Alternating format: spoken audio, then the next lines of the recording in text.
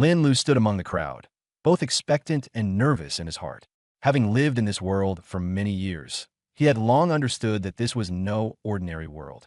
Games and reality intertwined, dungeons descended, monsters were everywhere. To survive, one had to change professions and level up. Careers were divided into combat professions and life professions. The former held higher status, while the latter offered greater safety. The auspicious time has come.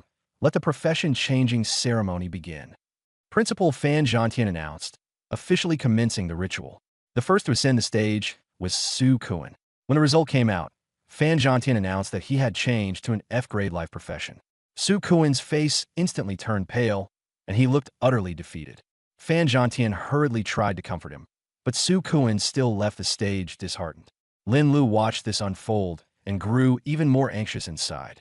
Changing professions was like opening a blind box. No one could know their outcome before it was revealed. Next, Tang Xin. At the sound of the name, Lin Lu immediately looked at the girl beside him. Tang Xin was his childhood friend, someone he'd grown up with. Lin Lu encouraged her, reminding her that her soul strength was 91 points and that she had a great chance. Tang Xin stepped onto the platform, and the glow swiftly ignited. Fan Zhantian excitedly announced, Tang Xin, Rune Mage, S-grade combat profession. The entire crowd erupted instantly, with envy written all over many faces. Lin Lu wanted to step forward to congratulate her, but Tang Xin acted as if she didn't see him and walked straight to the waiting area. Lin Lu stood frozen, his words left unspoken. The ritual continued from there. Several more people generated high-grade combat professions, leaving Fan Zhantian grinning from ear to ear. Before long, it was Jiang Xiaoxiao's turn. Dressed in a pale green dress, her appearance immediately drew all eyes upon her. She had the highest soul strength in the entire school, reaching 127 points. Everyone believed she was destined for a powerful profession. Sure enough, as soon as she stepped on stage, an unprecedentedly brilliant light exploded. Radiance spread in all directions, and the aura was so overwhelming that even Fan Zhantian's voice trembled with excitement. He was just about to announce the result as the crowd collectively held their breath. Jiang Xiaoxiao, Divine Array Master, SSS grade combat profession. A combat profession. An uproar broke out. An SSS grade profession, and it's a top-tier combat profession.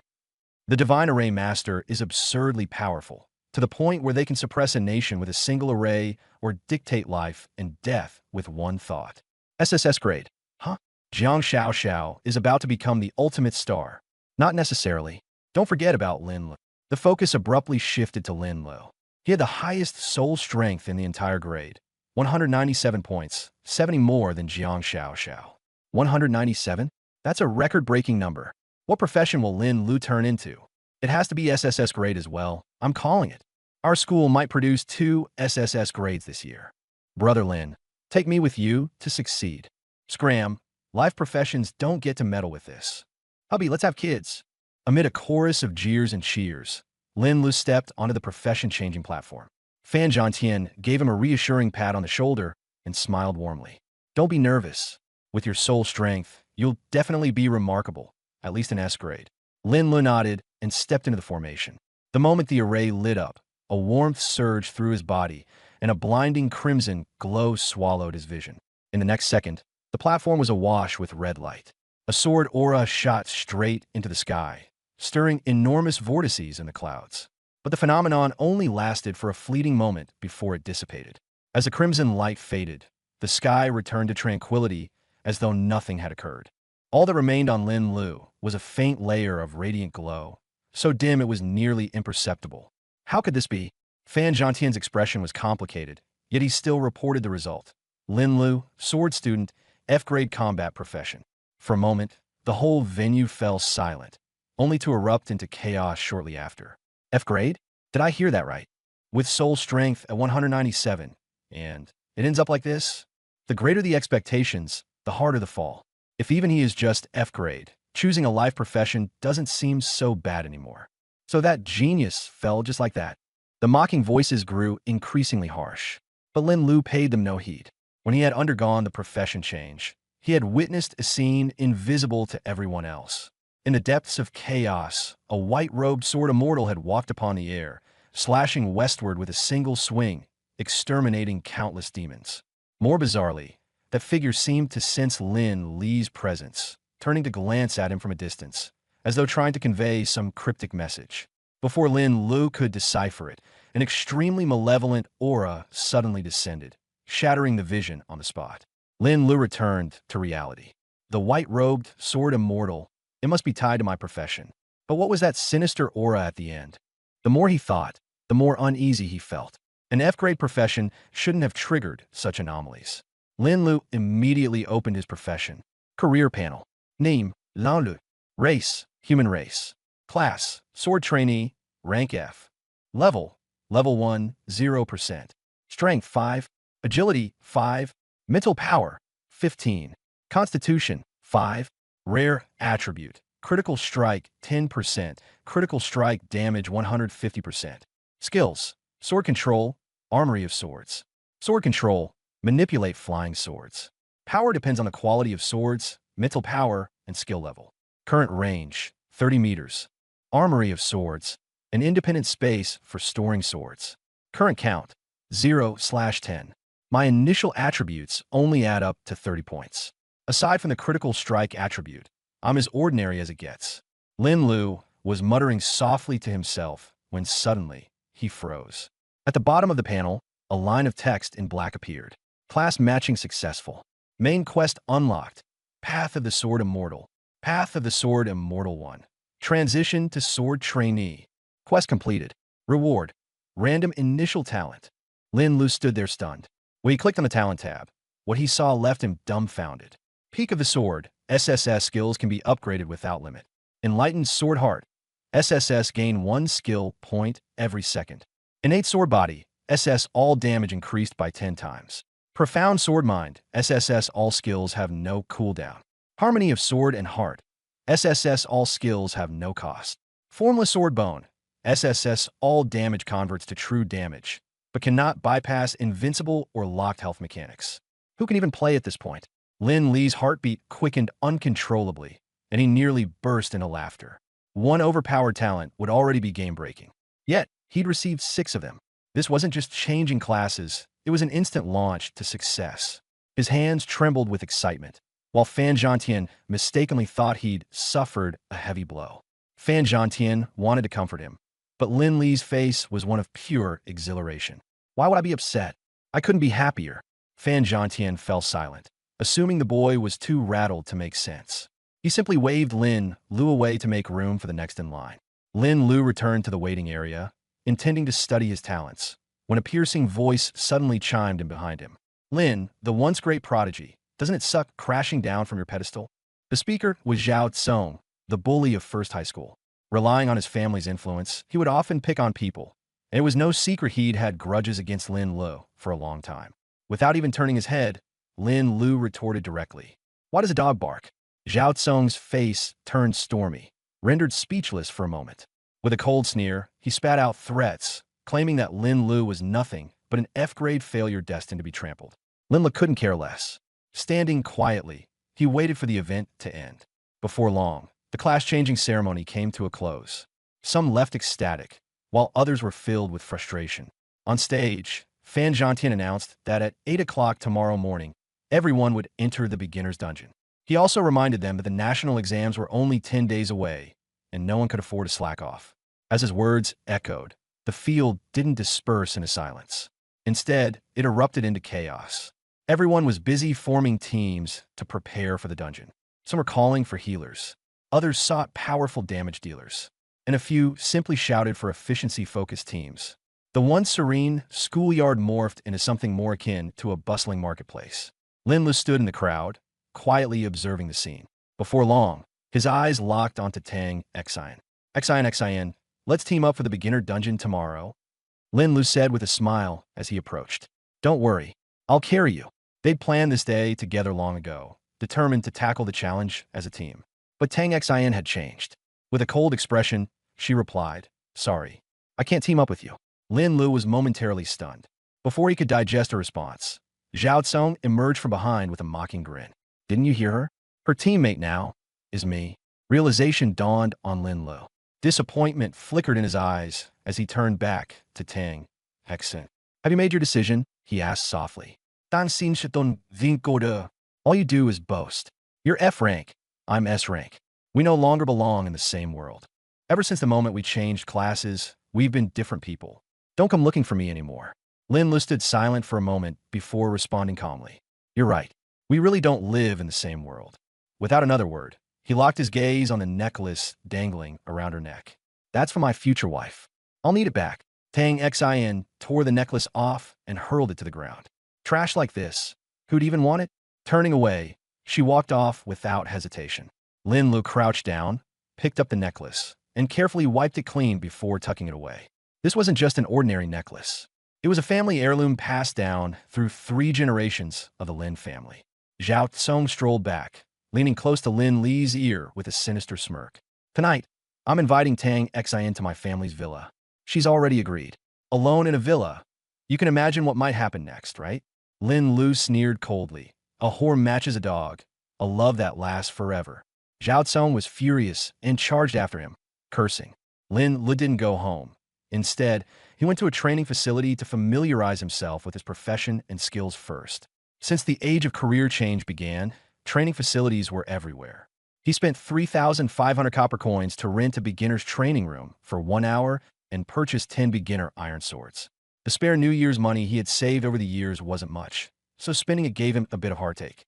Beginner iron sword, black iron spirit +2. Lin Lu chose it specifically because the sword disciple profession required a higher spiritual attribute. What surprised him even more was that sword arsenal could equip 10 iron swords simultaneously, and their attributes would take effect together. 10 swords directly boosted his spirit by 20 points. This effect was almost on par with bronze-tier weapons. Moreover, while others could carry only 1 or 2 weapons at most, he could carry 10, and this was just a level 1 skill. As the skill leveled up, the number of swords he'd be able to equip would only increase. If this isn't a god-tier skill, then what is? It seems my class is far beyond just F rank. The more Lin Lu thought about it, the more excited he became. He turned toward the wooden dummy.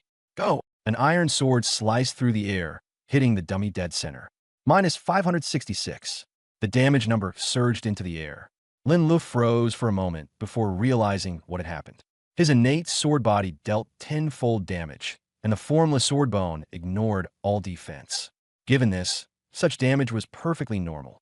Again, Lin Lu tried summoning a second sword, then a third, until finally 10 iron swords flew out at the same time. -5,660.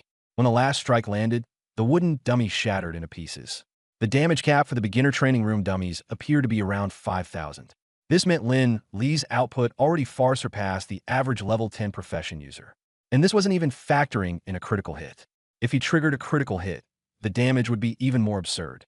My SSS class talent lets me use my skills with no cooldown or resource consumption, but at my current level, controlling 10 iron swords simultaneously is already my limit. After unleashing 10 swords at once, Lin Li's face turned pale, clearly drained. From his testing, he quickly gauged his limits. 3 swords were easy to manage. By 5 swords, it started to strain him. 7 swords pushed his limits. If he controlled all 10 swords at once, he'd be left with a pounding headache and an overwhelming sense of fatigue afterward. However, as his level increased, this limitation would gradually improve. The number of swords he could control would only grow higher and higher. After resting for a few minutes and regaining his energy, Lin Lu didn't continue testing his skills, but instead focused on his 2 SSS class talents. Swords Perfection. SSS, your skills are unrestricted and can be upgraded infinitely. Sword Heart Enlightenment. SSS, you gain 1 skill point per second. Note, skill points act as skill proficiency and can be used to level up skills. Ordinarily, a professional skill level cannot exceed their character level. But with Swords Perfection, this limitation was meaningless for Lin Lu. The most crucial part was the latter half of the talent. Skills could be upgraded infinitely. This meant the supposed level 99 cap was irrelevant to him. Even ordinary skills, when leveled up high enough, could become overwhelmingly powerful. As for Sword Heart Enlightenment, it was even more outrageous.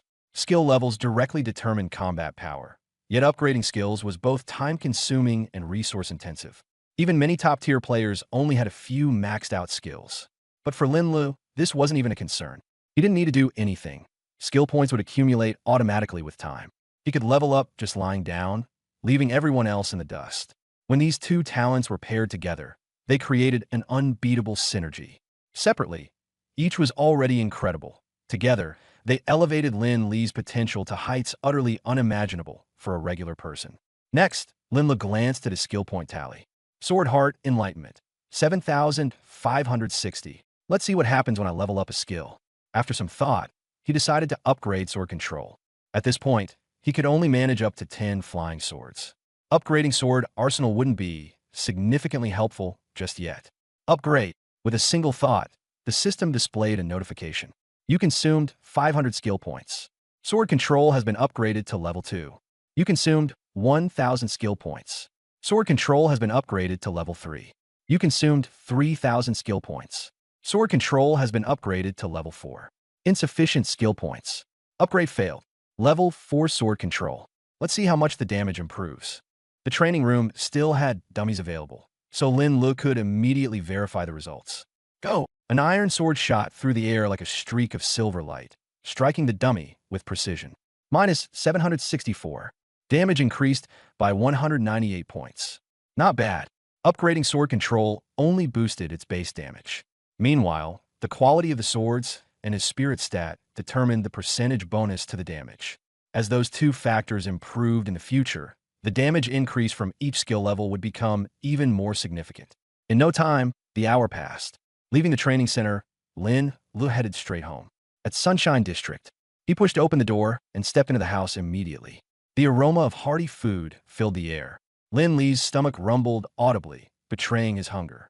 Xiaolu, hungry already? Come eat.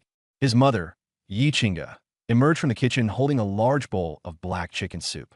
A sprinkle of fresh pepper had been added, amplifying the mouth-watering fragrance. His father, Lin Shanhai, set down his newspaper and smiled, beckoning him to sit. Wow, all my favorites, Mom. You know me too well. Starving, Lin Li could hardly wait as he gawked at the table full of dishes and hurried over. Lin Li devoured 3 large bowls of rice in quick succession before finishing a bowl of black chicken soup, finally patting his stomach with satisfaction and letting out a loud burp. Seeing his robust appetite, Lin Shanhai casually asked about the transfer results. Lin Li vaguely replied, "It's fine." He didn't dare to elaborate on the sword apprentice matter, afraid it would worry his parents. Yi Qingge didn't press further and simply reminded him to remain calm in the face of problems, avoiding impulsiveness and unnecessary risks. She also suggested he visit his grandmother. Lin Li obliged right away, first buying some fruits before heading to the old house in the western part of the city. His grandmother lived in a secluded area, solitary and often described as eccentric by the neighbors. But Lin Li knew otherwise. Despite her peculiar mutterings, she cared deeply for him. As soon as he stepped inside, his grandmother recognized him and grabbed his hand tightly, as if sensing something, murmuring in a low voice that the prophecy had come true. He couldn't make out her words, but she quickly shifted the conversation and offered him a gift. Taking the family heirloom necklace, she gently brushed her fingers over it. The old chain immediately emitted a faint glow, appearing as good as new. Only then did Lin Li realize that his grandmother possessed the rare skill of appraisal. A system notification popped up, confirming that the necklace had been upgraded to Platinum tier, with plus 100 to all attributes and no level requirement. For someone recently transferred like him, it was a tremendous early game boost. He silently rejoiced at recovering the necklace that Tang Xin had dismissed as worthless. Touched by his grandmother's gift, Lin Li repeatedly thanked her, flooded with a mix of surprise and joy. "It's getting late. Grandma needs some rest. And you should head back too," she said. "Okay, I'll visit again soon," Lin Li replied as he took his leave, returning home directly afterward. The night passed uneventfully. The next morning, Lin Li awoke early. Just as he finished putting on his clothes, a system notification flickered before him. "Main quest updated.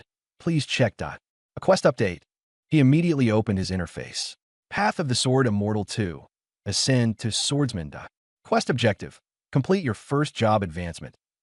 Conditions for completion. 1. Reach level 10 within 1 day.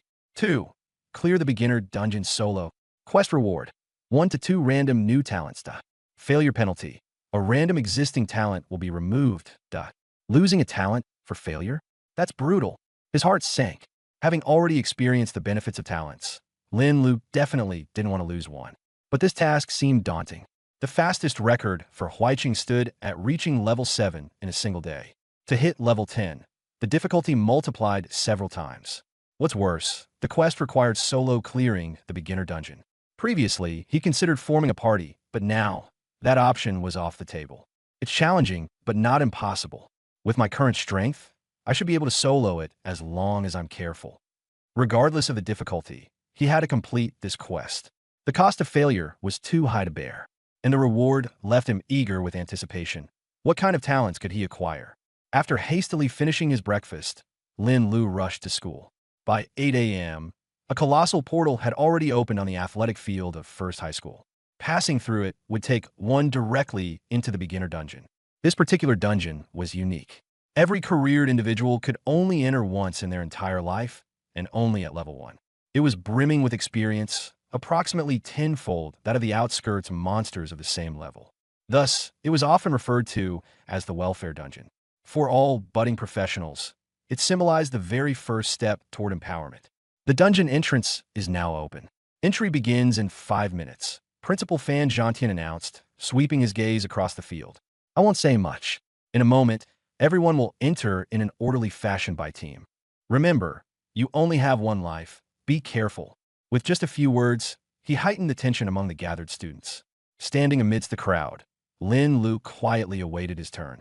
The deep, bluish glow of the portal exuded an ominous air that made one instinctively wary.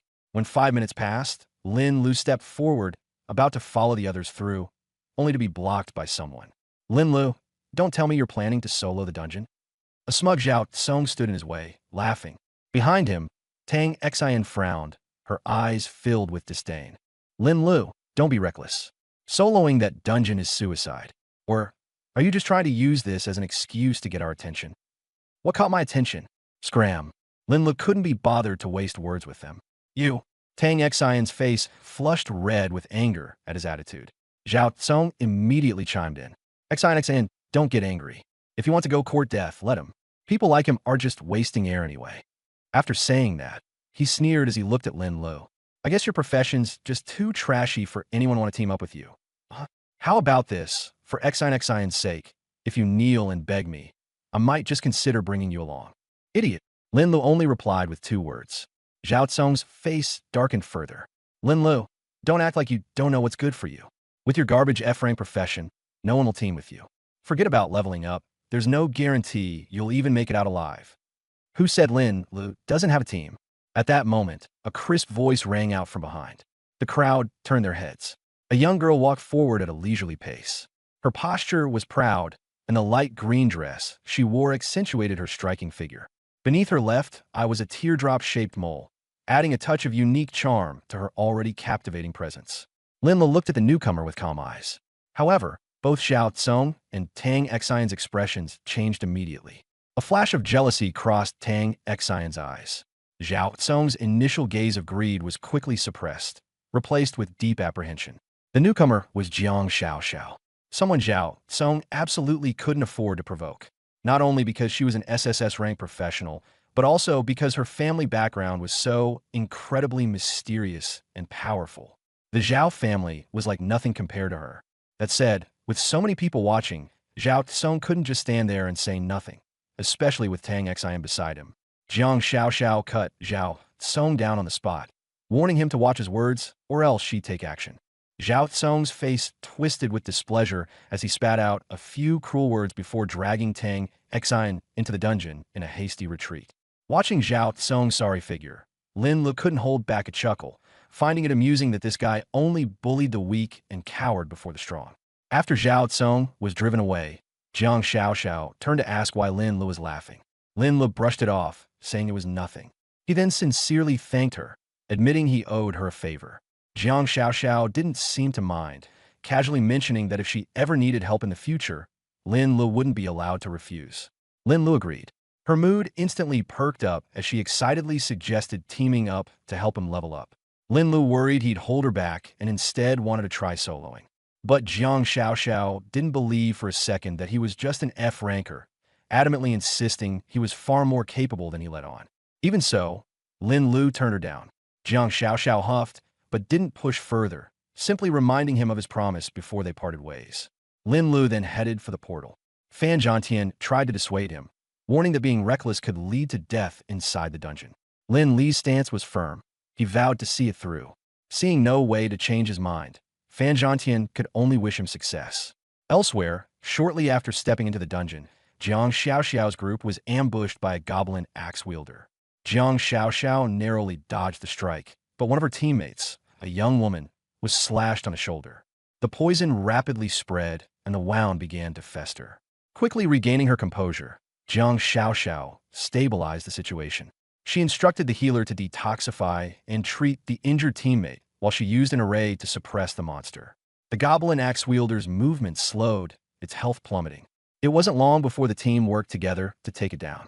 Only then did her teammates fully realize just how ruthless Jiang Xiaoxiao's control abilities were, showering her with praises. But Jiang Xiaoxiao wasn't satisfied, remarking that her SSS rank profession didn't have a major advantage in the early stages.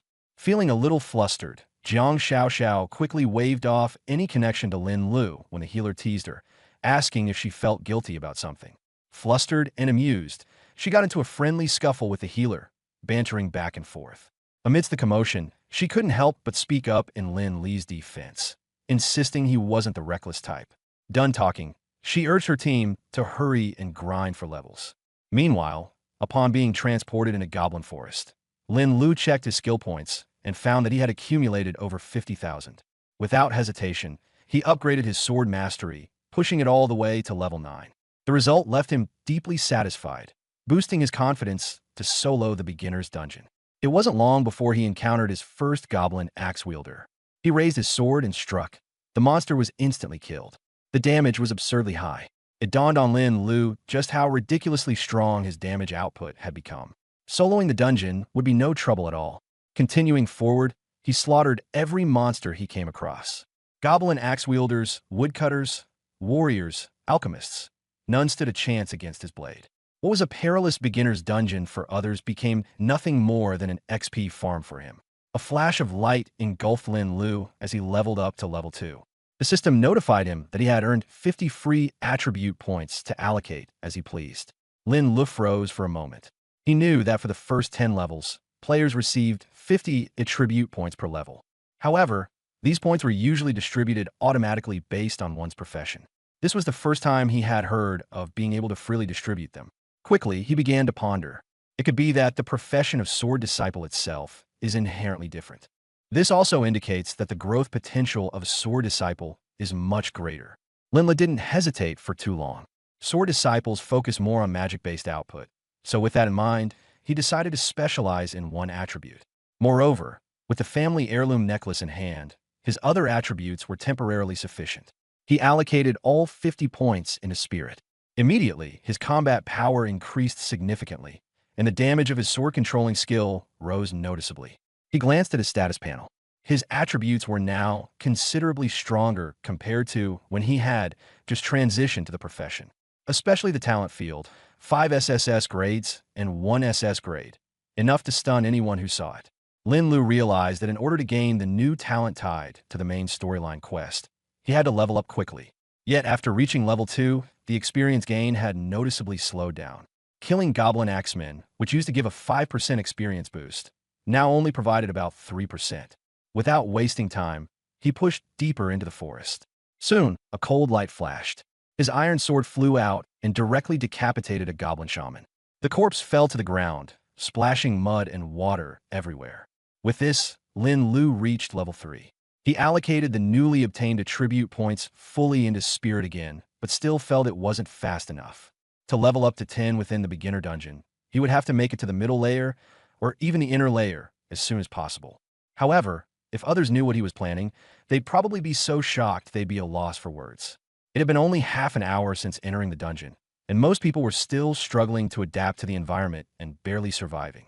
Meanwhile, Lin Lu had already advanced steadily, leveling up twice. According to the guide, the Goblin Forest is divided into 3 layers. The outer layer has regular monsters ranging from levels 1 to 5. The middle layer features level 6 to 10 monsters, with a few elites and a level 10 boss. The inner layer is the most dangerous, filled with elite monsters above level 11 and a level 15 boss. For Lin Lu to clear the dungeon solo and reach level 10, he would inevitably have to venture into the inner layer. and the sooner he got there, the better. The dense population of monsters in the inner layer made it ideal for grinding levels. Staying in the outer layer would only waste time searching for enemies.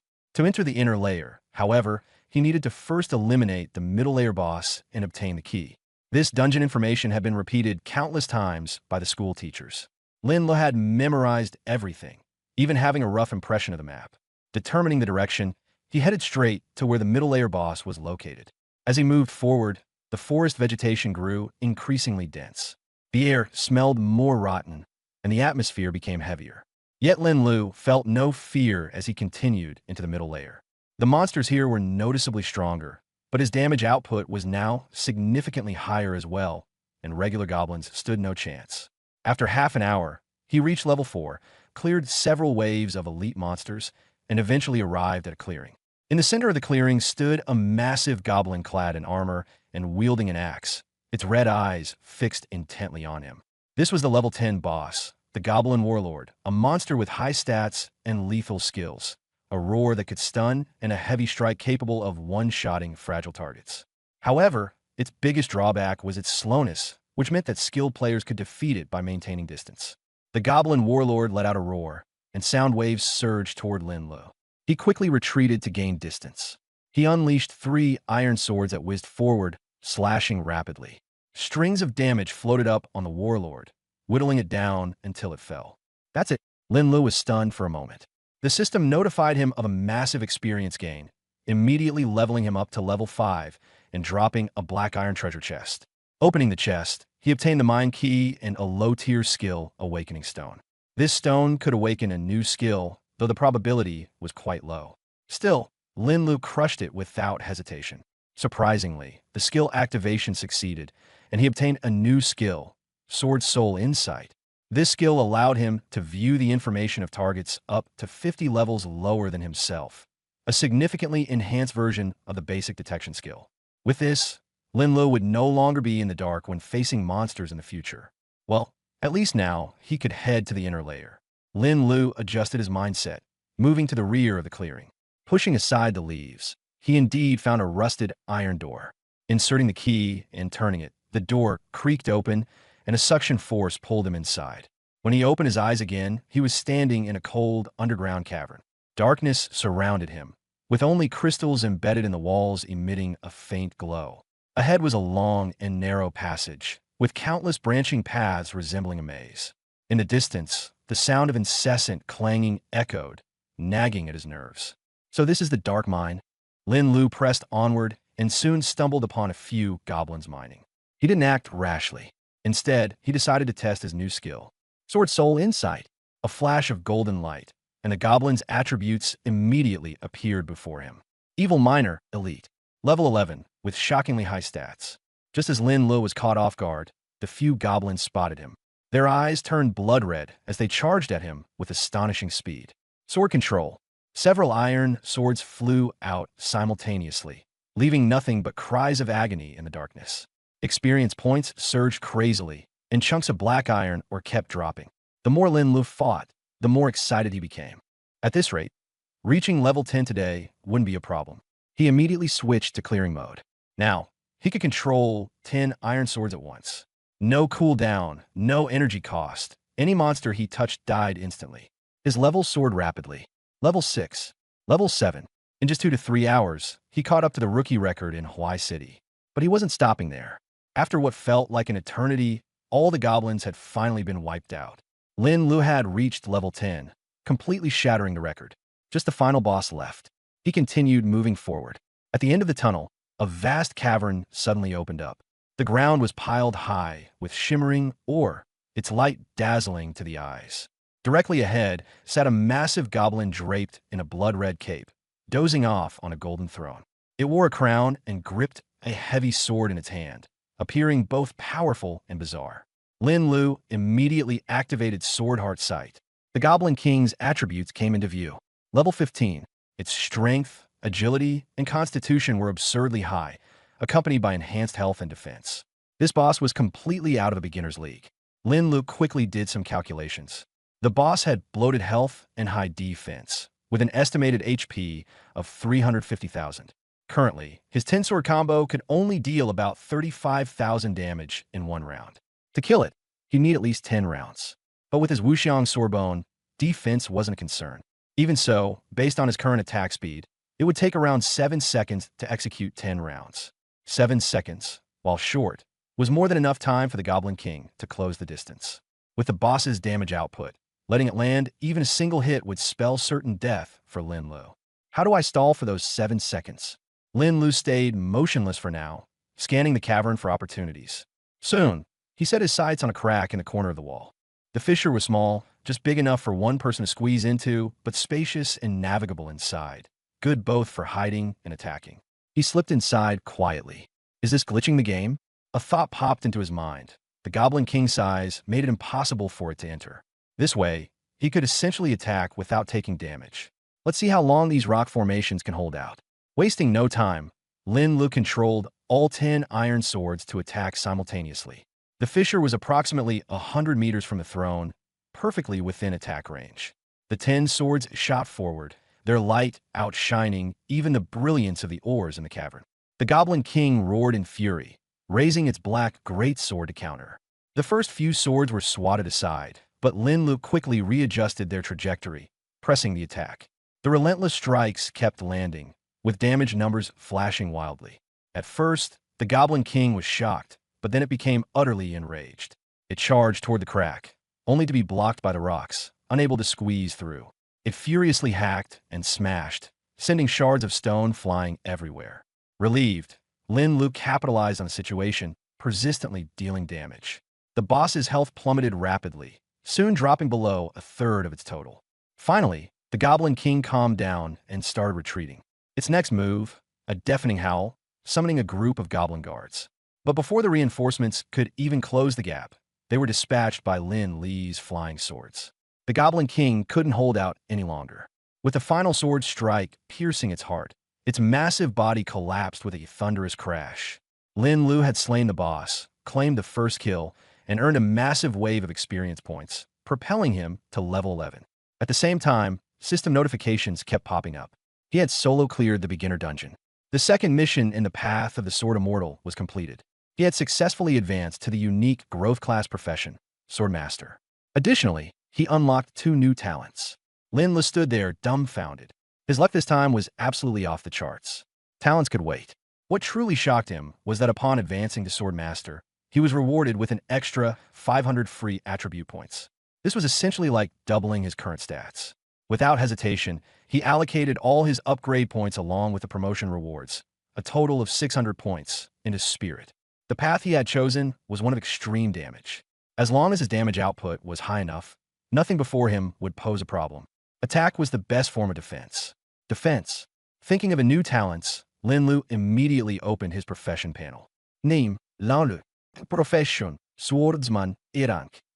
Level, 11, 41.11%. Strength, 105. Agility, 105. Spirit, 1185. Constitution, 105. Skills, Sword Mastery, level 9. Arsenal of Blades, level 1. Keen Sword Sense, max. Talents, Ultimate Sword's Pinnacle, SSS. Enlightened Sword Heart, SSS. Innate Sword Body, SS. Profound Sword Heart, SSS. Sword Soul and Melody, SSS. Voidless Sword Bones, SSS. Supreme Sword Intent, SSS. Sword Immortal's Blessing, SSS. After reading this, Lin Lu couldn't help but burst into laughter. 2 more SSS tier talents. He was becoming more and more like a monstrous being. The effects of Sword Immortal's Blessing weren't visible yet, but Supreme Sword Intent was outrageously powerful. Every attack would crit, and critical hits would convert to double damage. With his current spirit attributes, his single sword damage was already terrifyingly high. If he were to encounter the Goblin King again, he wouldn't even need to exploit any bugs. He could instantly obliterate it. This is really taking off now. Lin Lu forced himself to calm down, then turned to the treasure chest near the Goblin King's corpse. Silver treasure chest. Contains silver tier rewards. Lin Li's eyes lit up. Even the iron tier chest had yielded a skill stone before. This silver tier chest must be even better. Without hesitation, he opened it. The chest emitted a dazzling white light. Congratulations!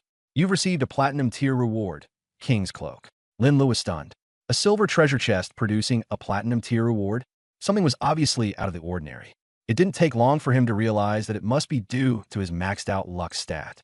With this, the Sword Immortal's blessing was proving to be absurdly overpowered. He checked the cloak's attributes. King's Cloak Platinum. No level restrictions. Plus 20% to primary attributes. Attacks restore HP equal to 5% of the damage dealt. After reviewing the details, Lin Lu felt even more assured. This piece of equipment was a perfect match for him. Not only did it boost his stats, but it also allowed him to recover HP through attack damage. With his current damage output, he could basically restore his health during each wave of attacks. As long as he wasn't one-shot, he would be virtually unkillable. His survival capability was maxed out in an instant. Lin Lu immediately equipped the King's Cloak. A blood-red cape draped behind him, fluttering with an imposing aura. "I actually look pretty cool," he muttered, just as he was about to examine other items. He concealed the cape's appearance. He didn't want to stand out too much. "Time to go," he said. Activating the exit portal, Lin Lu, having reaped enough rewards, prepared to leave. There were less than 30 minutes remaining in the instance. On the field outside, people had begun to emerge one by one. Finally, we're out. That place was hell. The forest was so gloomy, and the goblins kept ambushing us. Scare me to death. Our team's healer is almost traumatized from it all. Many who exited wore faces of exhaustion. For newly transitioned rookies, this dungeon had been overwhelming. Simply surviving was an accomplishment. But leveling up felt awesome. Too bad I was stuck in the outermost areas. I'm still only level 3. I'm only level 4. After this rookie dungeon, things are only going to get harder. Who's going to have the highest level this time? Will someone break the record? Zhao Tsong and Tang Xian's team looks promising. Good professions, great synergy. Zhao Tsong's even decked out in bronze equipment. They started strong. He might aim for the record. Look, they're out. The teleportation formation lit up, and Zhao Tsong and Tang Xian stepped out together. Unlike the weary looks of others, all 5 members of their team appeared vibrant and confident. Clearly, they had navigated the instance with ease. My God, the weakest among them is already level 5. Zhao Tsong and Tang Xian are actually at level 6. They're just one step away from the level 7 record. How can anyone compete? They've got advantageous professions and abundant resources. Tang Xian was quick with her decision. Ditching Lin Lu and teaming up with Zhao Kong definitely the smarter move. Hearing these comments, Tang Xian couldn't help but feel smug. She knew Zhao Tsong wasn't exactly a man of integrity. He was even a bit of a scumbag. But she didn't care. She only valued strength and resources. Compared to Lin Lu, Zhao Tsong could offer her far more. It's Lin Li's fault for being useless, stuck with some trash-tier profession, she thought to herself, feeling even more justified in her choice. Too bad we couldn't take down the Goblin Warlord. Otherwise, we could have hit level 7, Zhao Tsong said regretfully. Then, he wrapped his arms around Tang Xian and said with a smile, "Don't worry though, after the dungeon run, that's when I'll really show my power. My family has already arranged for an elite team to help us level up. We'll definitely score well in the major exam." Tang Xian immediately leaned in close, her voice sweet as honey. "Only Chong Xiao treats me this well. Unlike a certain good-for-nothing." At that moment, the teleportation circle lit up again. Jiang Xiaoxiao and her team emerged. Jiang Xiaoxiao's aura was astonishingly strong, and her level had already reached 7. Level 7. She tied the record. An SSS class profession is truly incredible. Not only beautiful, but also insanely powerful. This is what a true goddess looks like. Even Fan Zhantian was drawn to the commotion. He and several teachers quickly approached, their faces glowing with excitement. "Jiang Xiaoxiao, excellent work. Keep it up. With your current strength, securing a spot in Longjing University is almost guaranteed." At these words, the crowd erupted. Longjing University, the top institution in Longxia. Those who made it in were the creme de la creme.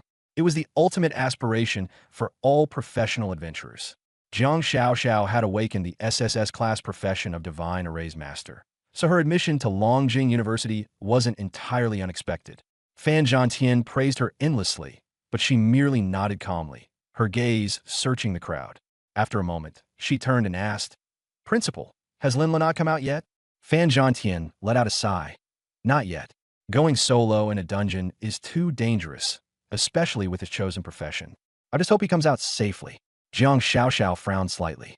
"He won't have any problems." Fan Zhantian was taken aback. "Why do you think so?" "Instinct." She didn't elaborate but added, Maybe he'll surprise us. At that moment, Zhao Chong and Tang Xian walked over.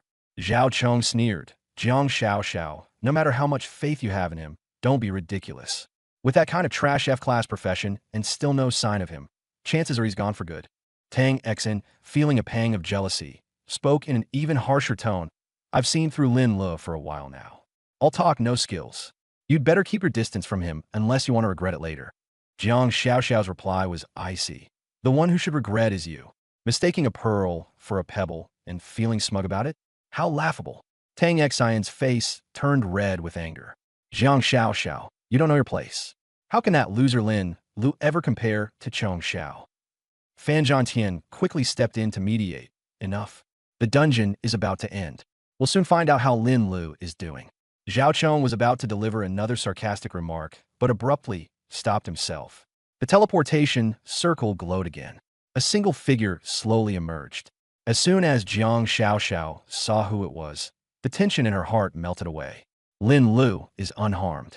Fan Zhantian approached, placing a hand on Lin Li's shoulder with a tone heavy with concern. Young man, having drive isn't a bad thing, but don't be so reckless next time. Your life is what matters most.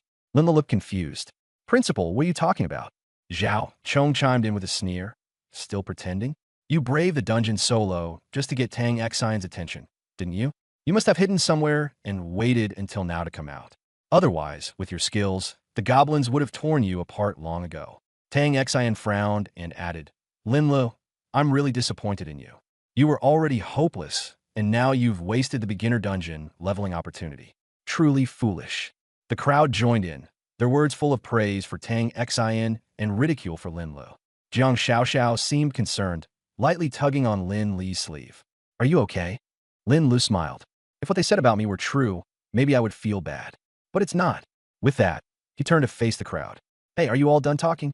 As the group began to comprehend his words, Lin Lu took a step forward and revealed his level. Lin Lu, level 11. The crowd exploded instantly. Level 11, smashing the previous record by a long shot. What made it even more unbelievable was that it was Lin Lu who achieved this. Zhao Chong was the first to panic, claiming Lin Lu must have exploited some dungeon loophole to cheat. Tang Xian quickly backed him up, insisting there was no way an F-class profession could accomplish such a feat. But the beginner dungeon was known to be unexploitable, making their accusations baseless. At that moment, Jiang Xiao fired back directly, pointing out their ignorance. Lin Lu, uninterested in arguing, decisively disabled his equipment's concealment feature. A crimson-red cape appeared, draped behind him and impossible to ignore. Someone in the crowd recognized it immediately. It was the king's mantle, an item dropped exclusively by the boss in the beginner dungeon. In an instant, everyone's perception shifted completely. Lin Lu hadn't cheated. He had soloed and taken down the Goblin King. An F-class profession had defeated a boss no one had ever managed to conquer before. OSS. Fan Zhantian was also stunned and questioned him further, asking if he had awakened a special talent when he changed professions. Such a rare and potent talent would perfectly explain everything he had just witnessed. Lin Lu naturally admitted that he had indeed awakened a talent, one that leaned towards skill enhancement. Fan Zhantian's grin stretched from ear to ear. Good. Lin Lu, you've done very well, far beyond expectations. He was overwhelmed with excitement. Lin Lu hadn't just awakened any ordinary ability. His was one of those talents even rarer than an SSS rank profession. And, judging by the results, this talent was immensely powerful. Otherwise, it would have been impossible for him to clear the beginner's dungeon in a single run and directly level up to 11. Initially, he had thought the school would lose a brilliant student, but to his surprise, Lin Lu had returned even better than before. This unexpected turn of events filled Fan Zhantian with immense satisfaction. The only pity was Lin Li's profession. It was far too weak. If only his profession were ranked B or higher, combined with his talent, his future would be truly limitless. But this is already incredible. No need to get too greedy, Fan Zhantian told himself as he stabilized his emotions, beginning to anticipate the upcoming national exam this year. With both Lin Lu and Jiang Xiao, Huai City No. 1 High School was sure to make waves this time around. Jiang Xiao also spoke, smiling. Congratulations, Lin Lu. I always felt like your soul strength couldn't possibly just be F grade. She looked at him, her eyes clear and honest. Now that you've awakened your talent and broken records, I wonder how certain people must feel about this. Lin Lu responded with a faint smile, most probably thinking it's just a talent, not that big of a deal. As he spoke, he deliberately glanced at Zhao Tsong and Tang Xian. Jiang Xiaoxiao couldn't help but laugh out loud. She discreetly gave Lin Lu a thumbs up, her meaning clear. That remark, that hit home. Tang Xian's expression turned unsightly. Lin Li's talent awakening and his moment in the spotlight left her both furious and humiliated. Deep down, she was beginning to regret her earlier choice. She had been the one to push Lin Lu away, and now all she could do was watch him continue to shine brighter and brighter. After the dungeon run concluded, everyone officially embarked on their respective career pathways. But the real test lay ahead.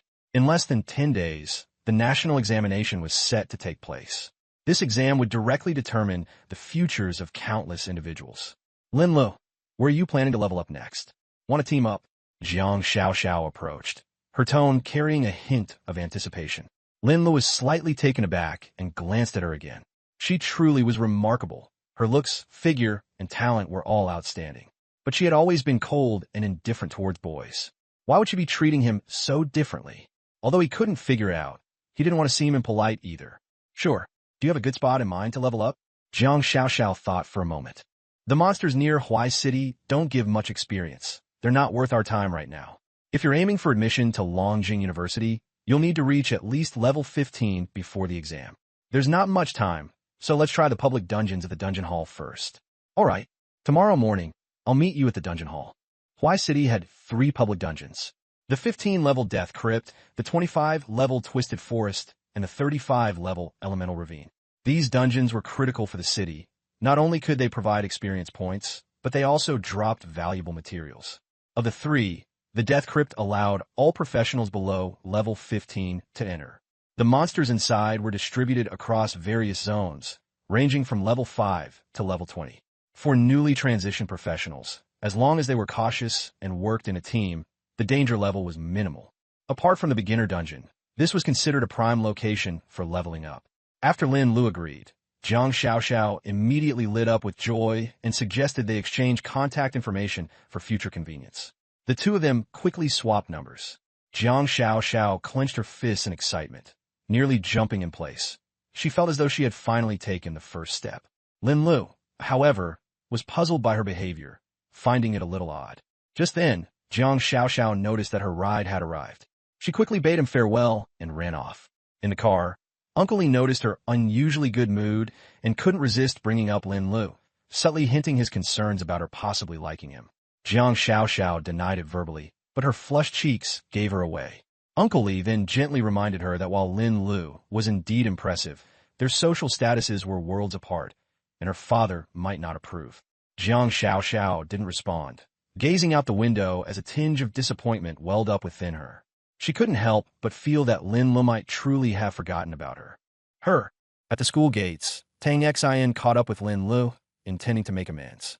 Feigning a pitiful demeanor, she repeatedly apologized, hoping to reconcile and return to how things used to be between them. Yet Lin Lu wasn't buying any of it. He straightforwardly pushed her aside, his face cold. We're not close. Don't bother me again. Tang Xian panicked and shifted the blame onto Lin Lu, accusing him of being too petty and trying to claim that their breakup had been his fault all along. Lin Lu, unwilling to engage any further, turned and left without a word. Tang Xian stood frozen in place, for the first time genuinely feeling that she might have lost something. At that moment, Zhao Song approached. Upon seeing him, Tang Xian felt increasingly annoyed and didn't even want to bother with politeness. She directly made up an excuse to leave. Zhao Song, furious, cursed under his breath. He felt Tang Xian didn't appreciate him and even extended his hatred to Lin Lu and Jiang Xiaoxiao. Under the night sky, anger filled Zhao Song with nowhere to release it. Just then, a dark figure emerged from the shadows, asking if Zhao Song wanted some help to vent his frustration. Suppressing his rage, Zhao Song replied that it was not the right time to act. The city's security tightened as the major exams approached. Causing trouble now could lead to his own downfall. He instructed the figure to keep an eye on Lin Lu and immediately report back if they noticed him leaving the city. Though Zhao Tsong appeared to have restrained himself on the surface, in his heart, he was already scheming and determined to take Lin Lu down sooner or later. Back in school, you sabotaged my plans multiple times. You've angered me, and you think you can walk away unscathed? Impossible. The sun set and rose again, ushering in a new day. Linla got up and went outside. He grabbed a quick meal at a roadside stall before heading to the city marketplace. Yesterday's dungeon had yielded quite a bit of black iron ore, which he planned to sell for money while replenishing some supplies. Before setting out, he first distributed his skill points. Sword Heart Clarity, 91,500. Nearly 100,000 skill points were at his disposal, enough to last him for a while. This time, he didn't allocate them to sword control. After reaching level 11, managing 10 flying swords was no longer the limit. What truly needed upgrading was the sword arsenal. Although this skill appeared to merely be extra-dimensional storage for swords, it was actually a core ability of his profession. Not only could the attributes of stored weapons stack together, but they could also be drawn at any moment, a crucial element during dire situations. Currently, the storage capacity was limited to 10 swords, but in the future, it might expand to hundreds, thousands, or even tens of thousands of swords. Imagine reaching that point. One command, and a cascade of 10,000 swords would descend. The sheer sight would be terrifying. Let's level it up. L'un le upgraded directly. However, the result were not what he had anticipated. Sword Arsenal consumed an unusually high amount of skill points, far more than sword control. You consumed 30,000 skill points, and Sword Arsenal skill has been upgraded to level 2. You consumed another 30,000 skill points, and Sword Arsenal skill has been upgraded to level 3. You consumed 30,000 more skill points, and Sword Arsenal skill has been upgraded to level 4. Sword Heart Clarity, 1,503. Sword Arsenal, level 4 in independent storage space for swords. Maximum capacity, 10/40ths. Initially, he had hoped to push the ability to level 10 and command 100 swords simultaneously. But now, it seemed he was still a long way off. No matter, it wasn't something urgent. Skill points could always be accumulated slowly. First, he needed to visit the marketplace to restock on sword weapons. That would further enhance his combat strength. Before long, he arrived at the largest merchant guild in the city, Wanbao Pavilion. The building had 4 floors, was well-stocked, and business was bustling. Lin Lu first approached the counter to inquire about the value of black iron ore.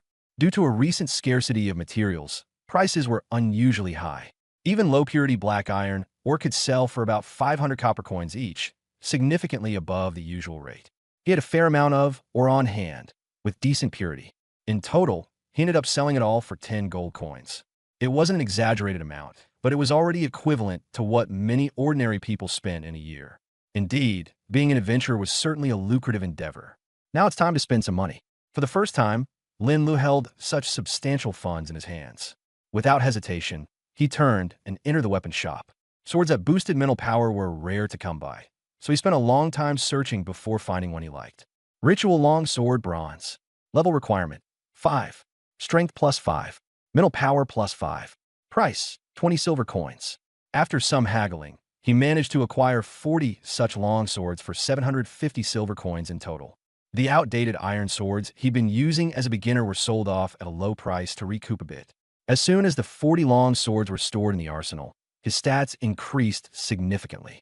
But Lin Lu was more focused on their higher quality. Sword Control, Level 9 Control Flying Swords. Damage based on sword quality, mental strength, and skill level.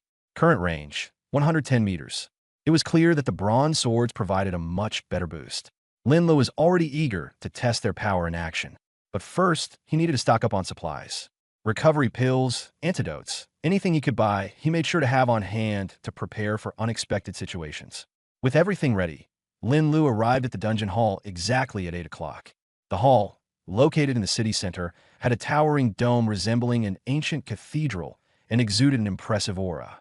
It was packed with people leveling up or searching for treasures. The chatter of group recruitment resembled the noise of a chaotic street market. Lin Lu found a quiet corner and sat down.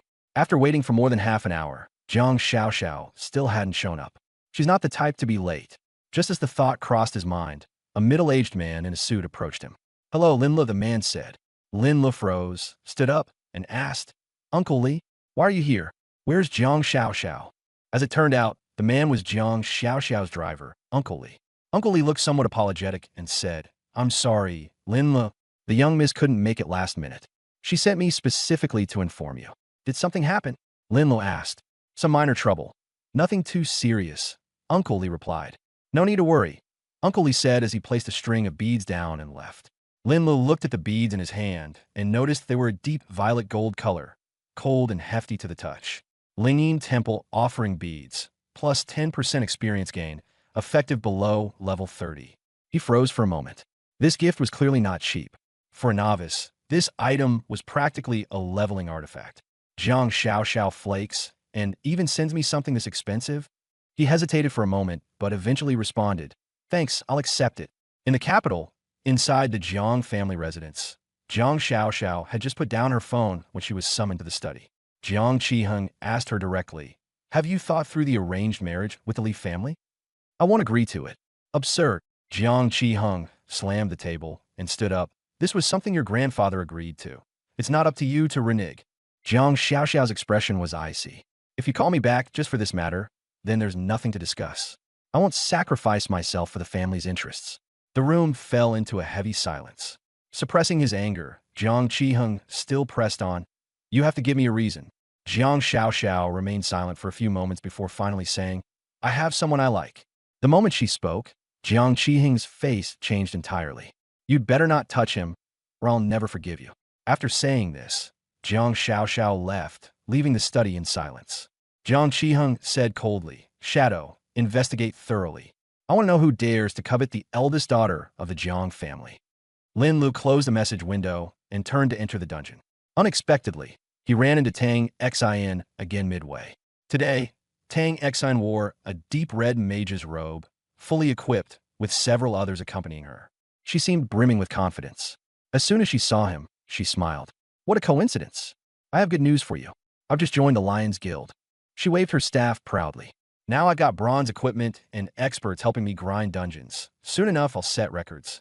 Linla looked at her and asked, "You came here just to brag?" No. Dang seems just like being sweet though." "What I mean is you could do the same." Tang Xin took Lin Li's arm and tried persuading him to join the Lions Guild. She believed he had potential and that joining the guild would allow them to reconcile. Lin Lu found her words laughable. At that moment, a youth named Chung Lu from Tang Xion's group stepped forward, mocking Lin Lu for being an F-grade sword trainee. He even snidely remarked that not just anyone could join the Lions Guild. Lin Lu had no intention of letting it bother him, but when he heard his own profession's rank, doubt crept into his mind. He'd clearly advanced to an E-grade sword warrior. Why did others still see him as F-grade? Tang Xin hurriedly explained on his behalf, saying that while Lin Li's profession might appear ordinary, he had awakened a talent and broken the rookie dungeon record, making him worth recruiting for any guild. Upon hearing this, Chung Lu's manner shifted instantly. Pretending to be polite, he enthusiastically invited Lin Lu to join the guild. But Lin Lu didn't back down or take the olive branch. Instead, he laid down a condition. He would join, but the guild would have to choose between him and Tang Xian. Tang Xion's expression darkened, and Chung Lu tried to smooth things over, suggesting they could offer Lin Lu the highest benefits. Lin Lu outright refused, concluding they lacked sincerity. When negotiations fell apart, Chung Lu grew angry, but Lin Lu didn't waste any further words. He turned away and went directly toward the dungeon entrance. Tang Xian chased after him, pleading that he shouldn't act rashly, warning that he couldn't possibly clear the 15th level Death Tomb dungeon alone without a team. Lin Lu coldly brushed her off and chose the Nightmare difficulty mode, instantly entering the dungeon. Everyone was stunned. None of them expected Lin Lu to dare challenge Nightmare difficulty by himself. The group collectively concluded that he was too arrogant and would inevitably suffer for it. Inside the dungeon, Lin Lu found himself surrounded by desolate ruins. Scattered bones and crumbled walls dominated the lifeless landscape. The sky was dark and oppressive, laced with streaks of lightning. He knew that the monsters in the Death Tomb dungeon were primarily death-type creatures. The final boss was the level 20 Death Sovereign. Its strength lay in mental attacks, but it lacked durability. The real challenge came from the Nightmare difficulty itself. The dungeon was filled with a heavy death aura. Once infected, a player's attributes would degrade, and they'd experience continuous health loss. Without a healer or sufficient antidotes, most challengers couldn't make it far. Fortunately, Lin Lu had prepared thoroughly, bringing plenty of potions. Without hesitation, he moved forward. Click, clack, click. From the ruins, a row of skeletons emerged, numbering at least 10. They wielded bones, swords, and shields, their bodies clad in tattered battle armor. Their green, glowing eyes locked onto Lin Lu, their unsettling presence suffocating. There's quite a number of them. But Lin Lu didn't panic. He quickly analyzed their stats. These bone blade skeletons were level 11 elite monsters with higher attributes, additional traits, and skills, making them far tougher than enemies in beginner dungeons. Still, to Lin Lu, they were nothing to fear. Their constitution wasn't high, and without reinforced vitality, they couldn't withstand his blade. In the next moment, several sword lights slashed. The ground flickered. Over a dozen blade bone skeletons didn't even have time to react before being instantly killed on the spot, their skeletal remains scattering across the ground. Experience points surged up like a tidal wave. Although slightly less than what the beginner dungeon offered, the sheer number of monsters here made for incredibly fast farming. At this pace, he would soon reach level 12. Lin Lu truly felt, for the first time, just how outrageous his explosive power could be. With a single sword strike, he could deal over 21,000 points of damage. And since he could control 40 swords at once, his burst damage could exceed 800,000 instantly. This figure far surpassed that of most level 32nd tier profession players. Even the so-called SSS class geniuses didn't seem so impressive compared to him. With his firepower, even a level 20 boss likely wouldn't be able to withstand me. Lin Lu's confidence soared as he continued to push forward. Through the ruins, the flashing brilliance of his swords lit up continuously. Groups of monsters fell as easily as paper before him, dropping one after another. Before long, a golden light flickered around him. He had leveled up. Level 12. With the new attribute points in hand, he dumped everything into spirit again. Checking his stat panel, his spirit was nearing 2,000, comparable to a level 25 magic-based profession player. But his shortcomings were also glaringly evident. His strength, agility, and constitution were far too low.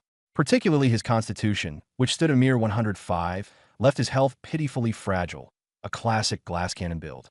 Fortunately, the King's Cloak provided a lifesteal effect, allowing him to sustain himself for now. Hence, Lin Lu decided to stick with his extreme damage output focus build. Only by maximizing damage can this profession's true advantage shine. Offense is the best defense. Moreover, he was convinced that as his level increased, he would acquire better equipment to compensate for his flaws. Lin Lu advanced with little resistance, relying on antidote potions to suppress the poison miasma in the area. Beneath a collapsed wall, he stumbled upon a large patch of ghost vine grass, 34 whole stalks in total. They were highly valuable and could enhance mental resistance.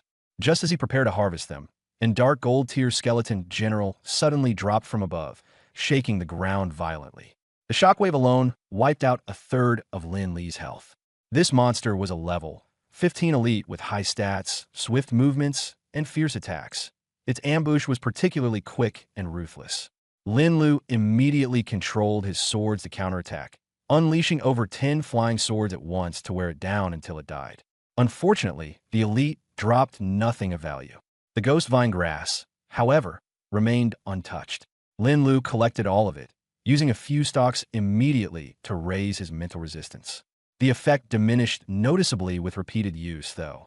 After consuming 20 stalks, Lin Lu managed to push his mental resistance to barely 30%.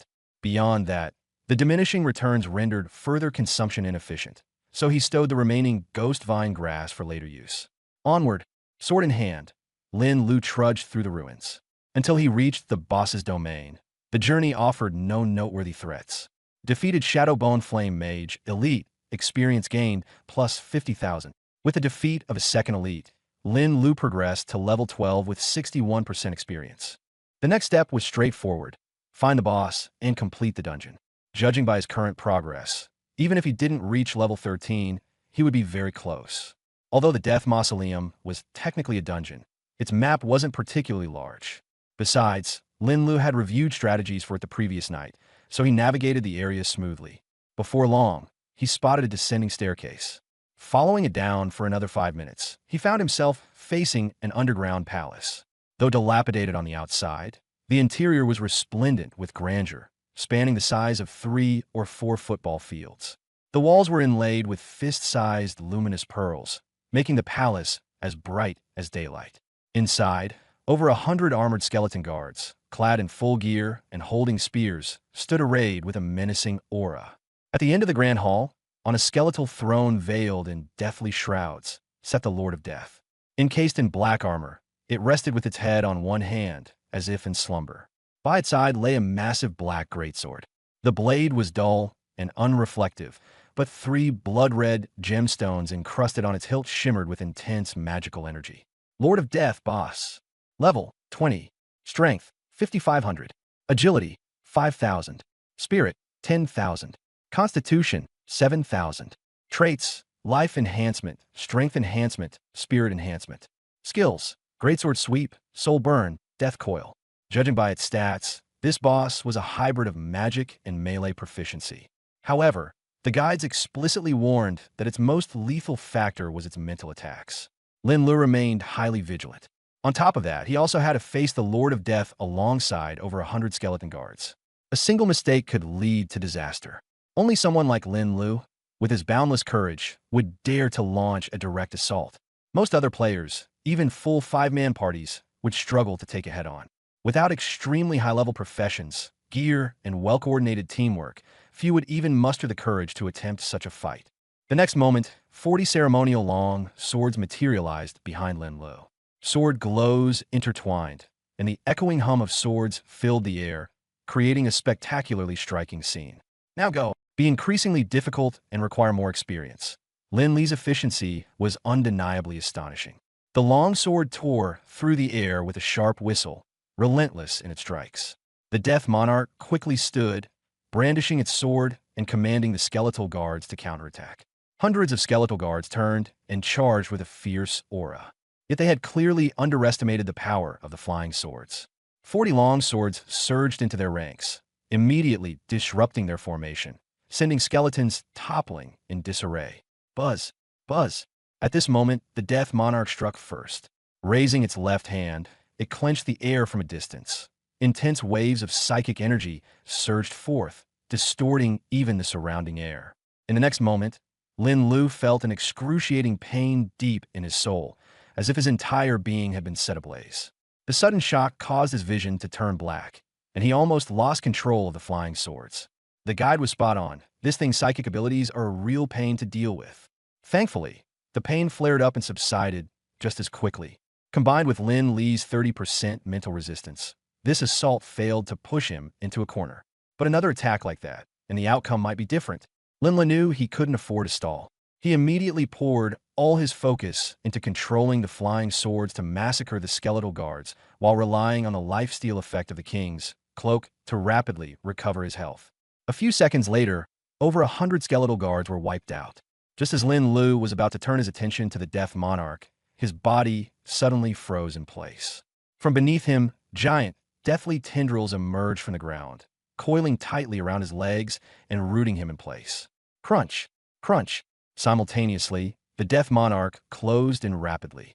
Its black armor grinded with a piercing screech.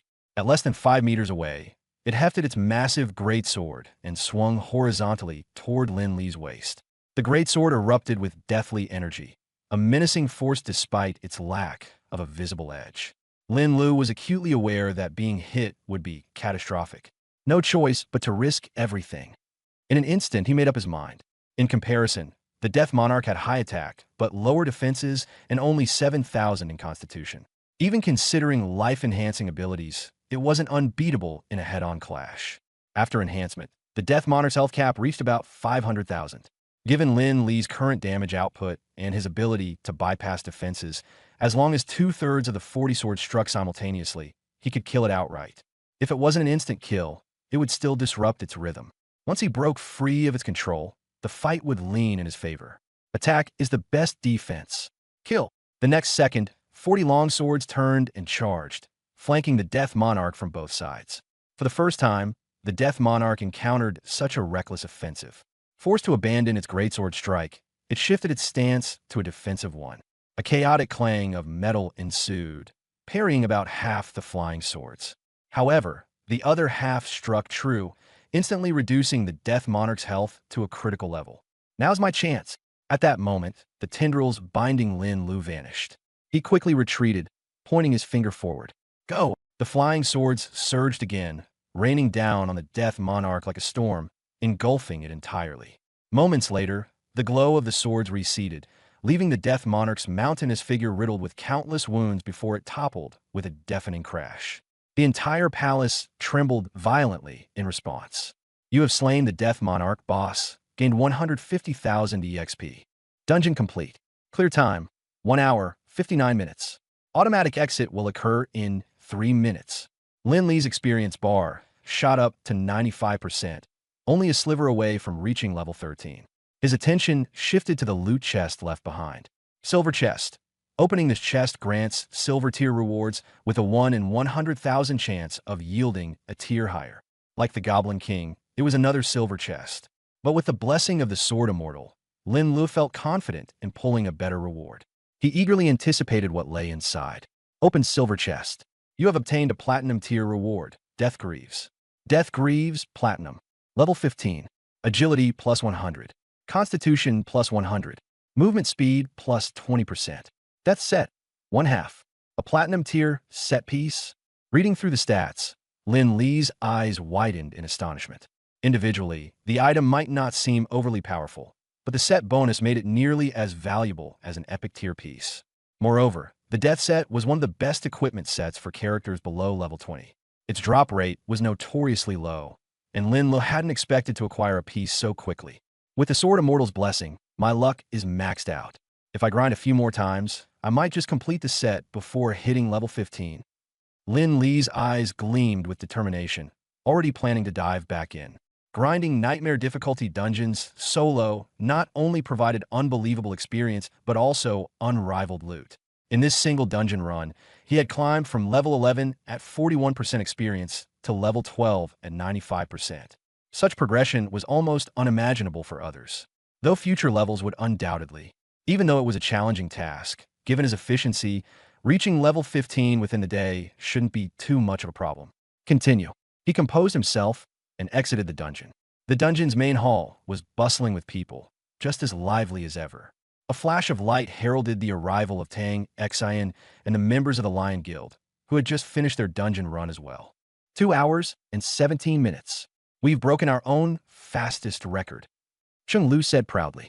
This score should be enough to rank us in the top 3 for this month. Public dungeons had leaderboards. To make it on the board was a testament to one's strength. It wasn't just about the honor. Monthly leaderboards were updated frequently, and the top 3 would receive reward from the City Lord's estate, tangible, lucrative benefits. The Deathly Tomb dungeon had 2 separate leaderboards, one for normal and one for nightmare difficulty. For the normal difficulty rankings, the top 3 times were 2 hours and 1 minute, 2 hours and 9 minutes, and 2 hours and 18 minutes, respectively. Cheng Lu and his team had clocked in at 2 hours and 17 minutes, just barely making it into the top 3. But as for the nightmare difficulty leaderboard, nobody had managed to complete it this month, leaving it blank. Tang Xian, this achievement wouldn't have been possible without you, Cheng Lu praised. The Rune Mage truly lives up to its title as an S-rank class. A single skill reducing 30% of the boss's health cap? Insanely powerful. Once you level up a bit more, our teamwork will become even smoother. Reaching the top of the monthly leaderboard won't be hard. We could even consider giving the nightmare difficulty a shot. It wasn't just Cheng Lu. Other team members chimed in, showering Tang Xian with praises. Tang Xian enjoyed this feeling of being flattered, though she tried her best to maintain a composed appearance. My skill only works on bosses and has a really long cooldown. If it wasn't for you, Brother Cheng, getting me all the way to the boss, I wouldn't even have a chance to contribute. Her humble remarks pleased Cheng Lu, who immediately complimented her modesty while taking the opportunity to kick Lin Lu down a peg, criticizing him for being arrogant just because of his awakened talent. He went on to say that many talents might seem strong initially, but might not hold up later. Compared to Lin Lu, he expressed more confidence in Tang Xian's S-rank class. Tang Xian nodded in agreement, adding that solo clearing nightmare difficulty was unattainable. Spending time in such a futile endeavor would only squander the early advantage of Lin Li's talent, and he'd end up regretting it eventually. Cheng Lu sneered even more, muttering about how he hoped Lin Lu would perish in the dungeon so as not to waste such a talent. Just then, a ceremonial chime suddenly resounded through the dungeon's main hall, the high-pitched notes reverberating and echoing far and wide. Everyone froze, stunned, because the bell only rang when a historic record was broken. Soon after, someone shouted the results. The nightmare difficulty record for the level 15 dungeon, Deathly Tomb, had been shattered, with a clear time of just 1 hour and 59 minutes. Even more shocking was the leaderboard, which listed only one name under the cleared team, Lin Lu. The entire hall erupted in an uproar. No one could believe that he had actually solo cleared the nightmare difficulty, let alone broken the historical record. Tang Xin and Chung Lu pushed their way to the front. When they saw the name, both of them froze. Tang Xin turned pale, unable to believe it no matter how hard she tried. Chung Lu's lips quivered as he feigned composure, muttering that it was probably just someone else with the same name. But they both knew deep down that this was no coincidence. The very person they had just ridiculed was now the one who had broken the record. Tang Xin felt a pang of discomfort so intense that it verged on panic. With every achievement Lin Lu made, his growing strength only highlighted how foolish he had been in the past. For the first time, doubt crept into her mind. Had she really pushed away a true gem with her own hands? When Lin Lu finally emerged, all eyes turned to him. He hadn't yet figured out what was happening, but already, people had surrounded him on all sides. Word quickly spread. He had just solo cleared the nightmare dungeon and shattered an old record. The news rippled out, shaking the entire city of Huai City. But by then, Tang Xin was consumed by regret. She wanted to make amends, but it was too late. Lin Lu didn't spare her even a single glance before turning around and heading back into the dungeon to continue leveling up. For him, the admiration of the crowd and the entanglements of old ties meant nothing. Meanwhile, the Lion Guild was also thrown into a frenzy. The guild leader, Qin Outyin, immediately ordered that they reach out to Lin Lu. He was even prepared to offer an S-rank contract, letting Lin Lu name his own terms. But his assistant reminded him that a guild member, Chung Lu, had recently offended Lin Lu in the dungeon's main hall. Upon hearing this, Qin Outyin flew into a rage. He berated Chung Lu as useless, asking how he could dare mock someone with an awakened talent. To get involved in someone else's affairs for a woman? Stupidity beyond belief, he roared. The temperature in the room plummeted, sending chills down everyone's spine. After a brief silence, someone cautiously asked, "Guild leader, what should we do now?" Tell Chung Lu to apologize to Lin Lu immediately. If he can't smooth things over, he might as well pack up and leave, Qin Outyin snapped. Also, double the contract offer and eBay, go find Lin Lu in person and be quick about it. And Tang Xin as well. Tell Lin Lu that as long as he agrees to join our guild, the decision about Tang Xin staying or leaving will be left to him. Understood. Meanwhile, in the city lord's residence, Zhang Yinshan was having a video call with Van Zhantian, the principal of No. 1 High School. Van Zhantian teased first. "You're such a busy man. What made you think of reaching out to me today?" Zhang Yinshan chuckled. "I missed you." Van Zhantian swore playfully. "Cut it out. Just tell me what you want." Zhang Yinshan's expression became serious. "During the transfer occupation ceremony a couple of days ago, was there a student named Lin Lu in your school who awakened a talent?" There was Van Zhantian instantly showed a proud expression at the mention of Lin Lu. After all, there were very few students who could break the beginner dungeon record. Lin Lu was the pride of No. 1 High School. However, he quickly grew cautious. "Why? What's your interest in this? Don't even think about poaching my student." Zhang Yinshan had done this sort of thing before, so Van Zhantian was already on guard. "Relax. This time it's good news," Zhang Yinshan said mysteriously. "Have you heard of the Hidden Dragon Squad?" "Hidden Dragon Squad?" Van Zhantian was taken aback. "Are you talking about the strongest special operations squad in the Jiangnan military district?" "That's right," Zhang Yinshan nodded. "They only answer to the commander-in-chief. Their position is highly unique, and everyone wants to join. But it's almost impossible to get in. Only the top geniuses stand a chance." Van Zhantian furrowed his brows. "Why bring this up all of a sudden?" Zhang Yinshan smiled faintly. "The Jiangnan military district is organizing a secret trial. Passing it means entry into the Hidden Dragon Squad. I happen to have one recommendation slot, and I want to recommend Lin Lu." Van Zhantian was stunned. "Are you serious? Why would I lie to you?" Zhang Yinshan said earnestly. "I think Lin Lu is highly suitable." "Lin Lu is exceptional," Van Zhantian admitted proudly, but with concern. "But Huai City is too small, and there are so many stronger people out there. Plus, he has an F-level profession. He might not stand a chance." "You're underestimating him," Zhang Yinshan suddenly said. "He switched professions just 2 days ago and already solo cleared the nightmare level Deathly Tomb and broke the record." "What did you just say?" Van Zhantian's eyes widened in shock. "Nightmare level? Solo cleared." He couldn't believe it. That was Deathly Tomb. Even on normal difficulty, it wasn't meant to be soloed by beginners. Let alone nightmare level, where the monsters and boss were exponentially more dangerous. A single mistake could lead to a party wipe. The skill enhancement stone allows for the enhancement of a designated skill with a certain success rate. Upon success, it can either improve the original effects or unlock new ones. This is such a treasure, truly amazing. Lin Li's eyes lit up immediately. This item not only enhances skills, but might also grant new effects, elevating ordinary skills to a whole new level. Failing to assemble the full death set no longer felt disappointing to him. Compared to a platinum level set, the skill enhancement stone was clearly more valuable. Now he began pondering which skill he should enhance first. Sword control, armory of swords, sword heart clairvoyance. The skill he relied on the most in battles was still sword control. What kind of transformation will come after enhancing sword control? The thought made him all the more excited. As for the 10% success rate, he paid it no mind at all. With the blessing of the Sword Immortal, failure was almost impossible. Enhanced sword control. The skill enhancement stone turned into a warm current that merged into his palm. Before long, he checked his skill panel and was immediately dumbfounded. Sword control, level 9, had transformed into sword control, level 9. Attacks now deal 10% splash damage with a range equivalent to that of sword control. The damage stacks, and the sword range is increased to a staggering 220 meters. Whoa! Linlo almost shouted out loud. The range had directly doubled, increasing from 110 meters to 220 meters. And the addition of splash damage? That was even more outrageous.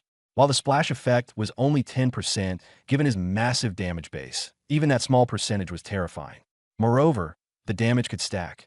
With 40 swords attacking at once, the theoretical maximum splash damage could instantly reach 400%. The more swords released, the more devastating the area clearing potential. Of course, no matter how powerful a skill looks on paper, it must be tested in actual combat. Linlo was itching to try it out. Name, Laulu. Race, human. Profession, swordsman, rank. Level, 15, 31%. Strength, 305. Agility, 205. Spirit, 2,102. Constitution, 205. Rare attributes. Critical rate 10%. Critical damage 150%. Skills, sword control, level 9. Armory of swords, level 4. Sword heart clairvoyance, max. Talents, supreme swordsmanship, SSS. Enlightened sword heart, SSS. Innate sword body, SS. Transcendent sword heart, SSS. Soulful sword intent, SSS. Ethereal sword bones, SSS. Extreme sword intent, SSS. Blessing of the Sword Immortal, SSS. Equipment, ritual greatsword, bronze. Aster's 40, heirloom necklace, platinum. King's cloak, platinum. Linging temple prayer beads, death greaves, platinum. He entered the dungeon again, taking a glance at his stats first. After clearing 4 dungeon runs, his level had risen from 11 to 15. And this was only his second day after changing professions. Such a level-up speed was ridiculous beyond belief. For other adventurers, accomplishing this would be utterly impossible. Clearing nightmare difficulty dungeons solo was a miracle in itself. Sword Heart Clairvoyance, 36,500 skill points. Skill points had accumulated beyond 30,000 once more, so he casually spent some to upgrade Sword Control. Spent 15,000 skill points. Sword Control upgraded to level 10. Spent 20,000 skill points. Sword Control upgraded to level 11. Sword Control, level 11. Current sword range, 260 meters. Let's do this. After diving into consecutive dungeons. Instead of tiring, Lin Li's strikes grew fiercer.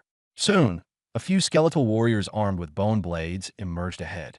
With a single command, 10 longswords slashed down at once. Blades gleamed, and all struck their mark. Minus 31,111. Minus 31,111. Minus 31,111. After reaching level 10, the point cost for upgrading sword control increased significantly, but so did the damage. By this moment, Lin Li's single sword damage had broken past 30,000. When unleashing his full force, his instant output could exceed 1,000,000 damage, far beyond what ordinary adventurers could comprehend. A flurry of damage figures leapt into view. The skeletal warriors couldn't even stabilize themselves before crumbling into experience points. Defeated skeletal warrior. Gained 3,300 EXP. Defeated skeleton archer. Gained 4,000 EXP. Defeated skeleton mage. Gained 5,500 EXP. His panel showed over 20 kill notifications popping up simultaneously. The first few were for the skeletal warriors up front. The rest were from monsters farther away hit by the splash damage. Satisfying. The splash effect of the enhanced sword control is phenomenal. This grinding speed has increased tenfold. Linla couldn't hold back his laughter. A single strike wiped out nearly all monsters within 200 meters. The leveling efficiency was absolutely exhilarating. Unfortunately, after completing this dungeon session, his progress for the day, he was about to level up to 16. By then, he would no longer be able to enter the Death Tomb. The Death Tomb had a level cap of 15. Anyone surpassing this limit would be barred entry. Even exploiting loopholes to enter at a lower level would yield no experience points. The Twisted Jungle, a level 25 public dungeon, requires a minimum of level 20 to enter. Until then, there won't be any suitable dungeons for leveling, and my progress will definitely slow down. Lin Li's thoughts raced in his mind. But now wasn't the time to worry about that. The most important thing was to finish this Death Tomb dungeon run. The Death Tomb was only about 3 to 4 kilometers deep overall. Lin Lu cleared the path with his flying swords, utterly dominating everything in his way. Not even the two mini-bosses had the chance to show themselves before they were taken down by splash damage. This time, it took him less than half an hour to return to the depths of the dungeon. The moment he pushed open the palace doors, more than 100 skeletal guards and the Death Sovereign turned their ghastly stares toward him. The eerie, spine-chilling gazes could have made anyone shudder. But Lin Lu was already accustomed to facing scenes like this. He raised his hand and unleashed 40 flying swords in a sweeping motion. Go! In the next moment, the harmonious clanging of swords echoed to the heavens as the dozens of blades streaked forward like dragons, bypassing the skeletal guards entirely and heading straight for the boss. The swords moved with the speed of lightning and the force of a tidal wave. The Death Sovereign didn't even have time to react before being instantly eliminated in just one wave of attacks. At the same time, the splash effect from the flying sword skill fully exploded. The phalanx of hundreds of skeletal guards collapsed like fields of wheat being mowed down, leaving the monsters without a clue about how they had perished. Killed Death Sovereign boss. Experience points plus 150,000. Killed skeleton. Completion time, 29 minutes and 37 seconds. Forced exit from the dungeon in 3 minutes. In just a few seconds, Lin Lu had wiped out all the monsters, including the boss, numbering over 100 in total. Even he found his performance to be astonishing. Based purely on damage output, even professionals at level 30 or 40 might not be as strong as me. He glanced at his experience bar again, 99.99%. He was just a fraction away from level 16. With no suitable dungeons going forward, the only option is to head outside the city to find opportunities to level up. They say the area outside the city is teeming with monsters, full of dangers but also opportunities.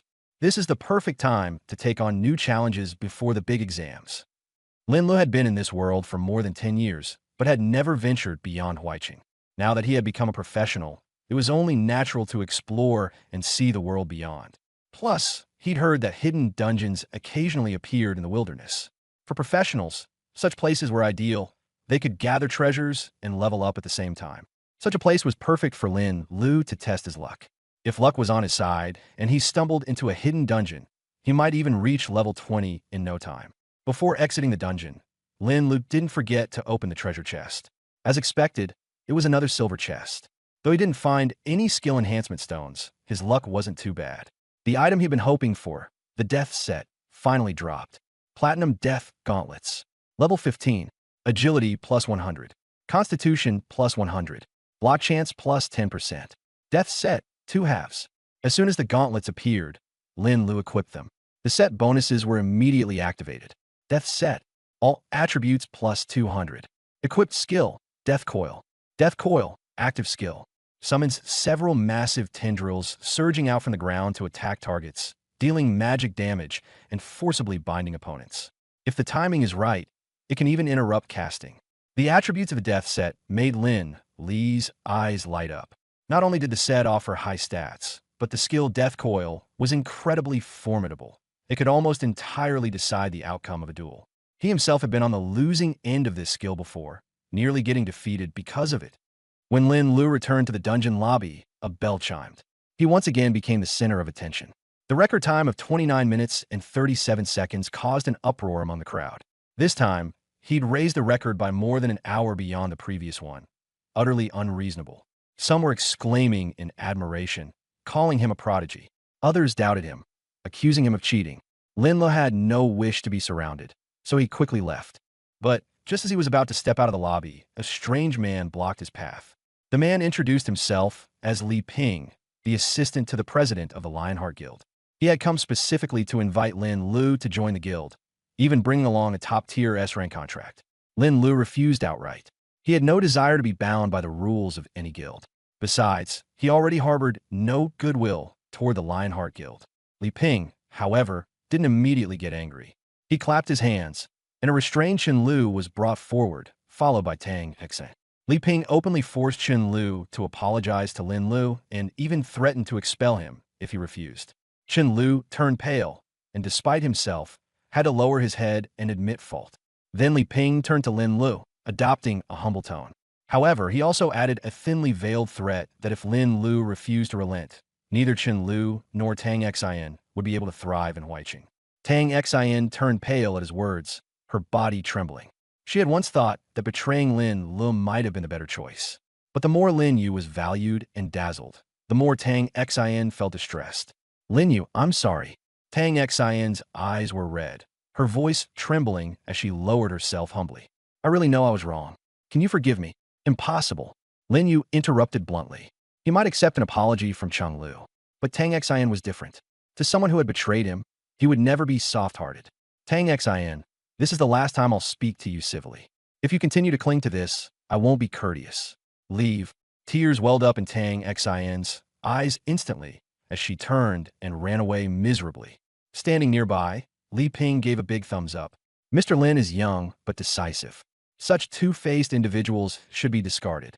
Our Lion Guild doesn't take people like her either. Even if she's S-rank, she's not worthy of our resources. After saying this, Li Ping turned to Lin Yu with a serious look. Mr. Lin, have you considered it? Join us. As for benefits, no one in Huai City can offer better. Lin Yu politely declined. For now, he had no intention of joining a guild. Although disappointed, Li Ping left behind his contact information and encouraged Lin Yu to reach out at any time. Not long after Li Ping departed, Lin Yu's phone rang. It was the principal, Fan Zhantian, calling. Lin Yu, where are you? At the entrance of the dungeon hall. Wait for me. I'll be there in 5 minutes. We'll talk in person. 5 minutes later, Fan Zhantian arrived in a hurry. The moment he saw Lin Yu, he noticed he had already reached level 15 and was momentarily stunned. Old Zhang wasn't wrong after all.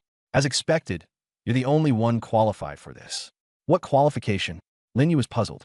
Fan Zhantian smiled mysteriously. Follow me, and you'll find out. They headed to the city lord's mansion. In the study on the 4th floor, Zhang Yunshan warmly approached the moment he saw Lin Yu. This must be student Lin Yu. Young and incredibly capable as expected. Being so fervently greeted made Lin Yu feel a bit uneasy, so he shifted his gaze to Fan Zhantian. Fan Zhantian slapped his forehead, suddenly remembering to introduce them. This is Zhang Yunshan, the city lord of Huai City. You could just call him Old Zhang. Lin Yu almost broke out in a cold sweat. There was no way he dared to address him like that. Zhang Yunshan chuckled and instead told him to call him Uncle Zhang. Only then did Lin Yu breathe a sigh of relief and quickly brought up the matter at hand. Zhang Yunshan explained that there were 2 main reasons for summoning him. The first was that Lin Yu had set a new record for the nightmare level of the Death Tomb dungeon, so the city lord's mansion wanted to reward him. Tell me what you want. Anything, just say it. Lin Yu's eyes lit up with excitement, his spirit immediately invigorated. Without hesitation, Lin Yu requested a pass to leave the city. He was only 1 monster's worth of experience away from reaching level 16, but the areas within the city were no longer sufficient for leveling up. However, leaving the city wasn't something anyone could do easily. For novice professionals below level 20, it was typically prohibited to leave the city alone. That said, with a pass, there would be an exception permitting him to travel outside. Zhang Yunshan was initially surprised, but quickly understood Lin Yu's meaning. He also reminded him of the dangers of the wilderness. The monsters there started at level 20 and above, with the possibility of encountering a beast tide, potentially risking his life. Yet Lin Yu showed not a hint of hesitation. He stated directly that professionals were meant to face life and death. Hiding in the safety zone would never make a true powerhouse. Having chosen this path, he was ready to confront death. Seeing his resolute attitude, Zhang Yinshan had no choice but to agree and immediately arrange for someone to prepare the pass. Afterward, Zhang Yinshan brought up the second matter. He asked Lin Yu if he was interested in joining the Southwest Military District's strongest elite team, the Qianlong Squad Hidden Dragons. Lin Yu didn't agree right away. Instead, he inquired whether joining would mean being bound by the military district long-term and being on call at all times. If that were the case, he would rather give up. Zhang Yinshan explained that while the Qianlong Squad belonged to the military district, it was different from regular troops. Its members operated with considerable freedom, with little restriction in their day-to-day lives. Being part of the squad would grant significant resources and standing within the district. The privileges available to Qianlong members are beyond what most professionals could ever dream of. Zhang Yinshan, his eyes filled with hope, asked if Lin Yu would consider accepting. Lin Yu hesitated slightly. It wasn't that he underestimated the Qianlong Squad, but the opportunity had come so abruptly that he worried he hadn't thought it through thoroughly enough. After all, joining the Qianlong Squad was never part of his original plans. Zhang Yinshan made the decision for him on the spot. 3 days from now, you'll represent Huai City to participate in the military district's trial and fight for a place in the Qianlong Squad. Even if you succeed, you'll only be a provisional member, giving you time to adapt. Fan Zhantian chimed in as well, persuading Lin Yu, saying it was an opportunity many wished for but could never attain. Lin Lu thought for a moment and eventually agreed. He was only worried about one thing. Would the trial interfere with the entrance exam? Zhang Yinshan assured him it wouldn't. When Lin Lu returned home, he took a cold shower and fell asleep immediately. Shortly after, his career tasks were updated. The new task was to promote himself to an A-rank profession, Swordmaster. The requirements were clear. Reach level 20 within 10 days and clear a hidden dungeon at least once. The rewards were 2 random new talents, but failure would result in the random loss of 1 talent and a decrease of 5 levels. Lin Lu was surprised. He had thought career progression would advance steadily stage by stage in increments of 10 levels. He hadn't expected it to jump straight to A rank at level 20. This implied that the higher the level he achieved, the more exaggerated the career advancements would likely become. Still, he didn't dwell on it. The rewards and penalties hadn't deviated too much, and he was confident he could complete the task. Reaching level 20 in 10 days wasn't overly challenging for him. As for the hidden dungeon, that would depend on luck, but since there was no time constraint, he could take his time finding it. This strengthened his resolve to venture into the wild. He wanted to complete the task before the entrance exam and boost his strength as much as possible. His target was Dragon Capital University, the nation's top university for career professionals, where the competition would be fiercer than ever. The next morning, his parents were already gone when he woke up. Lin Lu finished his breakfast and headed straight for the West City Gate. The southwest region of Huai City was mostly hilly wilderness, a vast area teeming with monsters. The greater the danger, the greater the opportunities. This region also harbored numerous precious resources, which had always drawn many career professionals. Lin Lu didn't hurry to leave the city just yet. He bought supplies nearby and also picked up a wilderness map.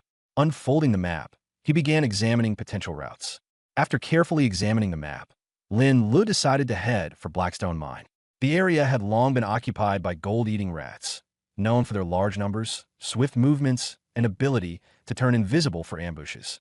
For ordinary people, clearing them out was nearly impossible, but Lin Lu wasn't afraid. His sword bones ignored defenses, his sword body greatly amplified damage, and his swordsmanship included splash damage, perfect for dealing with swarms of creatures. His only concern was being ambushed. When he arrived at the city gate, though, the gate guards stopped him, deeming his level too low and his departure suicidal. Lin Lu showed them an official city pass stamped by the city lord's mansion. The guards were stunned on the spot, doubting the pass's authenticity. However, the pass and the seal were genuine, so despite their reluctance, they had no choice but to let him through. The moment Lin Lu stepped out of the city, Zhao Tsong's group began tailing him. Zhao Tsong had been waiting for a chance to act, and now, seeing Lin Lu leave the city alone, he immediately gave chase. The area outside the city wasn't blood-soaked like the rumors suggested. Instead, it was a peaceful plain adorned with streams, flowers, and grass. Yet Lin Lu knew that the quieter a place seemed, the more dangerous it was. As expected, he hadn't walked far before he sensed something rapidly approaching from beneath the grass. Acting immediately, he drew his sword and took the initiative. The flying sword pierced through the ground and targeted the creature below. This wasn't a dungeon. Lin Lu refrained from using splash damage recklessly, fearing it might alert hidden threats nearby.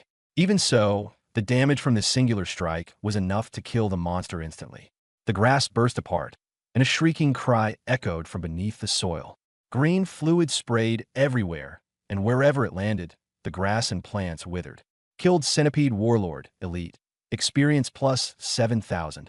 The elite-level monster, despite being level 20, offered very little experience. However, it was just enough for Lin Lu to level up. A flash of golden light. He reached level 16. But before he could check his updated stats, more bursts erupted from the grass nearby. Several more Centipede Warlords lunged at him from behind, carrying a stench of decay in the wind. Lin Lu, never letting his guard down, immediately unleashed several flying swords. With a descending web of blades, the centipedes were sliced into pieces at once. Strange, why didn't I gain any experience points? By right, defeating monsters should prompt a system notification. But despite these centipedes being completely dead, there was no update on his interface. Something wasn't right. Lin Li's instincts immediately tensed. Without a moment's hesitation, he leapt sideways. Asterisk puff. Puff. Puff. Asterisk. Several sharp stone spikes erupted from the ground where he had just stood, each as lethal as a blade, missing him by mere seconds. Who's there? Sweeping his arm, Lin Lu directed a flying sword to shatter the spikes, sending debris into the air. As the dust settled, two figures cloaked in black slowly emerged. One was tall, the other short, and their cloaks shimmered with rippling waves as if granting them brief invisibility. Clearly, it was their doing, the earlier ambush, and perhaps even the summoned centipedes. Lin Lu immediately pieced it together. The taller figure spoke up, their voice grating like metal being scraped, harsh and jarring. Their aura was imposing, unmistakably belonging to a professional who had already completed their first advancement. Lin Li's face darkened. He hadn't expected to encounter such a deadly threat moments after leaving the city, and not from wilderness monsters, but other professionals. Who are you? I don't think I've crossed any of you before. Lin Lu was stalling for time while trying to find a way to escape. Facing a first-tier professional head-on wasn't worth it. He wanted to lure his opponent into the mountains, using the terrain and the monsters there to his advantage. But the tall cloaked man had already seen through his intentions, smirking coldly while blocking his escape. The other person was growing impatient and urged for them to act quickly. When Lin Lu heard that voice, he immediately recognized it. Zhao Tsong, it's you. Zhao Tsong paused, ceasing his pretense. So what if you figure it out? You're not getting away today. You're dead. Back in school, you ruined plenty of my plans. Later, you stole my spotlight. Even Jiang Xiao started paying special attention to you. Why? Lin Lu, you deserve to die. Oh, and your parents are still alive, aren't they? I think you still have a grandma too. Don't worry. You'll all be reunited on the Yellow Springs Road soon enough. Zhao Tsong sneered maliciously, directly threatening Lin Li's family. This completely stoked Lin Li's killing intent. Young Master Tsong, watch out. Musun suddenly pulled Zhao Tsong aside. In the next instant, a flying sword streaking with a chilling glow came slashing down. If not for Musun's quick reaction, Zhao Tsong would have been dead. Zhao Tsong wiped the blood from his face, his expression instantly darkening. You dare injure me? Old Mu, kill him. Without needing further instruction, Musun had already taken action. His hands glowed with an earthy yellow light as magic surged wildly, slamming heavily into the ground. Stone spikes. Roots of stone spikes erupted one after another beneath Lin Li's feet. Not this move again. Lin Li didn't dare let his guard down. Facing a first-tier magic user, any misstep could be fatal. Several flying swords were instantly summoned. While dodging the stone spikes, Lin Lu controlled the swords to strike at Musun, trying to disrupt his casting. But Musun clasped his hands together, and the earthy yellow glow transformed into a massive shield shaped like a beast's head, blocking all of the flying swords. Seeing the cracks on his shield, though, Musun's expression showed surprise. His impenetrable bastion was incredibly durable, strong enough to withstand attacks even from assassins of the same level. Yet a mere level 10-something novice like Lin Lu managed to leave such an impact with a single blow. This kid can't be allowed to live, or he'll be a major problem in the future. A colder killing intent surged from Musun as his magic power roared, causing the earth element in the sky to churn like thunderclouds. Soon, dozens of stone spikes materialized, hovering in midair. Stone peaks descend. With a forceful slap, the stone spikes came crashing down toward Lin Lu all at once. The spikes, much larger than the earlier ones, hurtled down from above. Any mistake could result in instant death. Lin Lu felt immense pressure. It was his first time fighting a human enemy, a first-tier professional no less. So, it was impossible to not feel tense. However, he had his own advantages. Sword Disciple was a growth-type class, one whose skills and hidden cards were completely unknown to others. On the other hand, Mu Sen's abilities were becoming apparent, an Earth Element Mage. This class excelled in offense and defense, but was relatively slow and had mediocre casting range. As long as Lin Lu could exploit this, he might have a chance to defeat a stronger foe. Go! Lin Lu summoned 9 flying swords at once, spinning them toward the descending stone spike barrage. Boom! Boom! Boom! The razor-sharp flying swords shredded the stone spikes into fragments mid-air. As debris scattered and dust clouded the area, Lin Lu seized the moment. Controlling his swords to carve an escape route, he turned and dashed deeper into the mountains. Trying to run? Chase after him. Mu Sen hadn't expected Lin Lu to be this troublesome. Even his finishing move was countered, and there was no way he could let him leave alive. He and Zhao Tsong pursued swiftly. Although Earth Element Mages were slow by nature, the level gap between Mu Sen and Lin Lu was significant. Even with Zhao Tsong in tow, Mu Sen wasn't that much slower than Lin Lu. But this was the wilderness, and Zhao Tsong couldn't be left behind alone. Otherwise, if Mu Sen pursued unburdened, he could quickly catch up to Lin Lu. Before long, both sides reached the edge of the plains and entered the mountain range. Damn it, he's escaped into Black Mountain. Mu Sen frowned. Once inside Black Mountain, the landscape became highly complex and unpredictable. Towering ancient trees blocked out the moonlight with their dense canopies, creating a sinister and oppressive atmosphere. What was worse was that this was a monster nest, home to even some boss-tier monsters. Not even Mu Sen dared to let his guard down. Sure enough, it wasn't long before Mu Sen came under attack. After fending off several waves of monsters, they had been thoroughly delayed. In contrast, Lin Lu only grew swifter and more adept. His solo movements were more flexible, his attacks precise and ruthless. With a few explosive attempts, he was able to instantly kill the monsters. The distance between them only grew wider. What a blunder. I didn't expect this kid to escape from me so many times. After clearing yet another batch of monsters and still not catching sight of Lin Lu, Mu Sen's face darkened to extreme levels. He, a veteran level 40, first-tier professional, couldn't take down a newly transitioned novice. If word got out, it would be utterly humiliating. Young Master Tsong, should we keep chasing? The situation in Black Mountain is unclear. If we stir up too much trouble, we might end up in danger ourselves, Mu Sen said. Damn it, this brat. How can he be so freakishly strong? After hearing this, Zhao Tsong's face turned terrifyingly grim. Chasing him all the way here, the strength Lin Lu displayed had already exceeded what Zhao Tsong could believe. If it had been him in Lin Li's place, he would likely have died at Mu Sen's hands long ago. But the stronger Lin Lu became, the deeper Zhao Tsong's jealousy grew. He wished he could tear Lin Lu limb from limb right this instant. He's just an F-rank class. Reaching this point must mean there's some awakened talent in play, Zhao Tsong sneered bitterly. But what kind of a talent lets him withstand a level 40 opponent in such a short time? He was torn between fear and hatred. Fear that if Lin Lu wanted to kill him now, it would be no different from squashing an ant. Hatred, because why would such a terrifying talent fall into the hands of a lowly commoner like Lin Lu? Old Mu, use whatever means you must. He has to die today, Zhao Tsong ordered through clenched teeth. If he rises any further, he'll be the one ending us. He knew far too well the danger of letting the tiger return to its mountain lair.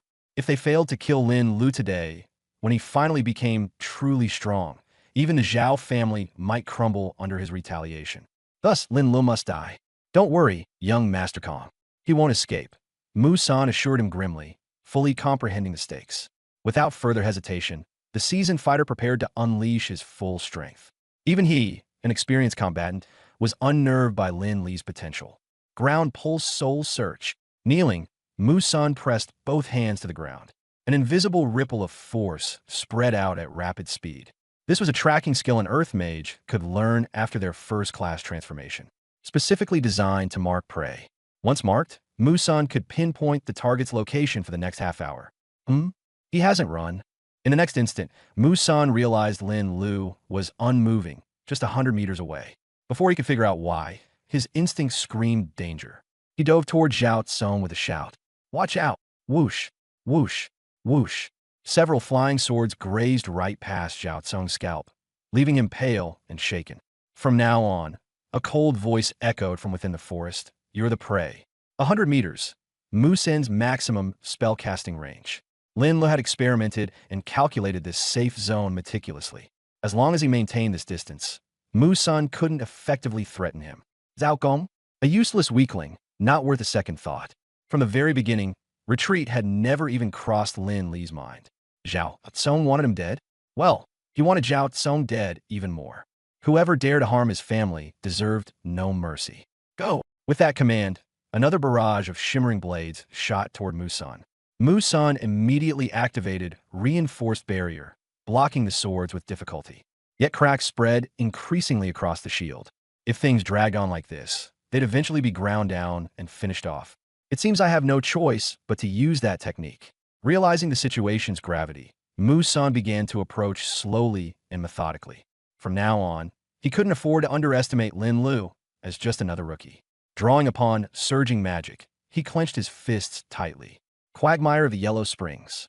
The moment Lin Lu attempted to retreat, the ground beneath his feet softened abruptly, bubbling and churning like a living swamp. He plunged into the mire, his movements slowed considerably. The more he struggled, the faster he sank. Stone Spikes Barrage. Seizing this opening, Mu Sen released a continuous barrage of skills. Countless sharp stone spikes rained down upon Lin Lu from above. But Lin Lu was no sitting duck. Wielding his flying swords to intercept the spikes, he managed to catch his breath, only to feel an even greater tremor of earth magic brewing ahead. Mu Sen wasn't holding back. He was preparing to cast earth magic's ultimate imitation forbidden spell, Judgment of the Falling Earth. This spell's power was overwhelming. There was no way Lin Lu could withstand it. From the sidelines, Zhao Tsong let out an arrogant laugh, convinced that Lin Lu was as good as dead. Yet Mu Sen, already struggling to maintain control over the high-level spell, left himself vulnerable to Lin Li's keen instincts. At the exact moment when the pseudo-forbidden spell neared completion, Lin Lu unleashed deathly bindings. Black tendrils erupted from the ground below, wrapping Mu Sen's legs tightly in an unrelenting grasp. For a fleeting moment, Mu Sen's incantation was forcibly interrupted. The backlash of magic surged violently, and blood spewed from his lips. Taking this opportunity, Lin Lu struck decisively. Dozens of flying swords descended upon Mu Sen like a deadly storm. His defenses were shattered as the blades relentlessly hacked him to pieces. Once Mu Sen was annihilated, Lin Li's attention shifted to Zhao Tsong. The gleaming swords lingered ominously behind him, poised to execute with a mere thought. Panic consumed Zhao Tsong entirely. Though his mouth spewed threats, his wobbly legs betrayed his cowardice. Finally, overwhelmed by fear, he lost control of his bladder on the spot. He could scarcely believe how quickly the tide had turned. Mu Sen was dead. How was this possible? A level 40, first-class professional. Someone who had committed countless dirty deeds for the Zhao family. Defeated by a mere student, recently transitioned into their class? The absurdity of it all left Zhao Tsong completely stunned. Only when Lin Li's sword sang with a sharp metallic hum did Zhao Tsong snap out of his daze, his face twisting in terror. With terror in his eyes, Zhao Tsong looked at Lin Lu. Lin Lu, don't kill me. I was wrong. I'll agree to anything you want. Money, resources, whatever you desire. I promise I won't seek revenge. Let's just pretend today never happened. Zhao Tsong was so frightened that he scrambled backward in panic, his voice breaking with a sob. Without Mu Sen, he couldn't even withstand a single strike from Lin Li's sword. Do you think even you will believe your own words? Lin Lu raised his hand, staring coldly at Zhao Tsong. Wait, I swear. Zhao Tsong's teeth chattered, the words dying in his throat. No need for that. The flying sword flashed, swift as lightning.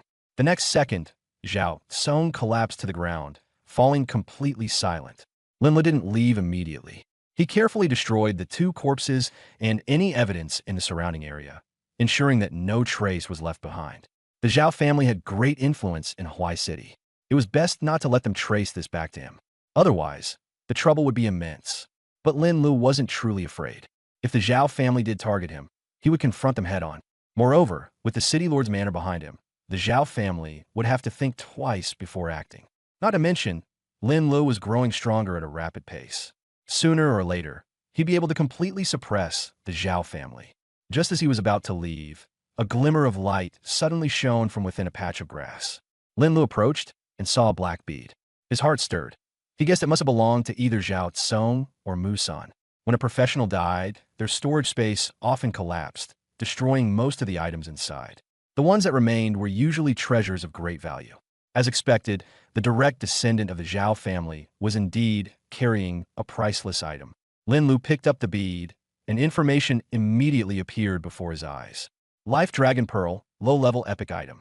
It can absorb the life force of elite level or higher monsters, with a maximum capacity of 200,000. This item was incredibly valuable.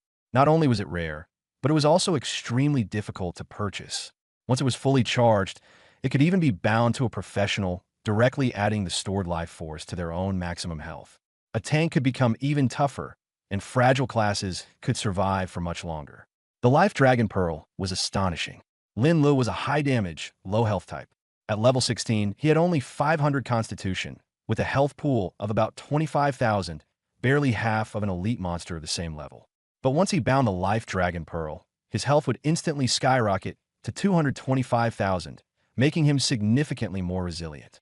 Even the boss of the beginner dungeon, the Goblin King, had only 350,000 health. With Lin Li's life-stealing King's Mantle ability, he might be able to stand there and deal damage without dying.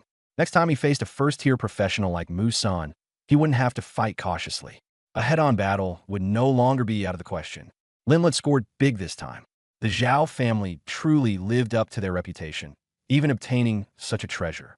Most importantly, after the Life Dragon Pearl was bound, as long as it remained undamaged, its effects would last permanently without taking up an equipment slot. This was the kind of item that was truly valuable. He carefully stored the pearl and didn't linger any longer. He immediately made his way toward the mine. He couldn't stay in the wilderness for too long. In 3 days, he still had to participate in the Hidden Dragon Squad's trial, so leveling up as quickly as possible was a priority for him. The terrain of Black Mountain was complex, but with a map and compass, he wasn't worried about getting lost. What he truly needed to guard against was the lethal dangers that could emerge in the wild at any moment. Thankfully, the journey was relatively smooth. Apart from a few challenging leaders, the other monsters posed no threat to him. By approximately 2:15 p.m., he finally reached the entrance to the mine. The Black Mountain Mine had originally been a natural basin. It once produced a variety of energy ores, serving as a significant source of income for Huai City. But after a beast tide broke out, the mineral veins were nearly depleted. The cost of reclaiming the area was too high, so the site had been abandoned. Now, the area had become the territory of gold-devouring rats. Gold-devouring rats were drawn to energy ores and were incredibly fast at burrowing. Fed by the underground mineral veins, they bred rapidly, and their population continued to grow. Lin Lu stood at the southern edge of the basin, staring down at a sloping pathway that led directly into its depths. He didn't rush down immediately, but started by observing the area. The mine was vast, stretching out of sight. Roughly 100 gold-devouring rats wandered around outside. But compared to the size of the colony, this number was negligible. The majority of the rats remained underground, only emerging when outsiders intruded on their territory. The basin's surface was riddled with black holes, densely packed like a honeycomb. These holes had almost all been dug by the gold-devouring rats. Lin Lu knew very well that with a colony this large, there must be a rat king. The 30th level gold-devouring rat king was likely even stronger than the Death Monarch. Still, Lin Lu wasn't worried. Even if I can't kill the rat king in the end, leaving safely won't be a problem. His primary goal in coming here was to farm monsters and level up. Lin Li's gaze fell on the basin filled with wandering metal-eating rats, and an idea formed in his mind. At level 11, his sword control skill had a range of 260 meters. This meant that his splash damage could also cover that distance. Next, he planned to strike directly. It wasn't a straight line, nor a flat plane. It was a sphere with his flying sword at the center and the sword control range as the radius. Sky and underground, all included. The metal-eating rats are underground. If I activate splash damage now, what would happen with one wave of flying swords? The thought intrigued Lin Lu, and he immediately wanted to test it. But he hesitated, concerned that the commotion might provoke the rat horde into a frenzy. If it triggered a beast tide, things could get troublesome. Still, to level up and cultivate, one had to be bold. Without taking risks, how could he advance quickly? Let's do it. Just as he was about to make his move, his ears twitched suddenly. Been following me for a while. Why don't you come out? Before he even finished speaking, a flying sword shot toward a boulder 100 meters behind him. With a loud boom, the boulder shattered into pieces. As the dust cleared, it revealed a tall, lithe young woman dressed in black.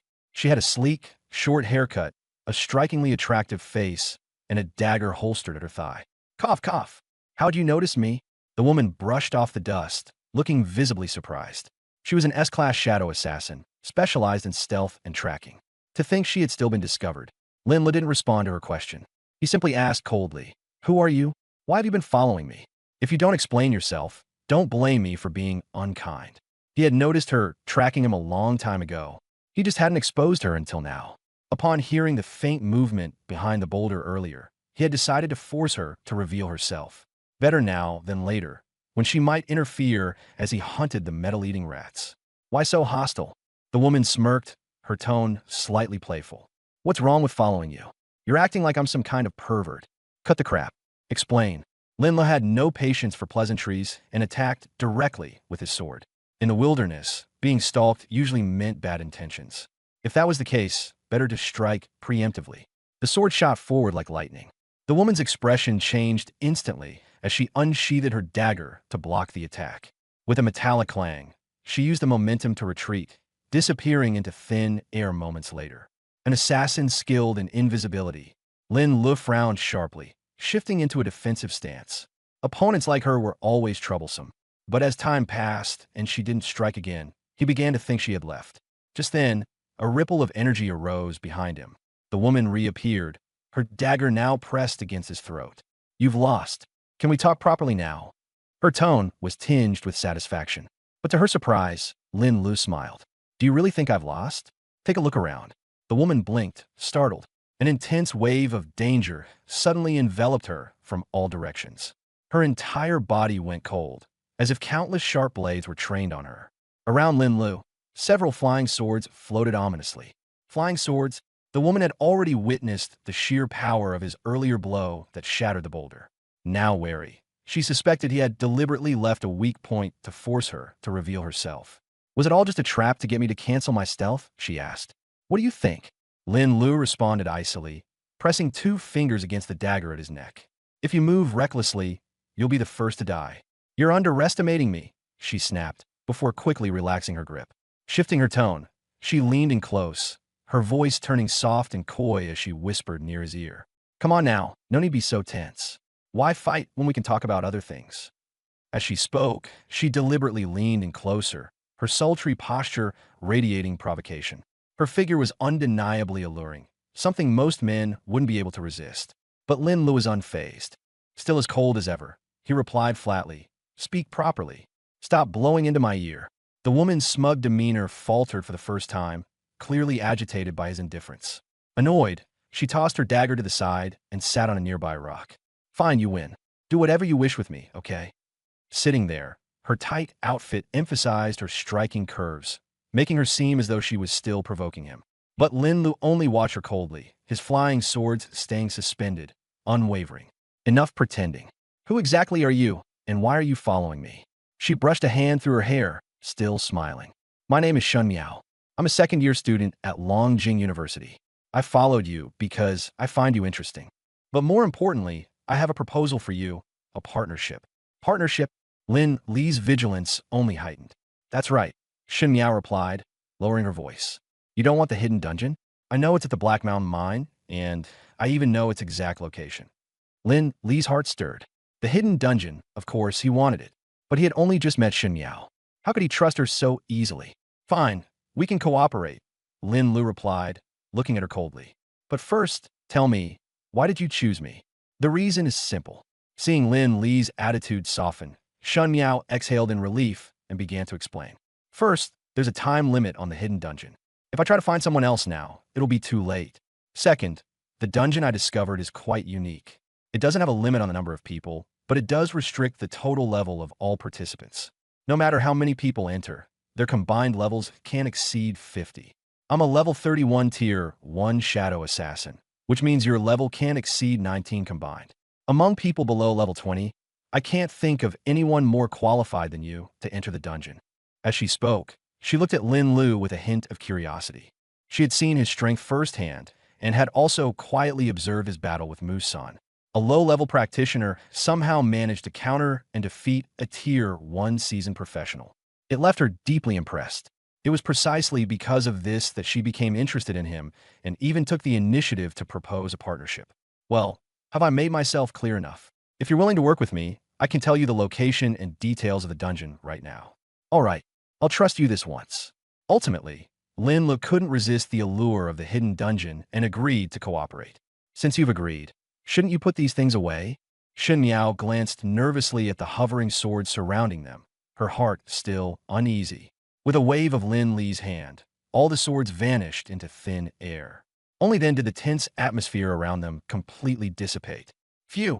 Shen Miao let out a long breath and patted her chest. Come here and sit down. I'll tell you more about the dungeon. She patted the spot next to her to invite him to sit. But the stone she was on was too narrow. If he sat down, they'd inevitably end up very close. Lin Lu frowned and straightforwardly declined. No need. Just say it from there. Refusing even a small advantage. Are you even a man? Shen Miao muttered softly, her voice barely audible. Lin Li's persistent indifference toward her made even her start to doubt herself. Am I really that unappealing? What did you say? Lin Lu gazed at her. Nothing. Shen Miao quickly shook her head. Let's get down to business. I stumbled upon this hidden dungeon purely by accident. I was originally at the Black Mountain Mine to scout for a school mission. As you know, assassins excel in reconnaissance. At first, everything went smoothly, but as I was about to leave, my stealth skills suddenly failed. I happened to be deep in a mine at the time. I had no chance to react. Without stealth, the countless gold-eating rats all locked onto me. It was an extremely dangerous situation. To make matters worse, there was a massive creature among the swarm. Do you know what it was? A massive creature? Lin Lu instinctively asked. The gold-eating rat king? Exactly. The level 30 boss, the gold-eating rat king, but now it should be called the mutated gold-eating rat king.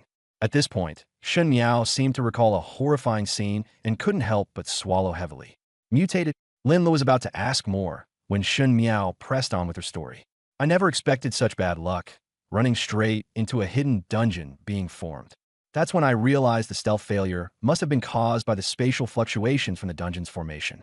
What does that have to do with the rat king mutating? Lin Lu still didn't quite understand. Anyone who studies hidden dungeons knows that when they form, they release intense spatial disruptions and often leak massive amounts of energy. This energy isn't beneficial to practitioners, but monsters can absorb it. The Rat King absorbed that energy, which is how it mutated. I suspect it has now surpassed the level 30 cap. Things were so chaotic then that I only managed to record the general location of the dungeon before using a teleportation scroll to escape. I didn't have time to figure out all the details. I see. Lin Lu mused, gaining a new piece of knowledge. But why are you brave enough to go back now? Because hidden dungeons are too rare for me to just let this one go. Shen Miao spoke hurriedly, but with unmistakable regret. She explained that hidden dungeons appear and disappear abruptly. The time window was too short, often just 2 or 3 days. There was simply no time to prepare extensively. All she could do was come back and take her chances. If it didn't work out, she would give up. Unexpectedly, on the way, she encountered Lin Lu. At first glance, she could see that his strength was no joke.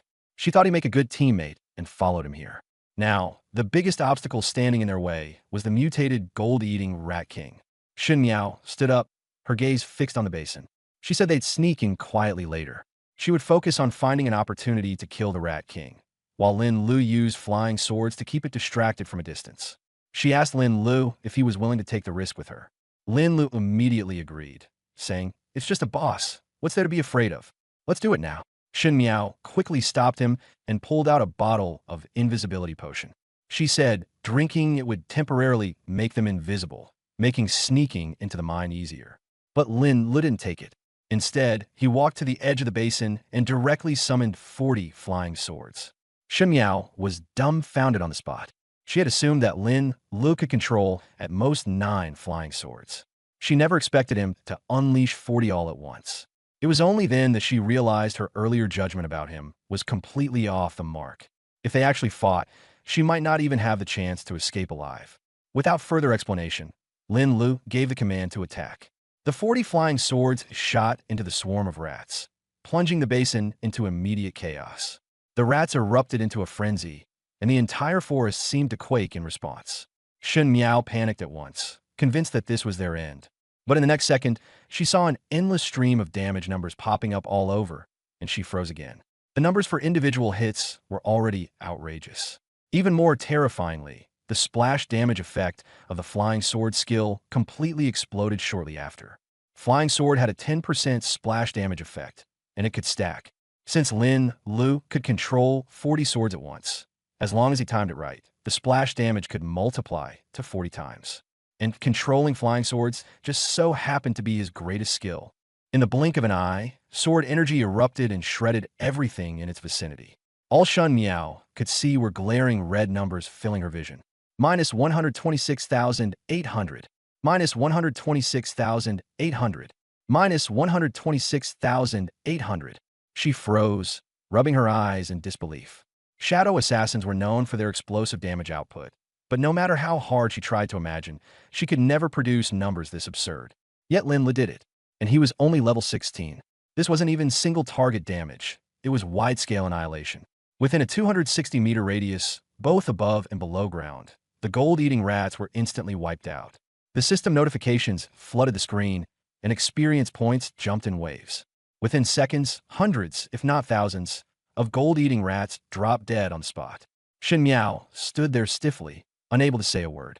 It was the first time she'd encountered such an overpowered adventurer. What exactly did you just do? After what felt like forever, she finally managed to choke out a question, eyes filled with awe. Standard operation. Lin Lu replied indifferently, continuing to control his swords. The smell of blood drove the rat swarm into an uncontrollable frenzy. More and more gold-eating rats poured out of the dens, an unending tide that made one's scalp tingle. Shun Miao felt a tightness in her chest, but found herself instinctively looking over at Lin Lu. The sunlight fell on him, and his focused demeanor as he commanded his swords momentarily left her dazed. Good, more to kill. Lin Lu shouted coldly, his flying swords sweeping through the air once more. The 40 swords weaved relentlessly, sealing off an entire area. Any rat that ventured in met an instant death. Within minutes, the basin was piled high with corpses. Even Lin Lu himself lost count of how many he had killed. It was no less than 3,000 to 4,000. Before he realized it, he had leveled up twice, reaching level 18. More importantly, the sheer number of elite monsters killed had finally filled up the Dragon Pearl of Life. Lin Lu immediately bound it to himself. In the next moment, his health limit increased by 200,000, as if he had been reinvigorated. With this, no matter how strong the mutated Rat King is, I can kill it. Name, Lao Lu. Class, Swordsman, E rank. Level, 18. Skills, Flying Sword, level 11. Armory of Swords, level 4. Sword Heart Clairvoyance, max. Equipment, Ritual Long, Swords, X40, Dragon Pearl of Life, etc. After glancing at his stats page, Lin Lu immediately distributed his attribute and skill points. Flying Sword skill upgraded to level 15. Sword Heart Clarity, 7,000 skill points used. From level 11 onward, upgrading Flying Sword required 20,000 skill points per level, 10,000 less than upgrading Armory of Swords. Lin Lu could earn 86,400 skill points per day. There were 6 days left until the big exam. That meant he could accumulate about 500,000 skill points. If he prioritized upgrading Armory of Swords to level 10, unlocking the 100 Swords ability, leveling up swordsmanship to around level 30, his damage output would take a significant leap forward. Forget Longjing University. He even wanted to strive for the nationwide championship. But this thought only flashed through Lin Li's mind. The next second, Shun Miao suddenly exclaimed, "Lin Lu, look quickly, what is that?" Lin Lu followed her gaze. What he saw left even him astounded. The swarms of rats that were relentlessly lunging at them moments ago were now retreating, all of them. Some even burrowed back underground, as if driven to madness by something utterly terrifying. Boom! The ground suddenly exploded. Dust shot into the sky. Not far off, a massive black shadow slowly rose from the swirling smoke and dust. Its size was like a small mountain, and the pressure it exuded was suffocating. When the dust finally cleared, its true form was revealed. A gigantic, mutated devouring gold rat stood 2 to 3 stories tall. Its dark golden fur glinted with a cold metallic sheen, as sharp as steel needles. It exhaled hot air, its eyes brimming with bloodthirsty malice. And bizarrely, it stood upright, holding a massive black crossbow several meters long. Just looking at it, the destructive power it held was enough to send chills down one's spine. Is this the king of devouring gold rats? Lin Li's sword imprint emerged in his eyes. Mutated king of devouring gold rats, boss. Level 31. Strength, 30,000. Agility, 40,000. Spirit, 5,000. Constitution, 30,000. Its traits were numerous, enhancing speed, attack, vitality, and defense. Its abilities included rapid fire, multi-shot, and invisibility. As expected, it mutated. Its stats have nearly doubled. The king of devouring gold rats, at level 30, had a total stat of only around 50,000. Now, with just one more level to 31, its strength had skyrocketed. This wasn't simply a one-level difference. It was akin to the gap between being pre- and post-profession upgrade. Even just considering the doubled stats, it was overwhelmingly stronger. Not to mention its 5 traits. It was already approaching the level of a star-tier boss. However, for Lin Lu, this wasn't much of a problem. His swordsmanship was at level 15, granting him 2,662 spirit points. A single sword's damage exceeded 40,000. With 40 swords attacking simultaneously in a single round, his DPS could reach 1.6 million. Such damage output was unmatched among most first transformation professionals. Even with 30,000 constitution and enhanced vitality, the mutated king of devouring gold rats would only have, at most, 2 million HP. A few seconds would suffice to deal with it. More importantly, Lin Lu had the life dragon pearl bound to him. His health points were over 200,000, coupled with the vampiric effect of the king's cape. He hardly needed to worry about survival. He could face the boss head-on without a problem. At this moment, Lin Lu could genuinely be described as a human artillery platform. I didn't expect the boss to emerge early, but this works better. Shun Miao quickly regained her composure. As planned, I'll go invisible and wait for a chance to deal a deadly blow, while you suppress it with your flying swords. She was an S-rank shadow assassin. This profession had another nickname, Boss Slayer, because her attacks inflicted percentage-based bleed damage. The thicker the opponent's health, the more lethal her attacks. That was why she dared to take on bosses solo. Unfortunately, this time, she didn't even get a chance to act. Lin Lu stepped forward. All his flying swords rose into the sky. Killing intent surged. There's no need to waste time. Let's finish this quickly and move on to the hidden dungeon. The hidden dungeon was still an unknown entity. Lin Lu didn't want to linger here for too long. He was prepared to handle this on his own. But it's a mutated boss. Don't you think we should be more careful? Shun Miao hesitated slightly. Don't. Without turning his head, Lin Lu spoke, instructing Shun Miao to keep a close watch on the boss. Assassins generally had the ability to counter stealth techniques, so she should ensure the boss didn't escape. Shun Miao, still a bit dazed, nodded absent-mindedly, though she found it hard to believe Lin Lu could be this strong. After all, the boss wasn't just for decoration. But before she could regain her full senses, Lin Lu had already made his move. Flying swords shot through the air, their glow immediately drawing the attention of the mutated king of devouring gold rats. The Rat King attempted to react, but the swords reached it in an instant. Its massive size made it impossible to evade, no matter how fast it was. It had no choice but to endure the damage. A series of terrifying damage numbers appeared, forcing the Rat King to stagger backward repeatedly. It had no opportunity to counter. The Rat King was finally panicked. It even began contemplating escape. It roared in fury as it activated its invisibility, hoping to slip away unnoticed. Shun Miao finally snapped back to her senses, while Lin Lu immediately urged her to break its stealth. She hastily unleashed. Shimmering, a burst of white light exploded, and the Rat King revealed itself on the spot. Lin Lu seized the opportunity, unleashing all his flying swords simultaneously, cutting it down in an instant. The mutated, gold-devouring Rat King collapsed to the ground, and the experience points followed promptly. Lin Lu complimented Shun Miao with a remark which inexplicably made her blush slightly, giving her a strange sense of security. However, she felt her reaction was too odd and tried to suppress the thought. Lin Lu scanned the surroundings briefly and noticed the other gold-devouring rats had already fled. He promptly decided to head to the hidden dungeon first. Before leaving, the two spent some time clearing the battlefield, collecting all the loot. Shun Miao was still thinking about the gold-devouring rat's fur, regretting not having learned the harvesting skill. Subsequently, The two agreed to split the rewards 50-50, and Lin Lu didn't oppose. After all, locating the hidden dungeon was entirely thanks to Shun Miao, and breaking the illusion earlier was also due to her effort. However, what Lin Lu cared more about was the wealth of experience the hidden dungeon could bring. Thus, the two of them quickly resumed their journey. After venturing deep into the mine, they discovered the entrance was located inside an abandoned mine shaft. The shaft's entrance exuded a pale blue mist, resembling an illusion. Lin Lu also caught sight of the dungeon's information. Starry Sky Refuge. Difficulty: unknown. No participant limit. Total challenger level must not exceed 50. Teleportation tools were prohibited here. The space was disturbed by chaotic forces, and storage spaces couldn't be accessed. Dungeon destruction countdown: 41 hours and 01 minute. This was the hidden dungeon of Black Mountain Mine. Its details unknown. Would they enter? Starry Sky Refuge. That name's really strange. It was a completely unfamiliar dungeon, and teleportation tools couldn't be used. In other words, once inside, there would almost be no retreat. But neither Lin Lu nor Shun Miao were afraid. Danger often came hand in hand with opportunity. If they didn't even have the courage to face such risks, they might as well stay hidden and live out their lives as ordinary people. Go in, go in. The two exchanged a glance, and Shun Miao confirmed their entry. A flash of light, and Lin Lu found himself in a bizarre space.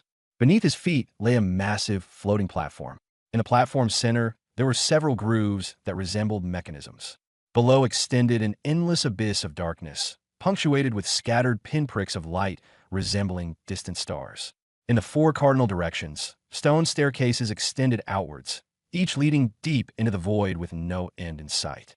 Choosing the wrong path could very well lead to doom. Shun Miao studied the area for a long time, but failed to discern anything useful. That was the nature of hidden dungeons. They appeared unexpectedly and disappeared just as quickly. Without guides, one could only rely on their own exploration. All we can do is take a gamble and hope we don't pick the wrong path. Lin Lu, however, remained calm. His luck had always been good. Even if they took the wrong path, they could try another one step by step. At the end of the day, it was all training. Their strength was their confidence. Let's try the far left first. He made a decision on the spot. Shun Miao nodded in agreement, without objection. Unknowingly, Lin Lu had already become their cornerstone of support. The two advanced several hundred meters. Other than the sound of their own footsteps, the surroundings were eerily silent. It was then that a sinister wind blew from above. Carried within the wind was a strange wailing, as if something was approaching. Shun Miao suddenly pointed ahead. Look quickly. Lin Lu followed her direction and saw a mass of spectral phantoms emerging from the darkness. Translucent and densely packed, their twisted faces were horrifyingly grotesque. Refuge Wraiths. Level 35. Stats: Strength 10, Agility 10, Spirit 10,000, Constitution 10. Skills: well, the attributes were utterly bizarre. Other than their insanely high spirit, everything else was a mere 10. Even Lin Lu was momentarily stunned. Upon noticing them, the wraiths emitted an ear-piercing wail.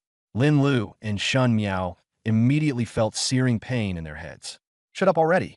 Lin Lu gritted his teeth and summoned his flying sword to counterattack. With the flash of his blade, a cascade of damage swept through. The wraiths, with only 10 points of constitution, were instantly shattered. But when the kill notification came through, he was taken aback. The experience points, surprisingly, were 0. Hidden dungeons certainly carried risks. But if no experience could be gained, how was he meant to level up? Wait a minute, something's off. Something. Lin Lu quickly realized. As another wave of spectral wind blew by, the destroyed wraiths reappeared in the exact same spot. What's going on? He immediately turned to Shun Miao. Frowning, Shun Miao speculated it might be related to that black wind. Try again. Lin Lu nodded and eliminated the wraiths with another strike. But it didn't take long before the black wind swept through once more, reviving the wraiths where they stood. It seems the issue lies within the black wind. We need to locate its source quickly. The two promptly agreed. Once Lin Lu cleared the wraiths again, they immediately quickened his pace, rushing up the stone steps. After running for over 10 minutes, the scene ahead finally changed. At the end of the stone steps stood a massive temple. Its grand doors were wide open, revealing a stone statue enshrined within. The statue towered over 10 meters high, depicting a wolf-headed humanoid figure exuding an awe-inspiring presence. However, tendrils of black mist coiled around the statue, emanating a chilling, eerie aura. Along the way, the duo encountered more wandering souls, expending considerable effort to finally arrive in front of the temple. The moment they stepped inside, the team interface popped up with a new mission. Dungeon mission triggered. The Cursed Tribe. The wolf god Andes was once the guardian deity of a nomadic star-sky tribe. But one day, cracks appeared on the god's statue, and Andes ceased to bestow divine power. Calamities then began to plague the tribe. Asterisk, asterisk. They were cursed by a sinister presence from the depths of the starry void. Since then, none of the tribesmen have lived past 30, and after death, they transform into restless, wandering souls. Mission objective: purify the curse. Conditions: locate 3 altars, retrieve a soul stone from each, awaken and destroy the corrupted statue, and sever the connection between the sinister entity and the sanctuary. Mission rewards: gain 1 level for each altar destroyed, with a cap at level 50. If the curse is successfully purified, receive a blessing from the wolf god Andes. Failure penalty: forever trapped here, becoming a wandering soul. Acompañan quest. Didn't expect that, Lin Lu remarked, a hint of surprise in his voice. Just as he was about to discuss strategy with Shen Miao, he looked up and found her face pale as a sheet, her entire body trembling as if gripped by fear. Shen Miao, what's wrong? Lin Lu called out several times before she snapped out of it. Her voice shook. Lin Lu, I think we may be in major trouble. Lin Lu was puzzled. The mission doesn't look too hard. Do you know something I don't?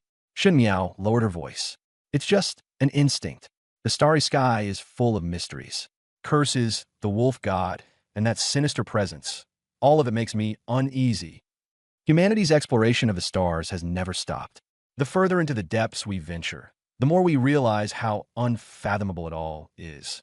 Even in the era of professional adventurers, as humans have grown stronger, their reverence and fear towards the starry void has only deepened. Did you know? There was once a god-level adventurer who ventured into the deepest reaches of the void and came back completely changed. As expected, that god-level adventurer eventually died of fear, his final moments spent in utter terror of the unknown. Shen Miao's expression grew distant, a mix of melancholy and reverence in her voice. Lin Lu couldn't help but ask, your grandfather? That god-level adventurer. He was your grandfather? Yes, he was the person I respected most. Shen Miao's voice grew heavy. But before he died, he said something that I've remembered to this day. What did he say? The starry void is more terrifying than the abyss. Unless absolutely necessary, humanity should never tamper with the secrets hidden within. Lin Lu froze. The abyss was already humanity's greatest foe, an adversary so fearsome it was hard to fathom a greater terror. But for such words to come from a god-level adventurer was enough for him to reconsider. It seemed this hidden dungeon wasn't going to be simple. Where there's a will, there's a way. Taking a deep breath, Lin Lu patted Shen Miao's trembling shoulder. Don't just worry about what might happen. Let's focus on what we need to do now. There's no proof this place is truly tied to the starry void, so don't scare yourself senseless. I trust in the sword in my hands. It's the blade that can cut through every obstacle. You should trust in yourself, too. Shen Miao gradually calmed herself down. You're right. First things first, complete the mission and clear the dungeon. With renewed focus, she began analyzing their situation. The mission mentioned 3 altars here in total. My guess, each corresponds to one of the other stone stairways. The mechanism on the platform we saw upon entering is probably the key to awakening the statue in the end. Let's not waste time. Move out now. The two retraced their steps. Wandering souls attacked relentlessly along the way, their assaults far more ferocious than before. Fortunately, Lin Li's sword radiance was sharp enough to carve a path, allowing him to clear a way forward and shield Shen Miao as they advanced. Soon, they returned to the starting point and chose a new stone stairway. This time, the path was eerily quiet. No attacks came all the way to the end. Ahead of them loomed an ancient altar suspended in the void. It was immense, with tendrils of black mist seeping continuously from its cracks, filling the air with a bone-chilling tension. At the center of the altar, on the offering table, lay an irregularly shaped stone, radiating an intense soul energy. That must be the soul stone. Let's go for it. But the moment the two set foot on the altar, thunder rumbled across the sky, and the entire structure trembled violently. Then, massive tentacles, each hundreds of meters long, suddenly lashed out from the void above, striking at them with terrifying force. Watch out! Lin Lu quickly shoved Shen Miao aside, stepping forward himself to swiftly dodging to the side. With a loud splat, the tentacle, dripping with mucus, struck where they had been standing just moments ago. Missing its target, the tentacle lashed out again in the next instant, slithering along the ground like a snake, aiming for Lin Li's feet. What the hell is this thing? Without further hesitation, Lin Lu immediately summoned his flying swords to counterattack. A burst of nearly 1,000,000 damage exploded in an instant, severing one of the tentacles cleanly. Using the same method, he swiftly hacked off the remaining ones. No kill notification. That means this isn't the main body. Lin Lu glanced at Shen Miao, confirming she was unharmed, before looking upward. A massive black hole, 100 meters wide, had appeared above the altar. Those tentacles from earlier had emerged from within. The next moment, a series of furious roars echoed from the void as a gigantic shadow began to materialize, forcing the black hole to expand wider and wider. An octopus? Lin Lu froze as the creature's true form came into view. It was nothing like what he had imagined. The horrifying being from the void wasn't some three-headed, six-armed monstrosity. It wasn't some alien either. It was an enormous octopus, ridiculously large. Its head alone filled their entire view, and its sprawling tentacles stretched out over 1,000 meters or more. Even more nauseating, there weren't just a handful of tentacles, but dozens, maybe even hundreds of them, hanging densely beneath its bulbous head like a quivering mass of slimy flesh and jelly. "This is the Void Stalker," Shen Miao exclaimed in shock. Her grandfather had once described these entities to her, claiming they existed solely in the endless expanse of the void. They were rare, but their size was colossal.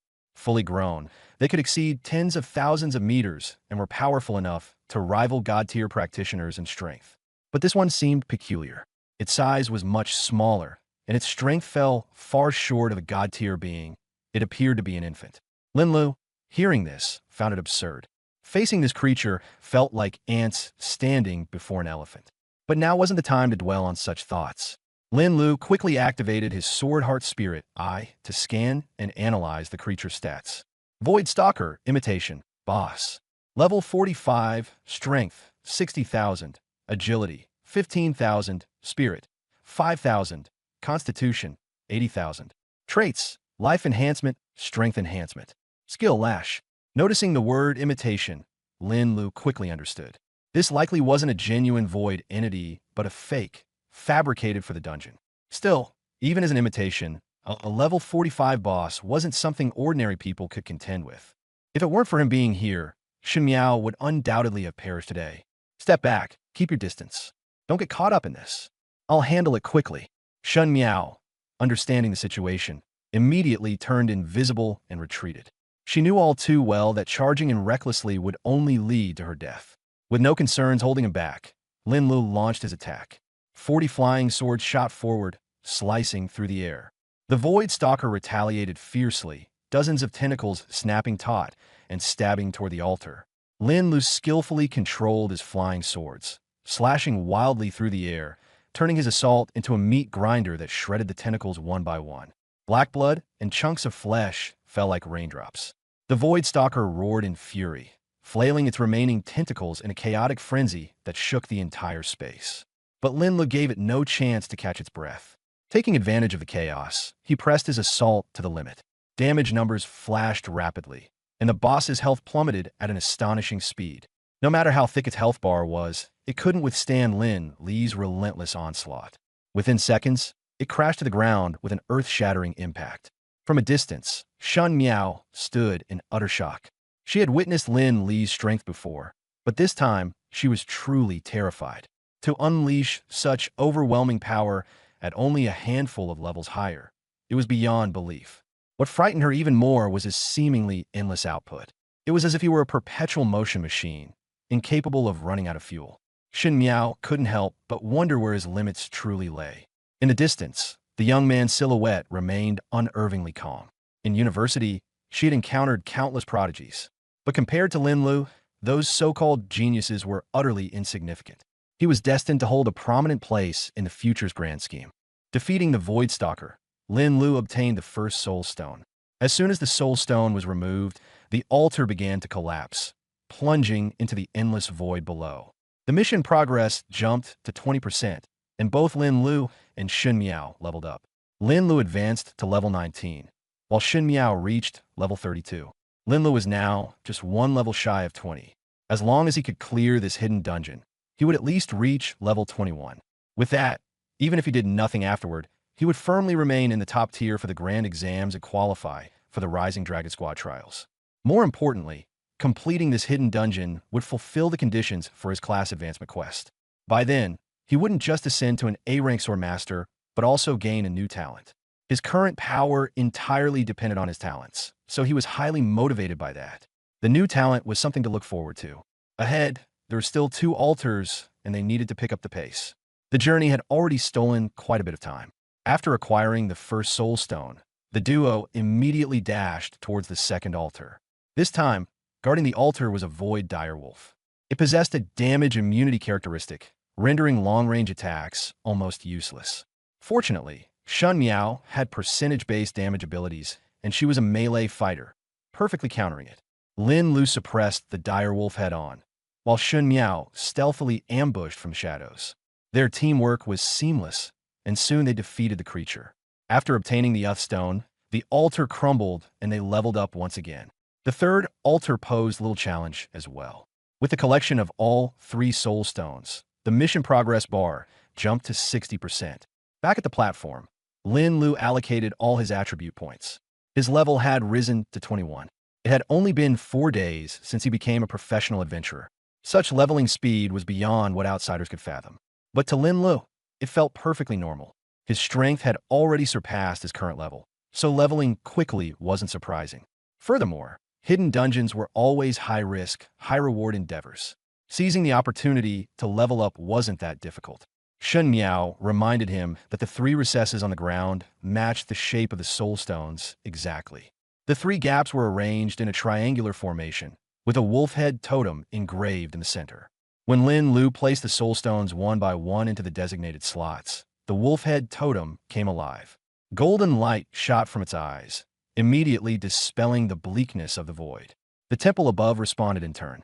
Echoing wolf howls resounded, followed by the sound of stones crumbling within the temple. The very next moment, a massive shadow leapt from the temple, slamming fiercely onto the platform. With a deafening crash, the ground shook and dust scattered in every direction. Once the smoke cleared, Lin Lu and Xun Miao took in its form, a wolf-headed, man-bodied creature clad in armor, wielding a rune-inscribed crescent spade. The creature stood at over 10 meters tall. Even while half-crouched, its presence was overwhelmingly oppressive. The polluted divine effigy, 1-star boss. Level 45. Its strength, agility, and constitution were staggeringly high, but its spirit was at 0. Its traits included comprehensive enhancement, while its skills were divine oppression, meteoric crescent fall, and absolute defense. After analyzing its attributes, Lin Lu felt a bit surprised. The strength of a 1-star boss was undeniably in a different league from ordinary monsters. Its overall stats totaled 300,000, a glaring difference in power. What intrigued him even more was the fact that the boss's spirit was at 0. This meant it relied purely on brute physical power, with almost no self-awareness, of being more like a puppet. To deal with such an opponent, the most straightforward strategy was a sheer stat showdown. And when it came to stats, Lin Lu had no fear. With damage per second in the million range, percentage-based lifesteal, and over 200,000 HP, he couldn't imagine losing. As long as the boss couldn't instantly kill him, he would be unbeatable. Xun Miao, unable to see the boss's attributes, felt only an ominous sense of danger. She asked Lin Lu if they could handle it. Lin Lu told her to step back, assuring her he would deal with it himself. Then, Lin Lu charged in headfirst, engaging the boss in a direct clash like a human artillery turret. Xun Miao watched in sheer disbelief, momentarily questioning who the real boss was. Before long, the effigy had completely shattered under Lin Lu's relentless barrage. He gazed at the remnants, marveling at how exhilarating the battle had been. Xun Miao, however, was speechless. Time and again, she overestimated Lin Lu, only for him to repeatedly surpass her expectations. After the mission was completed, a sacred light burst forth from the effigy's remains. The light exploded outward, revealing all the unrestful souls surrounding the sanctuary. White fumes rose from their bodies as they twisted in agony, yet their expressions softened as though they'd finally found release. Soon, the souls were fully purified, and the curse that plagued them for thousands of years was lifted. For the nomadic Starry Sky tribe, this was perhaps the happiest ending. The curse that afflicted the nomadic tribe has been purged. They have received salvation. However, brave warriors, beware. It seems to have taken notice of this place. Hidden Dungeon. Starry Sky's sanctuary has been successfully cleared. The instance will collapse in 3 minutes. Suddenly, Shun Miao shuddered and whispered, asking Lin Lu if he too had felt something. Lin Li's expression changed. Mere moments ago, he had distinctly felt a gaze from within the void itself, an unsettling sensation that someone was observing them. The eerie feeling was indescribable, sending shivers down one's spine. Thankfully, the dread soon dissipated.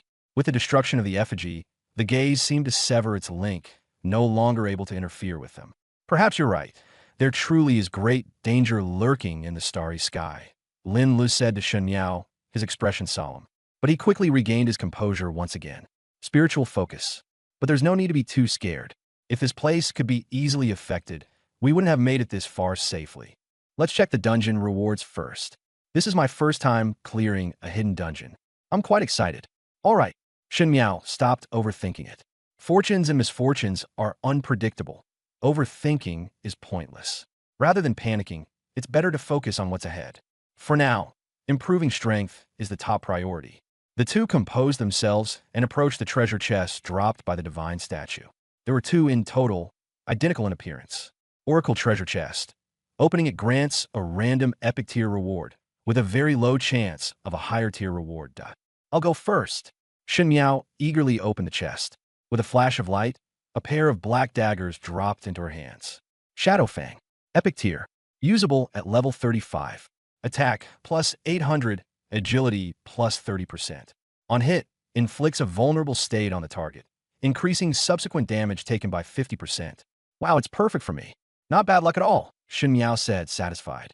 The dagger's attributes were outstanding, far better than her current weapon. Once she reached the required level, it would elevate her combat power substantially. Lin Lu, what did you get? She had barely asked when Lin Li's treasure chest suddenly emitted a burst of golden light. Golden light? A legendary tier item. Shun Miao was stunned. No way, you managed to hit that tiny probability? Juste du qui l'un de rapide vaguerie. After all, the two of them had only recently met, so he couldn't reveal everything. When it came to lottery-type events, the blessings of the Sword Immortal had never let him down. Your luck is insane. You're making a fortune. Shun Miao seemed even more excited than him.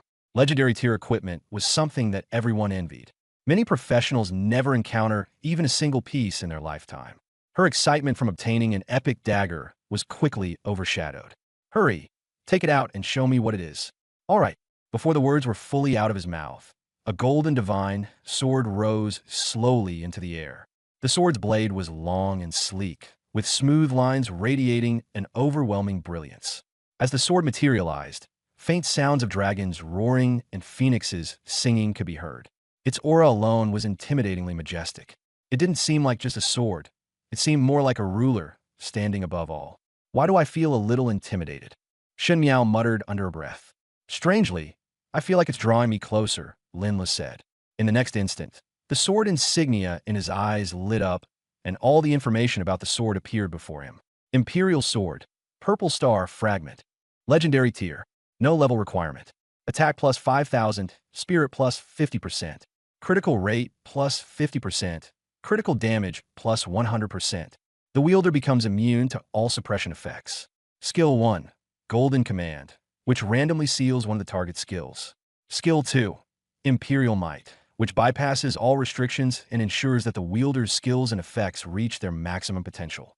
Other abilities remain locked. Lin Li's gaze sharpened. This sword was absurdly powerful. The attack and spirit bonuses alone were already outrageous. Combined with critical rate and critical damage boosts, his damage output would soar exponentially. Especially since he also had absolute sword intent, his critical strikes would magnify those benefits even further. Truly a treasure worth its weight in gold. Additionally, its ability to negate suppression and its 2 unique skills were exceptionally powerful. When facing higher-leveled opponents, lower-leveled professionals often get suppressed. But Lin Lu could directly ignore that and nullify most debuffs. Golden Command could also seal a random skill, an invaluable advantage in critical moments. Imperial Might was on another level, amplifying both his profession skills and equipment skills significantly. Lin Lu held the Imperial Sword, Purple Star, growing fonder of it the longer he examined it. He immediately summoned a practice dummy to test its damage. With a single slash, the practice dummy was reduced to dust. A damage number nearing 1 million popped up. Shen Miao stared, wide-eyed and slack-jawed. She had thought Lin Li's power was already ridiculous, but this was downright excessive. This guy was just utterly unstoppable, a walking anomaly. Lin Lu proceeded to test his other flying swords. With the enhancements from the Imperial Sword, Purple Star, even lower-quality flying swords could deal about 150,000 damage per strike. The more flying swords he used, and the higher their quality, the greater his overall output. When all 40 of his flying swords attacked simultaneously, his DPS, damage per second, easily exceeded 6 million. If he factored in the Purple Star Sword itself, it could even approach 7 million. Lin Lu was momentarily stunned by the numbers himself.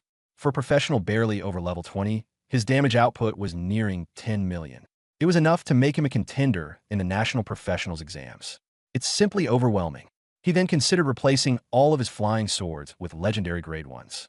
But that was a nearly impossible task, something that even god-tier professionals might not achieve. Legendary equipment was inherently rare and unique. The Ziwei Imperial Sword was his first piece of legendary equipment, so naturally, he treasured it greatly. At that moment, the sword's blade suddenly began to tremble. Lin Lu incredibly understood its meaning. The Ziwei Imperial Sword was not of legendary grade, but mythical grade. It had simply been too heavily damaged to restore its full power. What shocked Lin Lu even more was that he could now communicate directly with the sword spirit. The sword spirit informed him that to repair the Imperial Sword, certain conditions had to be met. Just as Lin Lu was about to inquire further, a system task suddenly appeared before him. One task was Master of 10,000 Swords, requiring him to collect 10,000 swords of mythical grade or higher. The other was the Sorrow of the Imperial Sword, which was clearly related to repairing the Ziwei Imperial Sword. To repair the Imperial Sword, at least 3 kilograms of purple extreme dragon blood crystal are needed. Only after fusion can it once again manifest its myth. Quest reward. The Imperial Sword recognizes its master. Lin Lu hadn't expected that. At this moment, 2 more side quests will be triggered in succession. Putting aside the Master of 10,000 Swords for now, collecting 10,000 mythic grade swords was simply too unrealistic. He even suspected there was something wrong with the system. Otherwise, how could it assign such an outrageous quest? As for the tragedy of the Imperial Sword, the task made it very clear. To repair the Purple Star Imperial Sword, he first had to find purple extreme dragon blood crystal. But Lin Lu had never even heard of that thing, let alone know where to find it. After all that trouble, he was still completely clueless. Luckily, he didn't know it, but someone did. No, some sword did. With a buzzing melody, the Purple Star Imperial Sword kept trembling. Only then did Lin Lu understand that purple extreme dragon blood crystal was a crystal formed from the essence blood of the purple extreme dragon. An ordinary purple extreme dragon was not enough. He had to hunt down a purple extreme dragon king before it might be possible to refine it successfully. And a purple extreme dragon king was usually a lord tier boss above level 90, one that even a divine tier class holder might not be able to defeat. After hearing this, Lin Lu was stunned. A level 90 lord boss. If that kind of monster just stood there and let him kill it, he still wouldn't be able to kill it. This was going to be troublesome. Was repairing the Imperial Sword really going to be delayed indefinitely? Lin Lu asked again where the Purple Extreme Dragon King usually lived. This time, the Purple Star Imperial Sword only gave a faint tremor, then fell silent. L'un understood. The Purple Extreme Dragon race had almost gone extinct. Whether its bloodlines still survived in the world was impossible to say. At this point, he could only take things one step at a time. Feeling the Imperial Sword's disappointment, Lin Lu comforted it in his heart. There's always a way out. Follow me for now. As long as there's still a chance, I'll definitely help you return a legend. The Imperial Sword seemed to understand. With a ringing tremor, it turned into a streak of flowing light and returned to Lin Li's armory. Just then, the dungeon's space violently shook, looking as if it was about to collapse.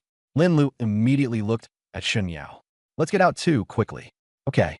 The two returned to the Black Mountain mining area. Under the impact of the spatial force from the dungeon's collapse, the terrain here had completely changed, leaving no trace of what it had originally looked like. The gold-eating rats had either died or fled. In the short term, they probably wouldn't be back. Linlo, things here are basically over. I'm planning to go back to school. Shun Miao seemed a little reluctant to leave. See you again if fate allows.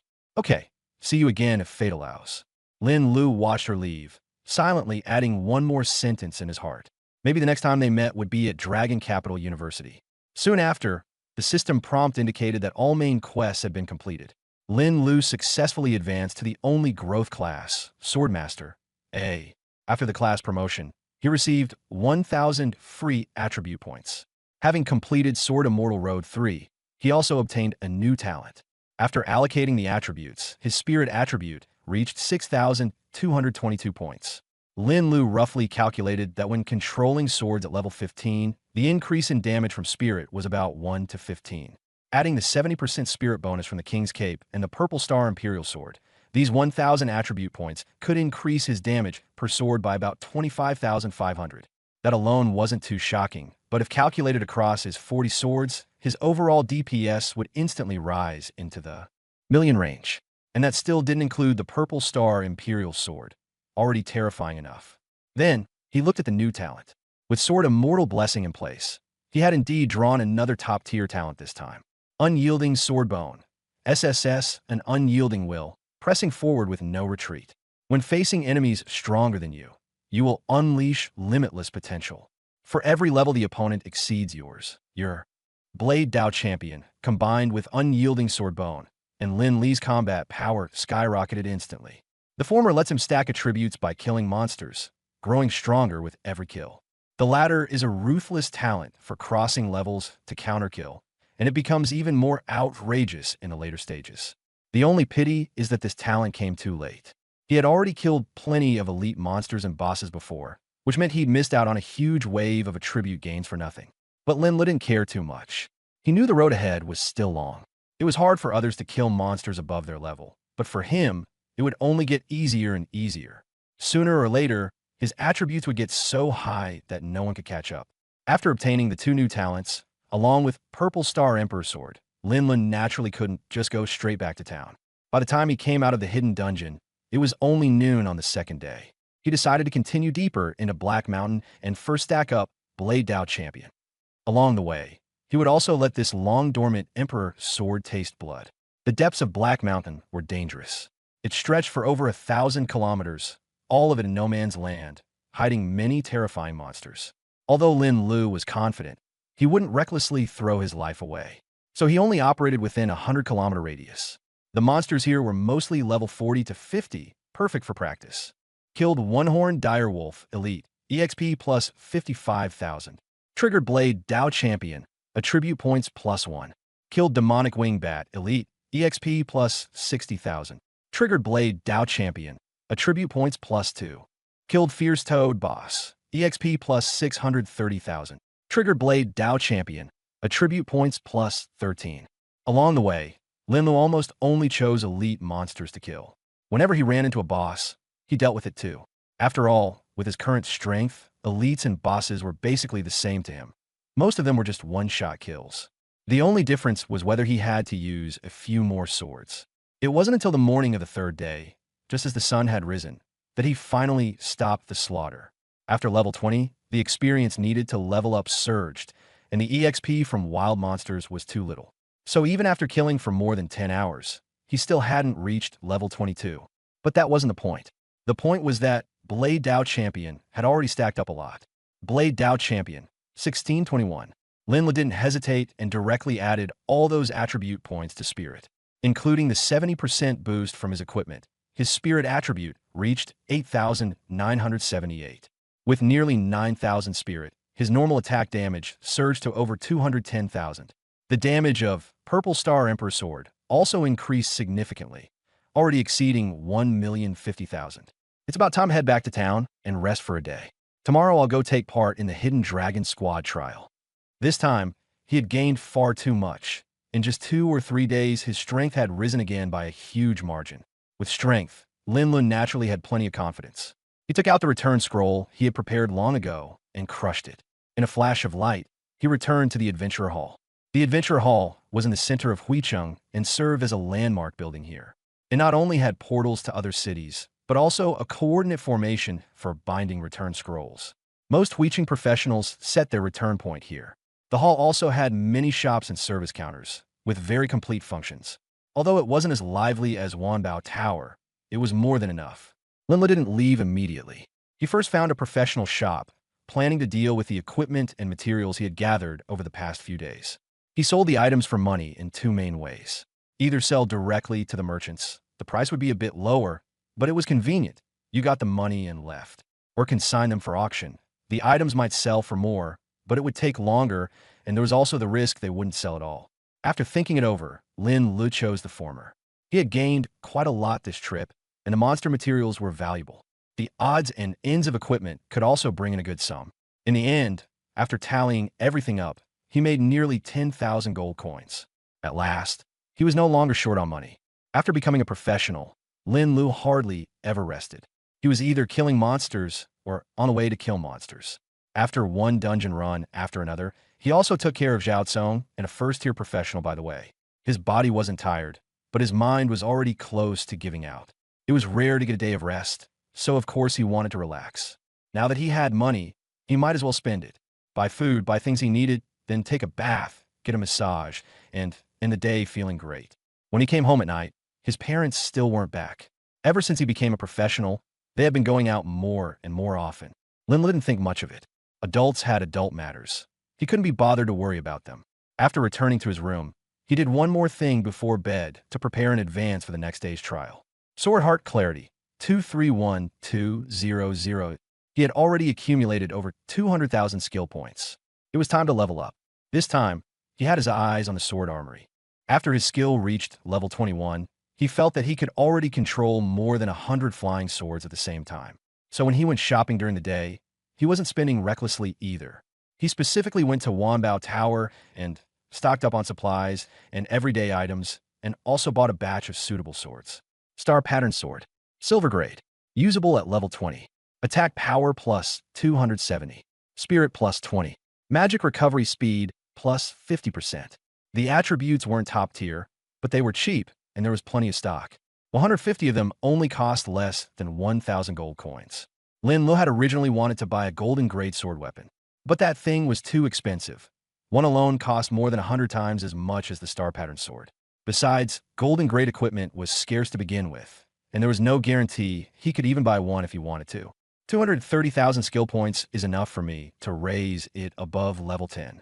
Lin Lu had been waiting for this day for a long time. Just thinking that he could control over 100 flying swords at the same time made his blood heat up. At points, 30,000 skill points consumed. Sword Armory has been upgraded to level 5. 30,000 skill points consumed. Sword Armory has been upgraded to level 6. Skill points consumed. 50,000 skill points consumed. Sword Armory has been upgraded to level 11. Sword Heart Clear and Bright, 1200. He froze for a moment. After level 10, the upgrade had somehow become 20,000 more expensive again.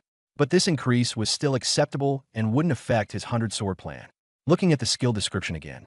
Sword Armory, level 11, an independent space for storing swords. Current quantity, 40/120. Lin Lu was stunned. How did it suddenly become 120 swords? He quickly realized that after level 10, each level's bonus had increased from 10 swords to 20 swords. If that was really the case, then those 20,000 skill points had been very well spent. After leveling up the skill, he immediately changed his equipment. The ceremonial longsword had completed its mission and was stored away in the storage space. The Star Pattern Sword took over and continued to work for him. Aside from the Zijing Emperor Sword, which had to occupy one slot, Lin Lu equipped a total of 119 Star Pattern Swords. With that, his spirit attribute instantly rose by 2,185 points. And when the 70% bonus was added, it came to 3,715 points. Single sword damage was directly boosted by 55,725.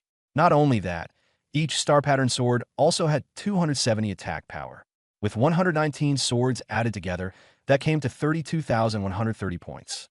The Wuxiang Sword Bone ignored defense, so this attack power could be directly converted into damage. Stacked with the 10x amplification of the innate sword body, the power became even more terrifying. 0*10. The Supreme Sword Intent directly maxed out his critical chance, and critical damage was also converted to 370%. With 119 star pattern swords stacked, single sword damage soared straight to 1,244,535. This was only the damage panel, yet it was already several times stronger than the Zhejiang Emperor's sword. The sword arsenal was getting more outrageous with every upgrade, and later on it would only become even more absurd. Lin Lu could strike once per second, yet he could simultaneously control 120 flying swords. Once this kind of output was fully unleashed, the damage per second was impossible to calculate carefully. The more he thought about it, the more excited he became. So he simply took out a practice wooden dummy and wanted to see it with his own eyes. In the next second, all 120 flying swords surged out, filling the room with blinding sword light. After a loud boom, the wooden dummy was directly blasted to pieces. A 9-digit damage number popped up, and Lin Lu was dumbfounded on the spot. 176 million. He had never expected the damage to break 100 million so directly. If this hadn't come from his own account, he would have wanted to quit the game. But this wasn't a game, it was reality. At level 21, he could already unleash this kind of burst. Who could possibly withstand that? Even more terrifying, he wasn't just high on burst damage. He could also sustain output. Just as he was feeling pleased with himself, angry shouts suddenly came from outside the window, and the group chat also exploded. It turned out that his late-night skill test had woken up the entire building. Only then did Lin Lu realize what had happened, and he hurriedly apologized and cleaned up. The next day, he slept until late morning and finally recovered his energy. But just as he finished cleaning the house, the phone rang.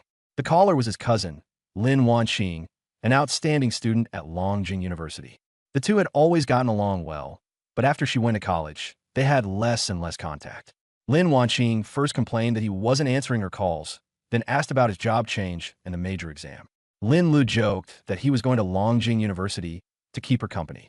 Lin Wanqing laughed back at him for being too confident, afraid that he wouldn't even make it in. Just as Lin Lu was about to retort, she suddenly changed the subject and said that this time she was calling him not just to chat.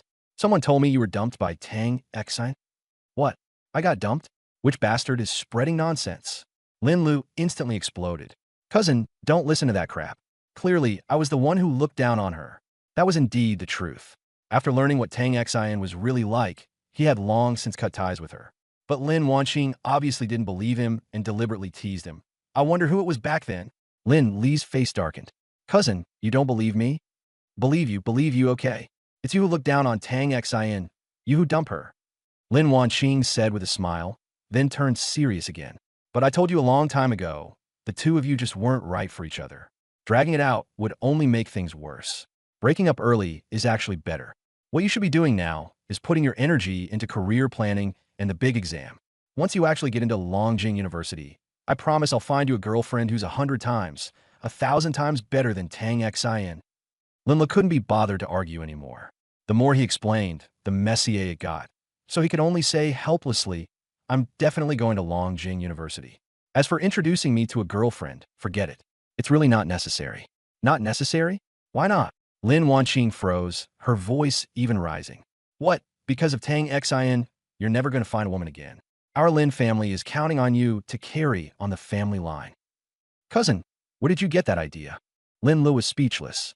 How did the topic suddenly jump to carrying on the family line? I just don't want to talk about relationships for now. I just changed jobs and all my thoughts are on the big exam and leveling up. Where'd I have the time to think about that? He quickly explained.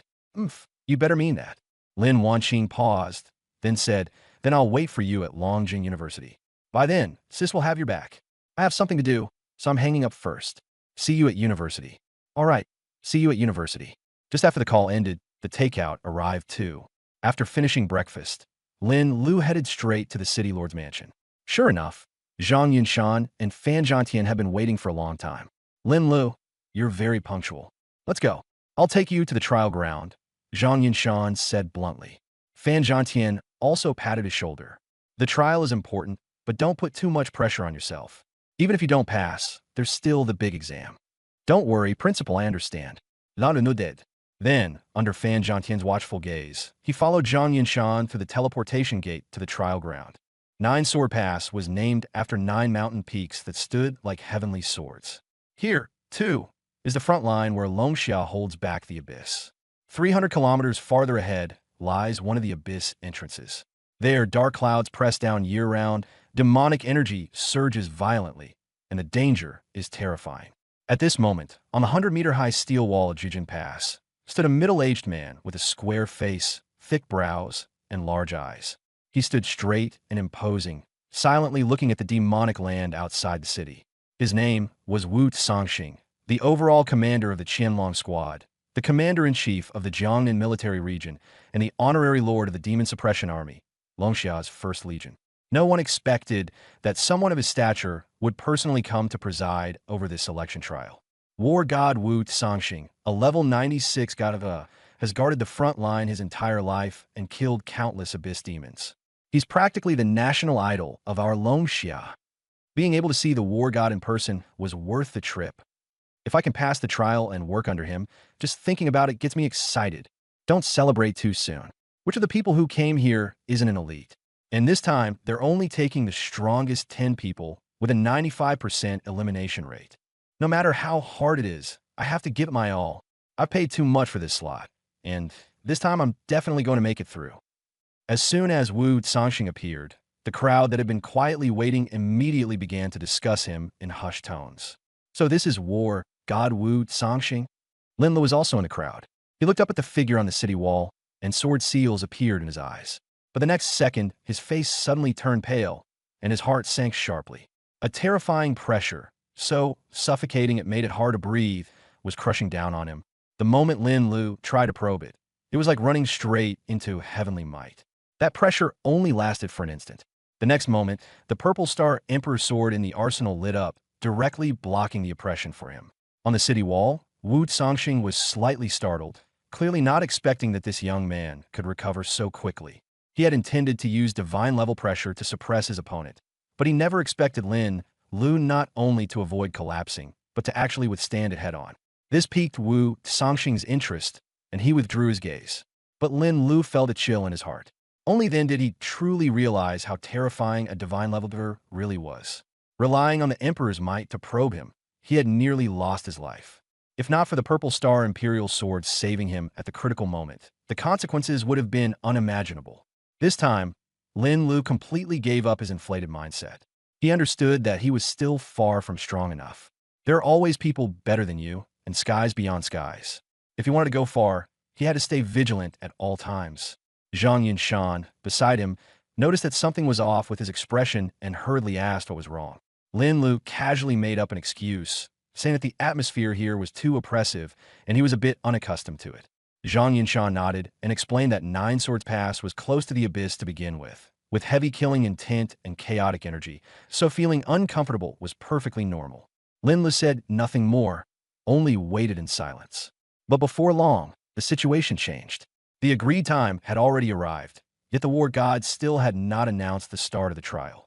Instead, squads of fully armed surged up onto the city wall from all directions. Their movements were orderly, their expressions tense, as if a great battle was about to erupt at any moment. Outside the city, even a formation of over 10,000 people had quietly assembled. Killing intent soared to the sky, and the atmosphere was so oppressive it was hard to breathe. Dark clouds pressed down on the distant horizon, thunder rumbled, and even the air was filled with unease. Those who came to take part in the trial also sensed that something was wrong, and all of them changed color. Before anyone could figure out what was happening, an earth-shaking roar suddenly came from several thousand meters away. The sound was like tens of thousands of beasts charging, and also like thunder exploding, shaking the very earth. Then, a piercing battle cry rang out across the entire field. The real crisis had arrived. A loud boom suddenly came from outside the city. Then, the originally pitch-black night sky was lit up by streaks of brilliant multicolored light. Spell projectiles and arrows rose into the air at the same time, like a huge net, violently pressing toward the distance. The next second, beast roars erupted everywhere, and a full-scale battle broke out. Only then did everyone realize that a massive beast tide was attacking Nine Swords Pass, and the defenders were already fighting to the death outside the city. Nine Swords Pass was right next to the abyss, and the monsters there had long been polluted and demonic, their combat strength dozens of times more brutal than ordinary monsters. Some people panicked, while others forced themselves to stay calm, believing that with the war god station here, Nine Swords Pass would not fall. Lin Lu, however, remained unusually calm. He finally understood that this trial was probably only superficial, and that the real purpose was very likely this beast tide. Sure enough, Wu Zongxing soon announced that the trial had officially begun, and everyone had to go up the city wall to help defend it. After repelling the beast tide, they would be ranked by military merit, and the top 10 would be allowed to join the Hidden Dragon Squad. No one dared delay, and they immediately climbed the wall to fight. Zhang Yinshan wore a bitter smile and reminded Lin Lu to make sure he survived first. But Lin Lu moved forward instead of retreating, feeling that since he had come, there was no need to back down at the critical moment. For him, such a huge beast tide was instead a rare opportunity. He could use it to accumulate military merit and also continue improving his own attributes. Very quickly, an ad hoc legion was formed, and all trial participants were incorporated into it for unified command and coordinated combat. The list of defenders at Nine Swords Pass was densely packed, and Lin Li's eyes swam from looking at it. So he simply closed the panel and waited for orders. Luo Lai announced military orders on the city wall. After joining the Legion, absolute obedience was required, and those who disobeyed would be severely punished. During battle, buffs would be shared, and spoils and military merit would be settled uniformly after the war. Then, he divided the range classes into 3 waves, arranging fire coverage, while everyone else stood ready to leave the city to meet the enemy, never allowing a single monster to rush in a Nine Swords Pass. At that moment, dark clouds pressed down on the sky, and demonic energy churned violently.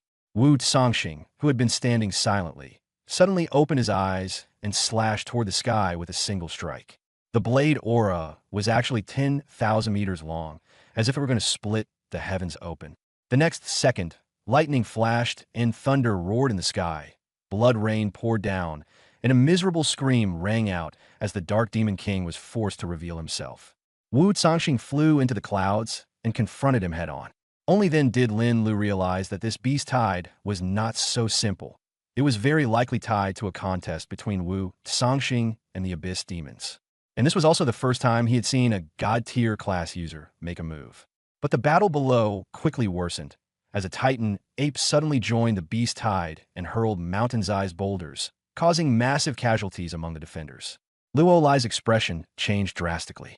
In order to lure out the Dark Demon King, they had originally withdrawn most of the defensive forces, but now the Titan ape had disrupted the plan, and Nine Swords Pass might not be able to hold out until Wu Zongxing returned for reinforcements. Luo Lai was momentarily at a loss. The Titan ape had extremely high fire resistance, which happened to counter his Flame Walker, making it impossible for him to deal effective damage. At that moment, Lin Lu took the initiative and said that he might be able to deal with that giant ape. Luo Lai was stunned on the spot. Seeing that Lin Lu was only in his 20s in level, he bluntly said that it was impossible for him to be the Titan ape's match. But Lin Lu did not back down. He directly walked to the edge of the city wall, facing the tens of thousands of beasts outside, ready to prove himself in front of everyone. Stop trying, back off, and don't make trouble. Luo Lai simply did not believe Lin Lu could do it. In his eyes, Lin Lu was nothing more than a young man in his 20s who had no idea how terrifying the Titan ape was. But Lin Lu did not retreat. The next second, a flash of purple sword light streaked by. A large open area was instantly cleared beneath the city wall, and all the monsters that rushed into the sword light were instantly killed. Luo Lai froze on the spot. He had never imagined that Lin Lu really possessed such strength. Zhang Yinshan was also stunned. Lin Li's performance had completely exceeded his understanding. He had just been worrying that something might happen to him, but now it looked like he was the one who had become a joke. Now, does General Luo believe me? Lin Lu came back and asked directly. Only then did Luo Lai come to his senses, and his attitude changed immediately. He asked Lin Lu what to do, even willing to risk everything to help him kill the Titan ape. Lin Lu said the problem wasn't combat power, but distance. The Titan ape was too far away, with a beast tide in between. He had to get close first. After hearing this, Luo Lai immediately took out an epic grade scroll. It was a high-level flight spell scroll that could allow a person to fly for a short time. Lin Lu took the scroll, immediately took off, and prepared to charge at the Titan ape. This was the first time Lin Lu had flown with his own body, but he had no time to enjoy it now. He immediately rushed toward the Titan ape. The flight spell was extremely fast, and within seconds he was above the ape's head. When the Titan ape saw him, it didn't take him seriously at all. In its eyes, Lin Lu was far too weak, not even enough to tickle it. It thumped its chest and roared wildly, as if mocking him. But the next second, it could no longer laugh. Over 100 flying swords suddenly appeared.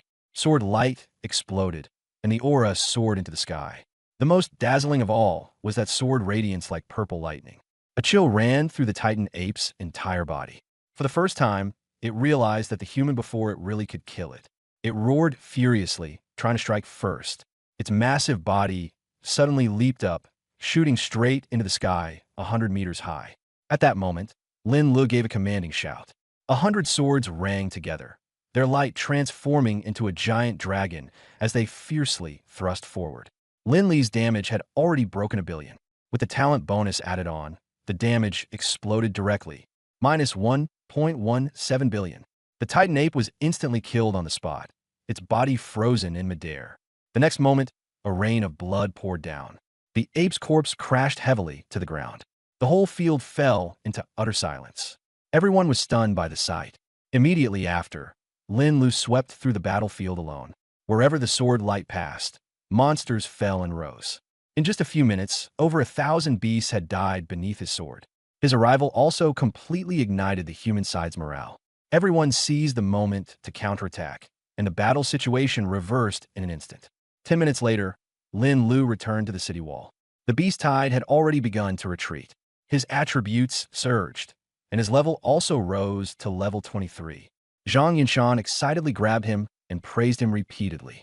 Luo Lai also stepped forward and recognized him as the hero of this battle. I'll first help you quickly condense and polish it into a more colloquial version with clearer conflict, while keeping the key plot points and minimizing repetition. Wu Sanxing looked at Lin Lu and bluntly said he was the most outrageous genius he had ever seen. He was clearly only in his 20s, yet he was absurdly powerful. His future was limitless. Lin Lu, however, was very modest, saying that he was only lucky and still far behind true powerhouses. After witnessing the strength of a Godteva, he also truly understood the gap between them. No matter how strong he was now, in front of someone like Wu Sanxing, he was still not worth mentioning.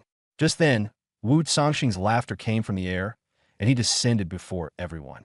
The people on the city wall immediately stood at attention and saluted, and the atmosphere instantly grew tense.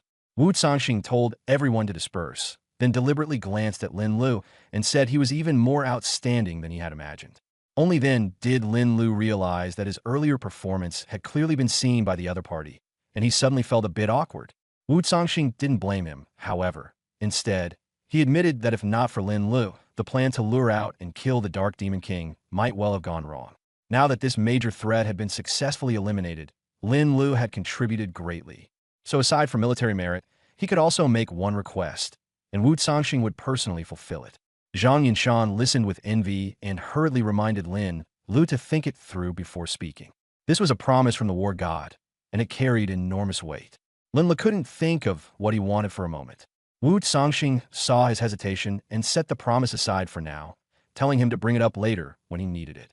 After that, Wu Sanxing gave Lin Lu soul-converging jade, saying it contained an incarnation of his will and could unleash one full power strike at a critical moment. However, it could only be used once. Once activated, it would be completely destroyed. Lin Lu quickly thanked him, knowing how extraordinarily precious this gift was. After instructing Luo Lai to handle the post-battle affairs, Wu Sanxing especially ordered that Lin Li's military merit be counted at double value, with the excess deducted from his own share. With that said, he left. At Jujin Pass, in the general's residence. As soon as Lin Lu returned here, new matters came up again. If you're willing, I can continue polishing the following section in the same style as well. Early the next morning, Luo Lai came to the courtyard where Lin Lu was staying. Pretty good, and thanks for having General Luo take care of me, Lin Lu said a little awkwardly. At last night's victory banquet, he had been toasted drink after drink by the veteran soldiers and ended up completely blacked out. If Luo Lai hadn't sent people to look after him, he might really have ended up sleeping in a stinking ditch. It's what I should do. No trouble at all. Luo Lai smiled as he took out 2 items. This is your military ID, and this is the dragon pattern badge that only official members of the Qianlong squad can receive. The badge isn't just proof of identity. It also automatically records military merit. In the future, when you kill demonized creatures or abyss demons, the badge will scan them in sync and upload your military merit in real time. Wait, official member? He remembered Zhang Yinshan saying that after passing the trial, one could only first become a reserve member. That's exactly what I came to tell you. Luo Lai explained. You performed too outstandingly yesterday, so the commander-in-chief gave special approval and directly promoted you to an official member of the Qianlong squad. From now on, you're a formal team member. I'll add you to the group later, so remember to accept it. So that's how it is. Lin Le nodded, then asked, what about the military ID? He looked at it and saw that his rank was actually 3-star colonel. After the era of began, the military rank system of Longxia was revised from non-commissioned officer to colonel, then to major general, and finally to dragon general, with 7 stars in each tier. Promotion depended entirely on military merit. A 3-star colonel was not low at all. Luo Lai was level 79 and had served in the army for many years, yet he was only a 1-star major general. As for dragon general, there were fewer than 10 in all of Longxia, and they were all with extremely distinguished military achievements. An official member of the Qianlong squad is normally a 1-star colonel, Luo Lai continued. But you earned so much merit yesterday that the commander-in-chief counted it at double value. So you were directly promoted to 3-star colonel. Military merit isn't just for raising rank. It's also very useful. The training hall and military district dungeons all require military merit to enter, and many equipment items and props can also be exchanged with military merit. If your rank is high enough, you can even redeem myth-grade items. Lin Lu understood. So in other words, military merit is the common currency inside the military district. That's right. Luo Lai nodded. The Dragon Pattern Badge can connect directly to the military district network. With just a thought, you can check your military merit and exchange for items. Any resources you trade for will also be delivered to the place you specify as quickly as possible. That's way too convenient. Lin Lu tried using his mind to connect to the system, and an interface that looked like a game shop immediately popped up before his eyes. The item categories were clearly listed, and he could even filter them. At the top, his total military merit was displayed, 36,000. He glanced over it roughly. A beginner skill awakening stone only cost 10 military merit. Wanbao Tower sold it for 100 gold coins. A gold tier weapon, the Dragon Roar Sword, cost 700 military merit, while Wanbao Tower priced it at 7,300 gold coins. From this, military merit and gold coins seemed to be at about a 1:10 ratio. But in reality, military merit was far more precious than gold coins. Looking at the shop, Lin Lu couldn't help but feel the urge to buy something, and decided to first purchase 10 beginner skill awakening stones. A high-grade awakening stone cost 500 military merit, ridiculously expensive. Lin Lu glanced at his own level, then thought of the Sword Immortal's blessing, and directly bought 10 beginner awakening stones. There wasn't anything suitable in the equipment section either. The star pattern sword couldn't be replaced for now. What truly shocked him was the purple extreme dragon blood crystal needed to repair the violet star emperor's sword. Its price was so high that he simply couldn't afford it. Later, he unexpectedly found skill enhancement stones and immediately placed an order, spending nearly all his military merit. After exiting the shop, Luo Lai asked him what he had bought, and Lin Lu brushed it off casually. Once he learned that the portal had already been repaired, he and Zhang Yinshan quickly returned to Huai City. Back home, Lin Lu immediately took out the awakening stones and enhancement stones, preparing to awaken his skills first. Awakening successful. You have obtained a class skill Strong Strike Sword Array. Strong Strike Sword Array, level 1 centered on yourself. Deploy a sword array. Within the array, critical damage plus 200%. Flying swords carry 10% lifesteal, radius 50 meters. Another buff skill, nice. Lin Lu was very satisfied. A 200% critical damage bonus directly pushed his output up another notch. More importantly, it granted 10% lifesteal. Combined with the 5% from the King's Cloak, his lifesteal had already reached 15%. With his absurd damage output right now, even a casual strike could recover a huge chunk of health, and his survivability instantly maxed out. The only pity was that the level 1 sword array only had a 50-meter radius, which was still a bit small. But Lin Lu wasn't in a hurry. As the skill level rises, these problems can all be solved. Go on. Under the blessing of the Sword Immortal, the second awakening stone succeeded again. Awakening successful. You have gained a class skill, Sword Flash. Sword Flash, level 1 increases sword flight speed by 10%. This skill was very simple. It just meant speeding up. But Lin Lu quickly realized that this was also a powerful skill. The faster the flying sword, the higher the attack frequency, and the damage per second would naturally surge as well. What's more, the faster the speed, the harder it is for enemies to dodge, and the stronger the suppression. By the time it got so fast that others couldn't even see it clearly, killing would become silent and unseen. By now, Lin Lu had awakened 5 class skills: Sword Flight, Sword Arsenal, Sword Heart Spirit Eyes, Powerful Strike Sword Array, Sword Flash. Sword Flight was the basic attack method. After enhancement, it gained splash damage and ultra-long range.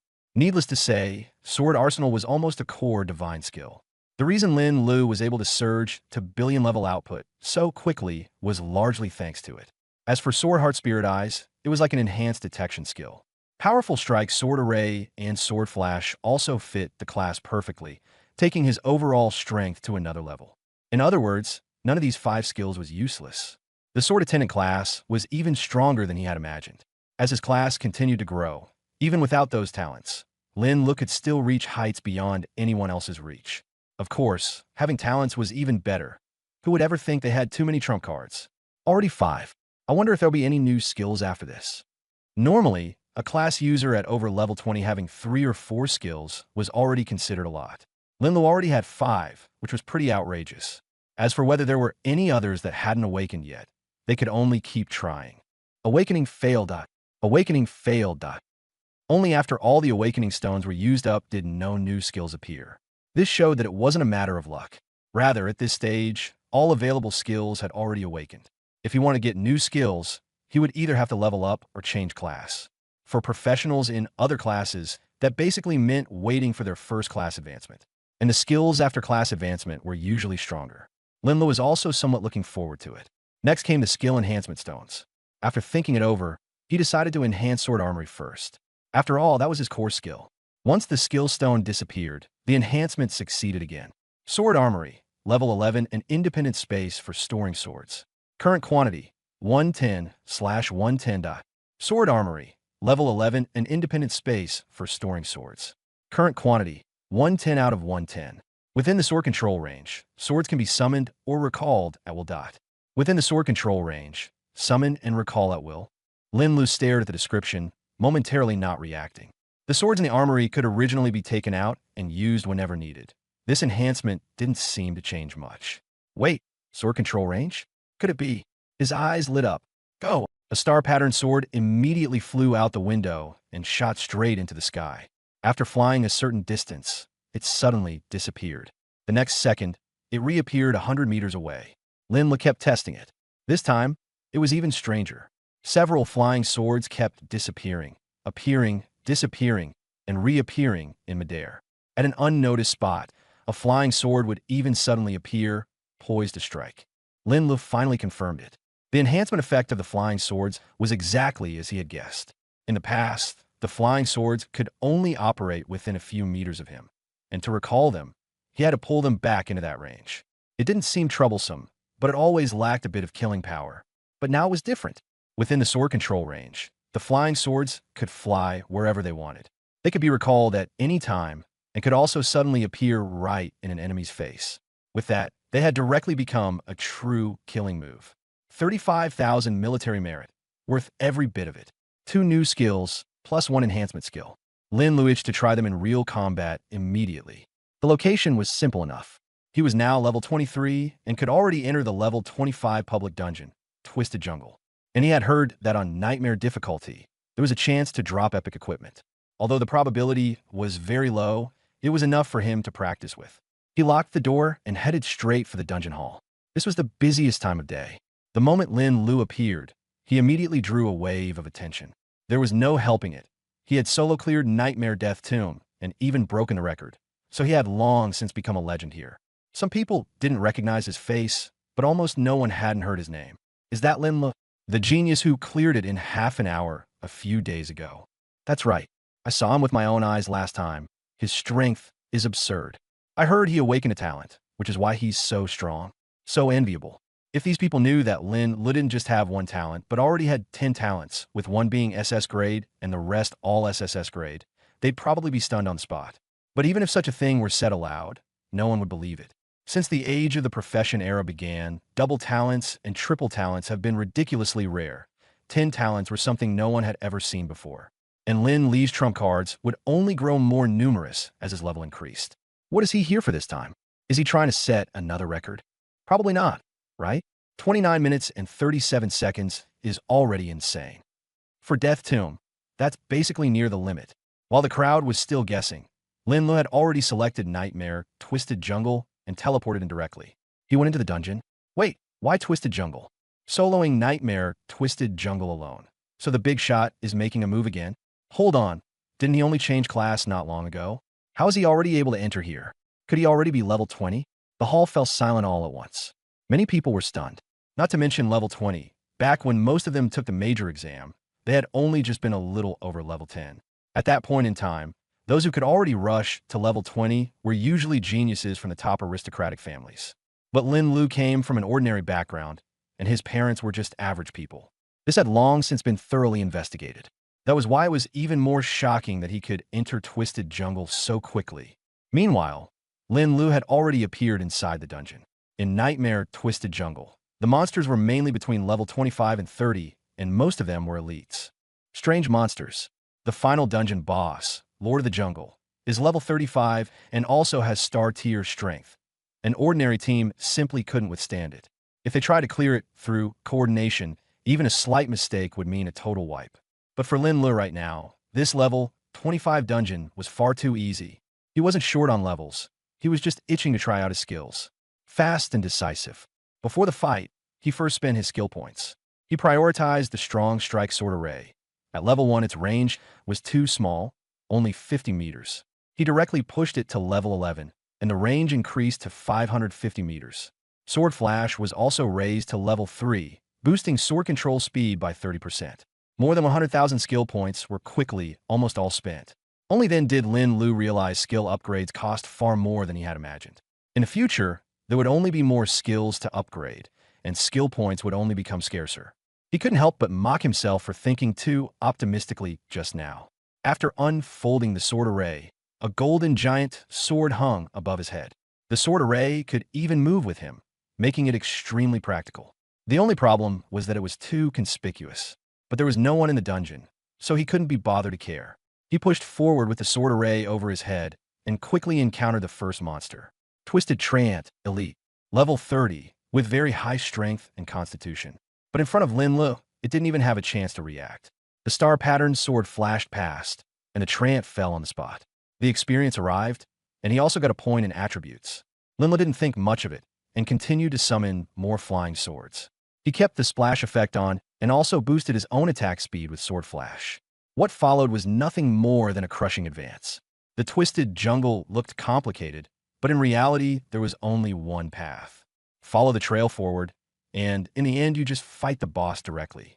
Every monster encountered along the way, whether visible or not, was all cleared away by sword light. Lin Lu soon found the boss. The so-called Lord of the Jungle was actually a gigantic treant. It stood 40 to 50 meters tall, with vines spreading out like tentacles, and its oppressive presence was overwhelming. It was the most absurdly large boss he had ever seen. But to Lin Lu, that was about it.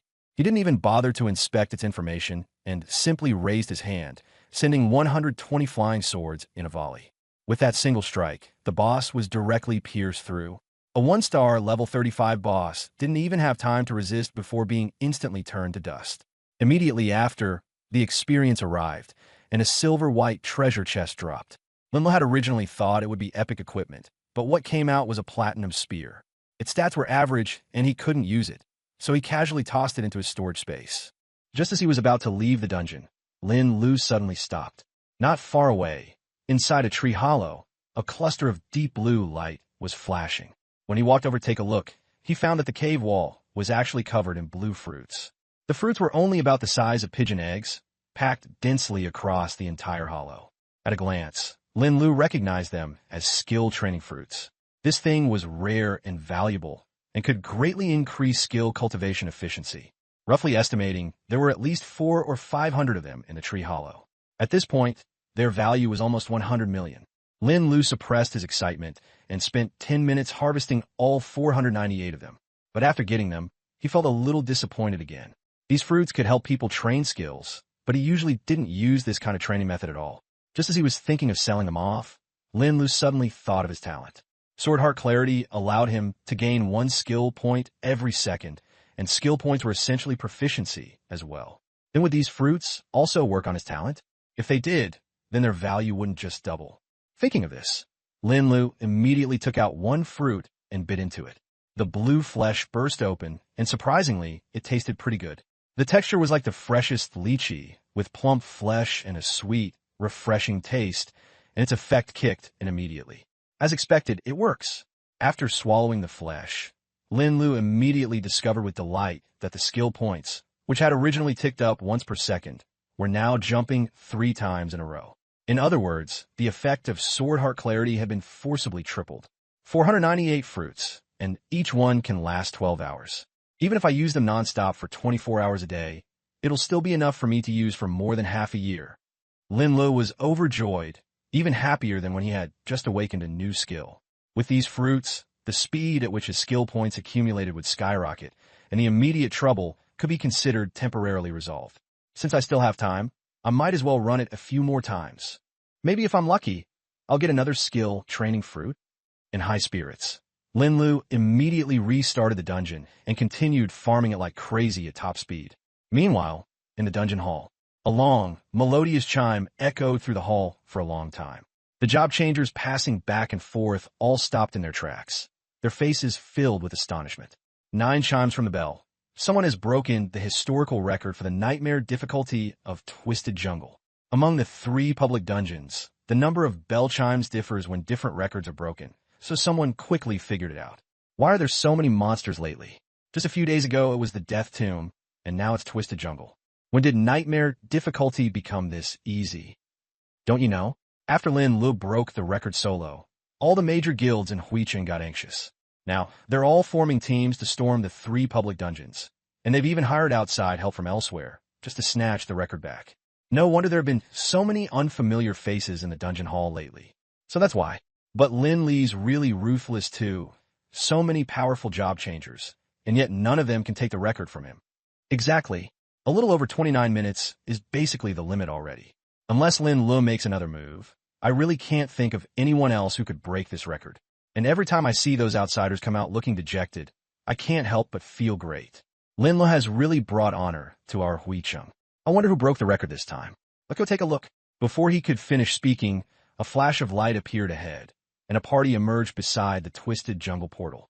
There were 5 people in total, 4 men and 1 woman. 2 mages, 1 melee fighter, 1 tank, and 1 priest. A very complete lineup. All 5 were level 35, exactly matching the level cap for Twisted Jungle. Moreover, their gear was obviously exaggerated at a glance. Every piece was white platinum rank, and even the melee fighter's weapon was glowing with purple light, clearly an epic tier item. 1 hour and 34 minutes. We've broken the record. Among the 5 of them, the young man holding the epic weapon spoke with a smug expression. The others chimed in right after him, their voices full of boastfulness. I heard the previous record had stood for 7 years.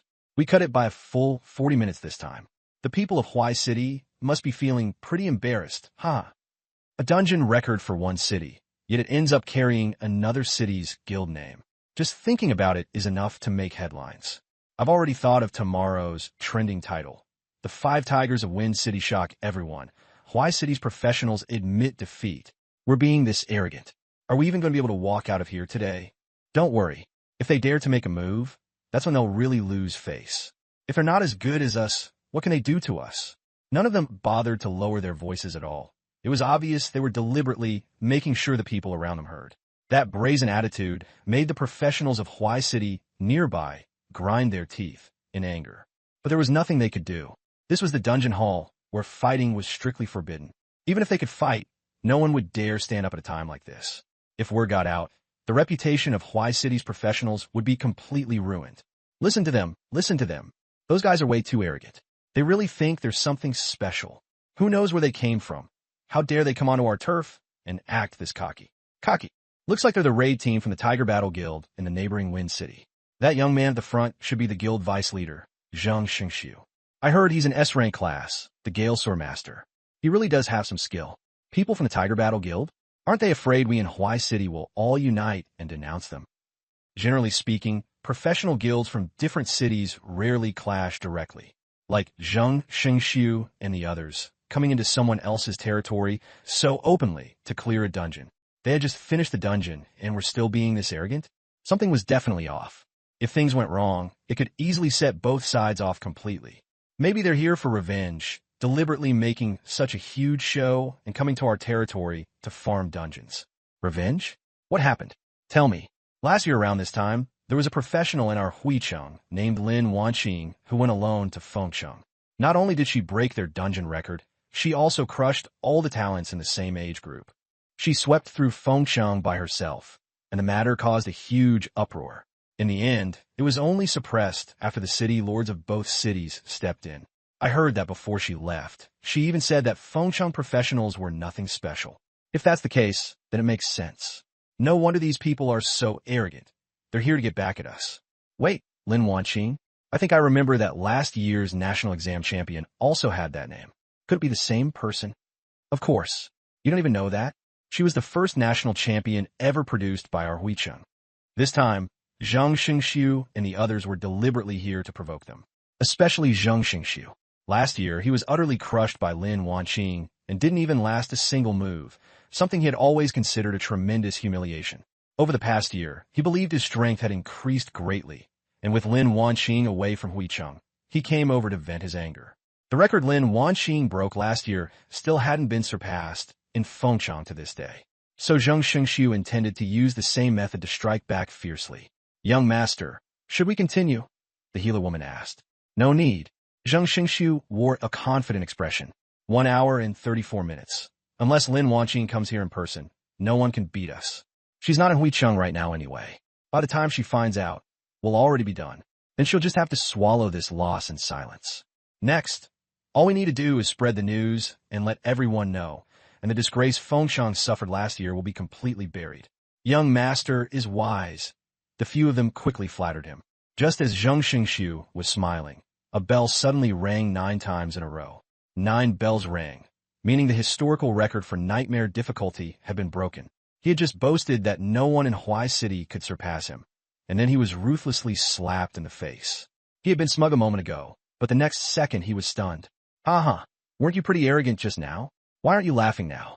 Don't be too cocky in life. Karma comes fast. I wonder who broke the record. They really brought honor to our Huai City. Come on, let's go take a look.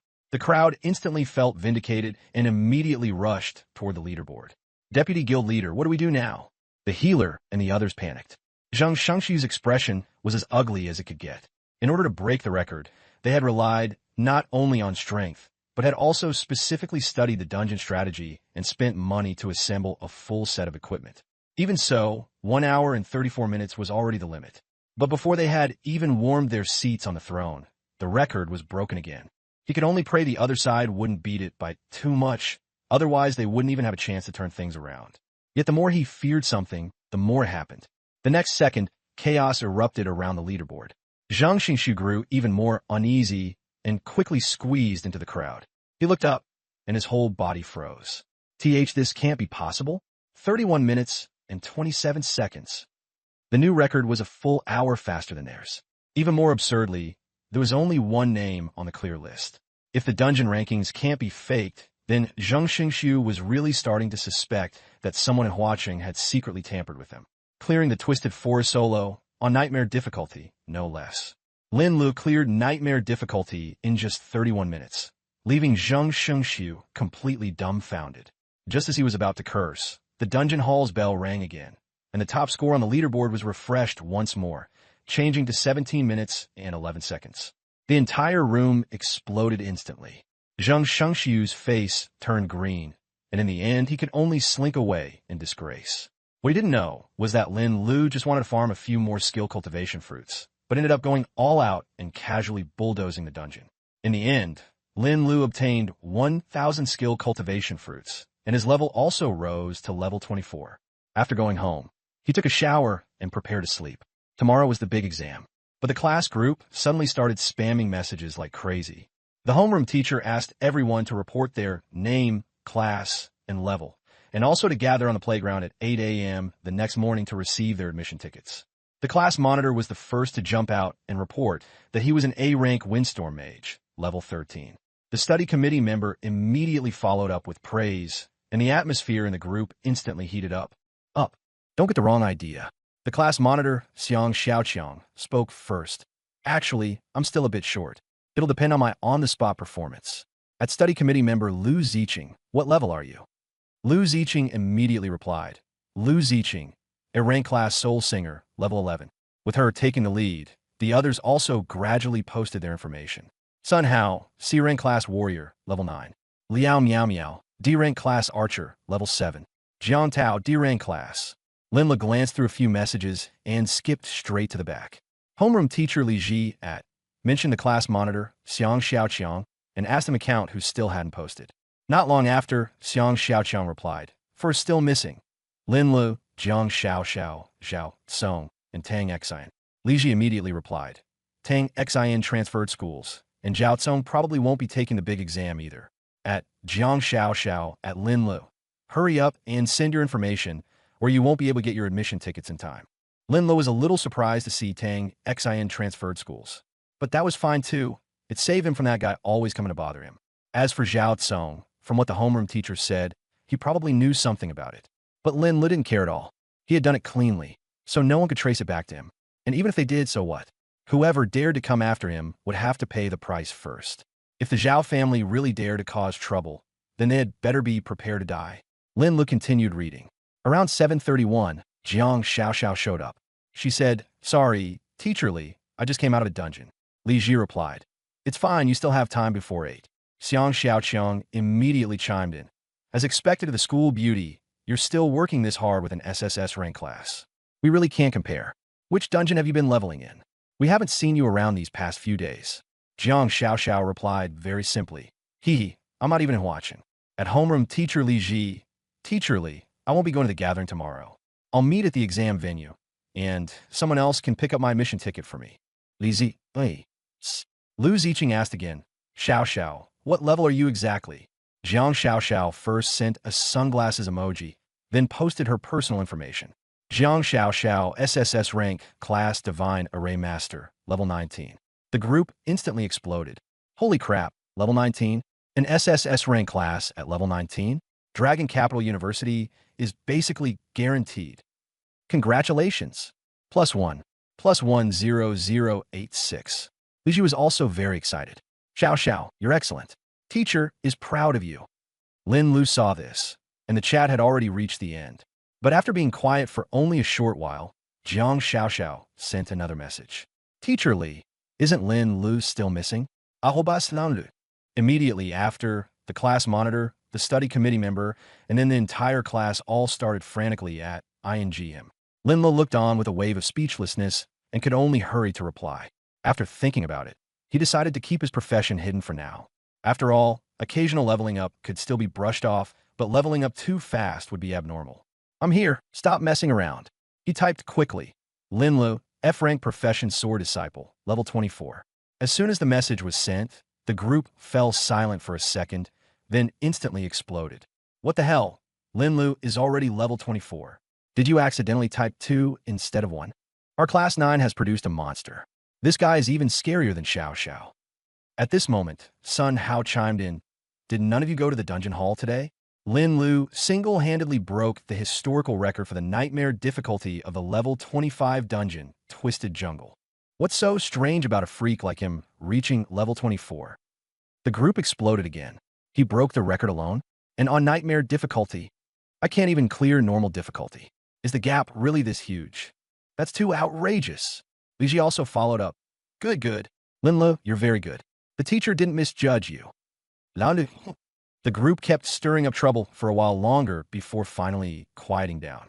Just as Lin Lu put down his phone, Jiang Xiao sent him a private message, wishing him good luck in tomorrow's final exam, and deliberately teasing him by saying that once he got into Longjing University, she would tell him a secret. Lin Lu asked her about it, but she only kept him guessing and urged him to get some sleep early. Early the next morning, on the playground of Huicheng No. 1 High School, several hundred examinees had already gathered, making for a grand scene. As soon as Lin Lu appeared, he immediately caused a stir. Everyone was discussing how strong his talent was, how fast he farmed dungeons, and how ruthlessly he broke records, accomplishing in just 10 days what many people couldn't do in an entire lifetime. Even more outrageous was the fact that he was actually still an official member of the Qianlong Squad, a 3-star lieutenant colonel, though no one else knew that yet. After Lin Lu got his admission card, he found that Jiang Xiao hadn't come. so he could only first assemble with his class. Fan Zhangtian quickly led the team out. The national exam was divided into 3 regions by exam district, and this time Huiqing's candidates were heading to Jiangning City in the Jiangnan Exam District. At 9 in the morning, tens of thousands of students gathered at the exam site. The exam rules were simple: a 100-point written test in the morning and a 200-point practical test in the afternoon. The highest score nationwide would be the top scholar, with practical scores taking priority. Lin Lu did very steadily on the morning paper and basically encountered no difficulty. After the noon break, the practical exam began at 1 in the afternoon. His task was to continuously defeat Minotaurs in exam room 11111. 6 rounds of challenges, with faster clears earning higher scores. But he didn't put in the slightest effort at all. The very first one was decapitated by a single sword strike as soon as it attacked. The later rounds were the same, and by the 6th round, facing a level 30 boss-class Minotaur, he still solved it with 1 sword strike. After all 6 rounds, less than a minute had passed. Others might still be fighting hard in the first round, but he had already finished the exam so effortlessly that even he found it absurd. Meanwhile, in the invigilation room, the proctors stared at the screen and were directly stunned. The proctor looked at the footage and was completely dumbfounded. Less than a minute, and all 6 rounds were finished. He replayed it over and over. The more he watched, the more shaken he became. That examinee raised only a finger from start to finish. A sword flew out, and all the Minotaurs were instantly killed. At that moment, Lu Mingxuan walked over. "What's going on? Let me take a look." At first he was still quite casual, but as he watched, his expression changed. Sword control? I've never seen that before. The Minotaur in the 6th round had nearly 1,000,000 HP, and it was taken down with 1 sword strike. The nearby proctor said quietly, "Bureau Chief Lu, I suspect there's a problem with the system." Lu Mingxuan frowned. "I personally checked the equipment. The possibility of a bug is very low." After thinking for a moment, he suddenly stood up and walked toward the main control console. "If you want to figure it out, just watch it one more time directly." The screen cut to exam room 11111. Someone suddenly pressed the red button. In the next second, a mutated Minotaur, black as polished onyx, was released. Bad news, this is a level 35 1-star boss. This is already beyond the scope of the exam. The proctor's face turned pale. But before he could finish speaking, the young man on the screen moved again. He merely pointed lightly. "Go!" A flash of silver light later, the mutated Minotaur collapsed to the ground. The entire venue fell instantly silent. All the proctors were stunned. This was simply not something an ordinary examinee could do. Such an easy kill, yet the exam room seemed a little off. This examinee had actually done it. What was even more shocking came next.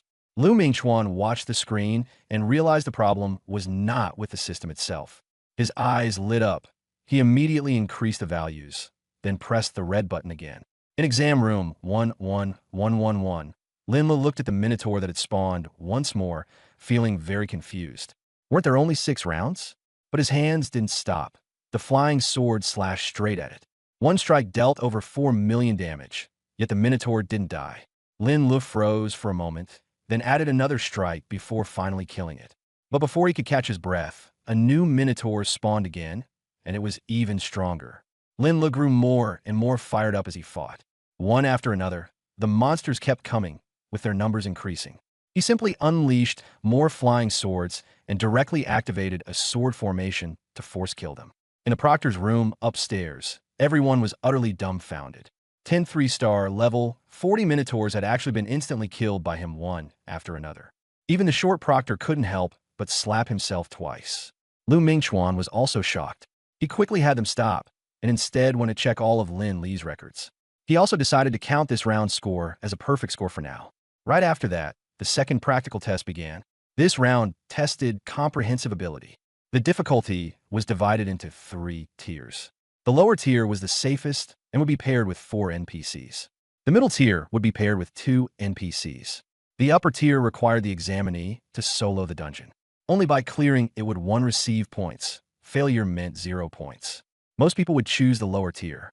Those brave enough to choose the upper tier were few and far between. When it was Lin Li's turn, he did not hesitate and chose the upper tier directly. On the other side, after Lu Mingxuan obtained the records, his expression changed. Lin Lu, 18 years old, class, F-rank sword apprentice. But this class had never been recorded before. It seemed to be a brand new class. This is extremely rare. The talent has already awakened, but its effect is still unclear. The name Lin Shanhai sounds familiar to Lu Mingchuan.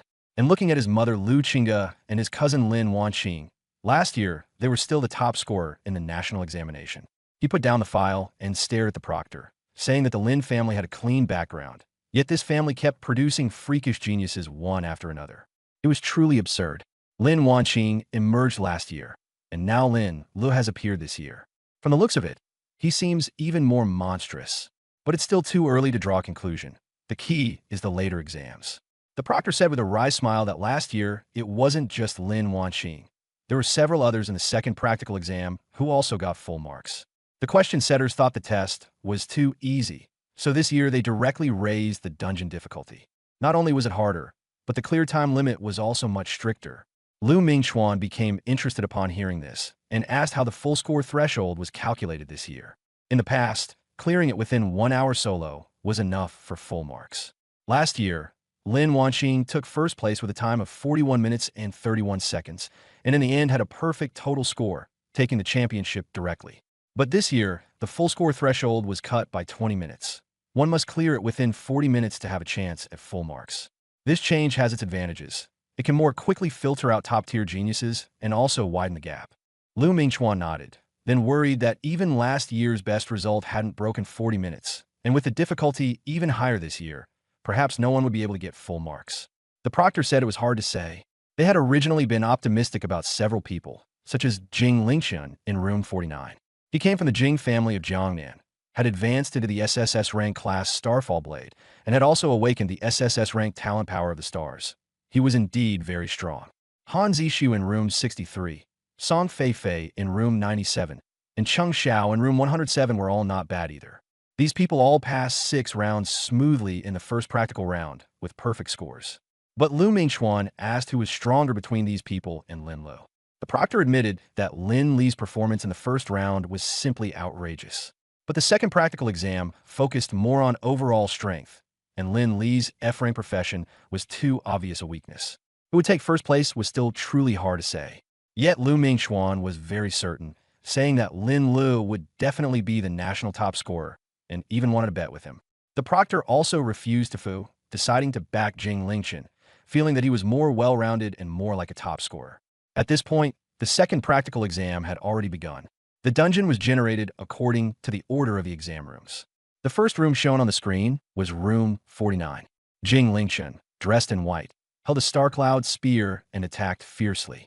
Every thrust could stir the stars into a joyous resonance, and the scene was immensely ferocious. When he reached the boss, a star-bright giant more than 10 meters tall even condensed behind him. The giant's movements synchronized with his, and with a sweep of the spear, almost nothing could block him. In the end, the boss fell, and the timer stopped at 39 minutes and 57 seconds. The proctoring room exploded instantly. To still get full marks under such difficulty, Jing Lingqian truly was a double SSS monster. The proctor behind, Lu Mingchuan, said excitedly, "Director Lu, I won this bet." Jing Lingqian is indeed Butsa. Starfall Blade paired with Power of the Stars is also considered genius material. Lu Mingchuan first nodded in acknowledgement, then added, "But it's still too early to draw a conclusion. We haven't looked at Lin Li's side yet." He immediately switched to room 11111. By the time calculation, Lin Lu should have only been at the exam for just over 10 minutes. Normally, even if he were a bit faster, he'd only have completed about a third. Clearing it within 40 minutes for full marks wouldn't be strange at all. But when the screen switched over, both of them froze. Lin Lu was already standing at the finish line. His aura was steady, his clothes only slightly wrinkled, with almost no visible signs of battle. Yet the timer was fixed solidly at 13 minutes and 1 second. 13 minutes? What kind of monster is this? Lu Mingchuan and the proctor blurted out almost at the same time. In their shock, Lu Mingchuan even forgot about the bet. "Quick, replay it. I want to see exactly how he did it." Once the replay started, everyone was stunned senseless by Lin Li's performance. This dungeon was actually just a long corridor. As you moved forward, monster rooms on both sides would keep being triggered. After defeating all the puppets and then defeating the puppeteer, you would clear the stage. It looks simple, but it's actually very hard. The puppets and the puppeteer can not only fight, but also use elemental magic. Many candidates get stuck here. Even Ji Lingqian had to advance cautiously, and in the end he only cleared it by using his trump card. But Lin Lu played by his own rules entirely. As soon as he started, he charged straight ahead and drew all the monsters to the finish line. The next second, dozens of flying swords erupted at once, sword lights sweeping across the field as the sword array instantly unfolded. After one round of attacks, the puppeteer and all the monsters were knocked down. The scene was so outrageous that even those watching the replay fell silent. He can actually control 43 flying swords at once, Lu Mingchuan muttered, and that still doesn't seem like his full power. Too monstrous. Ji Lingchen doesn't even come close to him. A novice who's only been classed for 10 days. How could he possibly do this? This kid definitely has god-tier potential. The exam room was buzzing with discussion, and nearly everyone was praising the same candidate. That had never happened in any previous major exam. Lu Mingchuan took a deep breath, forced himself to calm down, and directly ordered, "Upload Lin Li's exam footage with encryption immediately. Without my orders, no one is allowed to access it." Yes, at 7 or 8 in the evening, this major exam finally came to an end. The candidates returned to Jiangning Central Square, waiting for the results to be announced. This second practical exam was way too brutal. I nearly didn't even pass the lowest difficulty. This year's exam was much harder overall. That's insane. At this cutoff, I'm afraid I won't even get into college. Most of the candidates looked exhausted, clearly weighed down by the exam. While waiting for the rankings, Fan Zhantian felt his heart tighten, worried that something might have gone wrong with Lin Lu. Many people from number 1 high school also looked grim. The confidence they had before the exam had been completely worn away by this major test. Fan Zhantian could only comfort everyone by saying not to panic over the scores yet. When the difficulty goes up, the admission cutoff will also come down. But after looking around and still not seeing Lin Lu come out, he grew even more uneasy. Just then, the rankings were posted. The giant light screen lit up, and the national rankings began to jump out one after another. With hundreds of thousands competing at once, only about 100,000 could ultimately get into college, and the number who could truly enter top-tier universities was even fewer. Some people erupted with joy after making the list, while others completely broke down. On the side of watching number 1 high school, Xiang Xiaoqiang and Lu Ziqing both made into the top 10,000, and Lu Ziqing even surged into the top 5,000, a clear overperformance. Not long after, Jiang Xiaoxiao rushed into the top 100, ranking 91st, and secured a place at Longjing University. But when Fan Zhantian looked back, she was gone, and only then did he realize that she had been taken away by the Jiang family. He had no time to think further and turned back to stare at the rankings. But even as the top 10 were nearly all announced, Lin Lu was still nowhere to be seen. The more Fan Zhantian looked, the more something fell off. He almost concluded that Lin Lu had underperformed and was hiding off to the side. At that moment, Ji Lingchen was also watching the rankings. Even though he still hadn't seen his own name, there was no panic on his face at all, as if he had already known he would be the last to appear. Han Zishu couldn't help asking him, since the top 3 were about to be announced, wasn't he even a little anxious? The light curtain continued to refresh, and the rankings were announced one by one. Third place was Xie Xingyan, while second place was Ji Lingchen. As soon as this result came out, the entire crowd was stunned. Ji Lingchen was actually not first. No one had expected that. Song Feifei lost her composure on the spot and refused to accept it no matter what. Very soon, the final name lit up. First place, Lin Lu, Jiangnan Examination District. The square erupted instantly. No one had expected that the Jiangnan Examination District would produce 2 top scores in a row. Even more unexpected was that Lin Lu, a name no one had ever heard before, had actually overtaken Ji Lingchen. The people from Huiqing number 1 high school were completely dumbfounded as well. Xiang Xiaoqiang rubbed his eyes in disbelief. Lu Ziqing also looked at Fan Zhantian, wanting to confirm whether she had heard wrong. Fan Zhantian was first shocked, then immediately reacted. After confirming that the candidate number on the admission ticket was correct, he finally announced loudly that the top scorer was Lin Lu. The teachers and students of Huiqing number 1 high school erupted at once. They could never have imagined that their school would actually produce the national top scorer. The people from the other schools all changed expression upon hearing this. Just then, Song Feifei suddenly stepped forward to question it. She publicly said that Lin Lu was not worthy, insisting there must be some dark secret behind this. Her words immediately ignited a wave of controversy at the scene. Song Feifei's words do seem to make some sense. Ji Lingchen is a double SSS ranked genius, strong and with excellent grades. How could he not get first place? Could there really be a problem? Don't just follow the crowd and stir things up. National exams are so important. Who would dare cheat? Last year, there was also an underdog comeback. That kind of thing isn't rare. It's already gotten heated. We'll just have to see how the officials explain it. Soon, everyone was staring at the results, waiting to watch the show. In the invigilator room, Lin Lu was talking with Lu Mingchuan. Bureau Chief Lu, I still need to think about this. I can't agree to it for now. After the exam ended, he had been invited here. Lu Mingchuan wanted to take him as his disciple. But Lin Lu wasn't prepared, and he had never thought about becoming a disciple, so he refused directly. All right, take your time to think it over. I'm not in a hurry. Lu Mingchuan wasn't angry. He was just about to let him go back first when an invigilator suddenly ran over and whispered a few words in his ear. Lu Mingchuan's expression immediately darkened. Nonsense. The Song family has raised quite a daughter, embarrassing our entire Jiangnan examination district. On the other side, Han Zixu was restless. He wanted to believe that Ji Lingchen could take first place, but he was even less willing to believe that there was a dark scheme behind the exam. If Ji Lingchen only ranked second, that could only mean someone was stronger than him. Damn Song Feifei, she's so brainless. The more Han Zixu thought about it, the more panicked he became, worried that she would drag him down with her. Unable to stop her, he had no choice but to look at Ji Lingchen. Brother Chun, aren't you going to stop her? There's no need. This is her own business and has nothing to do with me. Ji Lingchen's words were cold, but his heart was clearly irritated. Only then did Han Zixu realize that he had really been following the wrong person all along. Ji Lingchen was simply using Song Feifei as a gun. Where are the staff?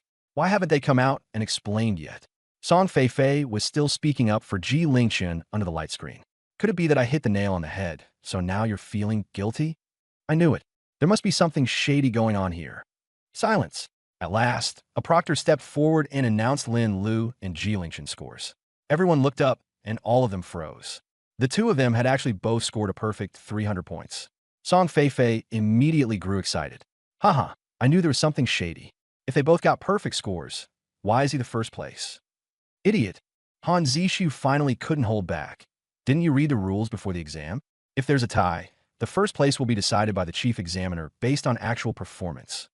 Our chief examiner for the Jiangnan exam area is Education Bureau Director Lu Mingchuan. Do you think he would abuse his power for personal gain? Han Zixu, how dare you curse at me? Song Feifei looked utterly incredulous. I'm cursing you. Han Zixu shouted angrily. If you want to die, don't drag me down with you. Stay away from me. Fine, just you wait.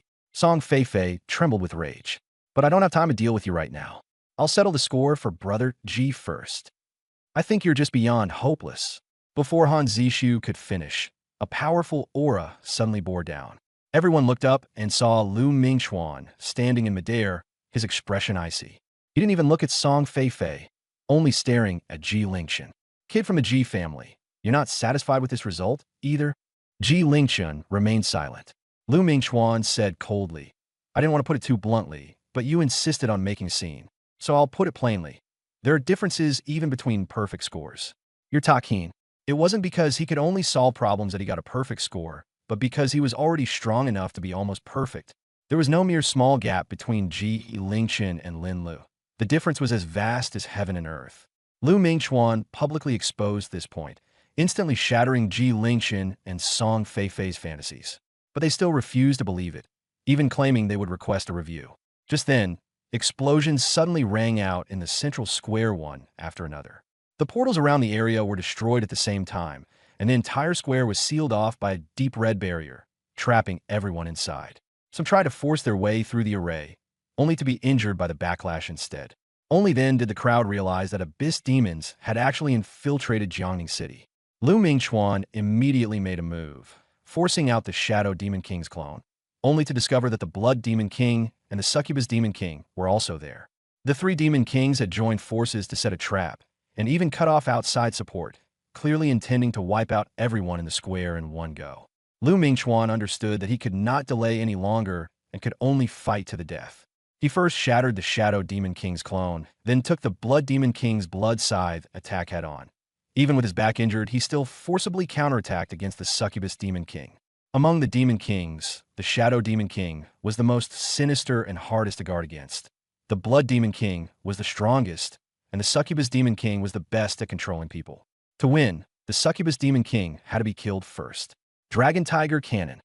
Lu Mingchuan threw out both fists, and a dragon and a tiger smashed head-on into the Succubus King. The Succubus King couldn't dodge and was sent flying while coughing up blood, crashing heavily into the barrier. Lu Mingchuan, you're asking for death. Seeing his companion severely injured, the Blood Demon King immediately went berserk. Blood mist surged around him as he condensed dozens of weapons and frantically attacked Lu Mingchuan. Lu Mingchuan swung both fists repeatedly, with palm imprints and fist imprints exploding one after another. The two fought fiercely for a moment, neither gaining the upper hand. Shadow Demon King, what are you waiting for? The Blood Demon King suddenly roared in fury. Lu Mingchuan's heart sank, and just as he was about to dodge, a black spike directly pierced through his abdomen.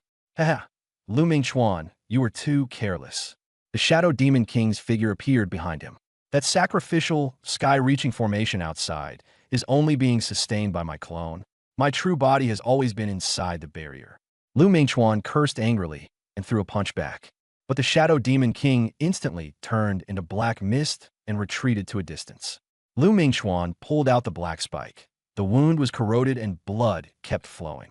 Everyone below was watching with hearts in their throats. When God-level experts and Demon Kings fought, they simply couldn't intervene. Now, they could only watch helplessly as Lu Mingchuan fought 3 opponents alone, growing more and more endangered. Find a way to break the barrier, or we'll all die. But not only could the barrier reflect attacks, it could also repair itself. After everyone fought for half a day, they still hadn't broken it open. Instead, quite a few people were injured. Just you want to break this king's barrier? The Shadow Demon King had barely finished sneering when a burst of blinding sword light suddenly erupted below. With a thunderous boom, the deep red barrier was torn open by a huge crack. Lin Lu stood in the crowd and directly unfolded a sword array. 120 flying swords transformed into a dragon of swords and smashed fiercely into the barrier. The crack grew larger and larger with each strike. Stranger still, while other people's attacks were reflected back, Lin Li's flying swords were unaffected. He simply went all out and kept bombarding it. Again, keep going. Sword light roared like a dragon, terrifying in momentum. Only then did the crowd recognize him as Lin Lu, the top scorer in the entrance exam. Even many teachers and invigilators couldn't break this barrier, yet he alone was forcibly tearing it apart. Stop talking nonsense. All of you, attack together and help Lin Lu fully break the formation. Everyone immediately concentrated their fire on the opening. Lin Lu didn't hold back either, and his attacks became even fiercer. A few seconds later, the barrier finally shattered. Once the barrier broke, the Abyss demonic aura instantly leaked out. The God-level experts guarding Jiangning immediately sensed it and all rushed toward the examination grounds. Just as the Blood Demon King was about to strike, the barrier was broken. When the Shadow Demon King saw things turn bad, he immediately opened a spatial passage to flee, but he was still one step too late. After Wu Songxing arrived, he slashed the passage apart with one strike and, in passing, also hacked the Blood Demon King into scraps. The next day, Lin Lu woke up and, recalling last night's bloody battle, still felt lingering fear. In the end, the Succubus King had hidden one last move. She used Song Fei Fei to launch a sneak attack on him, but it happened to strike the soul-gathering jade, triggering the full-force strike Wu Songxing had left behind. The Succubus King and Song Fei Fei were instantly reduced to ash. Lin Lu survived by luck and understood that the only one truly reliable was himself. Over the next month of summer vacation, he would need to focus on leveling up, training skills, and restoring the Ziwei Emperor Sword because after the mission update, advancing to Sword Sovereign at level 30 had become the new goal. And if he delayed too long, his talent would also be randomly erased. The key point was the second one, getting hold of a Mythic Grade weapon. Mythic Grade was already the highest known tier of equipment. Ordinary class holders might go their whole lives without ever seeing one. If Lin Lu hadn't happened to have a clue in hand, he wouldn't even have had the confidence to complete the quest. Right now, he could only be certain of one thing. Repairing the Ziwei Emperor Sword had become a path with no way back. But the problem was obvious too. Where was he supposed to find 3 kilograms of purple extreme dragon blood crystal? The catch was that this material came from the purple extreme dragon clan, and that clan was said to have already nearly gone extinct long ago. Just as he was worried, his phone suddenly rang. Luo Lai sent him a message, pulled him into the Qinglong squad group chat, and reminded him to change his codename after joining so he wouldn't expose his real identity. Only then did Lin Lu remember about this. He clicked into the invitation and saw that the group name was actually a warm and loving family, while Luo Lai's screen name was still Wandering Swordsman of the End of the World, completely mismatched with his rough, burly appearance. He could complain all he wanted, but he still immediately accepted the request and changed his remark name to Sword Maniac. The group quickly became lively, with everyone welcoming him in turn. Taking the opportunity, Luo Lai explained that this group was not only convenient for everyone to communicate and exchange useful items they didn't need, but also for posting military missions. The missions were difficult and the rewards were high, and after completion, one could earn military merit and resources.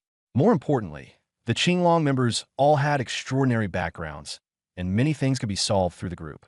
After hearing this, Lin Lu immediately sent a message in the group, urgently asking for 3 kilograms of purple extreme dragon blood crystal, or any related clues. Price was negotiable. Unexpectedly, someone immediately replied, saying he had a way to get it, but that Lin Lu would need to help with a favor first, and they arranged to meet in person. After Lin Lu confirmed the time and place, the other party directly told him to go to Wangxiang Restaurant at the west gate of Hangqing. Lin Lu set off at once, first teleporting to Jiangning, then transferring to Hangsheng, spending 2 gold coins. More than 10 minutes later, he was standing on the streets of Hangqing. This place was even more prosperous than Jiangning. The streets were full of high-level class holders, and the shops on both sides were packed tight, with equipment and rare items of every kind available. Although this was Lin Li's first time here, he also knew that the real trouble had only just begun. He had no mood to wander around. Business came first. After asking around, Lin Lu headed straight for Wangxiang Restaurant. When he reached the entrance, he sent a message in the group. "At my mount is a dragon. I'm here." Over here, a young man quickly poked his head out from the second floor and waved at him. He looked to be only in his early 20s. After the two met, the young man was very enthusiastic and introduced himself as Yu Haolong. Lin Lu also gave his name. Yu Haolong invited him to sit down first, then ordered a few of Hangqing's signature dishes, saying they could talk while eating. Lin Lu ate a few bites and got straight to the point. The purple extreme dragon blood crystal he wanted came from the purple extreme dragon demon king, but that dragon race had almost gone extinct. After hearing this, Yu Haolong first asked whether he knew about the Dragon Knight class. Lin Lu knew that Dragon Knight was an SSS class profession, strong in both offense and defense, and could also fight with a dragon pet. Yu Haolong admitted that he himself was a Dragon Knight. But this profession had a fatal problem. When leveling up, all experience had to be fed to the dragon pet first, and only after the dragon pet leveled up could he continue leveling himself. Even more troublesome, the dragon pet was bound at the moment of class change and could never be replaced for life. Whether a dragon pet was strong or not depended entirely on luck. And Yu Haolong's dragon pet happened to be a purple extreme dragon demon king with incomplete bloodline, only a 4th-tier creature, with level 40 as its limit. If he couldn't improve its bloodline, he would be stuck at level 40 for the rest of his life. Only then did Lin Lu understand that the other party's request for help was actually for this matter. Yu Haolong said that as long as the dragon pet could evolve, he could use some of its blood to get Lin Lu 3 kilograms of purple extreme dragon blood crystal. After hearing this, Lin Lu asked how exactly they were supposed to do it.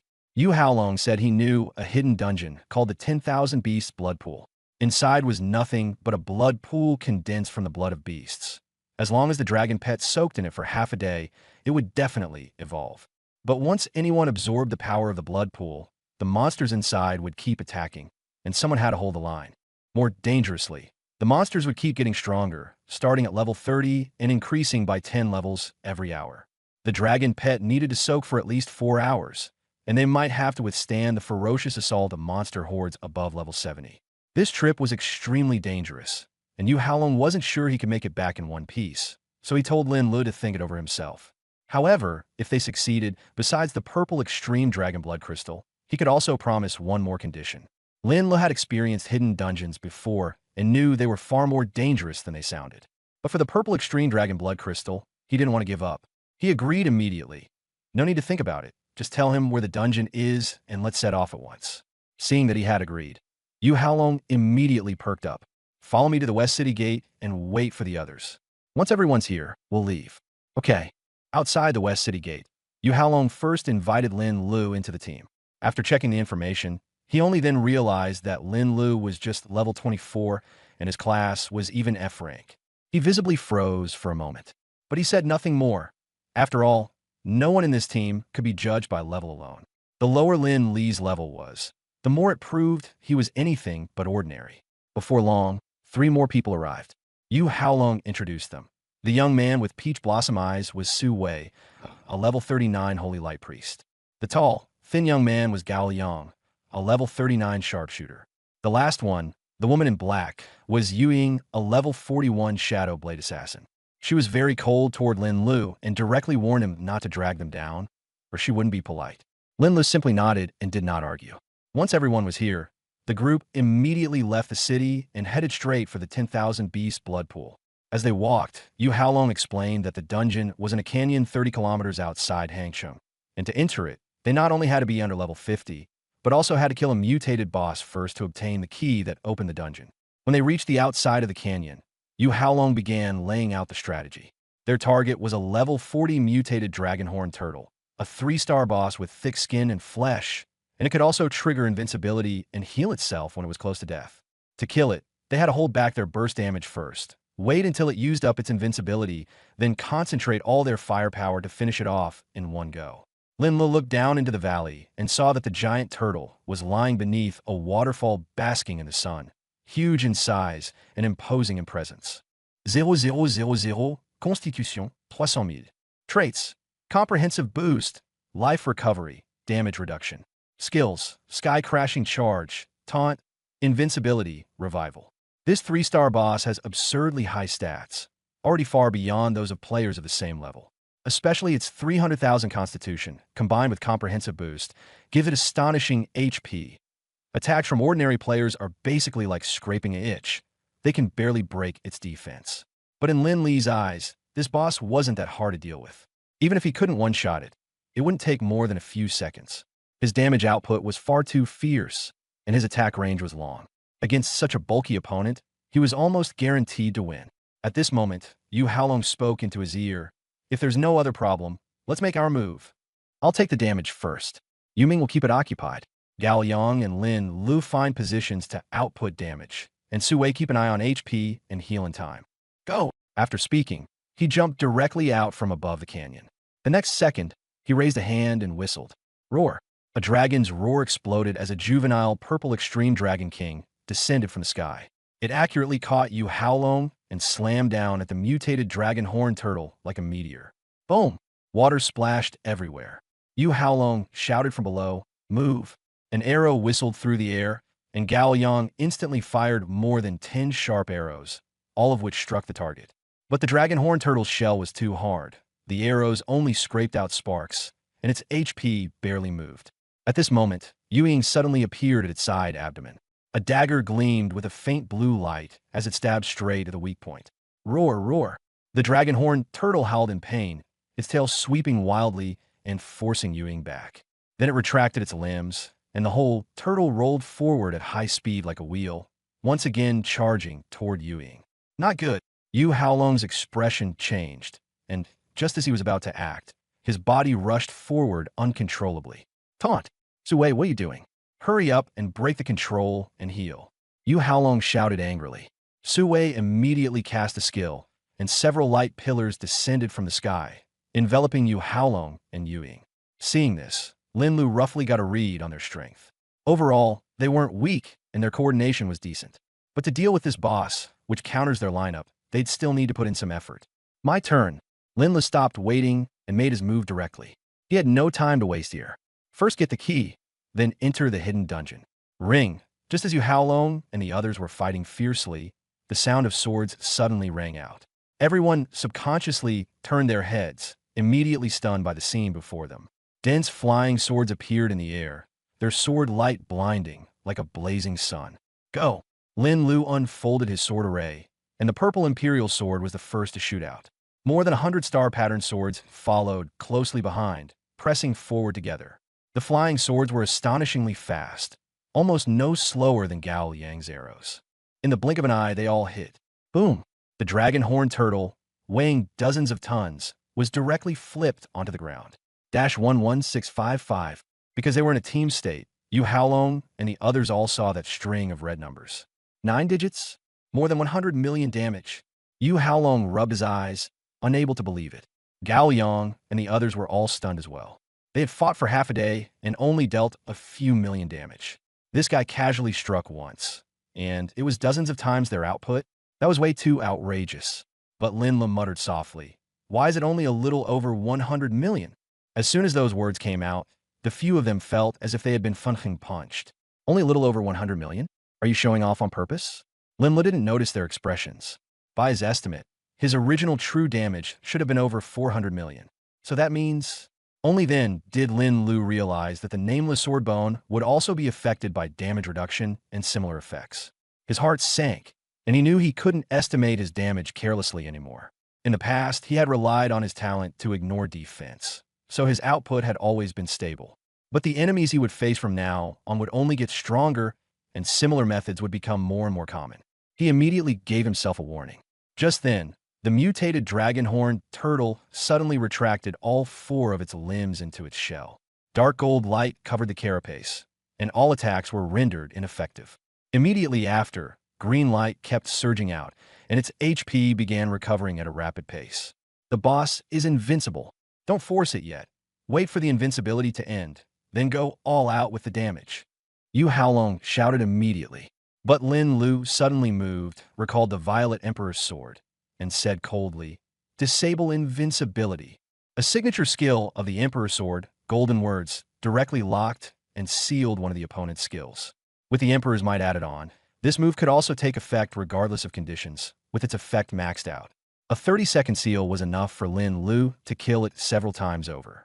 This was the first time he had used this skill, and the effect was even better than he had expected. The next second, the dark gold sheen on the mutated dragonhorn turtle's shell instantly disappeared. Its invincibility skill was forcibly interrupted.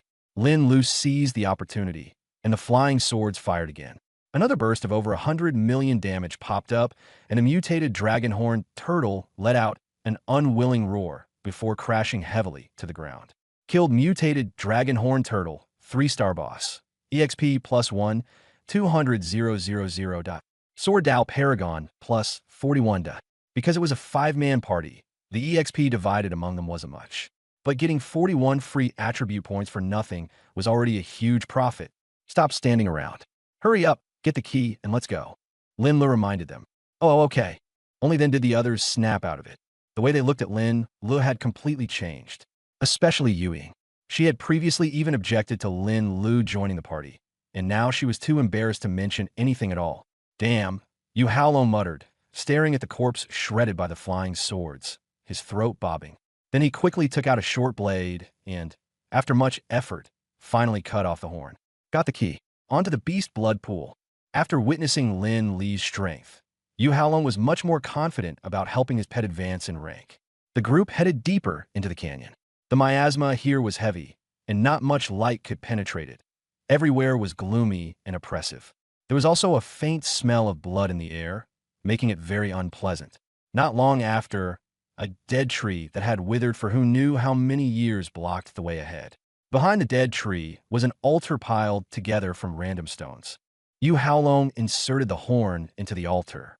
Soon, a transmission passage glowing with a ghostly light appeared before everyone. Beast Blood Pool entry restricted to job holders below level 50, maximum 5 people. A deadly place hidden in an unknown space. The situation inside is unclear.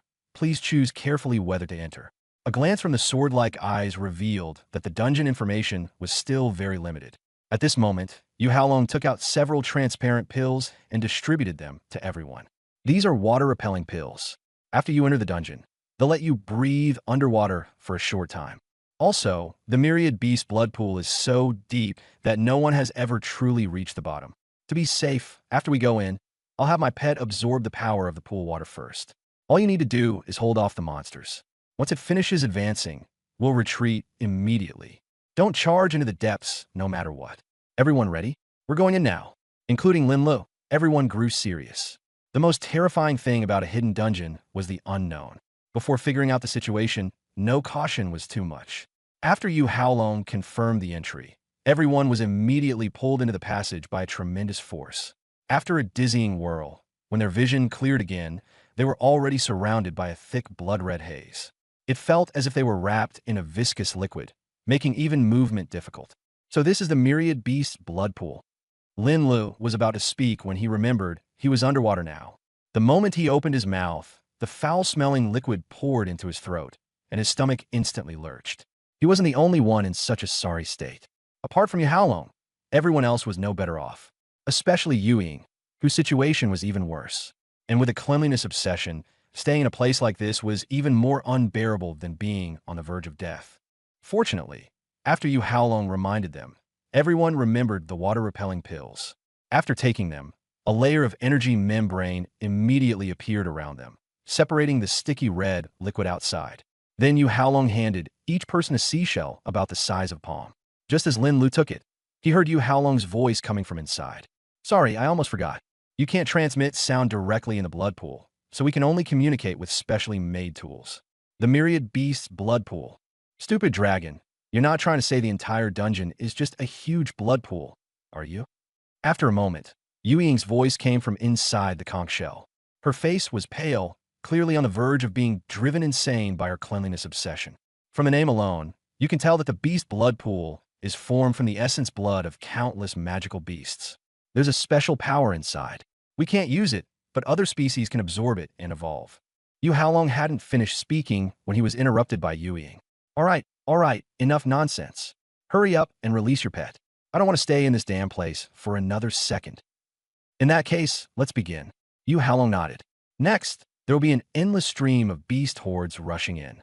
Everyone, be careful." After saying that, he summoned the juvenile Purple Extreme Dragon King. As soon as the Purple Extreme Dragon King appeared, it was thrilled beyond measure. It clearly sensed the power in the blood pool that could help it grow. Absorb as much as you can. Whether you can advance or not depends on this time. After receiving the order, the Purple Extreme Dragon King immediately began absorbing madly. Visible to the naked eye, wisps of crimson energy surged toward it from all directions. Just then, the entire blood pool suddenly trembled violently. "They're here." Just after Yu Haolong gave the warning, the blood around them began to churn. Immediately after, Lin Lu saw a strange fish as big as a calf rapidly swimming over. Not just one, it was a whole school.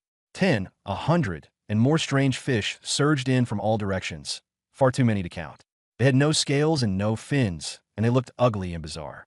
Their bloodthirsty maws opened wide, revealing rows of uneven sharp teeth. Mutated blood-swallowing fish elite. Level 30. A level 30 elite monster wasn't even an appetizer for Lin Lu now. He directly unleashed his sword formation and controlled the flying swords to kill over. Yu Haolong and the others originally wanted to help. But before they even had time to make a move, the scene before their eyes left them completely stunned. Minus 3.95 million.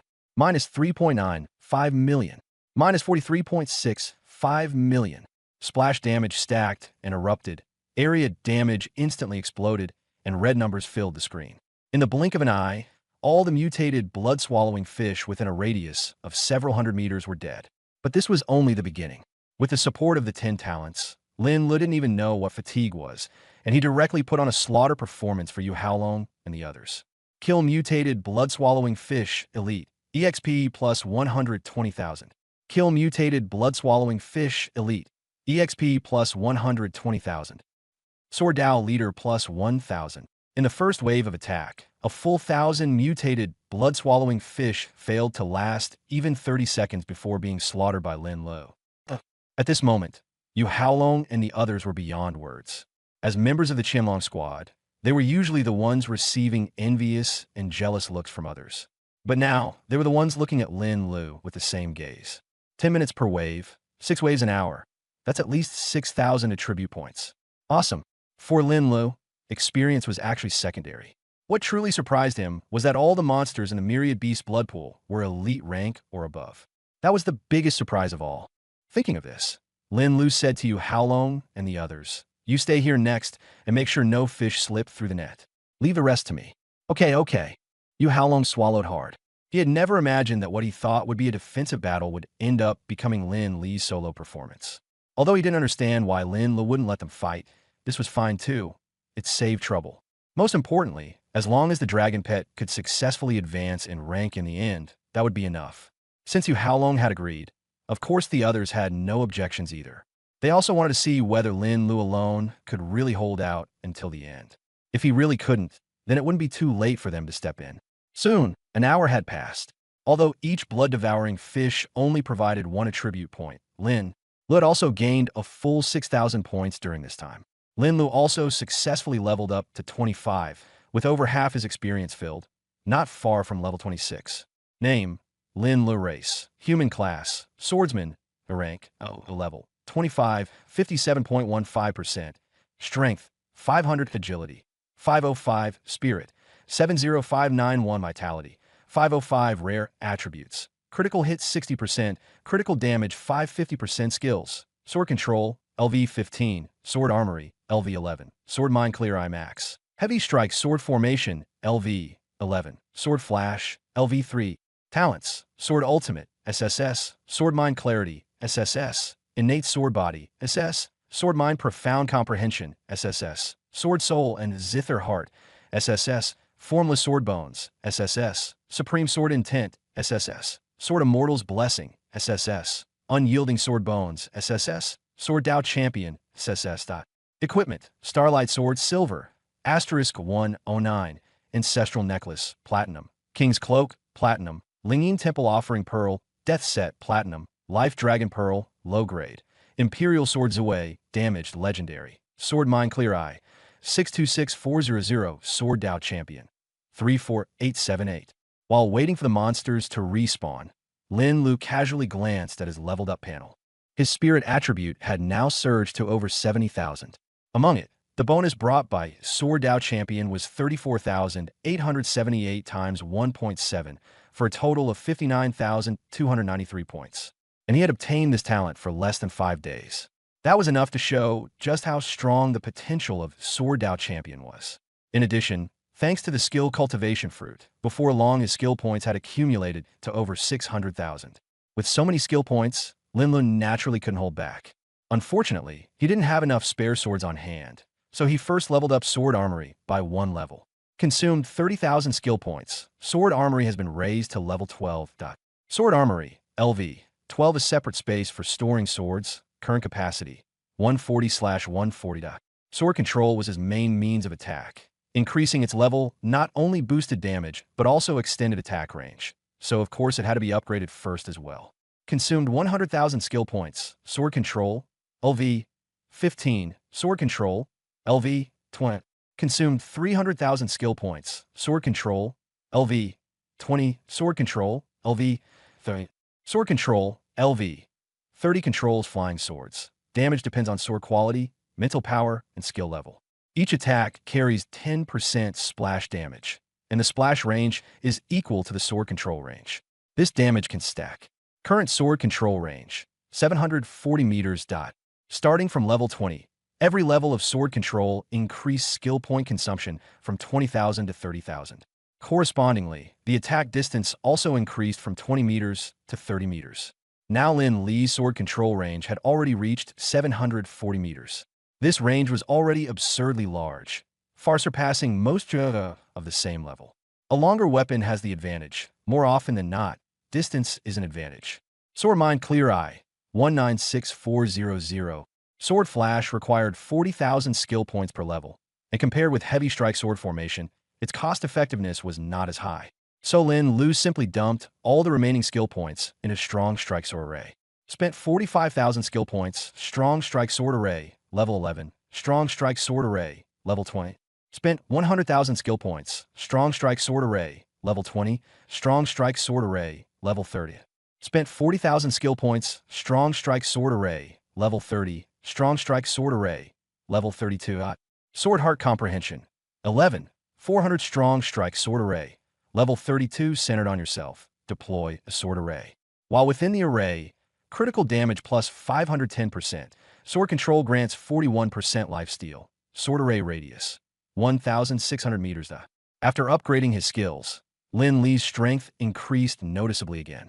When he went all out, his damage per second was already close to 900 million. The 46% attack lifesteal also made him almost invincible. Not to mention, he still had the killer trump card that was his unyielding sword bones. Once he ran into an enemy with a higher level than his own, he could instead unleash even more terrifying combat power.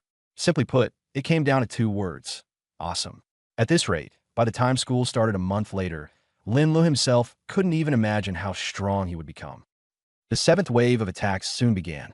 Sure enough, just as Yu Haolong had said, the monster's levels had increased again. The level 40 mutated blood-sucking fish looked even more ferocious and ruthless. So what? For Lin Lu now, it was still a matter of one sword strike. By this point, numbers no longer mattered. The more monsters there were, the more excited he got while fighting. In Lin Li's eyes, all of them were attribute points. After clearing the fourth wave of fish, his sword Dao Chief rose by another huge margin, and his level also shot up to 29. With 102,000 attribute points, Lin Lu put them all in his spirit. Combined with the 70% bonuses from the Violet Star Emperor Sword and the King's Cloak, his spirit directly broke 240,000. His one-sword damage surged to around 22 million, and his DPS was even more outrageous, exceeding 3 billion. This meant that below the divine level, he was practically without an opponent. Yet the problem was, he was only level 29 now, not even close to first advancement. With his strength skyrocketing, Lin Lu grew bolder as well, and set his sights on the 10,000 beast blood pond itself. Seeing that Yu Haolong's pet had not finished evolving yet, he tossed out a line, "I'm going to take a look below." After saying that, he charged straight toward the bottom of the pond. But this blood pond was absurdly deep, and his poor swimming ability held him back, so Lin Li's descent was very slow. He quickly realized that relying on himself alone wouldn't work. Before the monsters respawned, he had to find a way to speed up. So he summoned the Violet Star Emperor Sword and rode it straight downward. The sword light cut through the blood-red waves, and his speed instantly increased a lot. It was as if he were personally experiencing sword flight, and the deeper he went, the more excited he became. After descending 3,000 or 4,000 meters, the water pressure had become absurdly terrifying. Fortunately, he had a water-repelling pill, and there was also sword light protecting his body, so he barely held on. A minute later, the scene before his eyes finally changed. The bottom of the pool was not the mud and sand he had imagined, but instead vast stretches of black ravines and towering giant stone peaks. Those peaks stretched on endlessly, so high it was frightening, like a mountain range buried in blood-red water. Lin Lu had originally wanted to observe first, but he suddenly saw a huge skeleton wrapped around one of the stone peaks. The skeleton was over 1,000 meters long, its white bones eerie and menacing. At first glance, it looked like a giant python, but on closer inspection, it had 5 claw bones. Its form was far too similar to the legendary Eastern Divine Dragon. His heart jolted violently, and he quickly used the sword's seal to investigate. The next second, information appeared: Ancestral Dragon. Lin Lu was completely stunned. Ancestral Dragon? That was the progenitor of the dragon race. In legend, the Ancestral Dragon was an innate god-demon born after the creation of heaven and earth, unimaginably powerful. What unsettled him even more was that in some legends, the Ancestral Dragon was ultimately imprisoned in Dragon Spring Cave. In Dragon Spring Cave, the Ancestral Dragon and the blood pool of myriad beasts all seemed to be connected by some invisible thread. Just as Lin Lu was lost in thought, a thunderous dragon roar suddenly echoed from the bottom of the pool. The entire blood pool shook violently, like an earthquake. The stone peaks collapsed one after another, and the scene instantly spiraled out of control. Lin Li's expression changed drastically.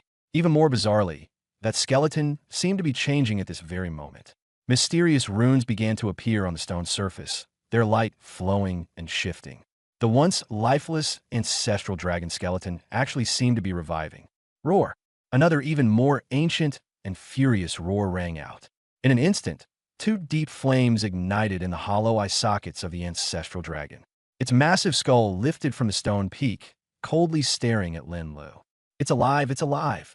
Lin Lu was shaken to the core, and a terrifying aura slammed toward him head-on. This pressure was greater than the heavens and deeper than the sea. Even the oppressive feeling he had once sensed from Wu Zongxing was far inferior. Even with the boost from the Ziwei Imperial Sword, Lin Lu still could not endure it at this moment. His entire body's bones crackled and popped, as if they were about to fall apart. "We can't stay here long. We have to leave now." Just as Lin Lu was about to retreat, the ancestral dragon skeleton seemed to have gained consciousness and refused to let him go. Its thick tail cleaved through the blood waves, sweeping over like thunder.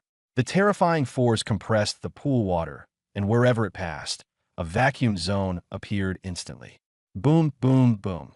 With a single strike, countless stone peaks thousands of meters high were instantly turned to dust. Not good. Lin Li's expression changed drastically. He gripped the Z-Way Imperial sword tightly and retreated with all his strength. At the same time, he controlled the remaining flying swords and, summoning his courage, attacked the ancestral dragon. He had only intended to stall it and buy himself time to escape. But the next moment, a string of unreadable damage numbers suddenly floated up. -31277073. A full 12 digits, more than 300 billion damage. Roar. More than 100 star pattern swords struck at the same time, erupting with astonishing power. The ancestral dragon roared repeatedly, and its huge body was actually jolted sideways. Its already broken skeleton immediately gained several more cracks. Even the mysterious runes also visibly dimmed a little. Boom! This time, Zulong's attack was actually thrown off course by Lin Li's sudden outburst. The thick tail brushed past him, and in passing it smashed several stone peaks in the distance into dust. What's going on? Did I just become godlike? Lin Lu was stunned himself and didn't react for a moment. But he quickly figured it out. It was the Undaunted Sword Bone talent taking effect. Undaunted Sword Bone, SSS, when facing enemies stronger than you will unleash your potential. For every level your opponent is above you, all attributes temporarily increase by 1x, up to 100x, lasting until the battle ends. As it turned out, this SSS rank talent could indeed unleash astonishing power when faced with a formidable enemy. Lin Li's spirit attribute instantly surged to over 24 million. In this state, it wasn't strange at all for him to unleash over 300 billion damage at full power. This also showed that even if it was only a broken skeleton, the gap between Zulong and Lin Lu was still absurdly vast. But before Lin Lu could even breathe a sigh of relief, his expression changed again. The 139 star pattern swords he had just thrown out had all cracked. In the next second, they exploded into crystal powder right before Lin Li's eyes, not even leaving scrap metal behind. Lin Lu fell heartache, but it wasn't entirely unexpected. After all, the star pattern swords were only silver rank weapons. They simply couldn't withstand this kind of burst. To have managed to land one strike before being ruined was already a profit. If I don't leave now, it'll be too late. With all the star pattern swords destroyed, Lin Lu was left with only the last purple star emperor sword. Even if he now had a 100 billion level burst, he still couldn't keep using it recklessly. More troublesome still, he also noticed that something seemed to be buried beneath the stone peak.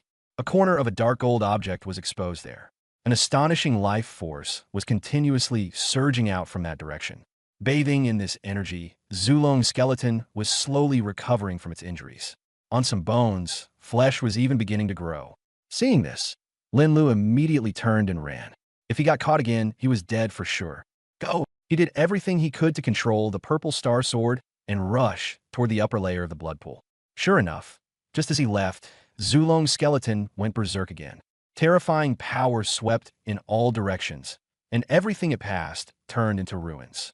It chased for a while, then finally stopped. It seemed unwilling to leave that stone peak. Lin Lu hesitated for a moment, but still roared in the direction Lin Lu had left, then reluctantly retreated. Its huge body coiled around the stone peak again, and the flames in its eyes slowly faded as well. The surroundings fell silent once more. Lin Lu was so frightened that his heart nearly jumped out of his chest, and he finally escaped back to where he had started. Just as Yu Haolong recalled his dragon pet, he saw Lin Lu in that state and hurriedly asked, "You finally made it back." The power in the blood pond suddenly went berserk just now. Did something happen? Lin Lu shook his head and said nothing more. He didn't want to reveal the secrets beneath Zulong and Shifeng to anyone else. If his strength was sufficient in the future, he would come back to investigate again. For now, he only said, "Did your pet advance successfully?" "Very smoothly." Yu Haolong nodded. "Then let's leave here quickly. I have a feeling there'll be more trouble." Seeing that he didn't want to say more, everyone stopped asking and left the instance together. At last, everything went fairly smoothly. Yu Haolong's purple extreme magic dragon king advanced straight from 4th tier to 7th tier, with its strength surging dramatically. Although its bloodline still wasn't completely pure, with a little blood drawn from it, getting Lin Lu a few kilograms of purple extreme dragon blood crystal was already no longer difficult. After returning to the canyon, Yu Haolong immediately summoned his pet. The 7th tier purple extreme magic dragon king stood over 10 meters tall, its entire body radiating a purple crystal sheen, looking far more imposing than before. "Brother Lin, this time it was all thanks to you. If you ever need anything in the future, Just say the word. Yu Haolong thanked him first, then patted the dragon's head. The purple extreme magic dragon king understood what he meant and also knew that Lin Lu had helped it. Right there and then, it opened its mouth and began condensing its essence blood. Before long, a purple crystal the size of a coconut appeared before Lin Lu, brimming with overwhelming energy. Lin Lu weighed it in his hand. It was at least 10 kilograms. He couldn't help asking, "Brother, you this? It's nothing." Yu Haolong waved it off. "I just had little purple let out a bit more blood. It can be made up later." "Then thank you very much." Lin Lu no longer stood on ceremony and put away the purple extreme dragon blood crystal. The moment he got the item, the purple-violet emperor sword in his spatial ring began emitting bursts of sword chants. But Lin Lu didn't rush to act. After all, this involved a divine weapon, so it was better to be careful. "Everyone, if there's nothing else, I'll head back first." Lin Lu took his leave. "We originally wanted to play host a bit more, but since you're leaving, I won't keep you. We can work together again if there's a chance in the future." Yu Haolong cupped his hands. After bidding farewell to everyone, Lin Lu returned to Jiangning through the teleportation array, then turned around and went to Huaiqing. Just after stepping out of the teleportation hall, and before he could head home to repair the Emperor's sword, someone suddenly called out behind him, "Lin Lu." He turned back and saw Jiang Xiaoxiao standing under the shade of the trees, smiling at him. After not seeing her for a few days, she seemed even more beautiful than before. A light green dress made her skin look as white as snow, and the soft gauze at her waist drifted gently, making her figure appear even more slender. Sunlight fell on her, and even her earrings seemed to glow softly. "What? You don't recognize me?" Jiang Xiaoxiao asked with a tilt of her head and a smile. She tucked her wind-blown hair behind her ear, and the jade bracelet on her wrist gave off a faint chime. Only then did Lin Lu notice that she was wearing light makeup today, and even her lips had been touched with rouge. In those always smiling eyes of hers, the shadows of the trees were reflected, along with his own silhouette. Lin Lu froze for a moment before greeting her a little awkwardly. "What a coincidence. I thought you weren't coming back to Huaiqing." Jiang Xiaoxiao covered her mouth and chuckled softly. "Why wouldn't I come back? This is, after all, the place where I grew up. So many memories are here." She paused and looked at Lin Lu. "All right, Lin Lu, are you free tonight?" Jiang Xiaoxiao suddenly invited Lin Lu to attend the Qinghe Orphanage charity banquet tonight, saying she was short of a dance partner and had even prepared a formal suit for him. Lin Lu took the box, muttering to himself in confusion, unable to understand how she even knew his size.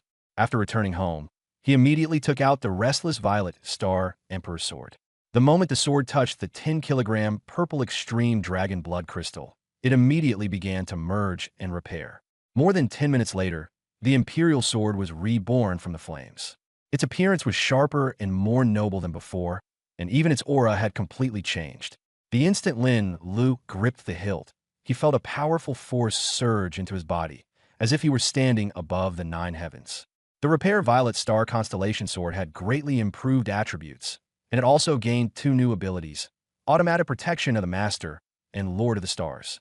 The former could automatically shield its owner in times of danger, while the latter could absorb the power of the stars to accumulate sword momentum, growing stronger and stronger, unleashing a single explosive strike at a critical moment. The more sword momentum it accumulated, the more terrifying its burst would be when unleashed. Every layer of sword momentum could double the damage of the Violet Star Constellation Sword, and it could store up to 10,000 layers, meaning 10,000 times damage. Based on Lin Li's current strength, this mythic grade sword would deal at least 3 to 4 billion damage with a single strike. He didn't even dare imagine how frightening it would be if it really amassed 10,000 layers before being slashed out. Even a divine Tito would probably be left in a frantic mess by this sword strike. Side quest: Lord of 10,000 Swords, Collection Progress, 1/100000. Side quest: Sorrow of the Imperial Sword completed. Reward: Violet Star recognizing its master. Just then, the prompts popped up one after another. After the Violet Star recognized its master, Lin Lu immediately felt that something was different. This sword was no longer merely a weapon, but more like a part of his body. Human and sword had become one, with not a trace of separation. Even the Violet Star Constellation Sword trembled with excitement. "Don't worry, I'll take you to see even more wonders in the future," Lin Lu said softly, then stored the divine sword back into the weapon vault space. He could feel that even while staying in that space, The Violet Star constellation sword was still continuously absorbing the power of the stars and accumulating sword momentum. The next time it struck, it would surely shake the heavens and earth. He then looked at the panel again. For the Lord of 10,000 Swords quest, every time he collected a divine sword, he could randomly receive 1 to 10,000 attribute points. With the Sword Immortal Blessing, this time it directly granted the maximum 10,000 points. But for Lin Lu now, that amount of attributes was no longer particularly much. Even if all of it were added to Hongxin, it would only be better than nothing. Another new prompt then appeared.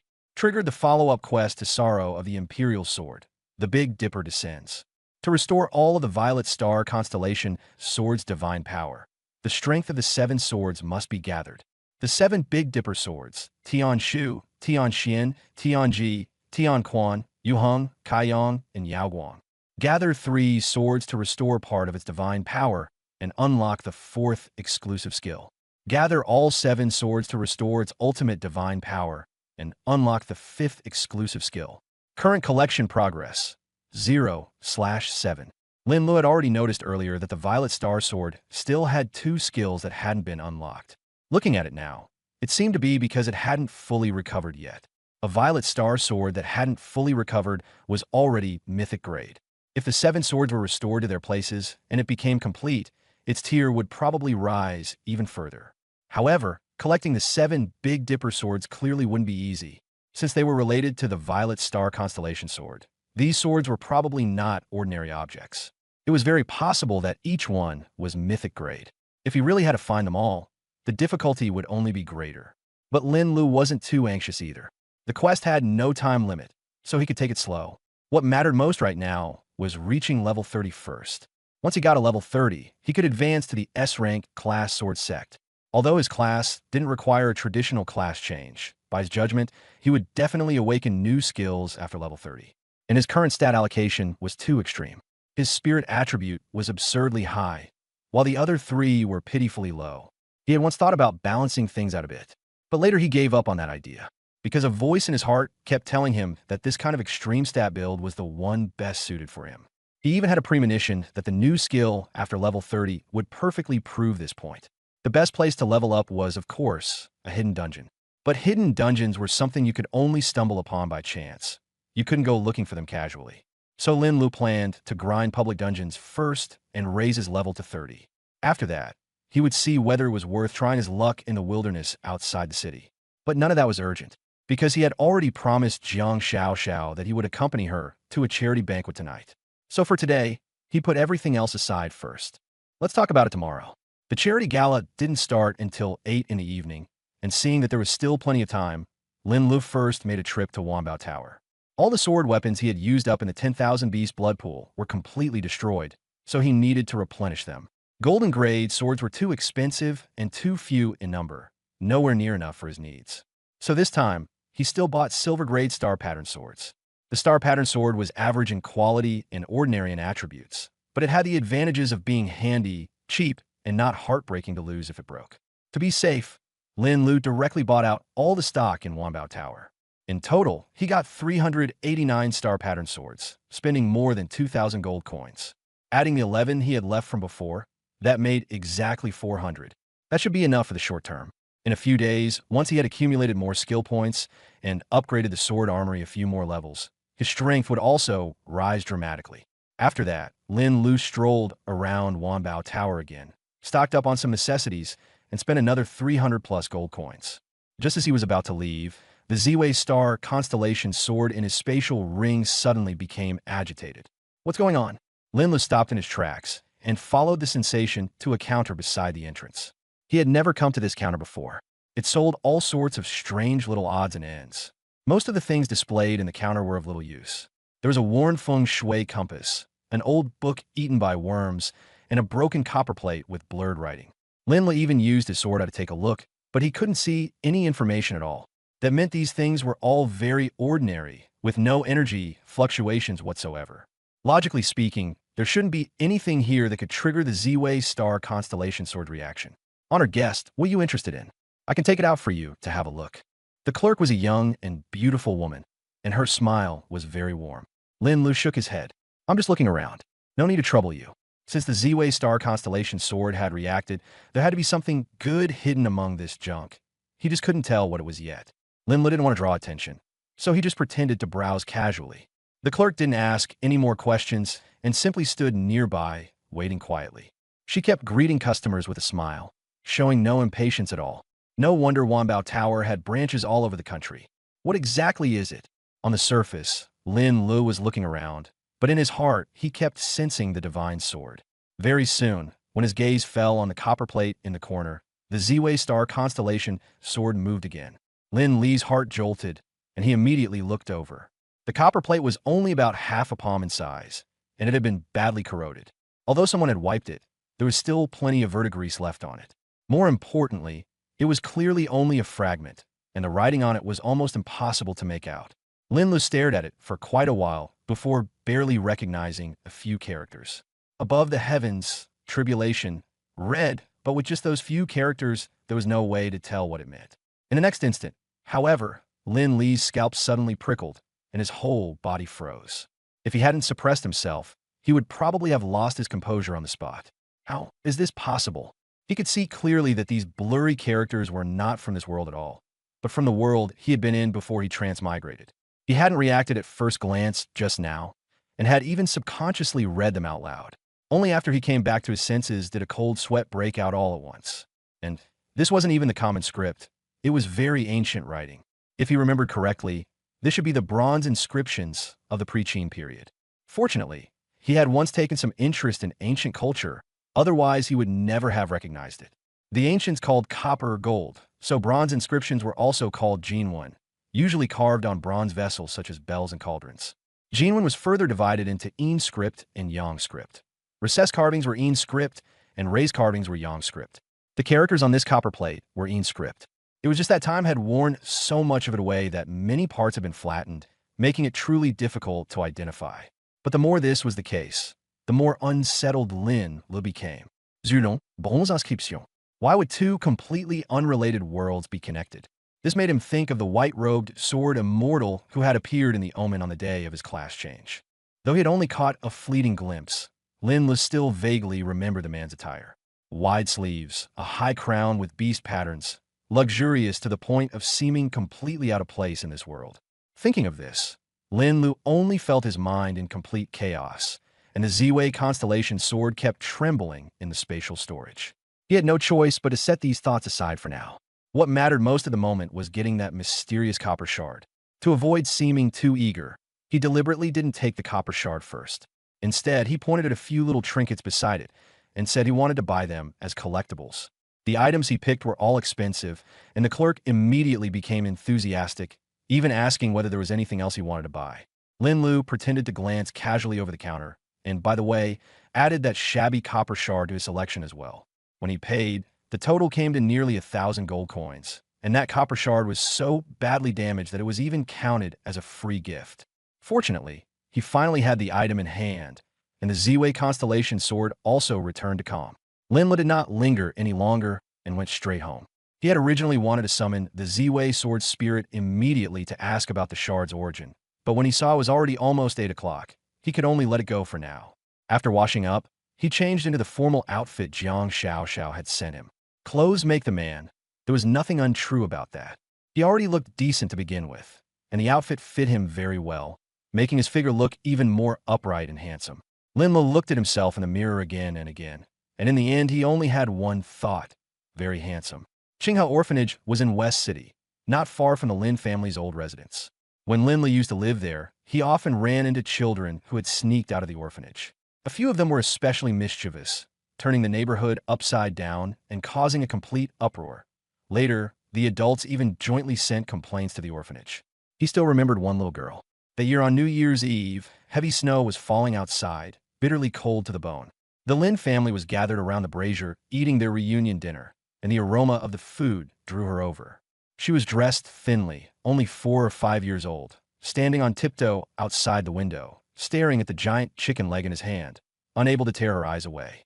Lin Lu handed the chicken leg to her, but she did not take it or say anything. Yet that hungry look had long since betrayed her thoughts. Lin Lu simply stuffed it into her hands, and only then did she carefully start gnawing on it. It was a long while before she softly said thank you, then hurriedly ran off. For several nights after that, she appeared on time. Gradually, she became familiar with Lin Li's family and no longer feared people as much as at the beginning. Later, with the help of Lin Li's parents, she was taken in by Qinghe Orphanage. After that, when Lin Li's family moved away from the old residence, he still often went to visit her. The two were about the same age, but she always liked following behind him and calling him brother. Lin Lu even gave her a nickname, Chicken Leg Girl, which made her furious. Later, the old lady director told him that the little girl's family had found her and taken her away. It had happened so suddenly that there wasn't even time to say goodbye. Lin Lu was depressed for a long time because of it, but he could only slowly accept it. Adults' farewells were often like this. After turning around, it might truly be a lifetime without seeing each other again. By the time Lin Lu arrived in full dress at the entrance of Qinghe Orphanage, it was already bustling with activity. Tonight's guests were all prominent figures in Huaqing. The Beast Lion Guild's chairman Qin Outyin, the Red Cloud Guild's chairman Ji Hongyun, and the Zhao family head Zhao Shixiao were all present. Lin Lu, over here. From far away, Jiang Xiaoxiao stood under the lights and waved at him. Lin Lu immediately quickened his pace and walked over. Jiang Xiaoxiao was very different tonight from how she looked in the daytime. She wore a plain, light-colored long dress, which made her figure look even better. The silver chain around her neck shone under the lights, and her black hair was let down, giving her an unusually gentle and alluring air. "Why are you only just here? I've been waiting for you for so long." She complained with her mouth, but there was a smile in her eyes. Lin Lu replied with a line that earned him an eye roll from her. She wasn't truly angry. Instead, she naturally hooked her arm through his and led him into the banquet. Tonight's charity banquet would begin with an opening dance, followed by an auction, and all the money from the auction would be used for charity. By the time the opening dance ended, Lin Lu had been stepped on by Jiang Xiaoxiao an unknown number of times. Even with his thick skin, he was a little afraid to meet that somewhat fiery look in her eyes now. "Why do you keep staring at me? You were the one who insisted on dragging me to dance. So it's all my fault?" "Whatever you say." Lao Lu. Soon the auction began. Most of the items on the table were antiques and cultural relics, and Lin Lu had no interest in any of them. He was practically dozing off in his seat. If Jiang Xiaoxiao hadn't called him, he wouldn't have wanted to come to a place like this at all. Fortunately, the auction didn't drag on too long. After the final item was sold, the dinner also came to an end. After the crowd dispersed, Jiang Xiaoxiao suddenly said, "I don't want to go back yet. Walk with me for a bit." Lao Lu agreed. The two walked slowly along the road, barely speaking. The evening breeze blew in from the river, carrying a touch of coolness. When they reached the fork in the road, Jiang Xiaoxiao stopped and said softly, "Thank you for coming with me. It's been a long time since I've been this happy." Lin Lu replied, "I didn't have anything else to do anyway. By the way, you said you'd tell me a secret if I got into Longjing University. What is it?" Jiang Xiaoxiao deliberately leaned in close, smiling a little wickedly. "Really want to know? Then I'm not telling you." She waved, got into the car, and said, "See you in Longjing, dummy." After the car drove off, Lin Lu finally smiled. "You fooled me." But he quickly remembered something. That little girl from childhood who used to follow behind him all the time and cry so easily. It had turned out to be Jiang Xiaoxiao. No wonder she kept appearing before his eyes. No wonder she had never made things clear. Lin Lu didn't think about it any further. Being able to see someone from his memories again was already enough to make up for a bit of the regret from the past. As for the rest, it was better to let things take their course. The night grew deeper, and the city quieted down. On the way home, Lin Lu had to pass through a narrow, dark alley that moonlight couldn't reach. Halfway through, he suddenly stopped. "Since you followed me all the way here, you might as well come out." Out of the darkness, Zhao Shixiao stepped forward and coldly asked Lin Lu when he had noticed him. Under the moonlight, Lin Lu saw his face clearly and immediately recognized him as Zhao Tsong's father, the head of the Zhao family, Zhao Shixiao. Though Lin Lu appeared calm on the surface, he was already tense inside. He called it out directly. Zhao Shixiao had been watching him since the banquet began and had followed him all the way here with no intention of letting him go. With a flash of the sword seal, Zhao Shixiao's identity was exposed as well. Only then did Lin Lu realize that Zhao Shixiao had already become a human demon. In other words, a special life form that had transformed after actively coming into contact with the power of the Abyss. In other words, the head of the Zhao family had long since sided with the Abyss. Zhao Shixiao no longer bothered hiding it. He admitted outright that he was there to kill Lin Lu. Because of Zhao Tsong's death, he had long held a grudge but had been waiting for the right chance to strike. Tonight, he had finally waited for it. Lin Lu reminded him that the banquet had just ended and there were still people patrolling nearby, so Zhao Shixiao might not be able to get away unscathed. But Zhao Shixiao said smugly that he had already set up a barrier around the area, and no one would discover this place tonight. He began to threaten Lin Lu frantically, even excitedly imagining how he would torture him and force him to kneel and beg for mercy. Lin Lu simply replied indifferently, "Evil people often die from talking too much." The next second, a flash of silver-white sword light suddenly streaked by, and Zhao Shixiao's head flew straight up. But bizarrely, the corpse disappeared very quickly, and Zhao Shixiao stood back in place perfectly intact, not even a trace of blood left behind. It turned out that he still had a trump card for resurrection after death. Zhao Shixiao finally shed his disguise. His body swelled dramatically, his suit burst apart, revealing a black-scaled upper body, and even his toes began to twist and deform. Under the moonlight, he looked even more like a monster that had completely fallen into the abyss. Sharp teeth grew at the tips. His hands also began to mutate, bone blades bursting out from his palms, black and shining, still dripping corrosive liquid. What the hell is this thing? It's disgusting as hell. Lin Lu didn't relax. The star-patterned sword shot straight toward Zhao Shixiao's forehead. Zhao Shixiao swung his blade to knock the flying sword away. The bone blade was hard and venomous, and actually left cracks in the sword body. "Pay with my son's life." He dropped to all fours and lunged like a beast. Lin Lu raised a hand and clenched it, and Death Coil activated instantly. Black tentacles surged up from the ground, tightly binding his limbs. Immediately after, several star-patterned swords shot out at once. Zhao Shixiao wildly swung his blades to block, but Lin Lu had the upper hand. After several clashes, one sword finally pierced through his heart. But the next moment, his body disappeared again. When Zhao Shixiao reappeared, his aura was clearly much weaker, and fear showed on his face for the first time. Lin Lu immediately restrained him again and added another sword. This time, after Zhao Shixiao revived, he was so weak that he finally panicked. "What kind of monster are you? You've only just changed class, so why are you this strong?" He had already overestimated Lin Lu and even set up a barrier in advance, planning to seize the chance for revenge. But once they really fought, he discovered that as the Zhao family head, a level 69 S-grade Abyss Death Attendant, he was actually being suppressed to the point of being unable to fight back by a junior. What was even more fatal was Lin Li's flying sword technique. It was vicious. Killing him was as easy as chopping vegetables. "Who the hell are you?" Zhao Shixiao was completely panicked. Lin Lu was too lazy to answer and sent him on his way with another sword. After Zhao Shixiao revived, he actually ripped out his own heart and crushed it. Blood mist surged, and a cold, sinister aura exploded instantly. Abyss summoning contract. Lin Li's expression darkened. He knew Zhao Shixiao was going all out. This spell used the soul as the price to forcibly summon an abyss demon. The deeper the resentment, the more terrifying the thing summoned. Back when the person who invented this thing did so, he was himself a god-tier professional, and in the end he also took the path of downfall through this method. A monarch-tier demon. A monarch-tier demon, that is, a demon emperor, is far stronger than a demon king. Only those who have reached level 95 or above and gained recognition from the will of the abyss are qualified for that title. In the entire abyss, there would be no more than 10 monarch-tier demons. Once one makes a move, the human race will face a catastrophic disaster. In that battle back then, the human race dispatched 12 god-tier powerhouses.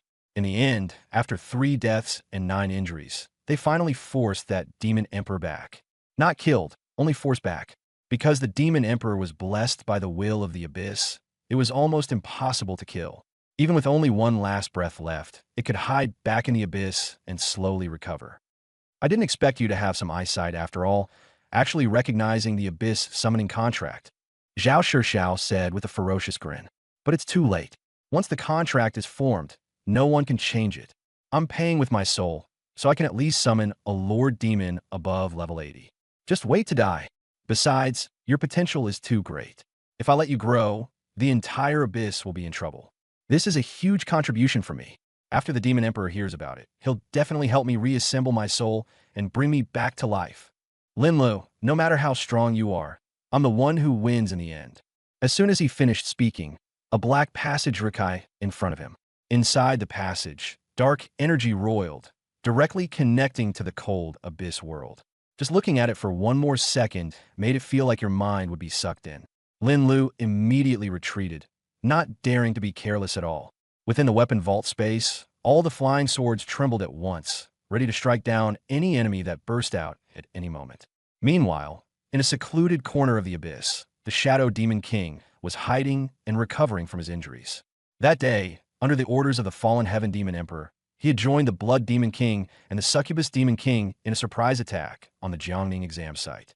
Originally, as long as they killed Lu Mingxuan and conveniently slaughtered tens of thousands of examinees, it would have been a great merit. But in the end, the mission failed, and the Blood Demon King and the Succubus Demon King died on the spot. He himself was also gravely wounded by a single slash from Wu Zongxing. Now his demon core had shattered, and he was not even as strong as a low-ranking Demon King. To recover his strength, who knew how long it would take? Even more troublesome, the Abyss never had any kinship among its kind. If other demons discovered his current state, they would only immediately pounce and tear him apart. And after the mission failed, the fallen Heaven Demon Emperor would never let him go either. Damn it, it's all that hateful human brat's fault for destroying the barrier in advance and drawing Wu Zongxing here. The Shadow Demon King gnashed his teeth, all his hatred falling on Lin Lu. Don't let this king see you again, or I'll torture you to death for sure. At that moment, he suddenly froze. HM, this feeling, is an Abyss summoning contract? Someone is actually offering up their soul, summoning this king to descend. After confirming it, the Shadow Demon King was instantly overjoyed. Souls were the demon's favorite nourishment to begin with. Human souls, in particular, were an even greater tonic for them. As long as he swallowed enough souls, he could recover very quickly. What surprised him even more was that this time, someone had voluntarily offered a sacrifice. Such a complete soul was even more effective than one snatched by force. He also sensed that the soul of the sacrificer seemed somewhat unusual. Its human demonic aura was mixed with many different flavors, yet it was strangely and irresistibly tempting. The moment the Shadow Demon King saw it, he was moved. He no longer cared about his injuries and immediately tore through the void, following the contract over. Great Abyssal Being, please descend. I am willing to offer everything. After finding the voice in the void, the Shadow Demon King immediately sent a voice transmission. So, it's a level 69 human demon. Your soul, this king accepts. Upon hearing this, Zhao Shixiao was instantly overjoyed. You are Lord Demon King? That's right. This king is the Shadow Demon King. The Shadow Demon King put on an air of arrogance and asked him what he wanted. On the surface, he remained calm, but in his heart he was extremely cautious. He was injured, and his strength was far from what it had been at his peak. Rather than risk danger, he would rather recover slowly. Zhao Shixiao knew none of this, and only felt that his chance for revenge had finally come. He had thought that summoning a Lord-tier demon was already good enough, but never expected it to be a Demon King. In his eyes, no matter how strong Lin Lu was, he could not withstand a Demon King below the divine level.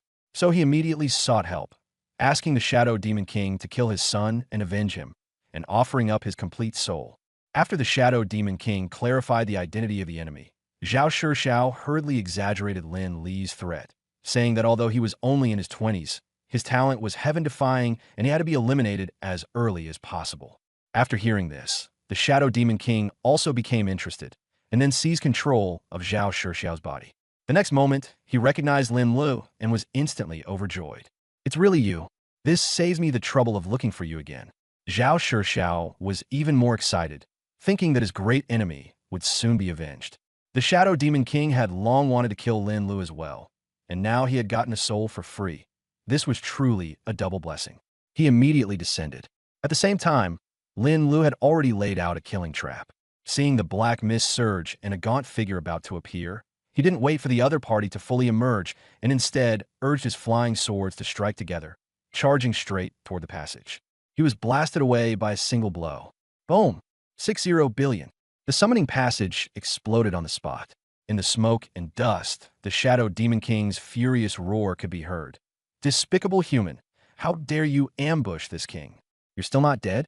As expected of a Lord-tier demon, that really is hard to kill. Lin Lu was somewhat surprised, but he paid the other side no mind at all, immediately controlling his flying swords to turn back and strike again, not giving the Shadow Demon King any chance to catch his breath. Swish, swish, swish.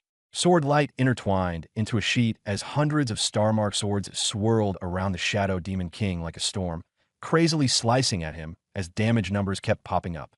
Ah, I'm going to kill you. The Shadow Demon King was furious and humiliated. He was already injured, and he had underestimated Lin Lu. After the ambush, he was nearly crippled. But after all, he was still a Demon King. Even with only a tenth of his power left, he wasn't so easy to kill. In the next second, the Shadow Demon King's body directly turned into a mass of black shadow, causing Lin Li's attack to miss. He disappeared. Lin Lu frowned, his heart suddenly tightening. Not good. Clang. A black spike several meters long shot in from behind. Fortunately, the Purple Star Constellation Sword protected its master in time, allowing Lin Lu to narrowly escape disaster. Even so, he still broke out in a cold sweat. And why did this black spike look so familiar? Right, back at the Jiangning exam venue, the Shadow Demon King had used this exact move when he ambushed Lu Mingchuan.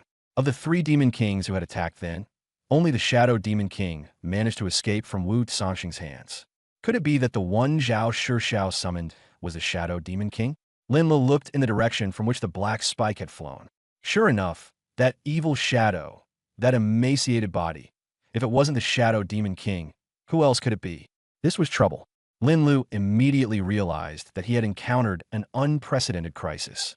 Although he could sense that the Shadow Demon King was not in peak condition, this was still an existence capable of going toe-to-toe with a divine-level professional. In essence, they were not beings on the same level at all. Lin Lu didn't think he could still deal with him as easily as before. In fact, he wasn't even very confident he could survive himself. But no matter what, since it had come to this, Lin Lu wasn't going to sit there and wait to die. Looks like I can only find a chance to try that move. The Shadow Demon King was surprised as well. What kind of weapon is this to actually block this king's attack? His strongest method was to condense shadows into weapons. He called these things shadow soldiers, strange, ruthless, and terrifyingly lethal. Ordinary equipment was like paper before him. He could smash it to pieces with a casual strike. But just now, that attack didn't destroy Lin Li's sword.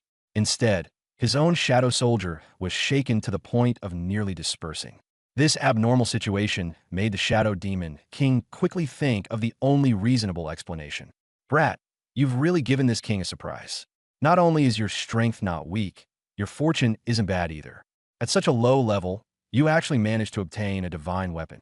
However, no matter how good a divine weapon is, it still depends on who uses it. Next, this king will let you understand what true disparity means.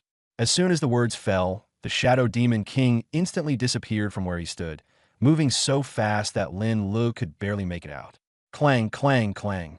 In the blink of an eye, the Shadow Demon King's attacks came crashing down like a torrential downpour. Lin Lu could only rely on instinct to control the star-patterned sword, desperately shielding the area around him. He paid the price of more than 100 flying swords, and with the Purple Tenuity Star Constellation Sword protecting its master, he barely managed to suffer only light injuries. But if this continued, it would never be a solution. No matter how many flying swords he had, they couldn't withstand such consumption. If he kept taking hits passively, he would eventually reveal an opening, and by then it would be a dead end.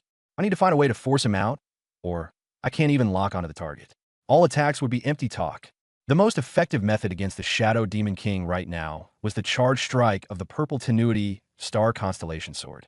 Unfortunately, it was nighttime, and starlight power was easier to absorb, making the stacking speed of the Lord of all Stars astonishingly fast.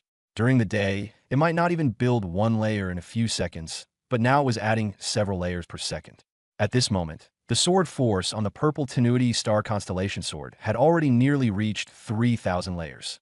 Lin Lu had calculated that the Purple Tenuity Star Constellation Sword was already a mythic grade sword of the highest quality, and combined with level suppression and the terrifying amplification brought by the unyielding sword bone, the power of this strike would be even more outrageous than stacking 139 star pattern swords together.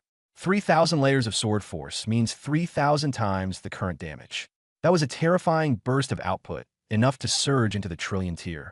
Lin Lu believed that even if the opponent was an existence comparable to a god-tier professional, it would be very hard to retreat unscathed under this sword. Although the Shadow Demon King was injured, he was still troublesome. But as long as this sword hit, even if he didn't die, he would be seriously wounded. The problem was that he was too fast, and it was nearly impossible to land a direct hit. Lin Lu did not clash head-on. First, he used Sword Heart Spiritual Eye to enhance his dynamic vision. The golden sword seal lit up, and the Shadow Demon King finally changed from an invisible shadow into a blurry afterimage. It still wasn't clear enough, but it was already enough to strike. He released all his star-patterned swords to suppress the enemy. The Shadow Demon King shattered most of them with a backhand strike. Lin Lu gritted his teeth and added more swords, forcing the opponent's movements to stall. Just at that instant, Death Entanglement once again controlled the Shadow Demon King. The moment the Shadow Demon King broke free, Lin Lu saw through his trump card. He directly used Golden Words, Jade Speech, to seal off Shadow Transformation. The Shadow Demon King's body stiffened, his expression changing drastically. Lin Lu seized the opportunity and unleashed a full power sword strike. The Purple Star Constellation Sword, carrying 3,000 layers of sword force, fiercely pierced through him. His demon core was heavily damaged on the spot, and the Shadow Demon King's aura plummeted, nearly to the point where he could no longer maintain Demon King level. For the first time, he truly felt fear. Facing a human at only level 29, he was actually going to fall here. This both shocked and enraged him, but he no longer dared to underestimate Lin Lu. Go settle the score with you. Lin Lu had thought the Shadow Demon King would fight to the death, but unexpectedly, it turned and ran. As soon as a void passage opened, it immediately dove in. Lin Lu did not pursue further. He still hadn't reached the level where he could shatter the void with a single sword. If a Demon King truly wanted to escape, he couldn't stop it. As expected of a Demon King, tough as hell, it could still run after taking my 3,000 layers of sword force. Lin Lu felt a little regretful that he hadn't been able to kill the Shadow Demon King on the spot. But after thinking it through, it made sense.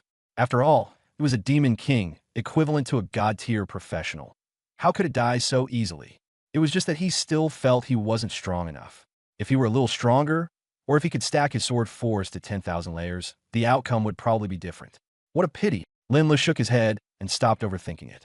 He also didn't take the Shadow Demon King's threat before leaving seriously. It was injured so badly that it simply couldn't recover in a short time.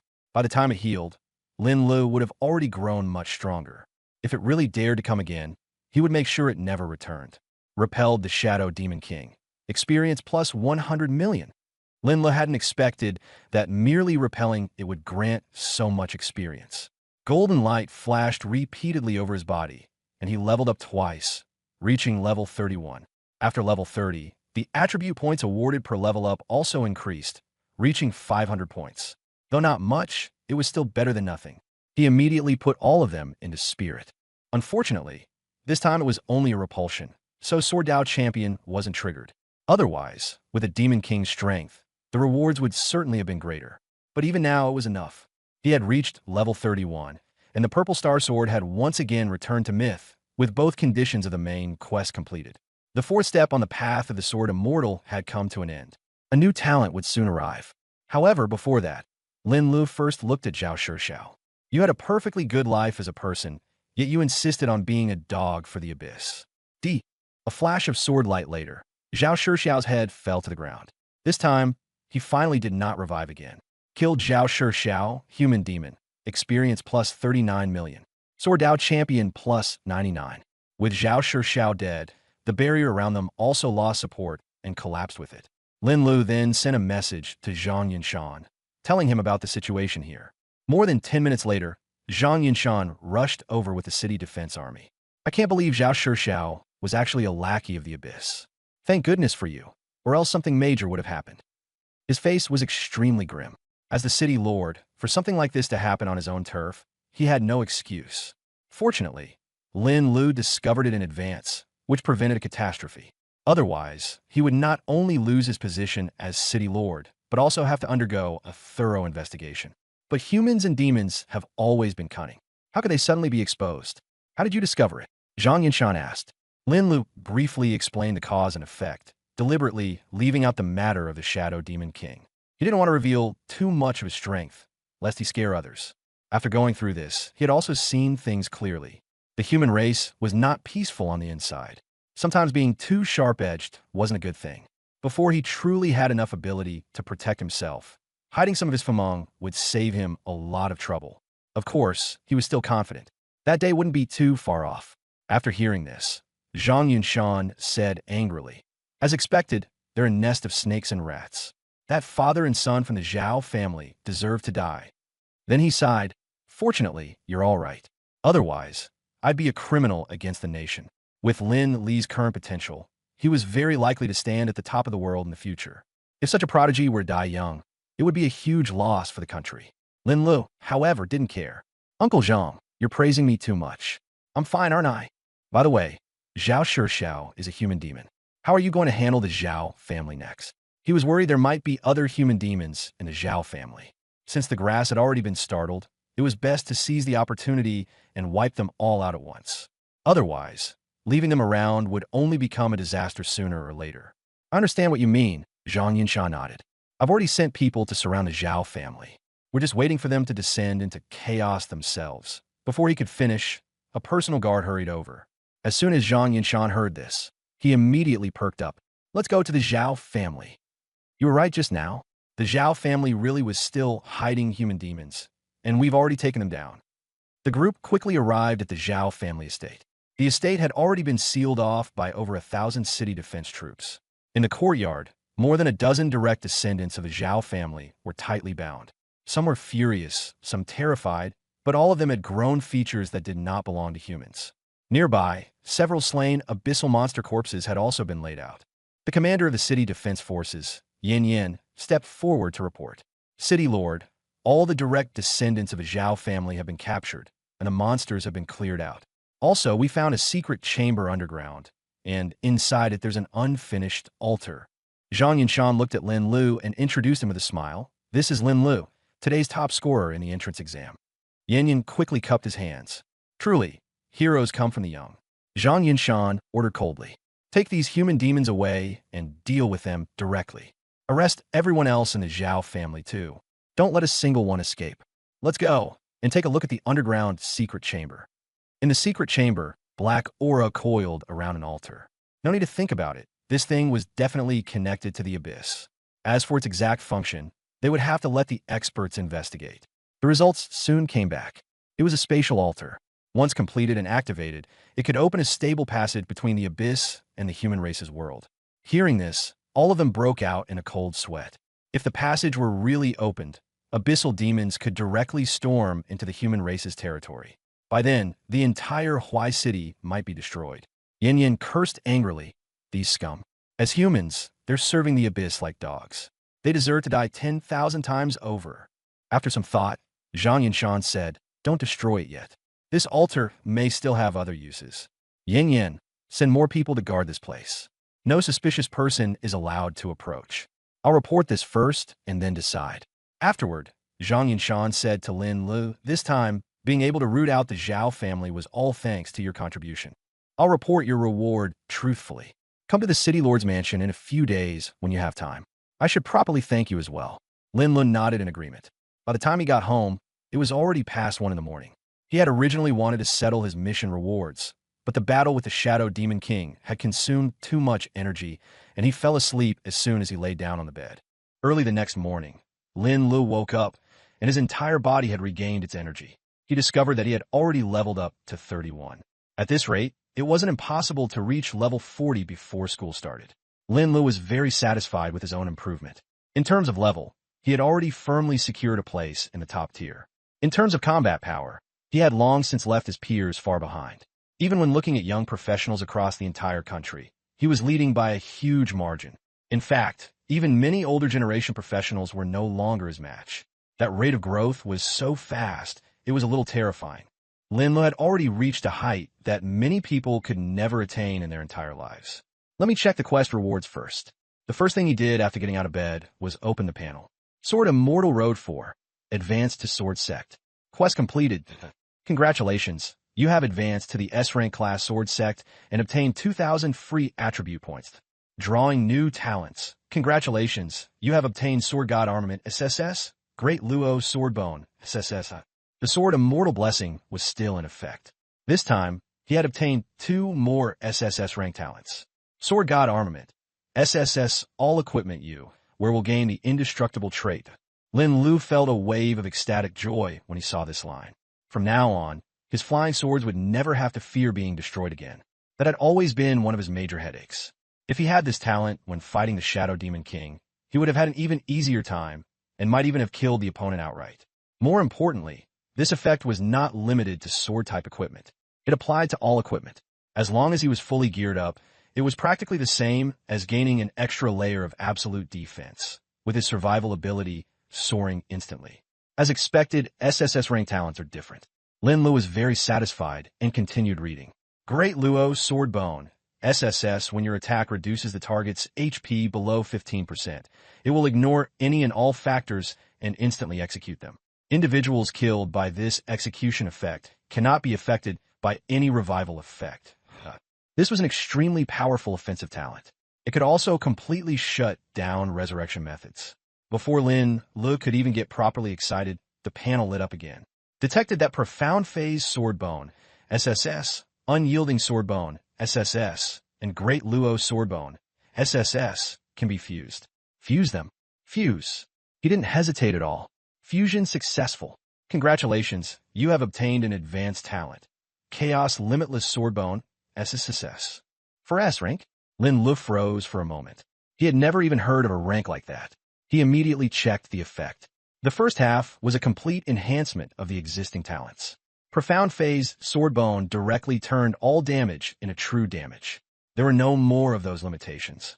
Unyielding Sword Bone also rose from a 1x cap to 5x, making it easier to kill enemies above your level. Great Luo Sword Bone's execution threshold had increased from 15% to 30%. But the truly terrifying part was the new effect that followed. Chaos Limitless Sword Bone, SSS during battle. Once every 9 seconds, record damage and store 1 strand of Chaos or Chi, up to 10 strands. Each strand of Sword Chi deals 10 times the recorded damage and is guaranteed to hit. It cannot be dodged. The Sword Chi may be released individually or stacked. Each additional strand doubles the base damage. Current stored, 0/10. After reading this, Lin Lu went completely numb. This effect was ridiculously overpowered. Record damage once every 9 seconds. Then unleash it at 10 times the power. His output was already absurd to begin with. Now, with the stacking effect from a Star Lord added on top, the damage would only become even more explosive. And the Sword Chi could stack as well. 1 extra strand doubles the damage. With all 10 strands fully stacked, it could unleash 100 times the recorded damage. The scariest part was that it also guaranteed a hit. There was no need to worry about the opponent dodging at all. If the Shadow Demon King dared come now, Lin Lu could really send him on his way with a single sword strike. He suppressed his excitement and continued reading. Afterward, Lin Lu checked his class panel and discovered that his attributes and talents were ridiculously numerous. Even though he was only level 31, he was already absurdly strong, not at all like a newcomer. And with 10 talents, it was even more exaggerated, enough to leave anyone stunned. The more he looked at it, the more he looked forward to the next mission update. The mission rewards were so generous that once he had tasted them, he couldn't stop. Then he closed the panel, exchanged his Dragon Pattern badge for 10 basic skill stones, and prepared to awaken all of his new class skills at once. The package was delivered quickly. After Lin Lu finished breakfast, he opened the skill stones and used them directly. The very first one awakened high energy growth. This skill could raise all 4 basic attributes to the value of the highest attribute. At that moment, Lin Lu was completely sure of his path. He had originally gone all in on extreme stat allocation, with his spirit attribute ridiculously high, while the other 3 were very low. Now, with this skill, his weakness was instantly made up for. His body became stronger in an instant, and his strength, speed, and constitution all surged together. But right after that, another layer of black impurities was expelled from his skin, and the smell was pungent. Lin Lu immediately rushed into the bathroom to wash it off, then change clothes, and only then did he finally feel comfortable. Then he continued awakening skills. The second skill was Guardian Sword Stance. Every time he took a hit, he could stack 1 layer of Sword Stance. Once it was fully stacked, it could condense into a sword mark. Once triggered, he would be directly invincible for 3 seconds, and it could also heal him, remove crowd control, and cleanse negative effects. This wasn't an ordinary skill at all. It was a true, life-saving divine skill. And he could also have 3 sword marks. In other words, at critical moments, he had 3 chances to turn the tables. After advancing to an S-rank class, the skill power really took off. Lin Lu simply used up all the remaining skill stones. When the last skill appeared, he almost jumped up on the spot. It was actually sword flight. It was the first time Lin Lu had truly flown through the sky on a sword, and he was both thrilled and exhilarated. At first, he was still afraid that going too fast would cause him to lose control, but the flying sword came with its own protective layer, so no matter how he messed around, it stayed steady. The faster he flew, the quicker it got, and soon he went from 100 meters per second to 280 meters per second. Once the speed picked up, the mountains and rivers before his eyes seemed to fly backward, which was exciting enough, but even more thrilling. But once he flew into the sea, the atmosphere changed at once. The ocean was terrifyingly vast, and monstrous beasts lurked in the deep. Lin Lu saw from afar a giant shark as large as an island, its aura terrifying and pressing down on him until he could barely breathe. Only then did he understand that the sea was even more dangerous than the wilderness. He didn't dare linger any longer and immediately tried to find a way back. After this accident, Lin Lu felt as if a bucket of cold water had been poured over him, and all his excitement vanished. He immediately turned the flying sword around and rushed back at full speed. But on the way back, something else happened. While looking down from high in the sky, he discovered a patch of small islands on the sea. Island groups weren't strange, but what was odd was that area was actually emitting a bone-chilling sword intent. After Lin Lu got closer, he could finally see clearly that the sword intent there had almost taken physical form, like an ice crystal blue dragon, wildly crashing around on the island as if trying to escape. But every time it charged toward the edge, it would emit a mournful cry, as though it were being forcibly blocked back by some power. Lin Lu suspected it was a barrier, so he tried to descend.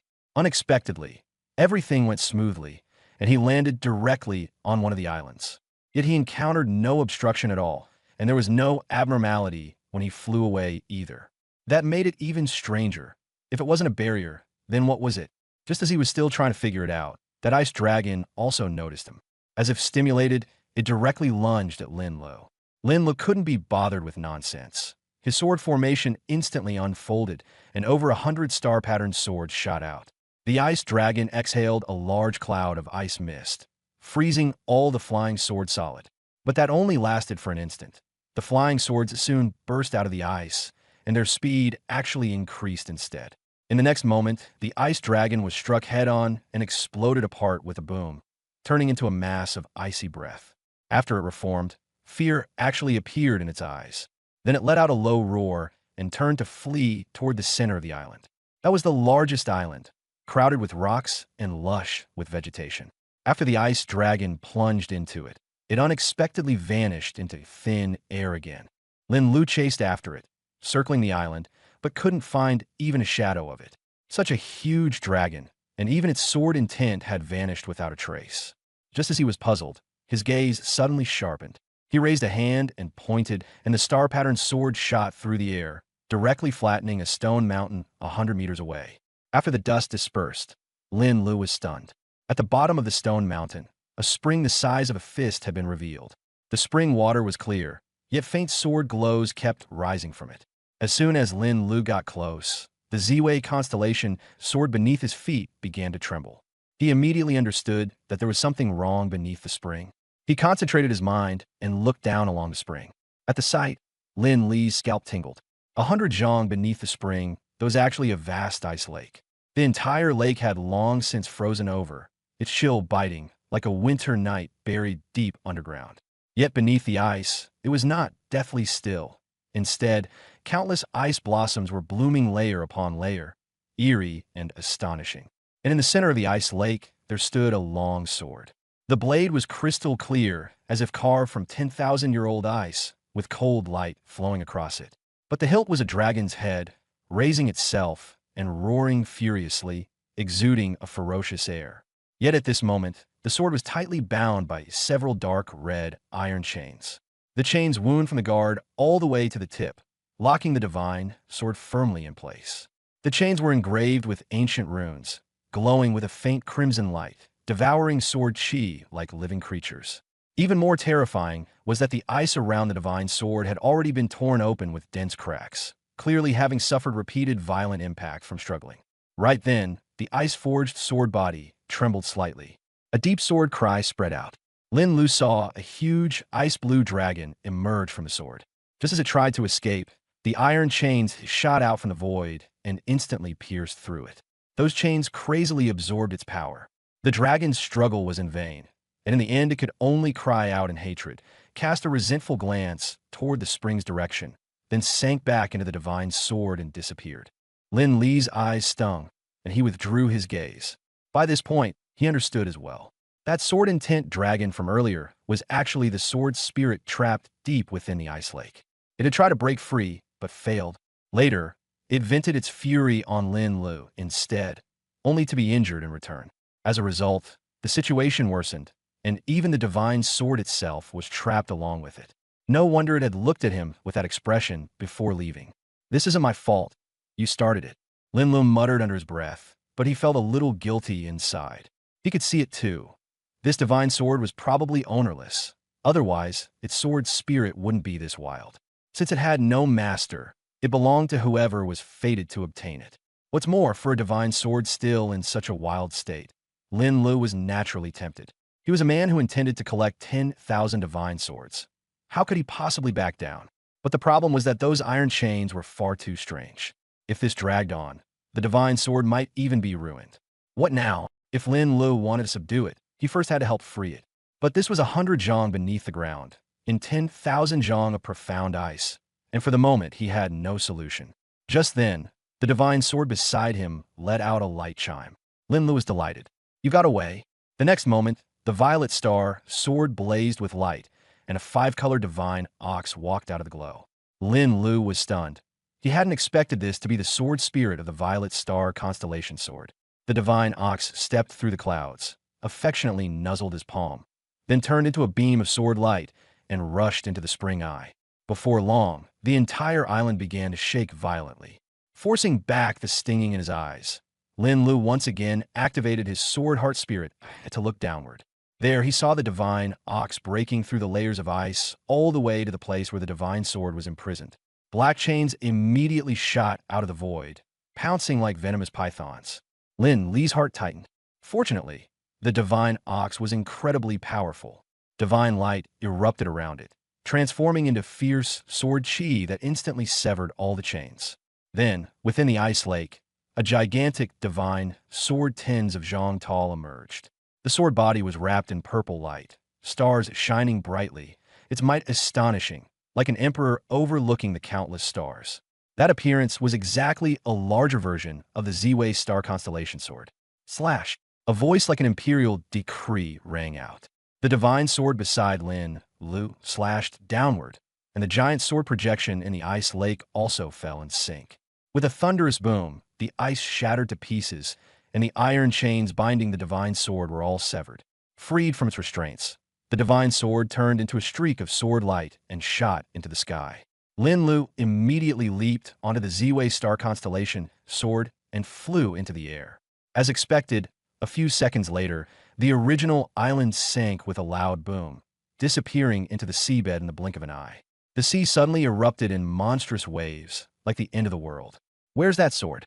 Flying in midair, Lin Lu searched all around but couldn't see the divine sword in the ice lake. Just as he thought this trip had been for nothing, the Ziwei sword took the initiative and carried him to another small island. By the cliff's side, that divine sword, like an ice sculpture, was hanging quietly in the air.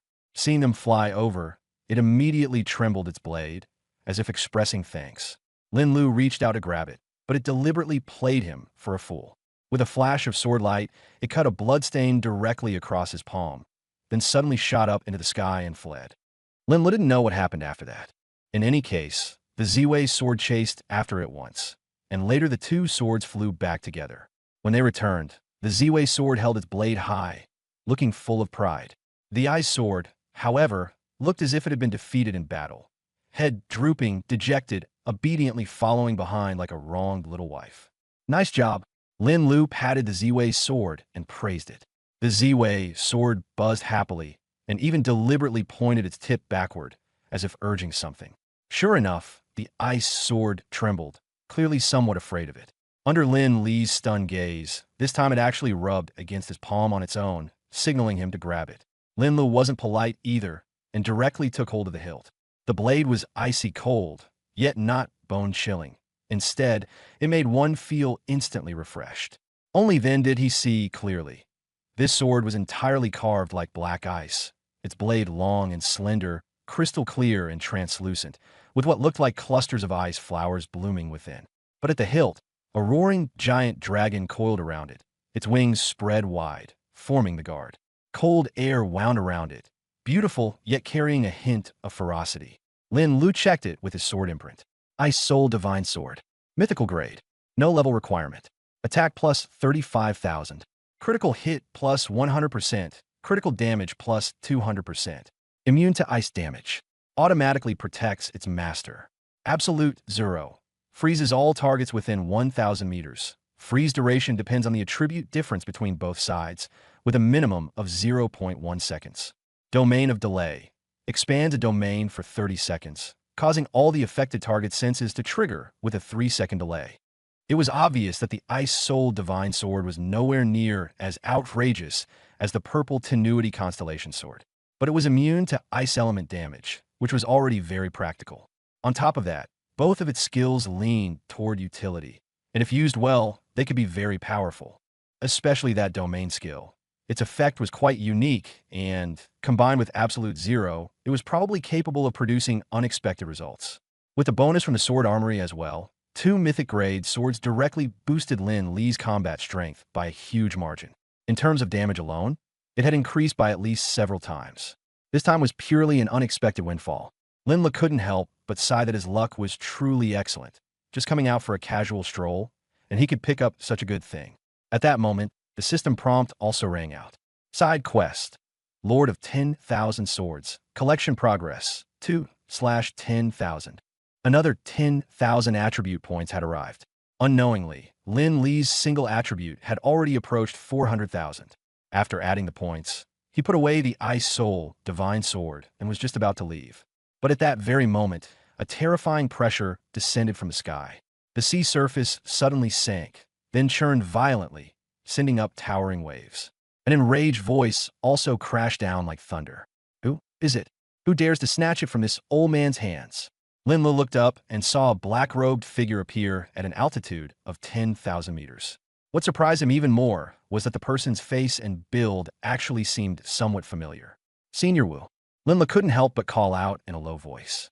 The other party clearly sensed the disturbance too, and in an instant flashed in front of him, staring coldly at him from several meters away. HM, you're no ordinary kid. This old man can't even see through you.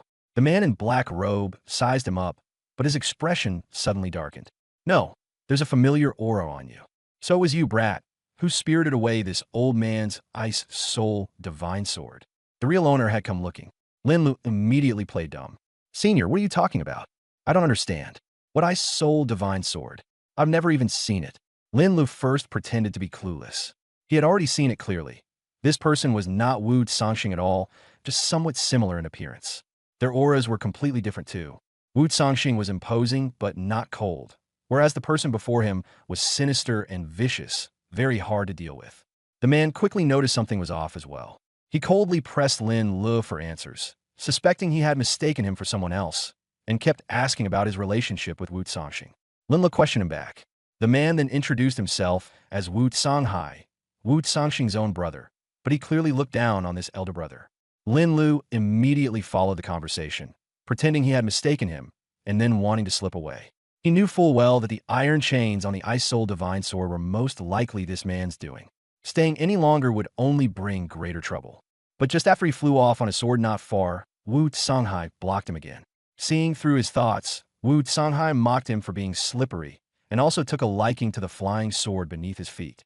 Then he directly forced Lin Lu to hand over the Ice Soul Divine Sword, or else he would teach him a lesson. As soon as Wu Songhai made his move, his aura proved no weaker than Wu Songxing's. Even more terrifying, his power was like a black hole, seeming capable of sucking in even a person's mind. Lin Li's thoughts wavered for a moment, and a violet star constellation sword immediately sprang from its sheath to protect its master and block the sneak attack.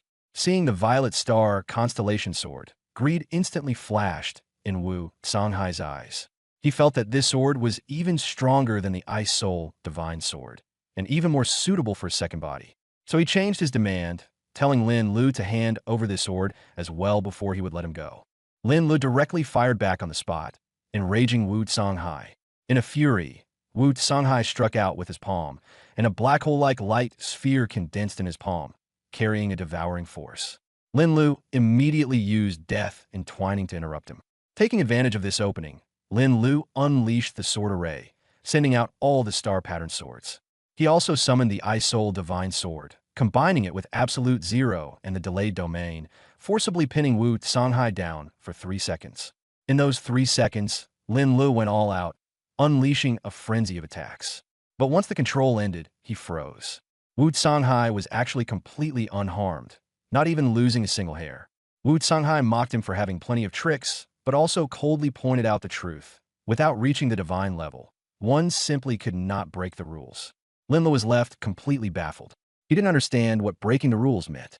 But then he remembered that the Shadow Demon King had clearly been beaten back by him before. This Wu Songhai in front of him was obviously even more terrifying than he had imagined.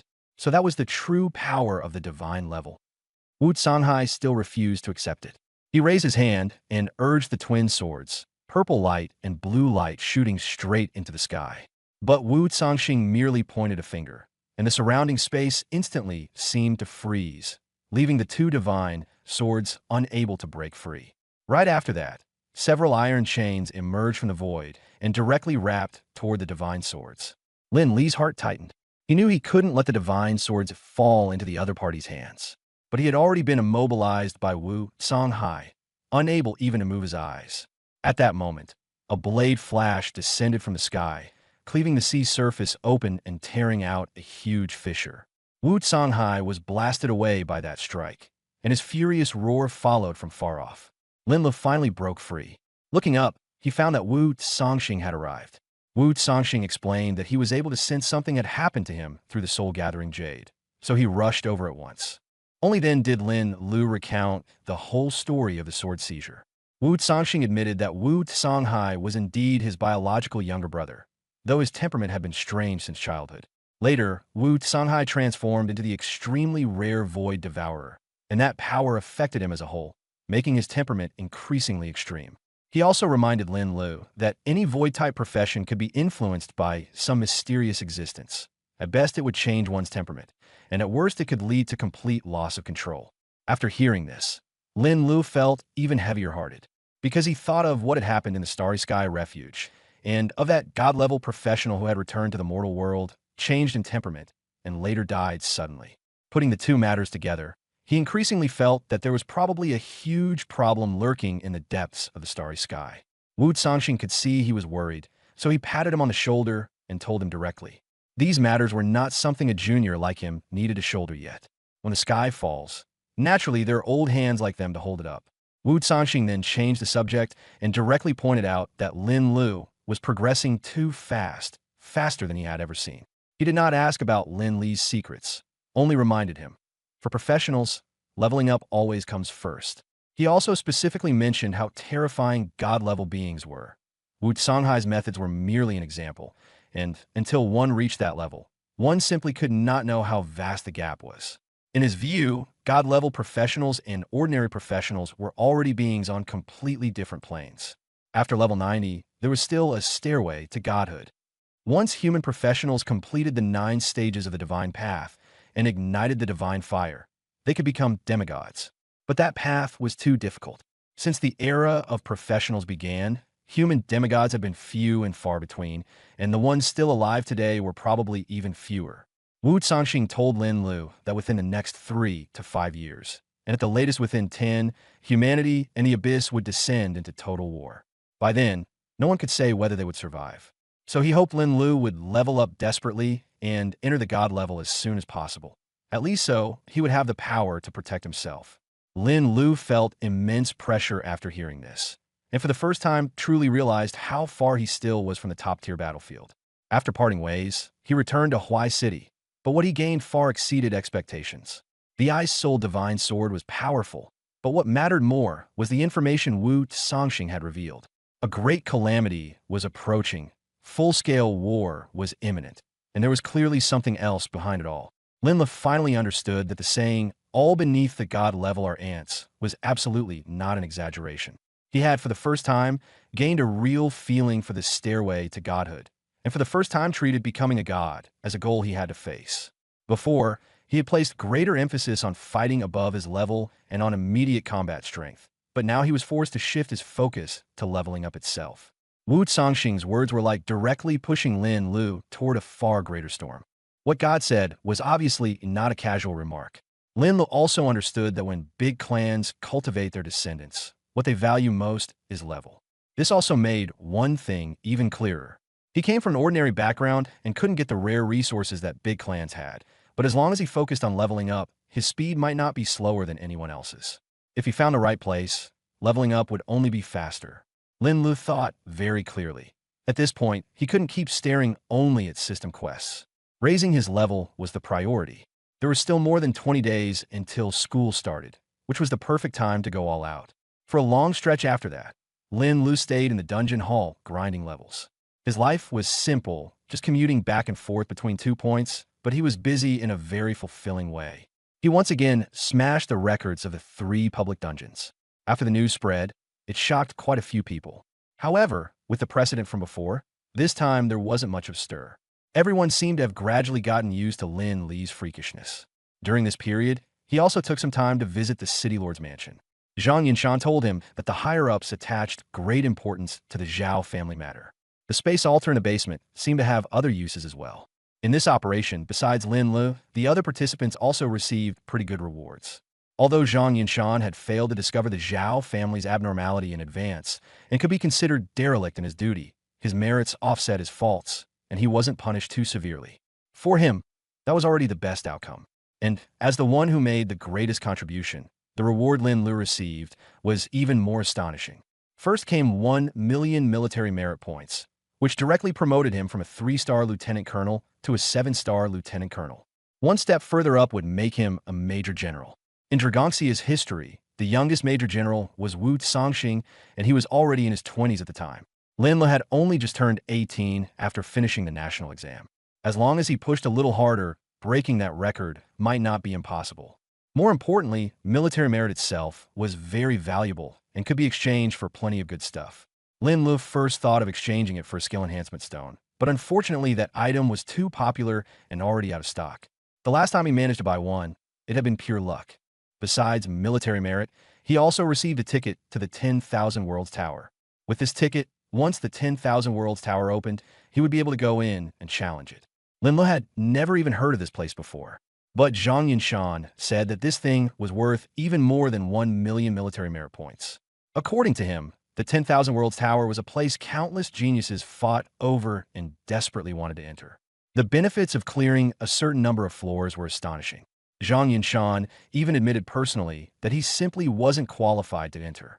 He also said that nearly 90% of the divine Te in Zhangxia had been through the 10,000 Worlds Tower. In other words, if one wanted to become divine tier, the 10,000 Worlds Tower was almost unavoidable. And the earlier one entered, the greater the gains. The next opening would probably be 2 months later. Zhang Yinshan told Lin Lu to prepare in advance and try to push through as many floors as possible. Of course, Lin Lu was tempted. Since this was a necessary path to becoming divine tier, he definitely wanted to go and see it for himself. By July 23rd, with about a week left until school started, Lin Lu had used nearly 20 days to push his level up to 41. Leveling up 10 levels in 20 days, no one else could compare to that speed. Even with experienced dungeons and buff items, not even descendants of major clans could do what he did. Especially after level 40, the difficulty of leveling skyrocketed. The experience required to go from level 40 to 41 was already almost equal to the total experience needed for all previous level ups before level 40. Many people leveled pretty fast in the early stages, but by this point, even leveling once in 1 or 2 months was difficult. After clearing the last boss of Elemental Canyon, Lin Lu decided to rest for a few days starting tomorrow. Not because he was letting up. Huai City is too small. There are only 3 public dungeons. The level 35 Elemental Canyon is no longer enough for Lin Lu to level up. Rather than grinding it forcefully, he might as well take a break for now and wait for college life to start. After defeating the boss, he almost quit the dungeon right away. Then he suddenly remembered there was still a chest he hadn't opened. This time, though, it only dropped a golden treasure chest. He had thought it would be a platinum chest, but luck had failed him again. As soon as the box was opened, Lin Lu froze. Inside was actually a skill enhancement stone. He had farmed for 20 days and had never seen one. He also obtained a fire element crystal. He already had plenty of fire element crystals, more than enough to use. So he directly synthesized a fire element core. Then he enchanted it onto the purple star sword. That could add a bit of fire damage, so it wasn't a loss. After returning home, Lin Lu immediately used the skill enhancement stone. He wasn't short on damage output, nor did he lack survivability or crowd control. If he had to name a weakness, it would be utility skills. After thinking it over, he chose Sword Heart Mind Eye. After the enhancement, this skill was directly strengthened. It was no longer restricted by level. It could also see through illusions and gaze directly upon reality. This time, Lin Lu had really made a huge profit. After the enhancement, Lin Lu took the opportunity to upgrade all his skills. He had accumulated a lot of skill points over 20 days, so he directly raised sword control, sword arsenal, heavy strike sword formation, sword flash, and defensive sword stance. In particular, defensive sword stance alone cost 1.9 million skill points. He wasn't lacking damage output right now. Staying alive came first. Besides, those skill points were spent very worthily. His real combat survivability instantly became much stronger. Then he took a look at his status panel. The summer vacation wasn't even over yet, and Lin Lu had already completely transformed. When these stats piled up together, there were only 2 words: invincible. Only then did he remember that he was already level 41. So why hadn't the system quest updated yet? As soon as he opened it, the quest really had arrived. Sword Immortal Path V. Advance to Sword King. Objective: advance to the SSS rank class, Sword King. Requirements: level 50, 3 mythic grade weapons, and 1 5-color divine jade. Reward: randomly obtain 1 to 2 new talents. Penalty: if not completed within 3 months, randomly erase 1 existing talent. This quest was different from before. Previously, advancement happened every 10 levels, but this time it had become an advancement only after 20 levels. And it also added a 5-color divine jade. Lin Lu remembered that this thing was extremely rare. Class ascension was very difficult. Out of 100,000 class holders, there might not even be one. The 5-color divine jade could raise the probability to 5%, but it was so scarce that obtaining one was by no means easy. Besides that, the quest also required Lin Lu to reach level 50 and find the 3rd mythic sword. Leveling up wasn't difficult for him. The hard part was that mythic sword weapons were all about luck, so he could only do his best to search for one first. After finishing all that, it was already very late. After a simple wash-up, Lin Lu went straight to sleep. Early the next morning, he first made a trip to Wanbao Pavilion. First, to replenish his sword weapons. Second, to sell off all the equipment he wasn't currently using. The level 30 sword arsenal could hold 680 swords. Lin Lu planned to keep using star pattern swords. They were cheap and convenient. With sword god armor, he wasn't afraid of sword weapons being too poor and breaking. After this trip, he had earned an extra 2 to 300,000 gold coins. Combined with the fact that his usual expenses weren't high, he had accumulated quite a substantial reserve. While tidying up his storage space, he also found the copper plate he had bought earlier. He had almost forgotten about it. The bronze inscriptions on the copper plate made him suspect it was related to his previous life, and it also reminded him of the ancestral dragon bones in the 10,000 Beast blood pool. Were the 2 worlds really just a coincidence? The more Lin Lu thought about it, the more something fell off. After returning home, he immediately summoned the Purple Star Constellation Sword and asked what exactly the copper plate was. Purple Star Sword told him to try dripping blood on it. Lin Lu did as told. As soon as the blood landed on it, the copper plate changed. The rust faded away, a blue-green light appeared, and the vague characters also seemed to come alive as they flickered. Right after that, the character Calamity suddenly shot out a beam of light. Lin Lu tried to dodge, but found that his body couldn't move at all. The beam of light directly struck the center of his forehead. In the next instant, the world spun around him, as if he had fallen into boundless darkness. When he could see clearly again, before his eyes was already another stretch of desolate void, broken to the extreme. In the distance, stars were incomplete, and all around were floating fragments of rock, like the end of the universe or an apocalyptic ruin. Just then, a flash of sword light suddenly lit up. The darkness was instantly split apart. A star was cut to pieces. After the dust and mist dispersed, Lin Lu saw a young man standing in the void. He held an iron sword and wore white clothes. Though he looked ordinary, he gave off an unfathomable feeling. This man was the white-clad sword immortal who had appeared in the job change day omen. Why was he here? And who was he fighting? Linlu was full of questions, but could only keep watching. At that moment, a resentful voice rang out. Li Xinghe, you and I have been entangled through countless reincarnations. Today it's time to settle this once and for all. A black-clothed figure then appeared, his whole body hidden beneath a cloak, his true face impossible to see. Yet Lin Lu somehow felt that this person looked very familiar, and the evil aura on him also felt familiar. Li Xinghe spoke, his voice seeming to cross countless layers of time and space, calm yet resolute. You're right. Everything started with me, and it should end with me as well. Just not now. As his words fell, he slashed out with his sword.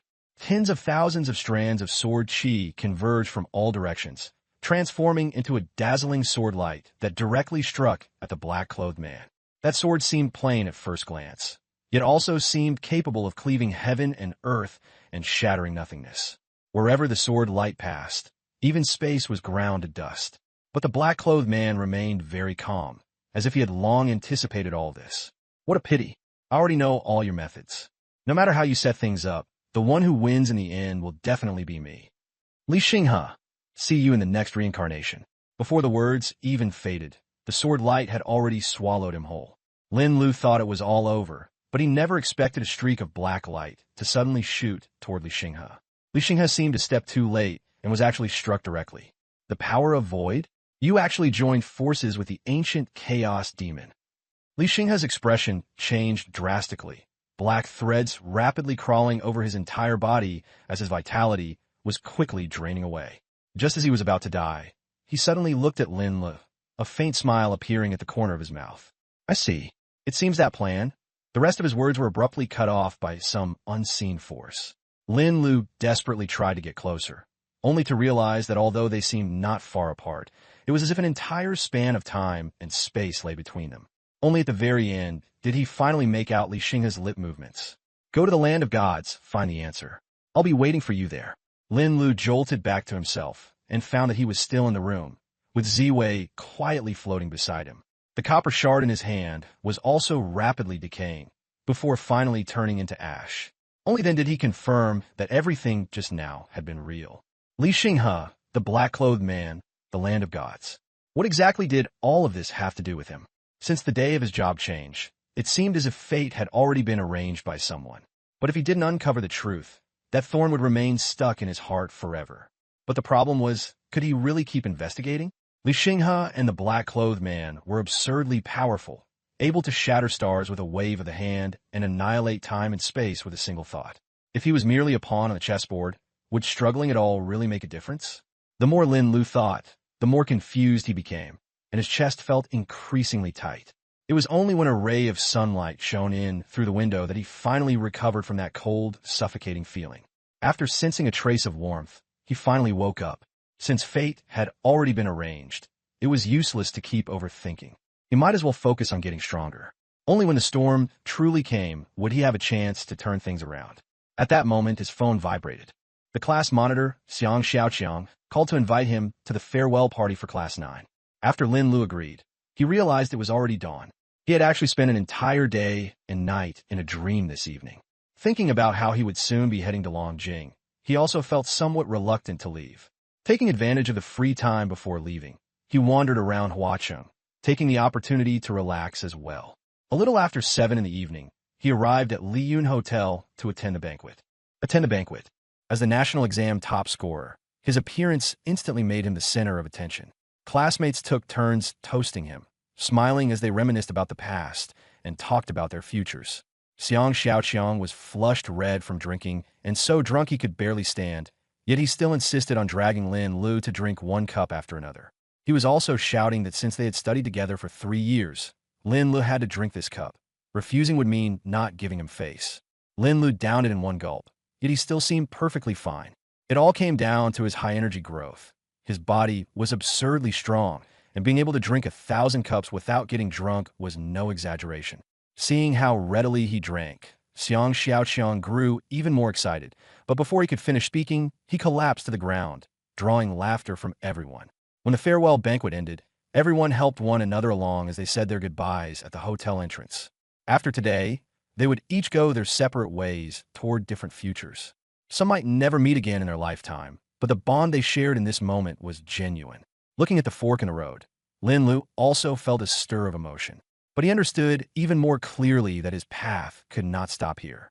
Only by bidding farewell to the past could he welcome a new journey. In the blink of an eye, several days passed. On this day, Lin Lu stepped onto the teleportation array and headed to Longjing. When the light faded, he was already standing on the land of Longjing. This enormous city, long admired by countless professionals, finally appeared before his eyes. The streets here were wider, and there were more people coming and going. Everywhere were powerful professionals, moving in haste. Towering buildings rose from the ground, full of a futuristic feel. The whole city moved quickly, yet in perfect order. That was Lin Li's first impression of Longjing. What made him even more alert was that he could sense several powerful auras spread throughout the city. Some were like mountains, some like the sea, steady and terrifying, silently guarding this city. Just as he stepped out of the teleportation array, a hidden aura swept over him. Lin Li's expression did not change, but he understood that this was only a routine security check. After collecting his thoughts, he quickly found the freshman registration point for Longjing University. It was a plaza with a temporary reception area arranged in neat rows. He walked up to the Longjing University freshman check-in desk, where a senior female student greeted him with a sweet smile. She was wearing the school uniform, with the school emblem pinned to her chest. Her voice was clear and pleasant, and she smiled as she spoke first, making it hard not to feel favorably toward her. Lin Lu glanced at her in secret, sword sigils stirring in his eyes, and then froze. Su Wan, level 37, SS rank sound healing mage. He hadn't expected the first person he ran into to be an SS rank professional. As expected of the country's #1 university, there really were geniuses everywhere. Classmate, Su Wan softly reminded him when she saw Lin Lu zoning out. Lin Lu came back to his senses and quickly handed over his admission letter. Su Wan took it, glanced over it, and the screen immediately lit up green as information popped up. Huiching #1 high school. Lin Lu, F rank profession. She paused, then looked up at him directly. F rank? You're already level 41. You're really a new student here to register? A few girls nearby heard this and all crowded over. After learning the situation, the way they looked at Lin Lu all changed. A first-year student at level 41 this year was way too outrageous. For other people, after more than a month since changing classes, reaching level 20 would already count as fast. But he was an F rank class, yet he had actually surged to level 41. That gap was simply impossible to compare. The freckled girl suddenly clapped her hands and shouted excitedly. I remember now, he's this year's national entrance exam champion, Lin Lu. When the others heard that, they were even more shocked. The national champion, even in Longjing University, was absolutely a top-tier existence. Seeing that Lin Lu didn't deny it, their gazes grew even hotter, and they even crowded around him to take a look. He's really handsome, so the champion really is different. The other freshmen nearby, who no one was paying attention to, instantly felt sour with envy. Just then, a steady voice came from behind. What are you all doing crowded around here? Minter-chun. Several girls immediately stood properly. Chen Maji nodded, his gaze landing on Lin Lu as he smiled faintly. Looks like this year's Freshman Challenge tournament will be very interesting. He stepped forward and took the initiative to extend his hand.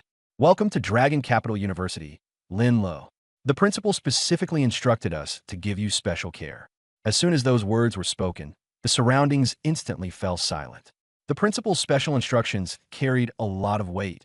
Everyone understood that. But the question was, why him? Even Lin Lu himself was stunned. He didn't know Dragon Capital University's principal at all, and he couldn't make sense of what was going on. Shinmaji could see his confusion and only smiled. The specific reason, you can ask the principal yourself later. After saying that, he instructed Su Wan and the others, arrange Lin Lu in building #1 and handle the formalities first. Building #1. Su Wan froze immediately. That place had a very special significance at Dragon Capital University. Those who could live there were basically once famous big shots. There were even rumors that a demigod had once lived there. And now, as soon as Lin Lu arrived, he was assigned to building #1. It became building #1. Within Dragon Capital University, being able to live in building #1 was itself a status symbol. For professionals, the benefits here were many, far beyond what ordinary dormitories could compare to. But the quota was extremely limited, and the requirements were very strict. Generally, only those recognized as top geniuses had the yuga to compete for it. Even after obtaining the qualification, whether one could actually move in still required passing several more checks. So up to now, most of the rooms in building number 1 were still empty. There were only a few people in the entire school who truly lived there. Someone like Lin Lu being arranged in there right upon enrollment was unprecedented. Su Wan froze on the spot and couldn't help asking Chenmaji, "Instructor Chun, is this really in accordance with the rules?" Chenmaji said indifferently, "The rules are made to be broken. Besides, the principal has already approved it. Lin Lu has the qualification." He added, "Go handle the formalities first, and take him around the school while you're at it." Suwon took a deep breath, forcibly suppressing her shock, and her gaze toward Lin Lu had changed. There was more curiosity in it, and more awe. She no longer asked further questions and nodded seriously. "Understand. Junior, come with me." When handling the move-in, the staff repeatedly looked at the notice with the principal's handwritten signature, confirming it several times before finally handing over the key. Lin Lu remained calm the entire time, but he already knew building number 1 was not simple, and curiosity had begun to rise in his heart. Suwon led him toward the dormitory while introducing various parts of the school along the way. The teaching buildings, living area, dungeon hall, simulated battlefield, arena, and skill training hall. She explained everything in detail. She was patient the whole way, always smiling. Lin Lu listened and nodded along. Suddenly, he asked, "Senior, what's the freshman challenge competition?"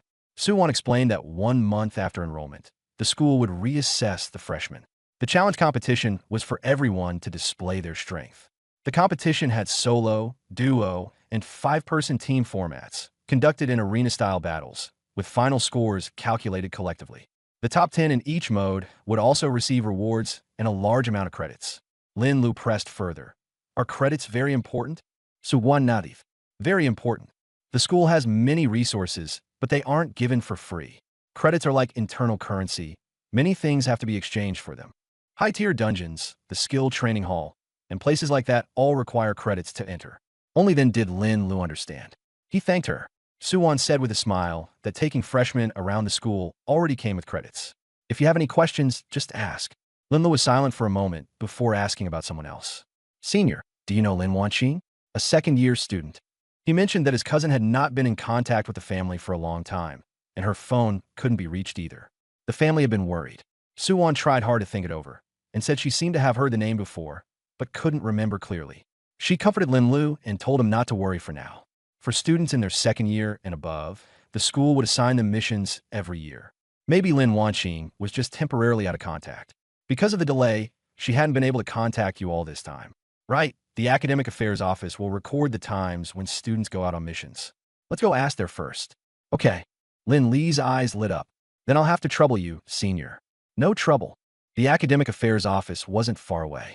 Lin Lu took out his student ID, explained his relationship with Lin Wanqing, and was only then allowed to access the records. But the result he found left him stunned on the spot. Other than confirming that Lin Wanqing had indeed enrolled, they couldn't even find out whether she had recently been on a mission, let alone which class she was in or who her mentor was. How could this be? Lin Lu looked at Su Wan in confusion, and Su Wan could only shake her head. It was also her first time encountering such a situation. The staff member, seeing how anxious he was, explained a little more. There were many reasons why records couldn't be found, but the most likely one was that Lin Wanqing had already taken one of the senior elders of the Qilin Pavilion as her master. If that was the case, her records would be stored under encryption, and it would be normal for the Academic Affairs Office to be unable to access them. After leaving the Academic Affairs Office, before Lin Lu could speak, Suwon said first, "I know what Junior is going to ask. The Qilin Pavilion is Dragon Capital University's highest decision-making body. You can think of it as the board of directors. But unless it's a major matter that shakes the very foundation of the school, they generally won't interfere in school affairs. The Qilin Pavilion has 8 senior elders. They rarely appear in public, but they were all famous in their youth. They just stepped behind the scenes." Lin Lu asked, "Senior, do you know where the Qilin Pavilion is? I want to ask around about my cousin's whereabouts." Suwon shook her head. The Qilin Pavilion is very mysterious. Aside from a few top-level officials, no one knows where it is. If your cousin really took a senior elder as her master, then it's normal that you can't contact her. Don't worry too much for now. Once she comes out of the Qilin Pavilion, you should be able to meet soon. As the two talked, they were already close to building one. The atmosphere around them had changed as well. The air seemed clearer, and there was a faint, indescribable energy fluctuation that left one feeling refreshed. Do you feel it? Suwon said softly. There's a spiritual vein node underground in Building 1, and the energy here is much denser than elsewhere. I heard that living here long-term brings great benefits, but unfortunately, I don't have that chance. Linla nodded. His senses were very sharp, and he had already noticed that something was off here. Even the sword artifacts in the armory space seemed more active than usual. Soon, they reached the end of the tree-lined path.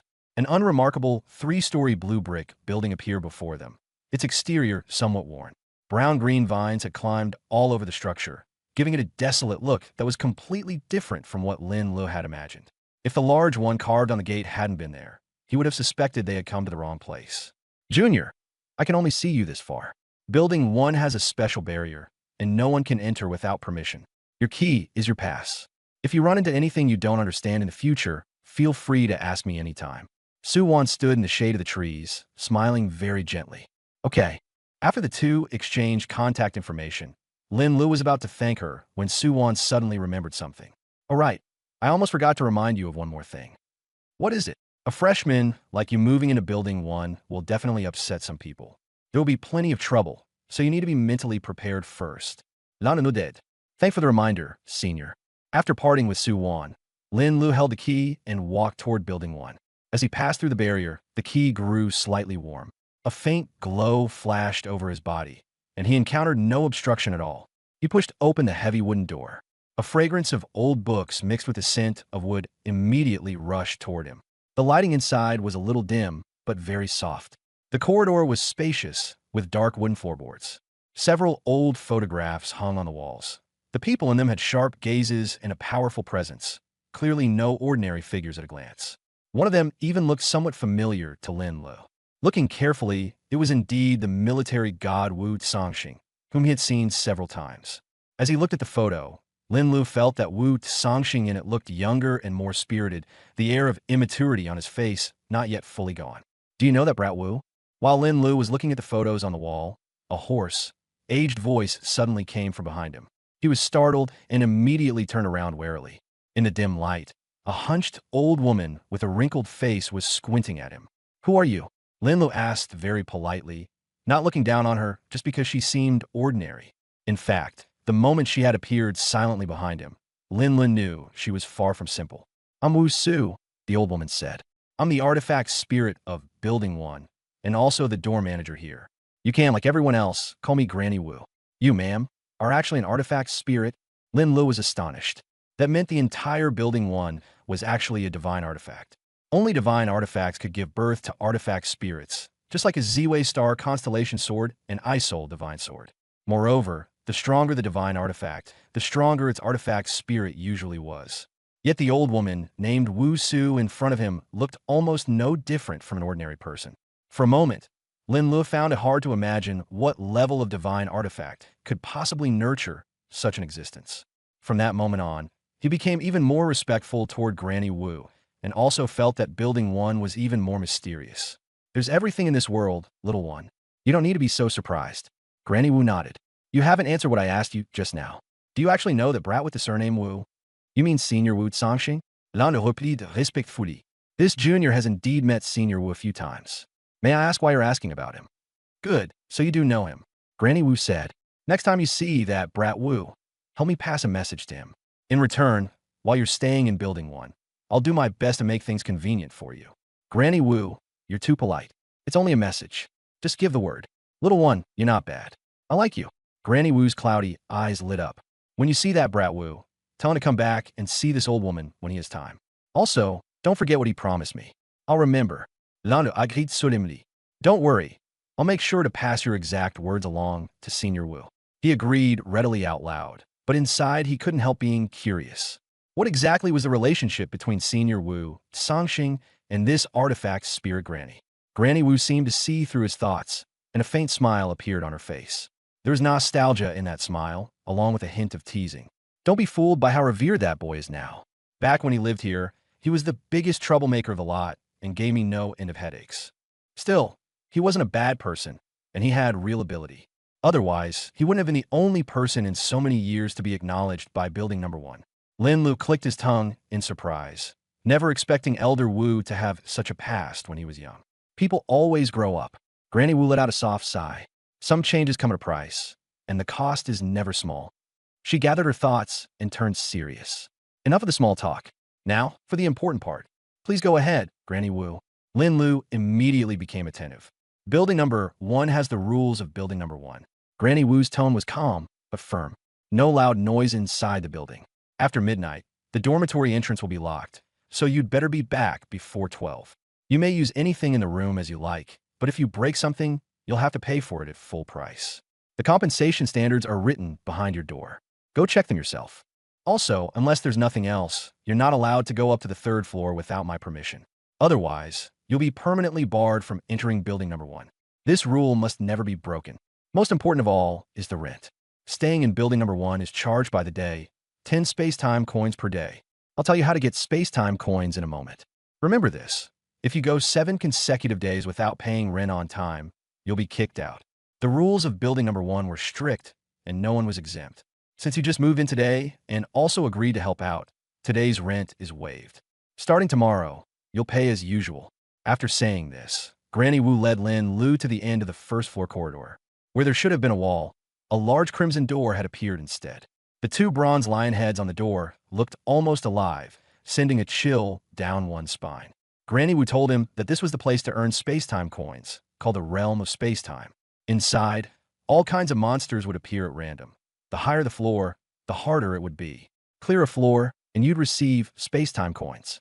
Moreover, you could only enter once per day. If you couldn't even clear the 1st floor, you wouldn't be able to pay that day's rent. Granny Wu asked with a smile whether he dared go in and try now. Lin Lu didn't hesitate and agreed at once. The moment he touched the bronze ring, he was swept away by a burst of light. When the light faded, Lin Lu was already standing in a strange space. The ground beneath his feet was like a mirror, while overhead was a dark sky. Gears and hourglasses floated all around, as if time itself had been turned into a physical form. A voice echoed from the void, informing him that he had reached the 1st floor. Light flashed, and 3 level, 15 elemental earth demons appeared before him. Lin Lu barely even looked at them. Once his protection time ended, he dealt with them in a single strike. Clearing the 1st floor rewarded him with 2 space-time coins. On the 2nd floor, 3rd floor, and 4th floor, he continued to one-shot everything in his path. It wasn't until the 11th floor that he finally ran into real trouble. This time, 10 level, 40 venomous demon worms appeared. After dying, they actually exploded, showering the area with venom and fragments. Lin Lu had already dodged quickly, but he was still splashed all over, and even the cuffs of his sleeves were corroded away by half. The damage wasn't serious, but it was disgusting enough to make him frown. Only then did he realize he had been careless. From this floor onward, the monsters grew more numerous and more powerful. But the space-time coins also increased faster. By the time he reached the 20th floor, the coins in his hand had already exceeded 1 million. At this rate, once he got out this time, he wouldn't have to worry about building number 1's rent for at least decades. Only then did Lin Lu feel that the way Granny Wu had made it sound so frightening before was misleading. Earning coins wasn't nearly as hard as he had imagined. With a sound, he didn't even think before charging straight for the 21st floor. The countdown reached 10 seconds, yet the monster still hadn't shown even a shadow. Only on the final second did Lin Lu suddenly feel his scalp go numb, the back of his head turning cold as if pricked by needles. He instinctively rolled away, and almost at the same moment, a crisp crack rang out from his body as one charge of the guard seal was knocked away. He hadn't even seen what the enemy looked like before he was killed in one shot, and Divine Sword Protector didn't even trigger. What the hell is that thing? The difficulty on this floor was clearly on a completely different level from the ones before. Before he could even catch his breath, that deadly chill closed in again, and blade gleams kept slashing into him. Fortunately, the guard seal granted him 3 seconds of invincibility. Lin Lu immediately seized the chance. The purple gold sword seal appeared, forcibly locking onto that black shadow. This time, he finally saw it clearly. It looked like a hunched humanoid monster, with dark red patterns embroidered on its black cloak. In each hand it held a thin-bladed longsword, one red and one purple, moving so fast they were nearly impossible to see. Shadow Warrior, 7-star boss, level 89. Its stats were terrifyingly high, and its agility was absurd. No wonder the naked, I couldn't keep up with it at all. But its constitution wasn't top tier. If he could really land a hit, Lin Lu was confident he could finish it with a single sword. The problem was, it was too fast. Lin Lu simply used control skills in sequence. First Death Entanglement. Then he summoned the Ice Soul Divine Sword, followed by the Delayed Domain and Absolute Zero. The Black Shadow's speed dropped sharply. It could barely swing its blades. In the end, it was frozen in place. A streak of sword light flashed by, and the ice sculpture burst apart. Cleared the 21st floor, reward 2,097,150 two-time coins. Entering the next floor in 10 seconds. But with a flash of light, when Lin Lu opened his eyes again, he was already back in front of the Crimson Gate.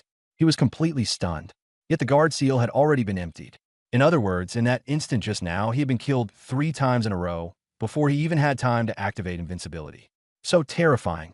At the very least, it's god-level power. Lin Li's heart sank, but his fighting spirit was also fully ignited. Once he became stronger, he would definitely come back and challenge it again to see what exactly was hidden on the 22nd floor. At that moment, Granny Wu's teasing voice came from the side. 5 minutes.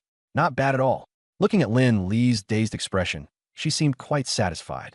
Come on, tell Granny. How far did you get this time? Did you save up enough time coins? Don't tell me you can't even pay tomorrow's rent. Lin Lu still hadn't recovered and answered casually. Floor 21. Granny Wu had originally wanted to comfort him a couple of times. But after hearing that, her fingers suddenly twitched. 21st floor? For a moment, she couldn't tell whether she had misheard or whether this kid was talking nonsense. After all, even the strongest person in the past 100 years, Wu Zongxing, hadn't been this fast. At present, he had already touched the threshold of half-godhood and could be considered a legend of his generation. But even he, when he first entered the time-space realm back then, had only barely cleared the 19th floor. It had to be known that the farther up one went, the harder it became. Especially after the 20th floor, the difficulty changed completely. Every floor was like a natural chasm, nearly approaching the threshold of god level.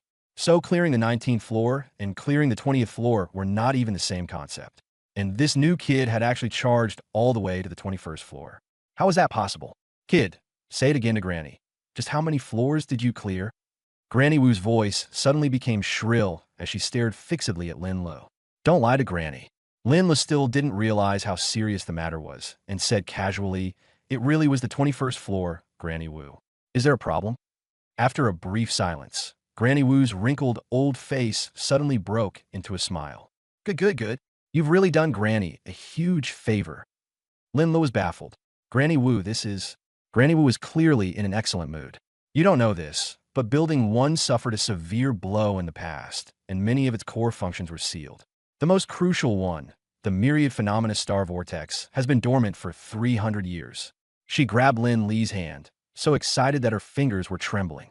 And to reopen it, one condition must be met. That is, during the first entry into the realm of time and space, you must clear at least 20 floors in one go. Back then, Wu Zongxing had already reached the 19th floor and was only one step away from success. But in the end, he still fell short by that one step. That wait lasted a full 300 years. 300 years. Granny Wu looked at Lin Lu, her eyes practically shining. So many geniuses failed to do it. I'd almost given up hope, and yet today, you quietly pulled it off. Only then did Lin Lu understand that, by accident, he had actually accomplished something this difficult. He also couldn't help but wonder what exactly this Myriad Phenomena Star Whirlpool was for that it could make Granny Wu so excited. Granny Wu, is this Myriad Phenomena Star Whirlpool very important to building number 1? Lin Lu asked. Of course it's important. Granny Wu took a deep breath. But let's not talk about it now. Once it's fully unsealed, you'll naturally know. In short, Granny guarantees you won't be disappointed. Seeing that she refused to explain further, Lin Lu didn't ask anymore. At that moment, Granny Wu turned sideways and pointed to 2 large doors on the left side of the corridor, each with a completely different style. Little one, do you see these 2 doors? The black one is the mirror corridor. Granny Wu's expression turned solemn. Pay 100,000 time-space coins, and you can go in and challenge it. As the name suggests, it generates a mirror image of you that's nearly identical. Apart from equipment, it makes full use of all your original abilities. Fighting such an opponent is the best way to temper yourself.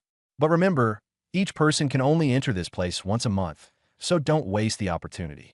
Lin Lu looked at the black door, his eyes faintly brightening. Competing against his own mirror image was indeed something to look forward to. Granny Wu then pointed to another door that glowed with a silvery white sheen. Behind this door is the time-space arena. You also have to pay time-space coins to enter, but there's no limit on the number of times. In addition, the arena has its own ranking list, and if you can make it into the top 10, there'll be extra rewards. The opponents inside are the prodigies of the human race from various time spaces.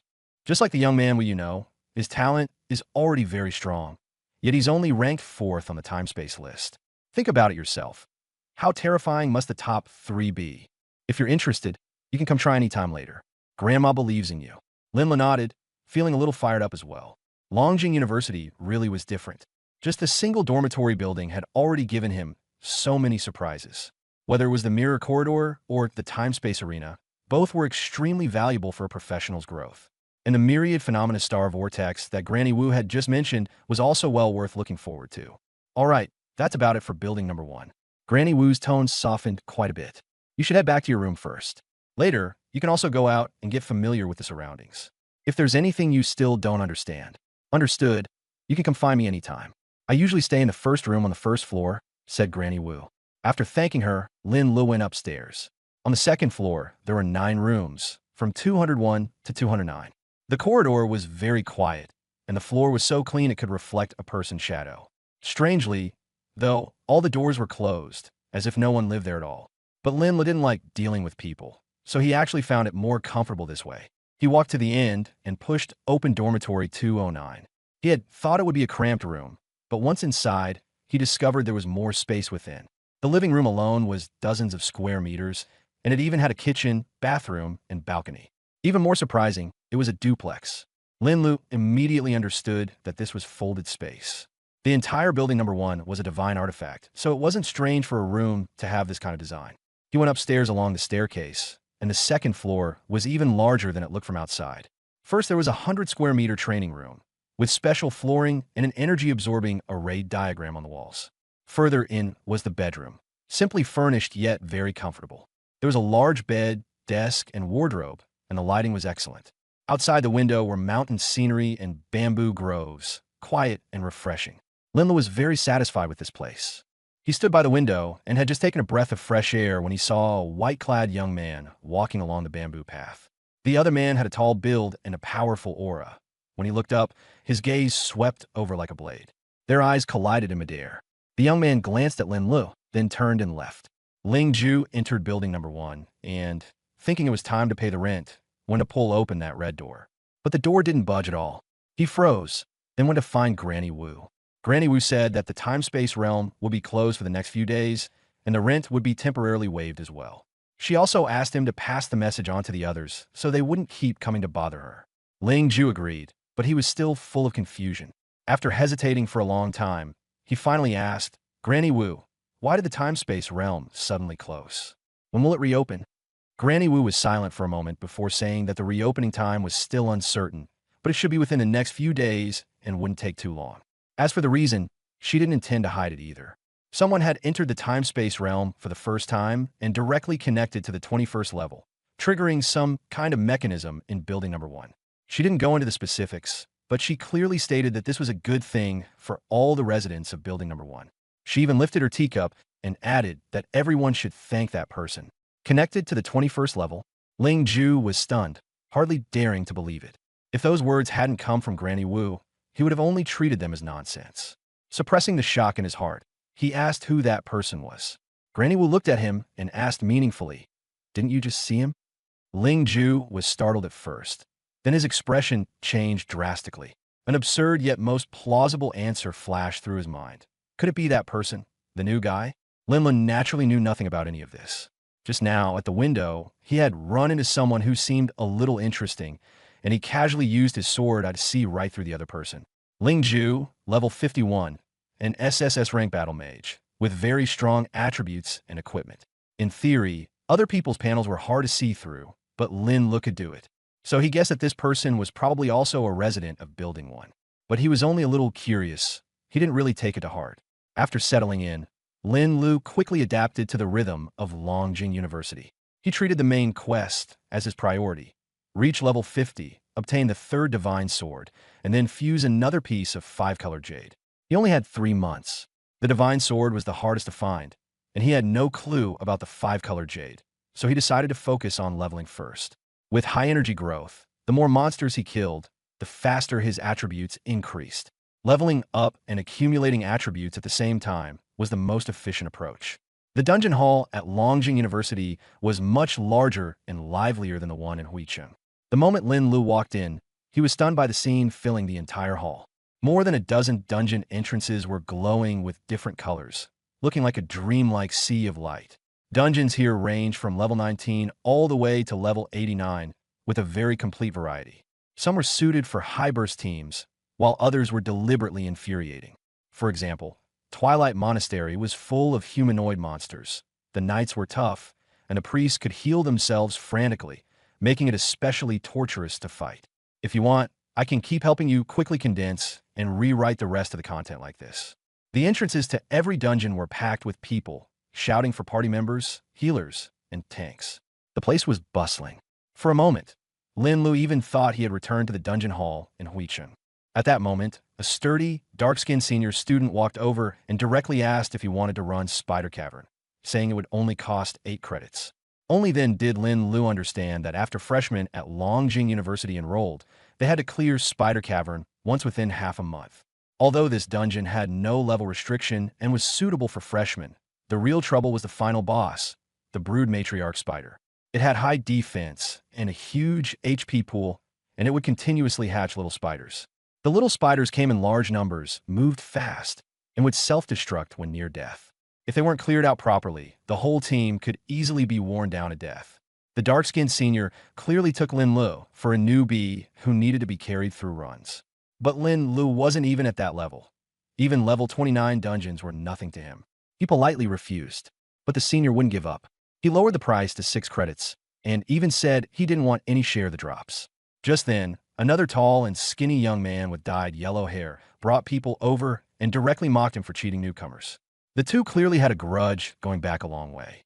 The yellow-haired guy not only publicly mocked the dark-skinned senior, but also brought up old accounts of him carrying parties through dungeons and charging random fees. The dark-skinned senior immediately fired back, saying that the other side had previously overcharged for credits and forcibly bought boss-dropped equipment at a low price. The argument between the two grew more and more heated. In the end, the yellow-haired guy threw down harsh words in front of everyone, warning that anyone who dared to cooperate with the dark-skinned senior will be making an enemy of him. As soon as Sun Biao spoke, everyone around immediately looked over. A new student refused to accept it and muttered that he was way too arrogant. The older students hurriedly stopped him, saying that Sun Biao was the captain of the Crazy Wolf Squad, and that he also had Xiang Qianqi from White Tiger Academy backing him. Not even many people at the school dared to provoke him. The new students turned pale after hearing this and realized this person was not someone to be trifled with.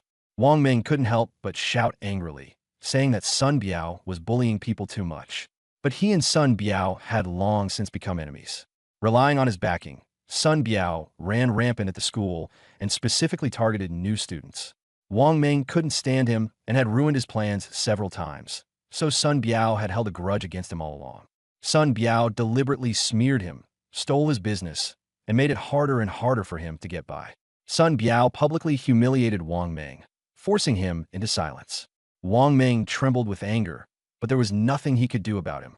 If this went on, he wouldn't even be able to scrape together enough credits, and sooner or later he would be forced to drop out. Sun Biao turned to target Lin Lu, deliberately driving up the price, and saying he could take him through the Spider Cavern for 15 credits. Lin Lu could see what was going on clearly. He was using him to establish his authority and even wanted to take him for a fool. Lin Lu refused outright, even pushing Sun Biao aside, then turned to Wang Ming and said he would pay 10 credits for Wang Ming to take him. Wang Ming was stunned and urged Lin Lu not to offend Sun Biao, just for his sake. But Lin Lu didn't care at all. Seeing himself ignored, Sun Biao's expression darkened at once, and he threatened that offending him would not end well. Aside from him, no one dared take the job. He even raised the price to 30 credits. But Lin Lu still ignored him, only looking at Wang Ming and saying that he wasn't standing up for anyone. He simply found Sun Biao unpleasant. Just as Wang Ming was hesitating, Lin Lu stared at him and urged him on. His mind heated up, and he actually directly clicked agree. Once the team was formed, Lin Lu immediately wanted to enter the instance. Wang Ming hurriedly stopped him.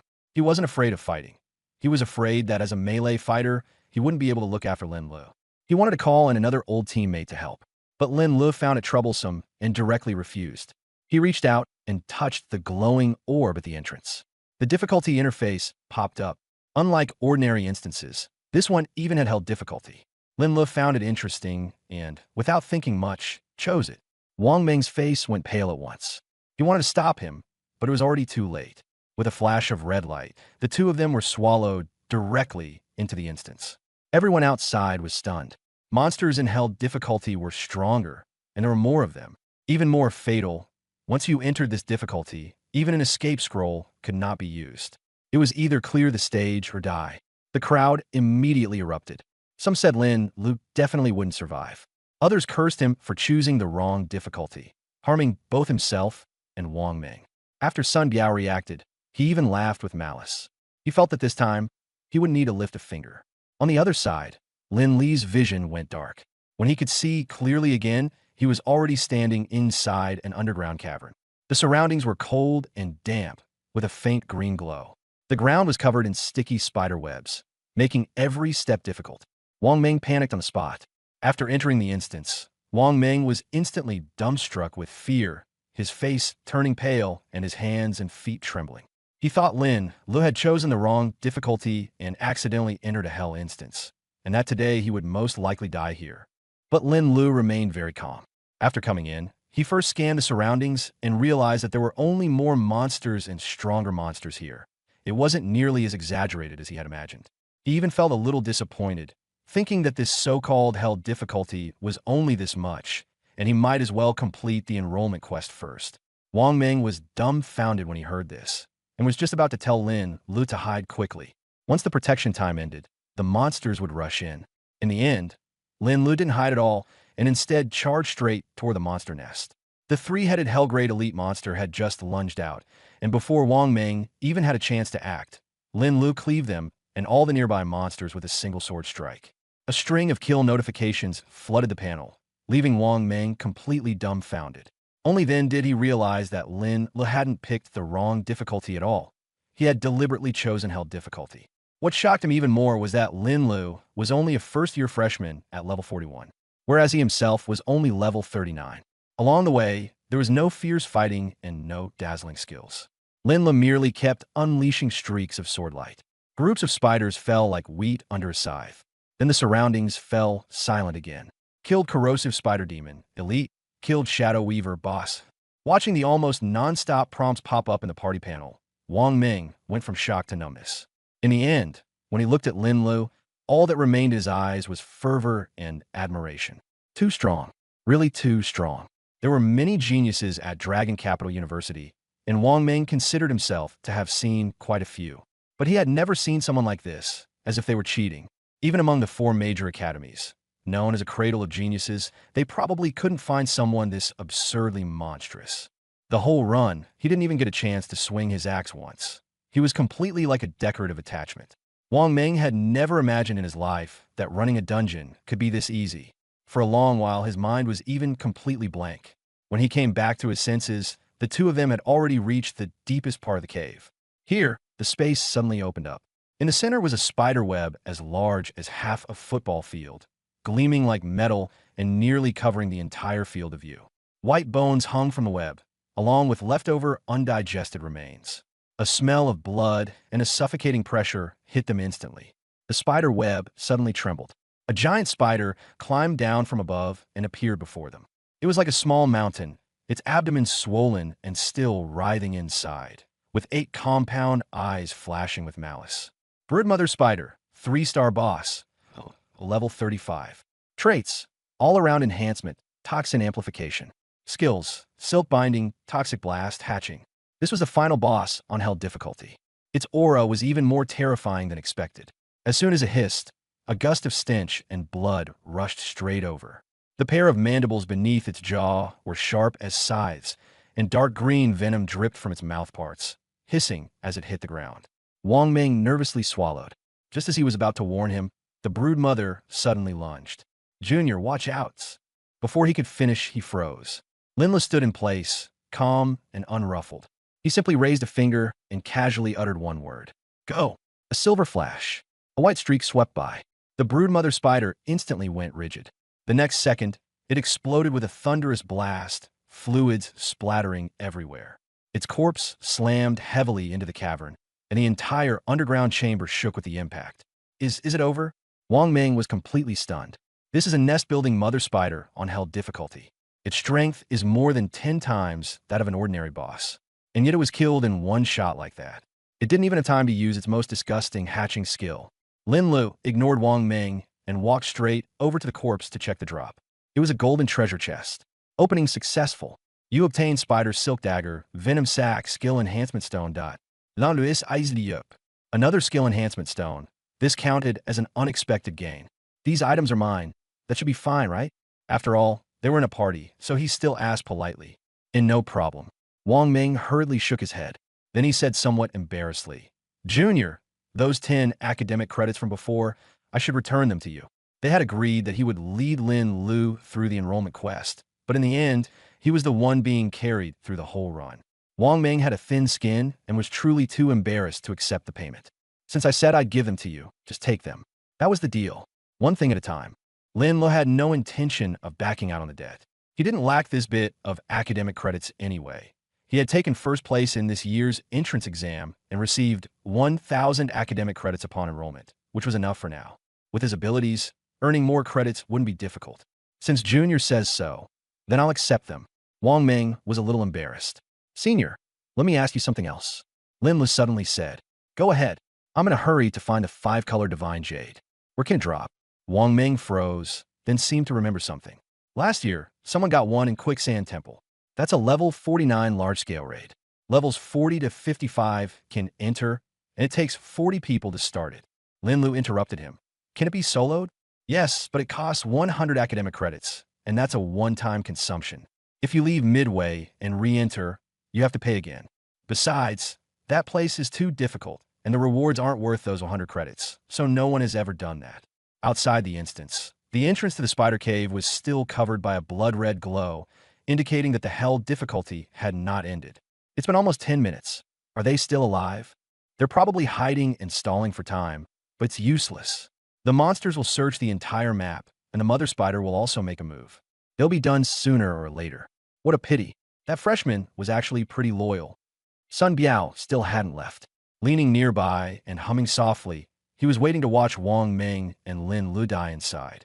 At this moment, one of his lackeys came over and asked, Boss, when can we meet young Master Xiang? Sun Biao sneered. You lot? You think you're worthy. But I can tell you this. Young Master Xiang is going to challenge the record in Quicksand Temple. The main force from White Tiger Academy will be making a move, and they still need a few people who are willing to take risks and obey orders. If you can get in, not only can you curry favor with young Master Xiang, you might even be able to enter White Tiger Academy. When a few of them heard that, they were immediately tempted. But they hadn't realized that there was something fishy about this matter to begin with. Besides, they had never even considered that Sun Biao would lie to them about this. So their heads heated up, and they all agreed. Haha, great. I'll send young Master Xiang a message right now. They should be at the instance hall soon.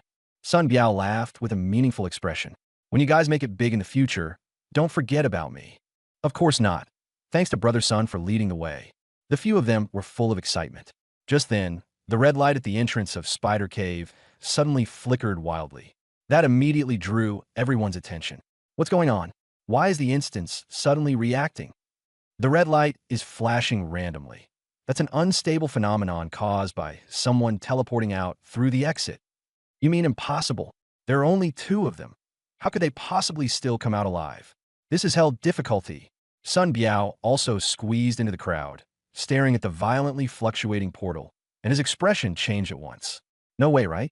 Wang Ming, that trash, could never clear hell difficulty. Could it be that freshman? A strong sense of unease suddenly welled up from the depths of his heart. The next second, a flash of red light flickered, and the teleportation gate returned to normal. Under everyone's watchful eyes, the space rippled, and 2 figures walked out. They're out. It looks like Wang Ming and that new student. They're both uninjured. Oh my god, could they really have cleared the hell-level spider cave with just 2 people? Lin Lu walked in front, looking calm, as if he had only gone out for a stroll.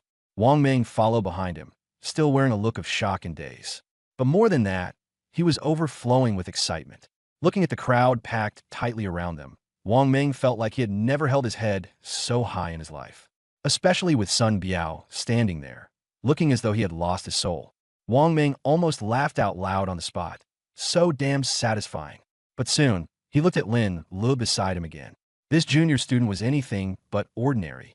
Wang Ming had a hunch that before long, Lin Lu would shock everyone and shake the entire Longjing University.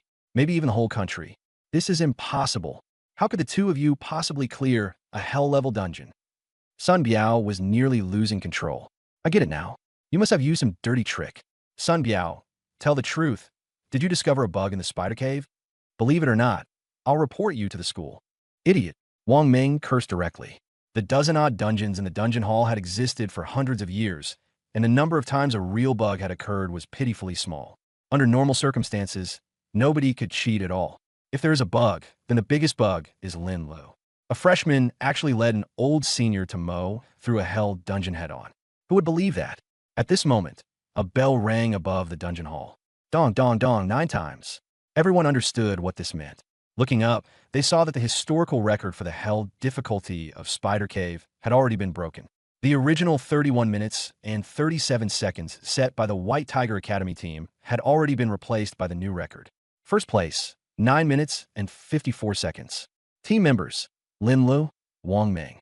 Only at this moment did everyone truly realize that Lin Lu and Wang Ming had not only come out alive, but had also set a new record with an astonishing result. 9 minutes and 54 seconds. Since the founding of Dragon Capital University, there had never been such an outrageous speed run. Wang Ming's level and class strength simply made it impossible to achieve this. The only explanation could be Lin Lu, but he was clearly just a freshman who had just entered school. Could he really be strong enough to reach this level? If it really was him, then what exactly was his background?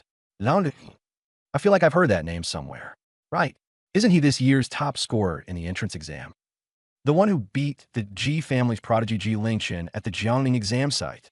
The crowd instantly erupted. A national top scorer is too outrageous. He's only been enrolled for a few days, and he's already this strong. The gap is actually this huge. Someone like him will definitely be fought over by the 4 major academies after the freshman competition. Even the elder masters at Qilin Pavilion will probably want to take him as a disciple personally. Everyone's eyes on Lin Lu changed. No one looked down on him anymore. Only shock and envy remained. Wang Ming also came back to his senses and grinned honestly. So you're this year's national top scorer, junior? Meeting you in person really does live up to the rumors. You flatter me, senior. Lin Lu smiled and asked directly, which entrance is the Quicksand Sanctuary? I want to try it now. The second row on the left, third one, the one surrounded by wind and sand, Wang Ming pointed. But that's a 40-man team dungeon. You'll have to wait until the party fills up. It's fine, I'll solo it. Lin Lu said calmly. I'll leave the party first. After saying that, he walked straight toward the Quicksand Sanctuary. Large-scale team dungeons didn't have difficulty settings. After spending 100 credits to unlock it, he stepped into the teleportation gate alone. Wang Ming stood stunned for a long time before blurting out. He really wants to solo it? That's a 40-man dungeon. The people around them also exploded in discussion. He went into the Quicksand Sanctuary alone. Is he crazy? Without coordination and tactics, there's no way to clear it. Even a national top scorer can't play like this. Almost no one believed he could do it. To them, team dungeons were made for teams. Solo clearing was impossible. Quite a few people were just waiting to see him come out in a miserable state. Even young Master Xiang has to prepare for a long time for the Quicksand Sanctuary, and he actually wants to solo it himself. Oomph. Sun Biao's face was full of disdain. Just then, there was a commotion at the entrance of the dungeon hall. The White Tiger Academy people had arrived. Why are they here? Looks like their target is also the Quicksand Sanctuary. At this rate, the 3-year record of Azure Dragon Academy is probably going to be broken. As the crowd discussed it, a young man in golden armor and holding a dragon spear strode over from the White Tiger Academy side. Young Master Xiang. Sun Biao immediately went up to greet him, smiling ingratiatingly. Where are they? Xiang Tianqi asked coldly. They're all here, and they're guaranteed to be obedient. Sun Biao hurriedly pointed them out. Xiang Tianqi glanced at the few of them and said nothing more. Then let's enter the dungeon. Just as he was about to lead the group in, Sun Biao hesitated and told him about Lin Lu. After hearing it, Xiang Tianqi sneered, "National top scorer? Nothing more than that. If we, the children of aristocratic families, didn't need to prove ourselves through the entrance exam, would his title even be his turn?" The White Tiger Academy students echoed him as well. In their eyes, ordinary geniuses were nothing special. At that moment, Xiang Tianqi suddenly. At the entrance, Xiang Tianqi and the others were mocking him coldly, not taking Lin Lu seriously at all. After they entered the dungeon, Lin Lu also entered the quicksand sanctuary. The moment he landed, yellow sand filled the surroundings, with sandstorms raging nonstop. The environment was extremely harsh. Before he could even steady himself, he was ambushed by a desert poison scorpion. Then dozens of level 51 elite monsters drilled out from beneath the sand and swarmed him directly. The poison scorpions coordinated viciously, with one wave charging in and another firing poison needles. But Lin Lu didn't panic at all. He drew his sword directly, instantly wiped out this wave of monsters, and continued pushing forward, with his attributes constantly stacking higher as well. The quicksand sanctuary had a total of 3 floors. He quickly broke through the first floor and encountered the first boss, the sandstorm colossal elephant. This giant elephant was towering and ferocious, with absurdly high strength and constitution, along with a pile of enhancement skills. But just after it let out a roar, before it could even make a move, Lin Lu killed it in 2 strikes. Afterward, Lin Lu opened the chest and obtained 2 epic pieces of equipment. One was the Sandstorm Battle Axe, and the other was the Sandstorm Heavy Armor. Unfortunately, both were warrior-class sets, so they were useless to him. The 2 pieces of equipment were taken into the storage space. This high-end set was very valuable. If collected and sold together, it would fetch a substantial income. Lin Lu did not stop and went straight into the second area. Here, it had turned into a tomb filled with scorching heat and fire poison. Just as he stepped inside, the system prompted him to lose 1% of his HP per second. This was percentage-based damage. Lin Lu quickly felt unwell. His skin turned red, and dense red spots appeared all over his body. This kind of damage ignored defense and shields and was extremely troublesome. For an ordinary team coming in, they would need at least 5 healers, specifically to cleanse poison and restore HP. Otherwise, they simply couldn't get through. Even so, everyone would still be stuck at a dangerous HP threshold, moving very slowly. But this bit of HP loss meant nothing to Lin Lu. Thanks to the level 60 strong strike sword formation and the King's Cloak, his lifesteal had already risen to 74%. The real trouble was just the fire poison constantly irritating him, making him want to leave this place as soon as possible. Fortunately, as the sword control skill kept leveling up, its splash range kept growing too. He needed fewer than 10 attacks to wipe out the mobs in the second area. The boss here was called the Flame Demon Pharaoh. This kind of mage monster had low HP and weak defense, and its attacks were slow. Before it could even counterattack in front of Lin Lu, it was instantly killed by a single sword strike. After opening the chest, Lin Lu continued on to the third area. Here was a sanctuary hidden in an oasis called the Annihilation Sanctuary. The gate was tightly shut, and on both sides stood a 10-meter-tall stone statue. The moment Lin Lu approached, the 2 statues activated simultaneously. Only after killing them could he obtain the key to open the sanctuary's gate. He inserted the key, the mechanism turned, and a narrow, dim passage appeared ahead. At the end of the passage were the stairs leading into the sanctuary. Lin Lu did not rush in. His intuition told him it was not that simple. He first found a monster corpse and threw it onto the passage. As expected, the mechanism was triggered, a ripple of spatial fluctuation flashed, and the corpse vanished on the spot. Lin Lu judged that it had probably been sent into another space. Before figuring out the mechanism, he did not want to take the risk. He tried a few more times, and the result was always the same. Since the ground wouldn't work, he would try the air. Lin Lu summoned a star-patterned sword and flew over the passage from above, without triggering any mechanism. Then 20 flying swords passed through in succession, and nothing happened. Only then did he confirm that the air path was safe. So he found another corpse, carried it across with flying swords, and it passed through smoothly as well. He stepped onto the purple star constellation sword, charged through the passage at full speed, and landed steadily on the high platform. The hardest part was already over.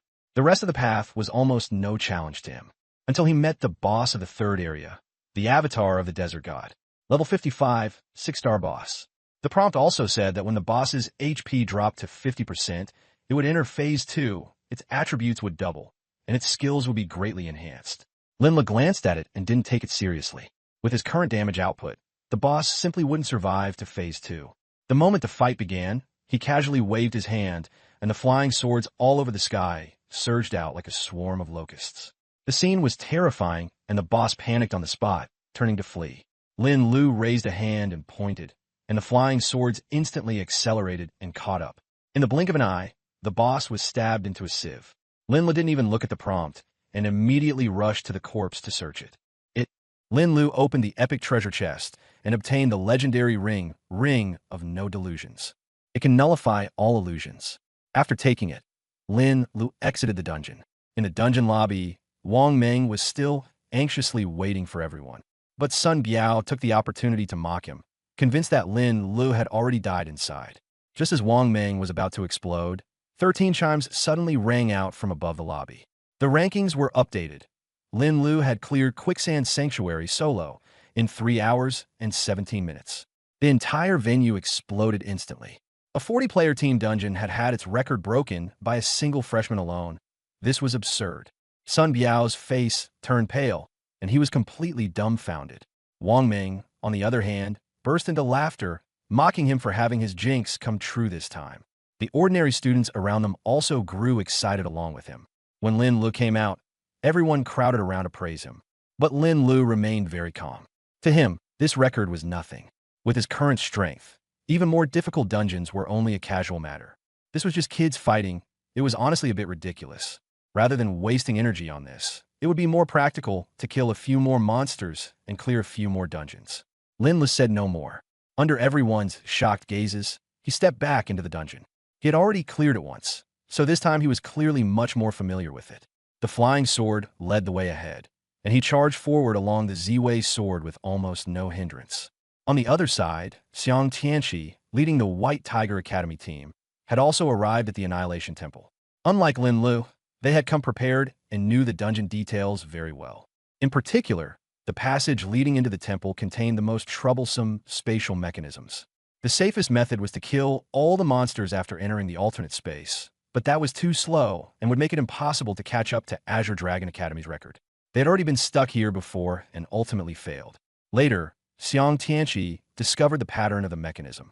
After it was triggered once, as long as the person teleported by it didn't die, it would not trigger a second time. He immediately came up with a vicious plan.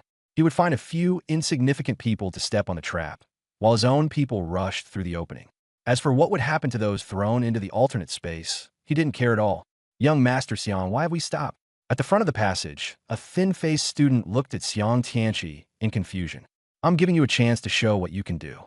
Xiang Tianqi curled his lips, exchanging a glance with his confidants beside him. What? Before the thin-faced student could sense that something was wrong, someone shoved him hard from behind, sending him straight into the passage. The few people recommended by Sun Biao were dealt with in the same way. They were all dazed, not even having time to say anything before the power of space swept them away and sent them instantly into the alternate space. Now go. Xiang Tianqi and the others took the opportunity to rush through the passage and quickly climbed the steps. He looked back, his face full of contempt. I guess that counts as making use of waste. Being able to contribute to the glory of White Tiger Academy is their honor. The girl holding the staff snorted coldly. Enough nonsense. Hurry into the temple. We've saved at least an hour. This record is definitely ours. After a fierce battle, Xiang Tianqi and the others, though injured, still managed to kill the boss successfully. 4 hours, 29 minutes. Half an hour faster than Azure Dragon Academy. The record is ours. Young Master Xiang's method was the best. Otherwise, how could it have gone so smoothly? The dungeon is cleared. We should head out. With a wave of his hand, Xiang Tianqi led everyone from White Tiger Academy out of the dungeon. But the applause and cheers he had imagined never came. Not only was the crowd outside not shocked, they were instead looking at them with a very strange expression. It was as if they were looking at clowns. Xiang Tianqi instantly flew into a rage. Sun Biao, get over here. Sun Biao ran up with a bitter face. Why, young Master Xiang? Xiang Tianqi asked angrily. What's going on? You're not going to explain it to me. Sun Biao didn't dare say it directly, so he could only sneak a glance at the light screen above. Xiang Tianqi followed his gaze and looked up, and the whole person instantly froze. 3 hours, 17 minutes. They were actually faster than them by a full hour and more. How was that possible? The moment Xiang Tianqi saw the list, he was utterly dumbfounded and nearly fainted on the spot. Lin Lu had actually solo cleared the quicksand sanctuary. At that moment, he only felt that everything he had worked so hard for before was just a joke. He forcefully suppressed his emotions and asked Sun Biao with a dark expression, "Don't tell me this Lin Lu is the top scorer from the national exam you mentioned?" It is him, young Master Xiang." Sun Biao was so terrified he didn't even dare breathe loudly. Xiang Tianqi's face turned pale, and he could barely stand steadily. "The nation's genius? Nothing special. I think he's just a worthless bumpkin." These words were like slaps, each one landing back on his own face. His face burned with pain, and he wanted nothing more than to find a crack in the ground to crawl into right then and there. All his schemes, all his efforts, had become a joke at this moment. Humiliation, anger, and a sense of helplessness pressed down on him together, leaving him stunned. He stared at the light screen several more times, but no matter what, he still could not bridge that gap. But just then, the bell rang again. Clang, clang, clang. 13 chimes. Everyone understood exactly what that meant. They almost simultaneously looked up at the light screen.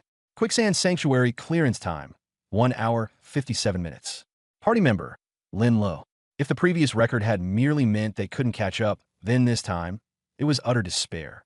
Staring at the new record, Xiang Tianqi felt fear for the first time in his heart. Freak, this guy's a freak. He couldn't make sense of it at all.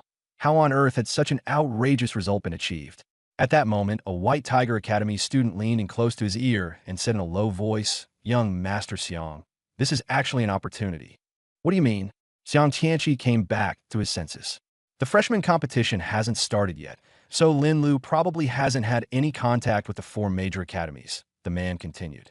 "If we recruit him into White Tiger Academy now, not only will the record belong to us, but you can also use this to gain the dean's favor. Your position will only become more secure." After hearing that, Xiang Tianqi's eyes lit up at once. That makes sense. If I speak to him personally, he has no reason to refuse. Just then, the entrance to the instance rippled, and Lin Li's figure slowly appeared. As soon as he landed, Xiang Tianqi led his group over, his eyes full of condescension. "You're Lin Lu?" Xiang Tianqi asked with arrogance from the very start. "Land of Honed." "And you are?" "Xiang Tianqi." He gave his name. "You should have heard of White Tiger Academy, right? One of the 4 major academies. Now I'm giving you a chance. As long as you say yes." Before he could finish, Lin Lu coldly cut him off. "Never heard of it, and I'm not interested." Lin Lu had long since learned what these people were like from Wang Ming. They had looked down on him before, and now that he had broken the record, they came to recruit him. What a joke. Not to mention that their attitude didn't sound like an invitation at all. It was more like charity. Xiang Tianqi's expression immediately darkened. The people behind him also closed in, and the atmosphere instantly tightened. "Don't be so ungrateful. Young Master Xiang is personally inviting you. That's showing you respect." The female combat professional Xu Lei, who had been following beside Xiang Tianqi the whole time, glared at him angrily as well. Xiang Tianqi raised a hand to stop her, then put on a friendly expression. "Junior, is there some misunderstanding between us? Getting into White Tiger Academy is an opportunity many people can only dream of." Lin Lu was too lazy to waste words. "No misunderstanding. I just simply can't stand you." The smile on Xiang Tianqi's face instantly froze. The woman immediately gripped her staff tightly. The hall also fell silent at once. Someone daring to confront White Tiger Academy head-on. Everyone was waiting for show. Xiang Tianqi asked through clenched teeth, "What did you say?" But Lin Lu ignored him, casually glancing over before turning to leave. "If there's nothing else, get out of the way. I still have a dungeon to run." Xu Lei stepped in front of him first, magical power surging around her staff. "Apologized to young Master Xiang." The others from White Tiger Academy also immediately surrounded him, and the atmosphere tightened in an instant. Lin Lu stopped in his tracks and gave a cold laugh. "Can't recruit me, so now you want to fight? Is that how White Tiger Academy does things?" Just as Xu Lei was about to speak again, a streak of sword light had already flashed past her ear, directly slicing across her face. Beads of blood dripped down the wound, and her entire body froze.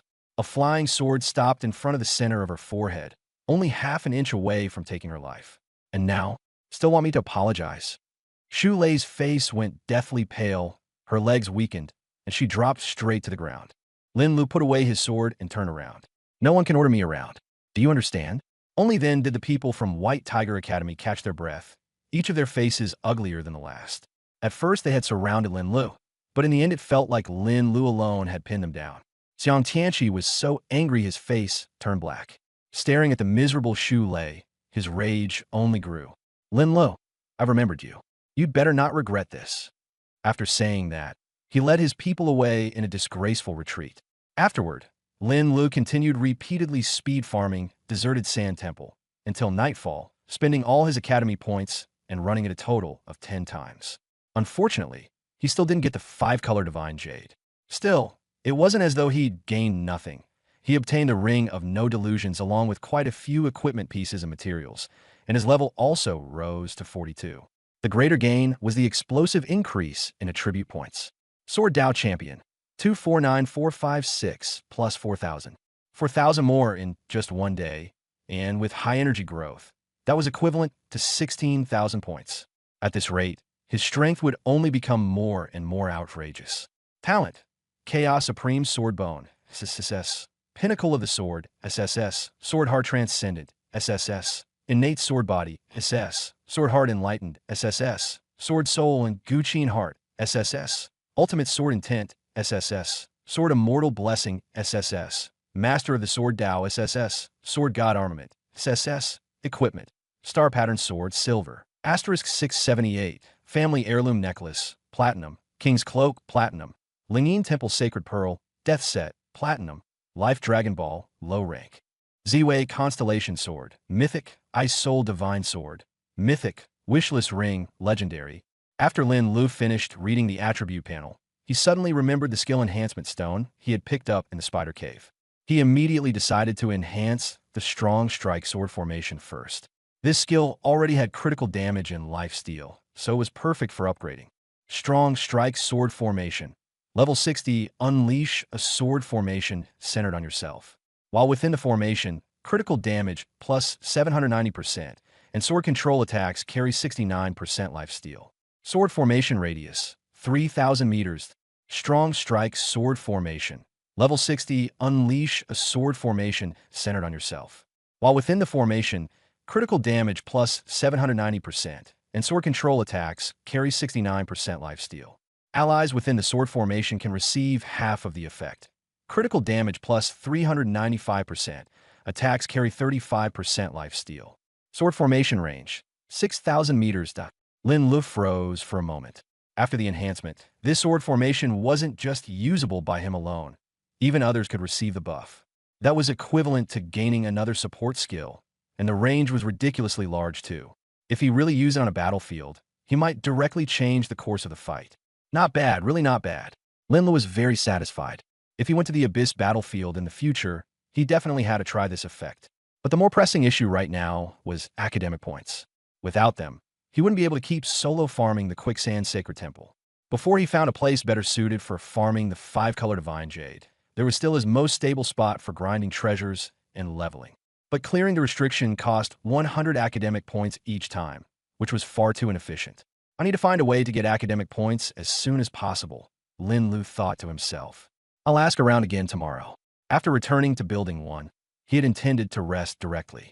Unexpectedly, just as he reached the entrance, Granny Witch stopped him. Little one, your timing is perfect. Lin Lu was startled. Granny Witch, are you looking for me? Under the dim light, Granny Witch rarely showed a hint of a smile. The 10,000 form star vortex has been completely unsealed. I'll take you to have a look. Of course, Lin Lu hadn't forgotten about this. This place was very important to the entire Building 1, and he had long been curious about it. He had originally thought he would have to wait a long time, but he didn't expect to be able to enter so soon. He quickly nodded. All right, thank you for leading the way. Granny Witch turned and headed upstairs. This was Lin Li's first time going to the 3rd floor. It wasn't much different from the other floors. The hallway was dim, the doors were all shut, and the air carried a faint scent of old books and wood. Granny Witch walked to the end and stopped in front of an utterly ordinary wooden door. There was no room number and no markings on it. This is it. She raised her hand and traced a complex path across the door. A faint surge of energy immediately emanated from within. The next second, the wooden door slowly opened. What lay beyond the door was not a room, but a mass of swirling starlight. Just one glance almost made Lin Lu feel as though he would be sucked in. It felt like falling into an abyss, like being lost in the boundless universe. Fortunately, Granny Witch pressed a hand on his shoulder in time, and a gentle force surged into his body. Only then did Lin Lu suddenly come to his senses. Cold sweat instantly broke out on his back. That single glance had been far too dangerous. If Granny Witch hadn't acted, something might have happened to him. Thank you. He hurriedly expressed his gratitude. Granny Witch looked at that expanse of starlight and said softly, "This is the 10,000 forms star vortex." He turned slightly so Lin Lu could see it clearly. It's the core of Building 1. It can connect to many times and spaces. As long as you put in a time-space coin, you could draw an ownerless item from another time-space. Want to try? A lottery machine? Lin Lu froze. And not just any lottery machine, but a super lottery machine connected to the heavens, the myriad worlds, and the long river of history. Yes, of course I want to. He suppressed his shock and nodded immediately, which Granny smiled and held out one finger. 10,000 time-space coins per draw. No, not 10,000. 1 million. 1 million. Lin Lu nearly bit his tongue. Rent for one night was only 10 time-space coins, but one draw cost 1 million. That was ridiculously outrageous. Luckily, he could enter the time-space realm once every day, so he wasn't short on time-space coins for the moment. With his current strength, he could at least clear 20 floors each time and earn around 2 million. Calculated that way, wouldn't he be able to draw twice a day? Don't dream too beautifully, which Granny saw through his thoughts. Although the myriad form star vortex has been unsealed, each activation consumes a lot of energy. The residents here can only draw once per month. There's a restriction too. Lin Lu was a little disappointed. He had thought he could keep taking rewards for free. Don't be too greedy, which Granny said with a smile. But this unsealing happened mainly because of your contribution. So Granny will give you an extra draw as a reward. Just this once. There won't be a next time. Thank you, Granny. Lin Lu was overjoyed. He still had more than 2 million time-space coins on him, just enough to draw twice. Then how do I start now? Just focus your mind. The time-space coins will be deducted directly when you draw. If you don't have enough, you can't draw. Which Granny stepped aside and made room. Remember, what you seek is what you gain. Lin Lu took a deep breath and walked up to the star vortex. This time, he was better prepared and quickly steadied his mind, no longer being completely pulled in. He focused his attention and began the first draw. Starlight spread out from behind the wooden door, and countless light dots, fragments, and blurry images flashed past rapidly, like an ocean without visible boundaries. His spirit was like a hand, swiftly grabbing toward one of the light dots. Got it. Lin Lu opened his eyes and saw that a multicolored glowing jade stone had appeared in his hand. 5-color divine jade. Special item. Can increase the probability of class ascension. He had been grinding in the quicksand sacred hall all day, to the point of exhaustion, and hadn't seen even its shadow, yet he pulled it here in one go. Lin Lu rubbed his eyes, still feeling it was unreal. He finally understood which Granny's words. What you seek is what you gain. This myriad form star vortex was nothing like a lottery machine at all. It was more like a wish-granting machine. Lin Li's heart trembled. Building 1 really was extraordinary. Another thought sprang up in his mind. Since he could draw the 5-color divine jade, could he also draw a divine sword? If he really could win a divine sword, then the 2 hardest conditions of the main quest would both be fulfilled. As long as he raised his level to 50, he could advance smoothly. Granny, I'm continuing. Lin Lu suppressed his excitement and began the second draw under which Granny's watchful gaze. Unlike the 5-color divine jade, divine sword was far too vague to picture concretely. After thinking it over, he set his target as a mythic class exclusive sword weapon that matches my class. The star vortex spun again. This time, the scene before his eyes changed completely. There were no points of light, no fragments. The surroundings instantly went dark, as if all light had been swallowed. In that pitch-black expanse, Lin Lu saw the purest sword intent. It was ancient and vast, carrying an aura so chilling it made one's heart tremble, as if it had lived through countless ages, older even than chaos itself.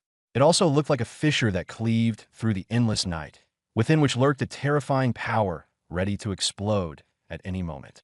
And yet, Lin Lu felt an inexplicable familiarity with it. More than that, it felt intimate, as if that sword intent had been waiting for him all along. Could it be? Lin Li's heartbeat suddenly quickened. Without hesitation, the large hand formed from his consciousness lunged at it. Lin Lu reached out to grab that sword intent. The moment he touched it, a deafening boom exploded in his ears. A violent surge of will directly rushed into his mind. Fragments flashed before his eyes. Ninefold heavenly thunder struck a strange iron or deep in the abyss. In an ancient battlefield, an ordinary longsword suddenly erupted with world-ending might, cleaving countless demonic shadows into nothingness with a single strike. There was also a white-robed figure stained with blood, the sword body shattered, finally turning into fragments that flew toward the far reaches of the cosmos. That sword intent was unruly, ferocious, and carried a trace of sinister energy. Lin Lu let out a muffled groan, cold sweat instantly beading on his forehead. Yet he still refused to let go. Just as he was about to reach his limit, his hand suddenly sank. An ice-cold sensation came from his palm. Opening his eyes, he saw that he had only grasped a section of black sword hilt. The blade itself was still hidden within the violent star vortex. Only then did Lin Lu realize that the originally stable, myriad phenomena star vortex was trembling violently, as if on the verge of collapse. Which Granny grew anxious too, shouting for him to let go, saying that this thing was too terrifying. If he forcibly dragged it out, it might bring down the entire building number 1. Looking down, Lin Lu saw cracks already spreading across the sword hilt. This sword seemed bound by some rule and simply could not appear here. He felt deeply unwilling and could also clearly sense an indescribable connection between himself and this sword. But he also understood that which Granny was right. If he didn't let go now, the sword would be destroyed and building number 1 might be ruined along with it. With no other choice, he had to release the hilt. But at that moment, he still couldn't help but grab blindly toward the source of that sword intent once more.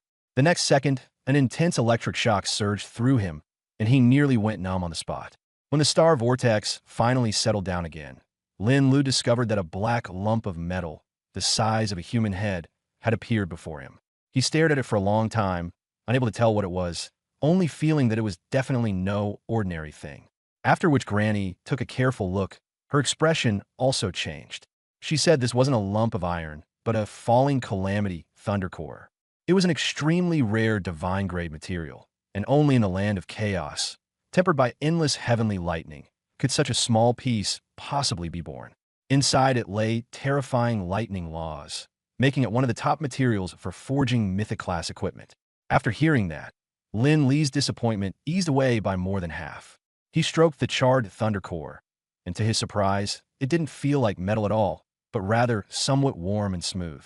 Tiny bolts of lightning seemed to flow within it, tingly, but not harmful, instead giving off a strangely comforting sensation. Although he hadn't obtained that divine sword, having this falling calamity thunder core was already a huge gain. This material could be forged into a sword weapon, and not just any sword, but one more suited to him. More suited to him than a ready-made divine sword. But to forge equipment, he first needed to find a skilled artisan. Such people were already hard to find, and artifact smiths were scarce to begin with. Those capable of forging mythic-class equipment were even rarer. Lin Lu had no other choice but to look to Witch Granny and ask for her help. Witch Granny immediately saw through his thoughts and directly named the He family of the Northwest. She said that if he wanted to use the Falling Calamity Thunder Core for forging, the He family was the best choice. Lin Lu immediately remembered that the He family of the Northwest was a famous clan in Longxia. They had spent generations specializing in forging and artifact refinement, with an exceptionally deep foundation. It was said that their ancestors had produced several divine master craftsmen capable of creating mythic-grade equipment. It was only later that the family declined, and it had been gradually recovering in recent years. Granny Wu also said that materials like the Meteor Calamity Thunder Core were not something ordinary artifact refiners could even touch. Among those who could still handle it today, the He family head, He Chinchue, was the most suitable. But Lin Lu ran into trouble again. He had heard that the He family members had strange tempers, and it was not easy to get them to help. Not to mention that this time, he was asking to meet the family head. Granny Wu, however, said he had come to the right person. She said she had a way to get He Chinchue to take action. After saying that, she told Lin Lu to follow her. The two of them went into Granny Wu's room. Not long after, she finished writing a letter and handed it to Lin Lu. She said that if he delivered the letter to He Chinchue, the other party would not make things too difficult for him. Lin Lu could tell that Granny Wu and He Chinchue had an unusual relationship. Besides greetings, the letter also mentioned an ancient forging method. Although Lin Lu could not understand it, he knew the letter carried great weight. He quickly thanked her, and hope was kindled in his heart as well. With this letter, there was a chance to move the He family head. The mythic sword weapon custom-made for him also finally had a place to go. Granny Wu, however, said not to thank her so soon. She was not helping for free. When Lin Lu became a godmother in the future, he would still have to do something for her. Lin Lu immediately agreed and did not dare refuse. After that, Granny Wu told him something else. The He family's ancestral land was in Tianhua City in the Dragon Breath Mountain range, and there was no direct teleportation array there. He would first have to teleport to Blackstone Town, then travel on foot through Dragon Breath Canyon. But this road was extremely perilous. There were powerful magical beasts in the mountains, and the fire element. There was also extremely violent, scorching hot, and full of fire poison. As she spoke, Granny Wu took a dark red token from the drawer and handed it to Lin Lu. This was the fire-repelling token, which could help him resist the heat and fire poison. After taking it, Lin Lu immediately felt a wave of gentle coolness. The patterns on the token carried an enigmatic aura, lifting his spirits. When he looked at it again with the purple gold sword seal, it was indeed a good item. Once worn, fire element damage resistance would increase by 90%, and it also had a calming effect. Coupled with the previous fire element crystal, his fire resistance was nearly maxed out. Lin Lu was overjoyed and hurried to thank her again. He solemnly thanked her again and put away the letter and the fire-repelling token. Granny Wu told him to rest early and reminded him to come say goodbye before leaving. After bowing, Lin Lu closed the door and left. After returning to the dormitory, he still could not sleep. The forbidden sword kept weighing on his mind, and the images kept flashing through his head. A white robe, stained with blood, the sword body shattered, scattering into endless space and time. That inexplicable connection made him even more uneasy. Early the next morning, he washed up and went to the cafeteria for breakfast. The food at Longjing University was quite good, free, and even available to take away. But he did not go to the dungeon hall. Instead, he went first to Blackstone Town. The five-color divine jade was already in hand, and the matter of the divine sword had to be dealt with first. He had no experience in artifact forging, and delaying it would only make things more troublesome. After letting Granny Wu know, he stepped onto the teleportation array. Blackstone Town was a small town on the northwestern frontier. It was not a large place, but it relied on the Dragon Breath Mountain range and was connected to several wild dungeons, so there were many people coming to adventure and hunt for treasure, and it had gradually become lively. As soon as Lin Lu stepped out of the teleportation array, he heard someone call out to him. Turning around, he saw Shun Miao in a black tight-fitting outfit, covered in sweat, staring at him in surprise. Behind her were two other beautiful girls, one cold and one lively. The three of them had just finished a dungeon run and still carried the scent of blood, yet that did nothing to diminish how eye-catching they were. Lin Lu was also somewhat surprised. He hadn't expected to run into her here. The first time they met was in Black Mountain. There had been a misunderstanding back then, but later they had broken through a hidden dungeon together, so they could be considered to have fought side by side. Ziwei Emperor's sword was the one he obtained that time. Shun Miao first asked him whether he was a student at Dragon Capital University. Just as Lin Lu nodded, the mage girl beside her, Su Yibing, reminded her not to keep chatting and to introduce people first. On the other side, the archer girl Li Muqing also joined in, chiming in with a teasing. Only then did Shun Miao remember, and with a blush, she hurriedly introduced them. Su Yibing, Frostmache, Li Muqing, Elfranga. They also knew who Lin Lu was. Lin Lu smiled and greeted them. Su Yibing only nodded, while Li Muqing was even more enthusiastic and said with a smile, "Handsome big brother? Do you know? After Sister Miao Miao came back from Black Mountain, she mentioned you every now and then, saying how amazing you are. I've gotten curious too." As soon as Shun Miao heard that, she immediately tapped Li Muqing and, blushing, retorted, "What nonsense are you talking about? I never keep bringing him up." Li Muqing hid behind Su Yibing and even teased her on purpose. "Sister Yibing, look, Sister Miao Miao is shy." Su Yibing also rarely smiled, then looked at Lin Lu and said very directly, "Miao Miao told me about Black Mountain. Now that I've met you today, you really are no ordinary person. A freshman at level 42, I've never seen that before." Lin Lu had already noticed that she was probing him, but since she had no ill intent, he couldn't be bothered to call her out on it. Anyway, at most she could only see his level, so there was nothing to hide. But Shun Miao and Li Muqing were instantly stunned. "Lin Lu is level 42? Sister Yibing, you didn't read that wrong, did you?" Shun Miao said in shock. She remembered that the last time they parted, Lin Lu was only just over level 20. It had only been a little over a month since they last met, and he had actually shot up to level 42. That leveling speed was way too terrifying, practically like riding a rocket. These past few days, Shun Miao had been desperately trying to improve herself, and by chance she had reached level 40. She had thought she was finally narrowing the gap. She never expected Lin Lu to be even higher, so high that she could completely see through him no longer. She immediately had the urge to smash her head against a wall. So you being nodded in confirmation. My mages, I won't be wrong. He is level 42. She looked at Lin Lu, the curiosity in her eyes deepening. As expected of a national top scorer in this year's grand exam, you really live up to your reputation. Li Muqing was so shocked her mouth fell open. The handsome big brother is also the national top scorer? Handsome and strong. Meow meow sis, you have to seize this chance. Just as Shun Miao had recovered, Li Muqing's words made her blush furiously again, almost as if smoke were coming out of her. Li Muqing, say any more nonsense, and I'll beat you up. She chased after Li Muqing in a rage. Su Yubing frowned at their antics and could only step in to stop them. Only then did Shun Miao stop and look back at Lin Lu. By the way, why did you come to Blackstone Town? Shouldn't you be at school preparing for the freshman challenge? The other two also turned to look at him. Lin Lu didn't hide it and said directly, I have something to do in Tianhua City. I just came out of the teleportation array and ran into you. Tianhua City? Shun Miao reacted immediately. You're going to find a He family for weapon forging? Lin Lu nodded, but Shun Miao frowned. Then you may be making the trip for nothing. The He family isn't easy to ask. Even if you're the national top scorer, they may not necessarily make a move. She lowered her voice to remind him. And to get to Tianhua City, you have to pass through Longxi Canyon. It's very dangerous there recently. The fire poison miasma has grown stronger, and there have been movements among high-tier magical beasts. Quite a few teams have already suffered losses, and some people have even died there. Going alone is too risky. Speaking of this, she hesitated for a moment before finally saying, How about you come with us? We happen to be going to the area near Tianhua City to gather dragon blood grass, and we can look out for each other on the way. Muqing was a little surprised, but didn't ask any questions. She just looked at Lin Lu and waited for his answer.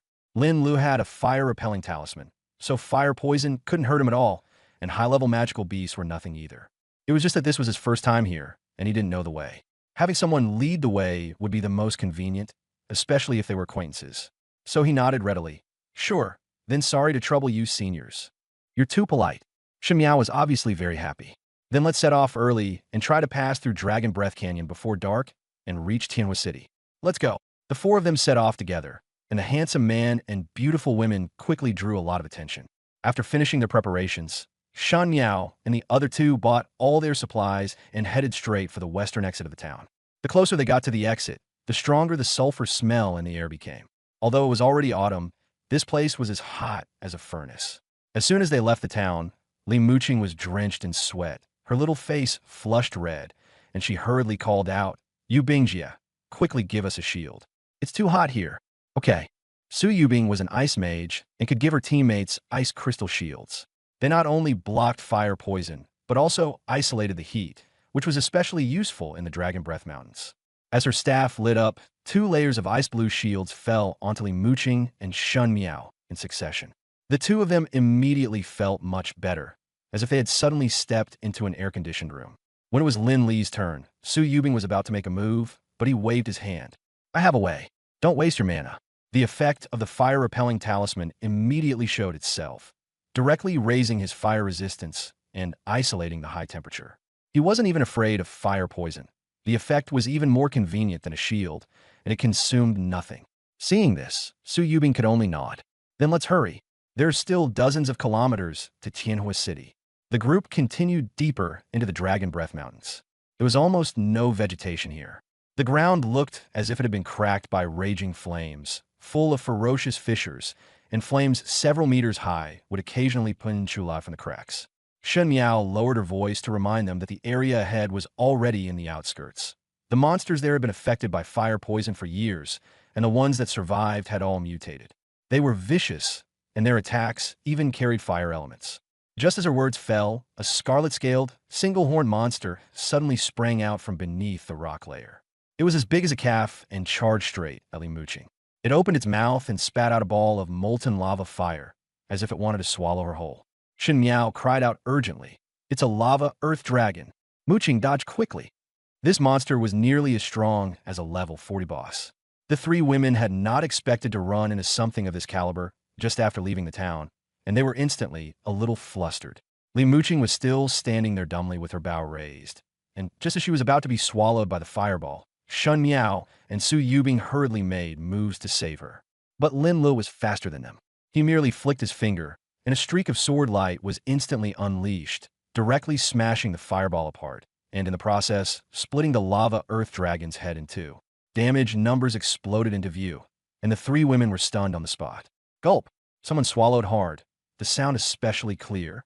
SSS seconds and killed. Shin Miao had her small mouth open, her eyes fixed in disbelief. Everyone was frightened stiff. Killed lava earth dragon boss. EXP plus 400, 000. Sword Dao leader plus 11.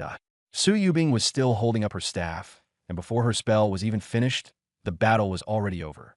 She subconsciously looked at Lin Lu, and for the first time, uncontrollable shock appeared in her eyes.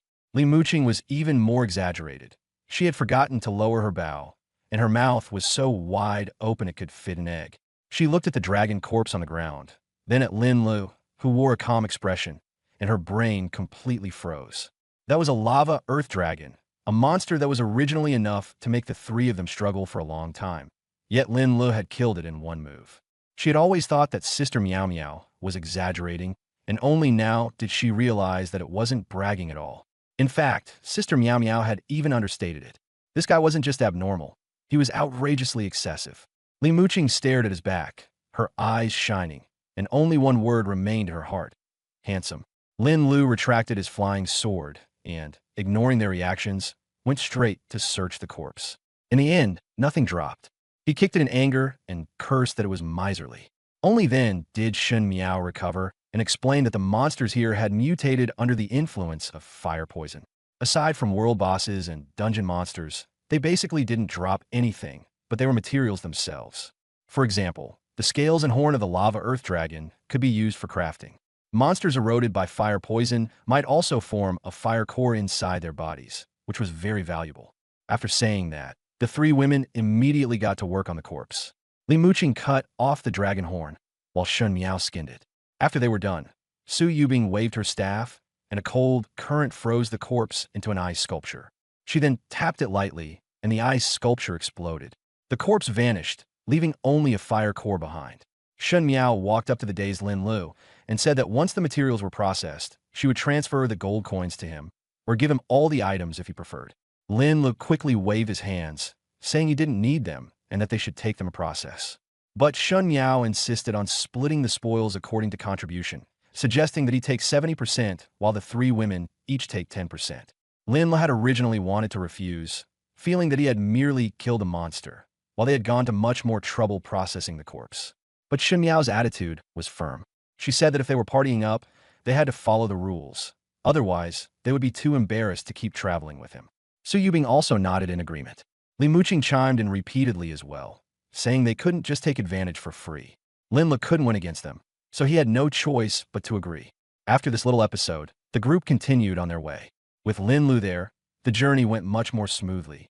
Before long, they saw a huge crimson rift ahead, like a scar in the earth split open by a giant axe.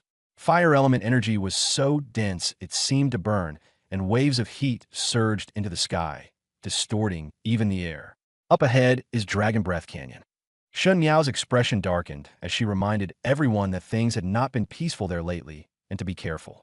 The others nodded. Lin Lu still walked in front, with the three women following behind. The moment they entered the canyon, the temperature changed instantly. It had only been hot before, but now it was like stepping into a furnace. Even with the ice crystal shield, the three women were already drenched in sweat, their hair soaked through. Especially Su Yibing. Maintaining the shield consumed a great deal of her mana, and her face had gone a little pale. Yet Lin Lu was completely unaffected. The fire-repelling token was even more effective than he had expected. Yibingjia, are you okay? Shun Miao was just about to speak. Su Yibing was afraid she wouldn't be able to hold the shield much longer. So Lin Lu had no choice but to lead the group to speed up, hoping to get through Dragon Breath Canyon as quickly as possible. But halfway through, they realized the canyon was eerily silent. There wasn't even a single monster in sight. Shun Miao immediately sensed that something was wrong. She gripped her dagger tightly, her expression tense. Su Yibing and Li Muqing also tightened their nerves, not daring to stray far from one another. Lin Lu also felt an extremely powerful yet suffocating aura awakening ahead, and quickly reminded everyone to be careful. No sooner had he spoken than a deafening boom rang out from deep within the canyon. The entire valley trembled with it, and rocks kept collapsing from both sides. Right after that, a terrifying pressure that sent a chill straight to the heart swept over them. A shrill cry suddenly rang out in the sky. In the distance, red light erupted, fire clouds surged, and it was as if a scorching sun had risen directly into the air. Li Muqing went pale with fright, and Shun Miao and Su Yibing were also filled with terror. Beneath the fire clouds, a gigantic black silhouette slowly rose. When its wings spread open, they were over 100 meters wide, and every flap stirred up massive fire tornadoes. Shun Miao recognized it. It was the legendary world boss of the Dragon Breath Mountain Range, the ancient Flame Phoenix. She suppressed her fear and explained to the others that the Dragon Breath Mountain Range had not originally been like this. It was only because the ancient Flame Phoenix fought a great battle with the Flame Dragon back then that this place was reduced to its current state. Later, the Flame Dragon died, and the ancient Flame Phoenix was also badly injured and fell into a deep sleep. But no one had expected that this existence, which had only ever lived in legends, would actually come back to life. As if responding to her words, the ancient Flame Phoenix let out another long cry, then erupted in a ring of fiery shockwaves that spread violently in all directions. Wherever they passed, everything was instantly burned to charcoal. Su Yibing's expression changed drastically. She immediately increased her magical power output, and the ice blue shield around the group lit up, desperately resisting the surging heat and waves of fire. The magical shield exploded in an instant, dispersing into icy mist. Fortunately, the group was far enough away and only caught the edge of the blast, so they were not injured. Su Yibing, however, was struck by the backlash of her magical power, her face turning pale as she nearly lost her footing. Yibingjia, are you okay? Shun Miao and Li Muqing hurried to support her, their faces full of concern. Su Yibing shook her head. I'm fine. I just need to rest for a bit. But without the shield, the fire poison and scorching heat immediately became a major problem. Run! The ancient Flame Phoenix is coming after us. At that moment, dozens of people in front were fleeing toward them in panic, each one a miserable sight. It's the people from the Sand Serpent Guild, Shun Miao said after a glance. They've got guts, daring to target the ancient Flame Phoenix. Several guild members rushed past Lin Lu and the others. In their panic, they even mistook them for comrades and shouted urgently, "What are you standing around for? If you want to live, run." Lin Lu grabbed one of them and asked, "What's going on?" The man froze for a moment, then sized him up. "You're not from our guild? We miscalculated this time. We thought that since the ancient Flame Phoenix had just revived, it would definitely be very weak. We never expected that even weakened, it would still be beyond what we could handle. It's stronger than a normal world boss. Our guild leader is already dead. If we don't leave now, none of us will survive. You should run too." After saying that, he shook off Lin Lu and desperately ran toward the exit of the canyon. "Lin Lu, let's go too," Shun Miao said anxiously. "The ancient Flame Phoenix has revived.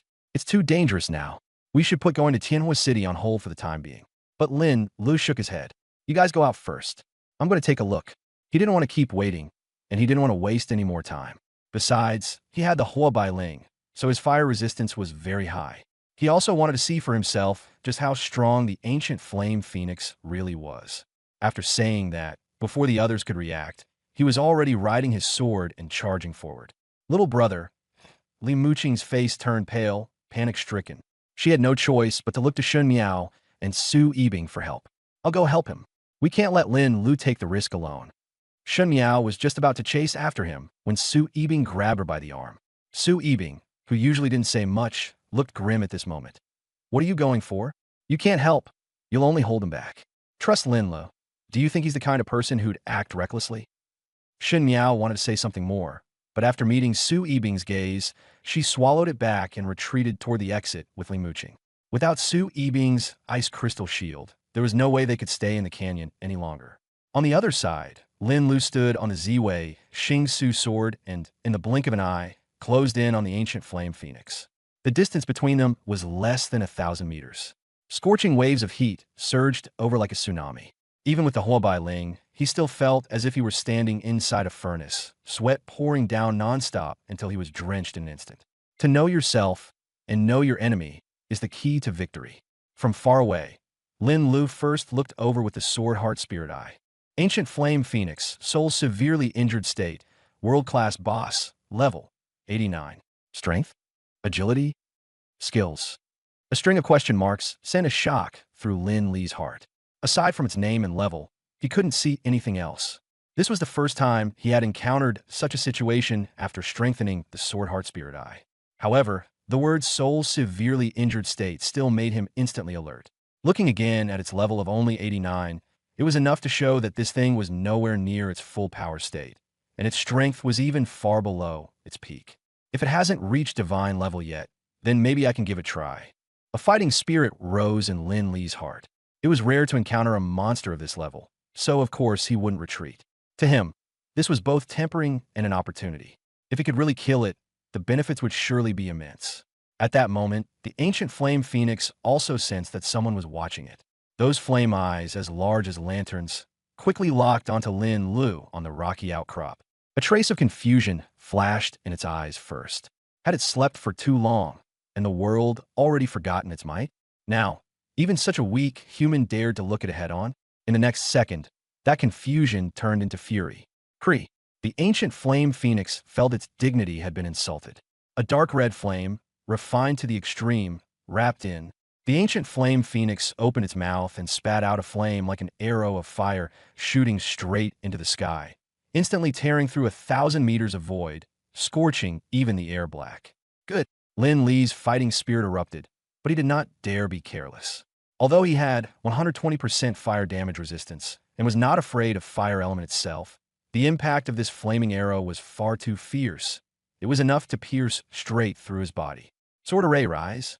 The strong strike Sword Array unfolded, and Sword Flash granted a 200% attack speed bonus. With a wave of Lin Li's hand, nearly 700 star pattern swords flew out in full. Under his control, the Purple Star Constellation Sword and the Ice Soul Divine Sword took the lead, and all the flying swords rapidly formed a massive sword dragon.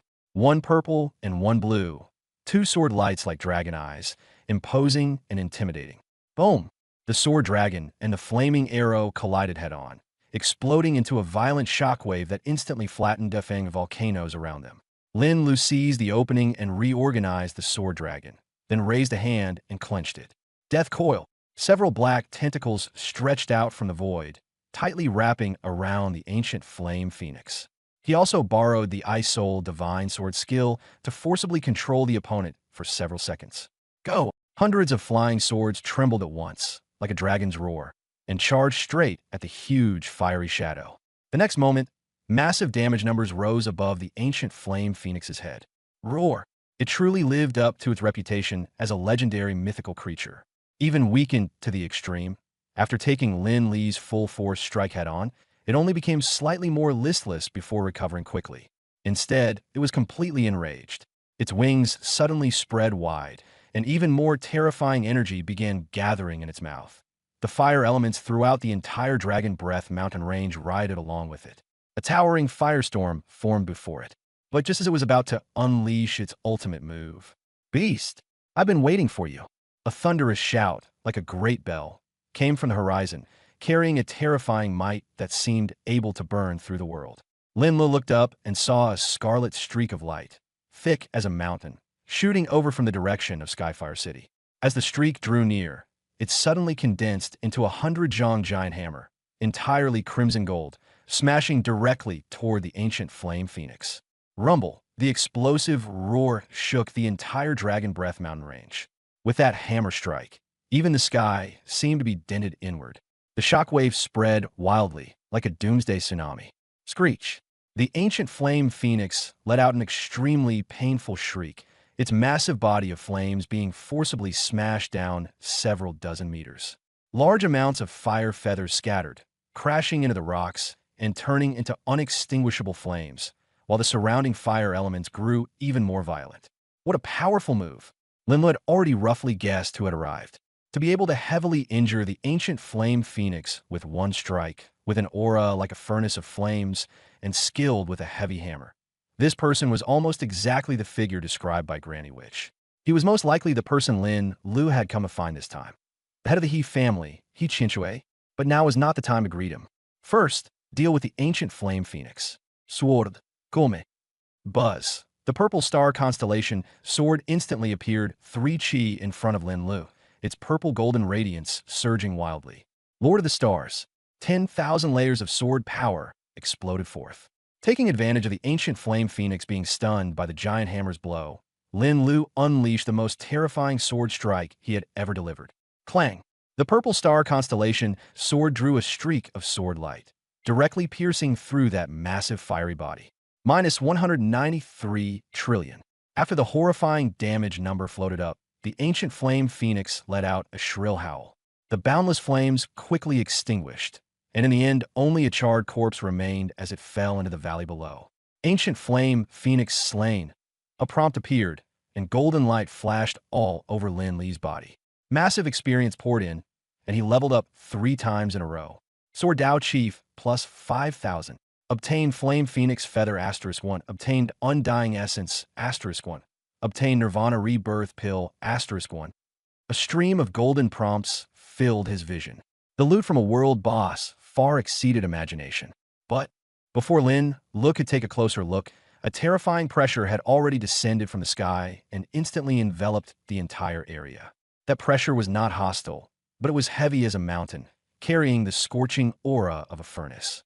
TSK, what a remarkable youngster. When the voice rang out, Lin Li's heart tightened, and he instinctively looked up.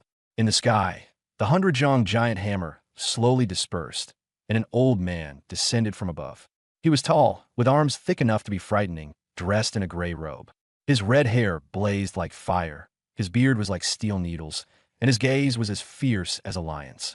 The old man first looked at the corpse of the ancient flame phoenix, then turned to stare at Lin Lu, as if he wanted to see through him. After a moment, he said loudly, "Not bad. Even this old man can't see through you." It seems which Granny was right. You really are not simple. When Lin Lu heard this, he immediately understood. This man knew which Granny, and which Granny had clearly already given him a heads up. Lin Lu cupped his fists and said, "Junior Lin Lu greets Senior He. Thank you, Senior, for helping out just now." He Chinchue shook his head. However, even if I hadn't made a move, that ancient flame phoenix still wouldn't have been your match. I saw that sword strike of yours just now too. Even I may not be able to achieve what you did. To have such skill at such a young age, you're even more formidable than which Granny said. Lin Lu said modestly, "Senior flatters me." He Chinchue waved a hand. "Cut the polite nonsense. I hate that the most. If you've got the ability, I'll respect you. If you don't, then even if the Heavenly King himself comes, he still won't get through the gates of my He family." Then his tone changed. "So, tell me, what exactly did you come all this way to find me for?" Which Granny only said, "You brought something interesting." "Where is it? Take it out and let me have a look." Lin Lu didn't beat around the bush and said directly, "By chance, this junior obtained a divine grade artifact refining material, and I'd like to ask Senior to help me forge a sword suitable for me." As he spoke, he took out the Fallen Tribulation Thunder Core. "Senior, please take a look. This is the material." He Chinchue had originally been somewhat impatient, but the moment he saw the Fallen Tribulation Thunder Core, his whole body froze. He suddenly widened his eyes and rushed to Lin Lu in just a few steps, staring fixedly at the charred iron lump, even his breathing growing rapid. "Ha, it really is this thing." His voice changed with excitement. "The Fallen Tribulation Thunder Core, the divine material from the legends. How in the world do you brat have something like this?" Lin Lu hadn't expected him to react so strongly either, so he simply said, "I obtained this thing from the 10,000 Phenomena Star Vortex." Wanxiang Xingxuan. He Chinchue blinked. "That place has reopened? No wonder you were able to get your hands on such a treasure. Your luck is really something, kid. Back then, I wasn't nearly this fortunate." Lin Yu then asked, "Senior, did you also live in building number 1? He Chinchue nodded, but said nothing more. Seeing this, Lin Yu handed over Granny Wu's letter. "Senior, Granny Wu asked me to give this to you." He Chinchue took the letter, opened it, and glanced at it. His expression visibly changed. Then he coughed and said, "I'll help you forge the sword." "I agree." Lin Yu immediately pressed, "But what?" "But just having the Meteoric Tribulation Thunder Core isn't enough. You still need to prepare a few premium materials, otherwise it'll be a waste of such a divine treasure." Before he could finish, Lin Yu interrupted him and directly took out the other 2 items. Senior, take a look. Can these two be used? The moment Chinchue saw them, he was stunned. Flame Phoenix Feather, Undying Essence Soul? Were these dropped by that primordial Flame Phoenix just now? Lin Yu nodded. Chinchue couldn't help but laugh. Kid, your luck really is heaven-defying. If you want, I can also keep helping you condense and rewrite the second half in the same style. And the Flame Phoenix Feather and Undying Essence Soul just happen to carry the Fire Dao origin of the primordial Flame Phoenix. Lightning and fire are originally the most ferocious killing forces, and they're the most suitable for forging weapons. But now that the materials are complete, there's still one most crucial thing missing. Please tell me, Senior. Chinchue deliberately paused before saying, do you know what matters most in artifact forging? Materials? Or a refiner? Lin Lu asked tentatively. Neither. Chinchue shook his head. The most important thing is the forging flame. Without a good flame, no matter how good the materials or how skilled the craftsmanship, you can't forge truly high-grade weapons. In the refining world, forging flames are divided into 4 ranks: Heaven, Earth, Xian, and Huang. For example, Maihe family's 9 Revolutions Heavenly Flame is a Heaven-rank flame, already capable of forging legendary grade and even ordinary mythic grade equipment. But even a Heavenly Flame still isn't enough to refine the Miejia Thunder Core in your hand. Then what should we do? Lin Lu hurriedly asked. Chinchue's gaze darkened. If you want to fully draw out the power of the Miejia Thunder Core and forge it into the sword that suits you best, only a Divine Flame will do. Divine Flame? Lin Lu was stunned. Aren't there only 4 ranks? Divine Flames long ago surpassed the 4 ranks. Chinchue's voice carried longing. They are born of heaven and earth, and each contains a trace of the power of law. Each one is unique, and they are what every refiner pursues for a lifetime. He paused, then said, this time, your materials already contain both the thunder and fire origins. If you want them to truly merge, there's only one divine flame that can do it, the Chaos Thunder Flame. Only it can forge a truly peerless divine sword. Chaos Thunder Flame? Lin Lu memorized the name. Senior, where can I find it? Don't rush. Chinchue didn't answer directly. I still need to prepare some things. How about this? As he spoke, he took out a flame-shaped token, on which was engraved a flamboyant He character. Take my Patriarch token and go wait for me at the He family in Heavenly Flame City. I'll be back in a day, and then we can talk about the Chaos Thunder Flame. All right. As soon as he finished speaking, Chinchue turned into a streak of light and vanished in an instant. Lin Lu held the token and felt the intense fire element on it before casually storing it in his spatial ring. Oh right, besides the Flame Phoenix Feather and the Undying Essence, it seems the ancient Flame Phoenix dropped something else. He took out that item to look at it and was instantly stunned. What was this supposed to be a pill? It was clearly an egg. The egg was half a person tall, its shell like black lava, with crimson magma still flowing through the cracks. Even with the fire-repelling token protecting him, Lin Lu still winced from the scorching heat of that wave. Even stranger was that there seemed to be a black shadow jumping inside the eggshell, as if it still had life. What the hell is this thing? The more Lin Lu looked, the more curious he became, and a purple gold sword mark lit up in his eyes. Nirvana Rebirth Pill, an ancient demonic pill, refined through the sacrificial offering of a phoenix egg. Its exact effects are unknown. Perhaps the shell can be broken open to retrieve the phoenix egg inside, from which life has not yet completely faded. A phoenix egg? A demonic pill? Lin Lu was completely baffled, but curiosity still made him summon the Z-Way Constellation sword directly and slash at the giant egg with a single strike. Boom! With one sword strike, a deep crack was cleaved straight through the eggshell.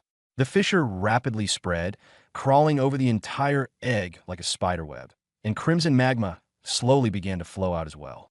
Finally, amid a harsh cracking sound, the shell exploded completely. But the instant the shell shattered, a fist-sized ball of fire shot out and crashed straight into Lin Li's arms. What the hell is this? Lin Lu was startled. Looking down, he saw that it was actually a pitifully skinny little bald chick whose feathers hadn't even dried yet, trembling as it burrowed into his chest. His collar was too tight, so the little thing couldn't squeeze in for the moment. It could only tilt its head up and chirp at Lin Lu, aggrieved and anxious. Lin Lu looked down and discovered that it was actually a little fire phoenix whose feathers hadn't even fully grown in yet. He was instantly a bit dumbfounded and even couldn't help but name it Little Baldy. The little thing was so angry it kept pecking at his fingers, refusing to accept the name no matter what. Lin Lu then changed it to Little Fire and Little Flame, but it still wasn't satisfied. In the end, Lin Lu let it take his surname and called it Lin Feng, and only then did it barely pass. But the next second, the panel lit up, showing that this Fire Phoenix had already recognized its master, and at level 1 it had 1,000 points in all attributes, along with built-in critical hits and 3 powerful skills, and it even had the SSS rank Rebirth from Flame's talent. Lin Lu was stunned on the spot, exclaiming that this divine beast was absurd beyond belief. Just after he soothed Lin Feng and was preparing to put into the pet space, several people suddenly arrived from the other side of the canyon. The fair-skinned young man at the front immediately locked on a Lin Feng. In an arrogant tone, he announced his identity right away. Han Shun, the first heir of the Han family. The thing in your arms has caught my eye. Name your price. The Han family, one of the 2 greatest families in the Northwest, made Lin Lu frown the moment he heard it. Han Shun smiled and said that the Han family was famous for artifact refining, and this fire element treasure suited him perfectly. As long as Lin Lu was willing to part with it, he could even owe him a favor. But his gaze was fixed on Lin Feng the entire time, and his greed was completely unabashed. The people behind him also closed in, their auras spilling out, clearly meant as a threat. Lin Feng had just been born and was so frightened that it shrank into Lin Li's arms. Lin Lu comforted it and directly refused, saying that Lin Feng had already recognized its master and would not be traded away for anyone. They should stop blocking the way. Han Shin's expression darkened, and he immediately turned hostile, pressing Lin Lu about whether he wanted to make an enemy of the Han family. The people behind him joined in, openly trying to snatch it by force. Lin Lu originally did not want to waste words, but he suddenly sensed someone attacking from behind. With a flick of his hand, his flying sword left its scabbard and, in an instant, cut down one of them. Just as the others were about to act, flying swords were already hovering in front of each of their brows, so cold it made their entire bodies go numb. Han Shun was so frightened that he collapsed on the spot, yet he still tried to threaten Lin Lu with the Han family. Seeing that he was trying to flee, Lin Lu struck decisively to kill. But Han Shun crushed a life-saving treasure, and with a flash of space, he vanished instantly. Lin Lu hadn't expected him to escape, so he could only turn and deal with the rest. Several headless corpses fell, and the smell of blood spread at once. Outside the gorge, Shun Miao paced back and forth anxiously, worried that something had happened to Lin Lu. Li Muqing even teased her, asking whether she had taken a liking to Lin Lu. Su Yibing told her not to worry, saying Lin Lu was strong and would be fine. Just after she said that, Lin Lu came out of the gorge. Shun Miao immediately rushed over, grabbing him and asking whether he was injured. Just as Lin Lu said he was fine, Li Muqing was drawn to the little creature in his arms. Lin Feng poked its head out, and its red eyes lit up as if it were looking at the outside world. Li Muqing reached out to touch it, but Lin Feng dodged away in displeasure. It huffed and withdrew back into Lin Li's arms, clearly not liking being touched by others. Li Muqing could only pull her hand back and laugh that this little thing was quite fierce. Shun Miao's attention was also drawn away. Looking at Lin Feng, she asked whether it was Lin Li's pet. Only Su Yibing's expression changed slightly. She could feel that the fire element aura on Lin Feng was far from ordinary. The heat pressed in so fiercely that even she subconsciously took a step back, fear welling up in her heart. She could not help but say in a low voice that the little one's fire element was too strong, and its background was probably extraordinary. Lin Lu nodded and directly told her that its name was Lin Feng, and from now on it would be his companion. Shun Miao also smiled upon hearing this, though her gaze grew gentler, and she casually asked where that giant fellow had gone. Lin Lu replied only calmly that the ancient Yinhuang Phoenix was already dead. The 3 women were stunned on the spot and took a long while to recover. But Lin Lu did not want to explain further. He had just killed people from the Han family, and Han Shun had escaped. If they dragged this out any longer, trouble would only come looking for them. So he urged everyone to hurry to Skyfire City. The group quickly passed through Dragon Breath Gorge, and the outline of Skyfire City finally appeared ahead. The city walls were towering, and the dark bluish-black stone walls were covered in the traces of time, like a beast crouching on the earth, pressing down on one's heart. Shun Miao looked at the city, her tone carrying reluctance, and said they were going to look for dragon blood grass nearby, so they could not enter the city with Lin Lu. Only then did Lin Lu remember that they had other tasks, so he asked whether they needed help. Shun Miao shook her head, saying they could handle it themselves, and that she knew he still had things to do. Li Muqing even waved goodbye to him playfully, saying that once they found the dragon blood grass, they would come into the city to find him and play. Lin Lu smiled and agreed, then nodded to Su Yibing before entering the city alone. In Tianhua City, the most famous clans were the Han family and the He family. After asking around casually, Lin Lu quickly found the He family's gate. But by then, many people seeking weapon forging had already gathered outside, each with anxious expressions, only to be blocked at the entrance. The He family stewards said coldly that today was their ancestral worship day and they were not receiving outside guests, telling everyone to leave. Several He family guards stood at the gate as well, their aura imposing, and no one dared force their way in. Yet the stricter they were, the more unwilling some people became, each pleading on their own behalf, saying they had waited for many days and that their materials were in urgent need of forging, so they could not afford to be delayed. But the steward grew more and more impatient and simply released a powerful pressure. Waves of heat surged outward, forcing the faces of some weaker people to turn pale as they kept retreating. Lin Lu stood at the back, frowning slightly, not expecting to have arrived right on ancestral worship day. But since He Qinshui had asked him to come, there should have been arrangements already. So he pushed through the crowd and walked straight toward the gate. The guards immediately stopped him, their tone fierce, but Lin Lu did not stop. He only said calmly that he had come at He Qinshui's invitation and asked them to report it. As soon as those words came out, the entrance fell instantly silent, and everyone fixed their eyes on him. The guards first froze, then immediately sneered, saying the family head could never invite a brat like him, and that he even dared call the family head by name. He must be tired of living.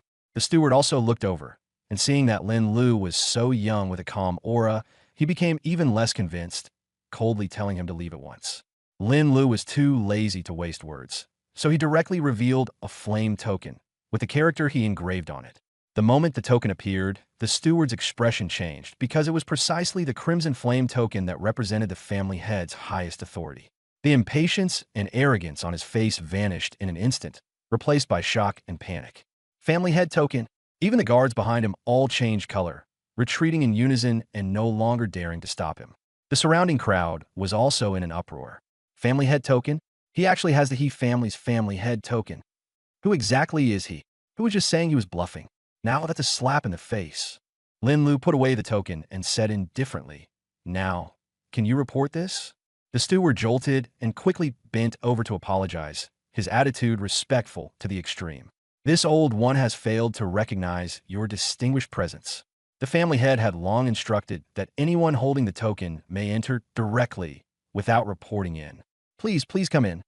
As he spoke, he stepped aside to clear the way, sweat already beading on his forehead. He Qinshui had a fiery temper. If he offended the family head's honored guest, he could not bear the consequences.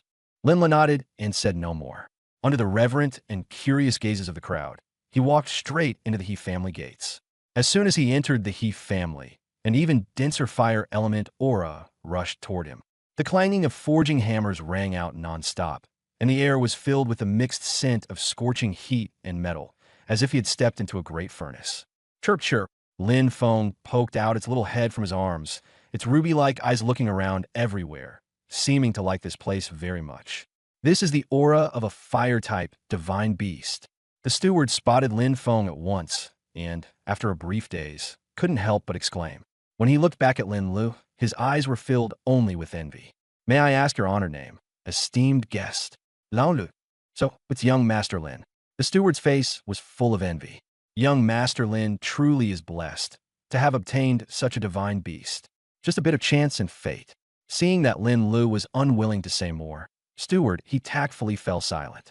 But along the way, he still couldn't help looking back at Lin Feng again and again, his envy impossible to hide.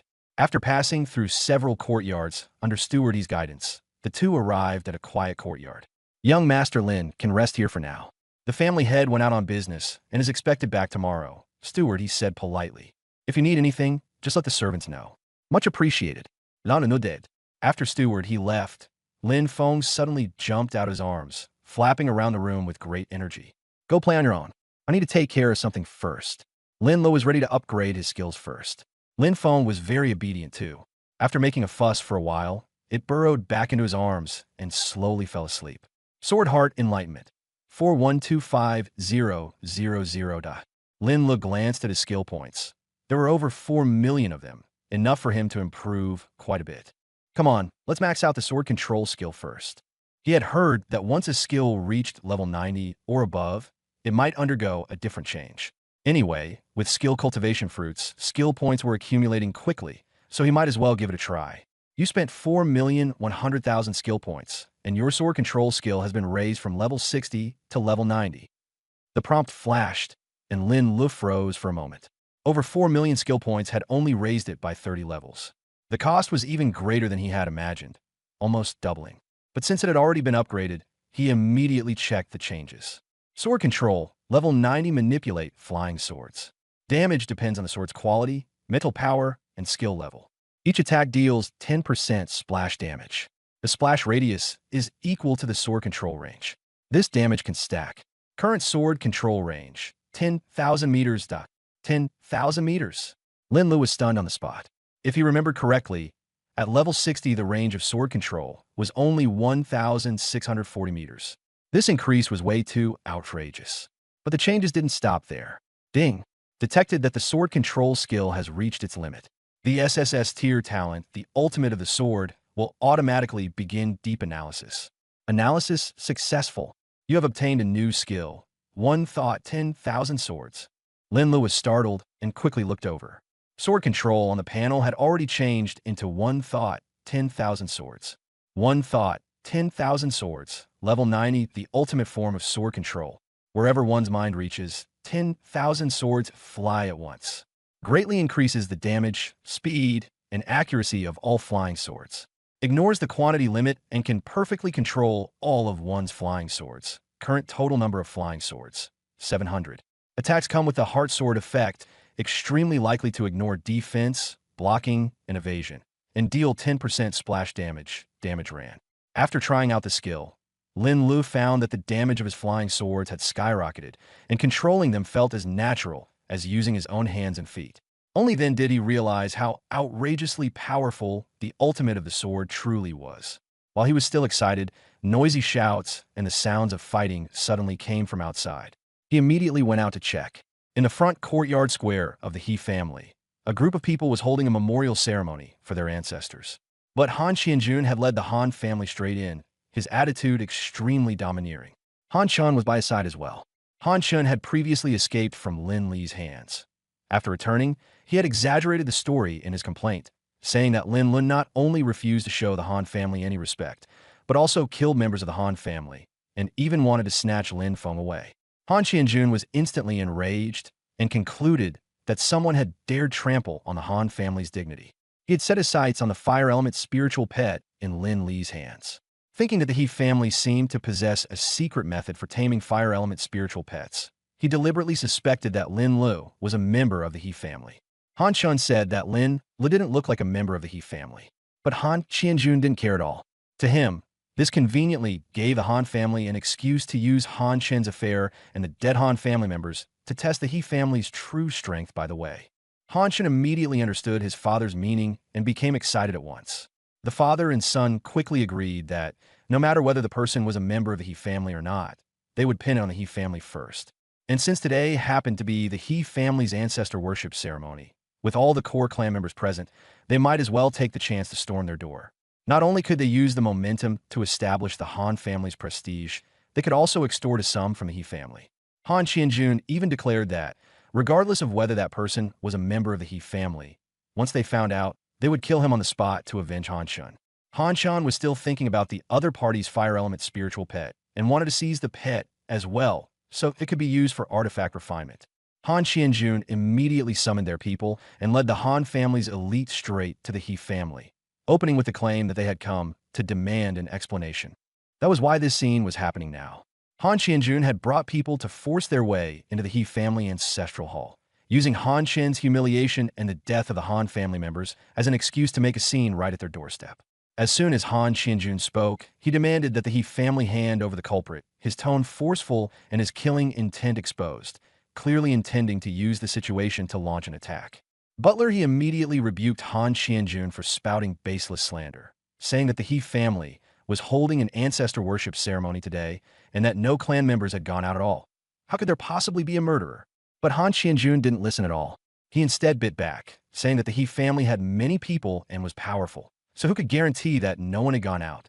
More importantly, Han Shun had personally seen that the culprit had a fire element spiritual pet by his side, and in the entire Northwest, only the He family was most skilled at subduing this kind of spiritual pet, so the culprit was probably a member of the He family. After saying that, he even wanted to send people in to search. Of course, Butler he refused.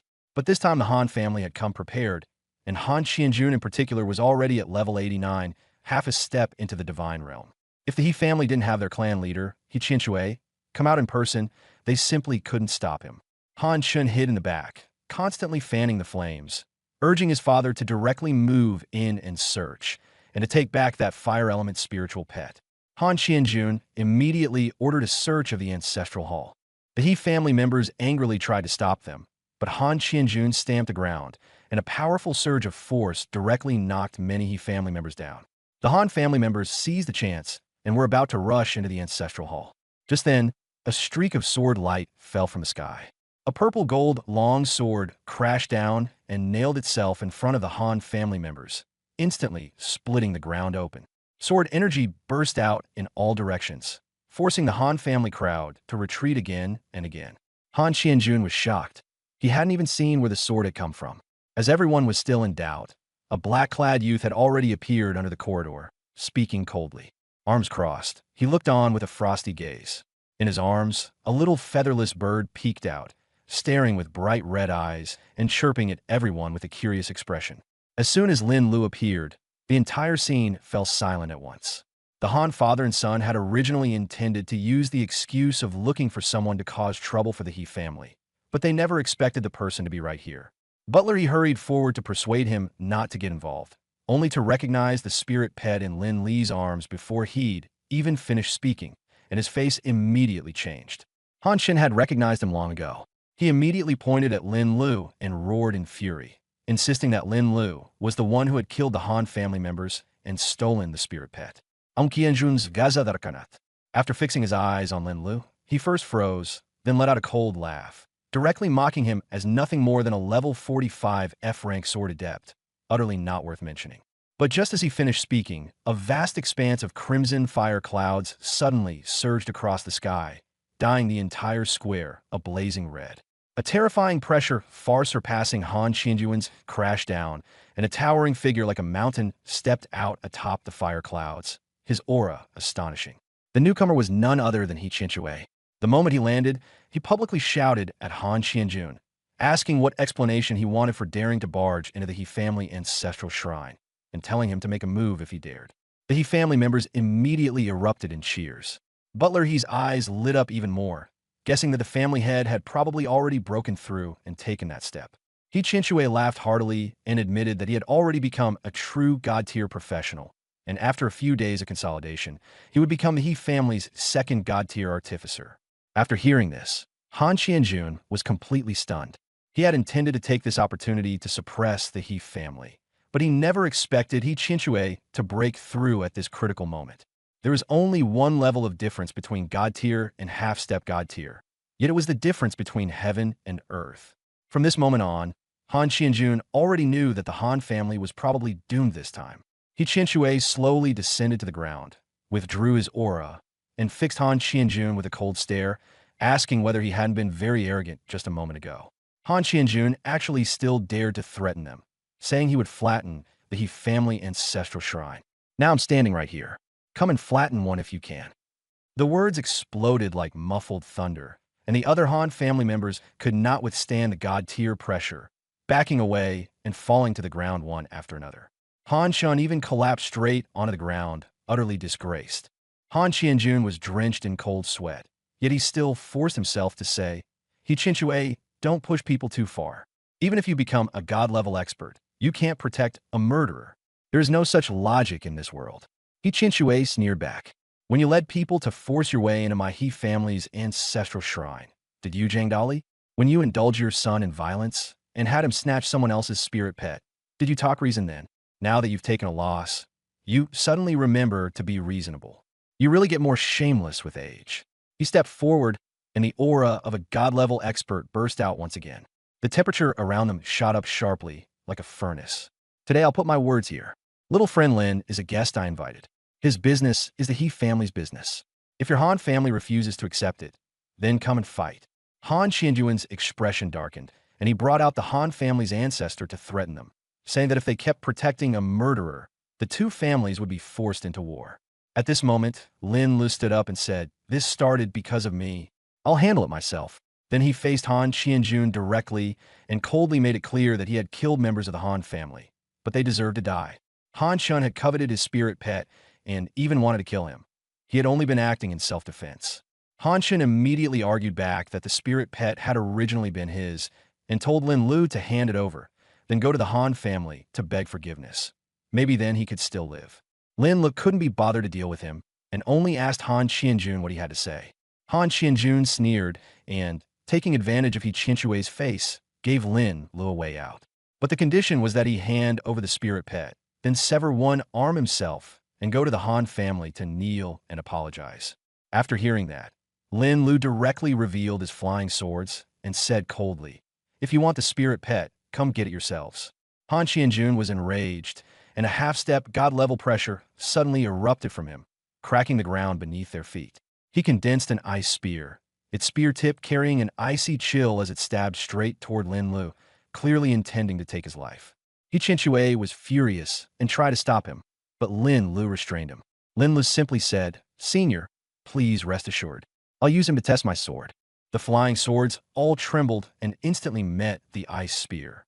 With just one collision, the ice spear exploded into fragments, while the flying swords lost none of their momentum and continued killing toward Han Qianjun. Han Qianjun was shocked. He had originally thought Lin Lu was only a junior at level 45, never expecting his combat power to be this terrifying. In the rush, he immediately raised an ice soul body protection barrier, and the thick, profound ice shield blocked the flying swords, though it still cracked from the impact. Han Qianjuan's face turned deathly pale. He staggered back 3 steps, staring at Lin Lu in disbelief as he asked, "How can a level 45 have this kind of combat power? Who exactly are you?" Everyone in the crowd was also stunned. They had seen people fight across levels before, but crossing a full 44 levels and still suppressing the opponent in battle had already completely surpassed common sense. Han Shun was so frightened that he fell flat on his backside again, and his pants were wet once more. Lin Li's expression remained calm as he directly pointed out the truth. Level was not the only standard, and since the Han family had pressed him step by step, they should not blame him for striking back. Han Qianjun was furious and humiliated, but still stubbornly said that he had only been careless just now, and now he would let Lin Lu witness the true strength of a half-step god-level expert. He formed hand seals in an instant, and icy energy erupted, causing the surrounding temperature to plummet while the ground quickly froze over with frost. Extreme Ice Domain open. After the domain unfolded, his aura surged dramatically. This was also his trump card. Frost Spike. The ground suddenly exploded, and rows of ice spikes rushed straight toward Lin Lu, carrying a bone-chilling cold. He Qinshui's expression darkened, and he was about to make a move, but Lin Lu did not retreat even a step. He merely lifted a hand and pointed. The next second, tens of thousands of flying swords appeared at once, their sword light blinding and their sharpness overwhelming. With a single word from Lin Lu, slash, the flying swords instantly turned into a net of blades, directly shredding the ice spikes and counterattacking Han Qianjun. Han Qianjun's expression changed drastically, and he finally realized that he had kicked a steel plate. He no longer dared to continue the fight, and hurriedly grabbed the terrified Han Shun and ran. Lin Li's eyes flashed coldly, and the flying swords turned into a torrent to pursue and kill them. Just as the Han father and son were about to be swallowed up, the void suddenly trembled. An invisible force pressed down and forcibly blocked the flying swords. Lin Lu was startled and looked up. A black-robed old man appeared out of thin air, standing in front of the Han father and son. He Qinshui recognized him at once. The Han family's ancestor, a god-level powerhouse. The old man ignored He Qinshui and instead lowered his head in public to apologize to Lin Lu. The entire audience was shaken, and Han Qianjun was completely stunned as well. The Han family's ancestor directly ordered him to shut up, then offered 3 god-level materials as compensation, asking only that the matter be dropped. He Qinshui whispered a reminder to Lin Lu. This old fox had extremely deep foundations, and if they really went at it, the He family would get dragged in too. Lin Lu knew that even if this battle could be fought, they might not be able to keep the other party here. He temporarily sheathed his sword and agreed to let it end there. But before leaving, he coldly warned, if there was a next time, he would definitely punch a hole straight through the heavens. I won't let this go that easily. As soon as the Han family ancestor sensed that aura, his expression changed, but he quickly forced himself to stay calm and nodded in agreement. Let's go. After returning to the Han family, he immediately turned hostile and stared coldly at Han Qianjun and his son. Kneel. The two did not dare talk back and immediately knelt. Han Qianjun was still unconvinced and said stubbornly, Ancestor, he's only level 45 no matter how strong he is. Why must you? Shut up. The Han family ancestor swept his sleeve, directly suppressing the two so they couldn't move. Do you know what's on him? His face turned pale as he said in a low voice, that is Yu Cangxing's soul imprint. Han Qianjun's expression changed on the spot. Who exactly is that kid? What is his relationship with the war god Yu Cangxing? No matter what the relationship is, someone like that is not someone the Han family can provoke. The Han family ancestor said gravely, You should know who Yu Cangxing is. That young man is not simple either. Even I can't see through him. If we really came to blows, I might not be able to keep him here. After saying that, his anger grew even stronger, and he warned the two not to cause trouble again in the future. Also, Han Qianjun, you need to hurry up and break through. Leave the clan matters to Qianhong for now. If you still haven't broken through within a year, then don't be clan head anymore. In the end, he also ordered someone to immediately send the 3 divine-grade materials to the He family. In the He family hall, He Qinchue burst out laughing. So satisfying. Han Qianjun has really fallen this time. Not long ago, Han Qianjun had personally delivered 3 divine-grade materials, his face ugly as sin, and was even mocked by He Qinchue in person, leaving him to slink away in disgrace. Lin Lu handed over the box. Senior, take a look. Can these be used to forge a sword? He Qinchue opened it, nodded, and said, The Han family really bled for this one. Thunder Pattern Wood, Ice Marrow Jade, and Crimson Flame Gold Essence. The first 2 can both be used together with your Fallen Tribulation Thunder Core. With only Chaos Thunder Flame missing, we can open the furnace and forge. Lin Lu immediately pressed, Where is the Chaos Thunder Flame? He Qinchue pondered for a moment and said, In the Great Snowfield, 3,000 kilometers north of Skyfire City, there's a place called the Extreme Cold Spring. The aura of Chaos Thunder Flame once appeared there. However, that place is guarded by a quasi-god level world boss, so it won't be easy to get in. And Divine Fire has spirit. Without fate, you may not necessarily obtain it. Lin Li's eyes lit up, and he stood up at once. Then I'll go right now. With that, he handed the materials to He Qinchue, stepped onto his flying sword, and vanished from sight in the blink of an eye. The person Granny Wu has taken a liking to really is extraordinary. What a pity he's not from my He family. Looking at the departing figure, He Qinchue couldn't help but sigh. The northern snowfield was filled with wind like knives and snow like swords, with visibility almost completely swallowed by the white blizzard. The monsters here were extremely high level, and anyone below level 60 after second-class advancement wouldn't dare come. In the snowfield, there are not only monsters and bosses, but also undiscovered dungeons and secret realms, which was what attracted a large number of professionals to venture here. The Extreme Cold Spring was hidden inside a secret realm. Unlike dungeons, anyone could enter a secret realm, and once inside, everyone was in the same space. When the monsters inside died, they often took a very long time to respawn. Lin Lu flew on his sword for nearly 3 hours, braving the wind and snow, and finally arrived at the entrance to the secret realm. Before him lay an ice lake surrounded by mountain ranges. The lake water was as black as ink, and the surface was covered with floating ice that never melted. At the center of the lake was a vortex several zhang wide, from which blinding light shone out. It should be the entrance. But as soon as he arrived, he found that quite a few professionals had already gathered here, all with ugly expressions. The road leading to the entrance at the center of the lake had been completely blocked by dozens of people wearing foreign-style clothes and wooden clogs. They had 2 swords or staffs hanging from their waists, wore arrogant expressions, and were using clumsy Dragonxia language to drive away anyone who came near. This secret realm has been temporarily requisitioned by us. If you know what's good for you, get lost.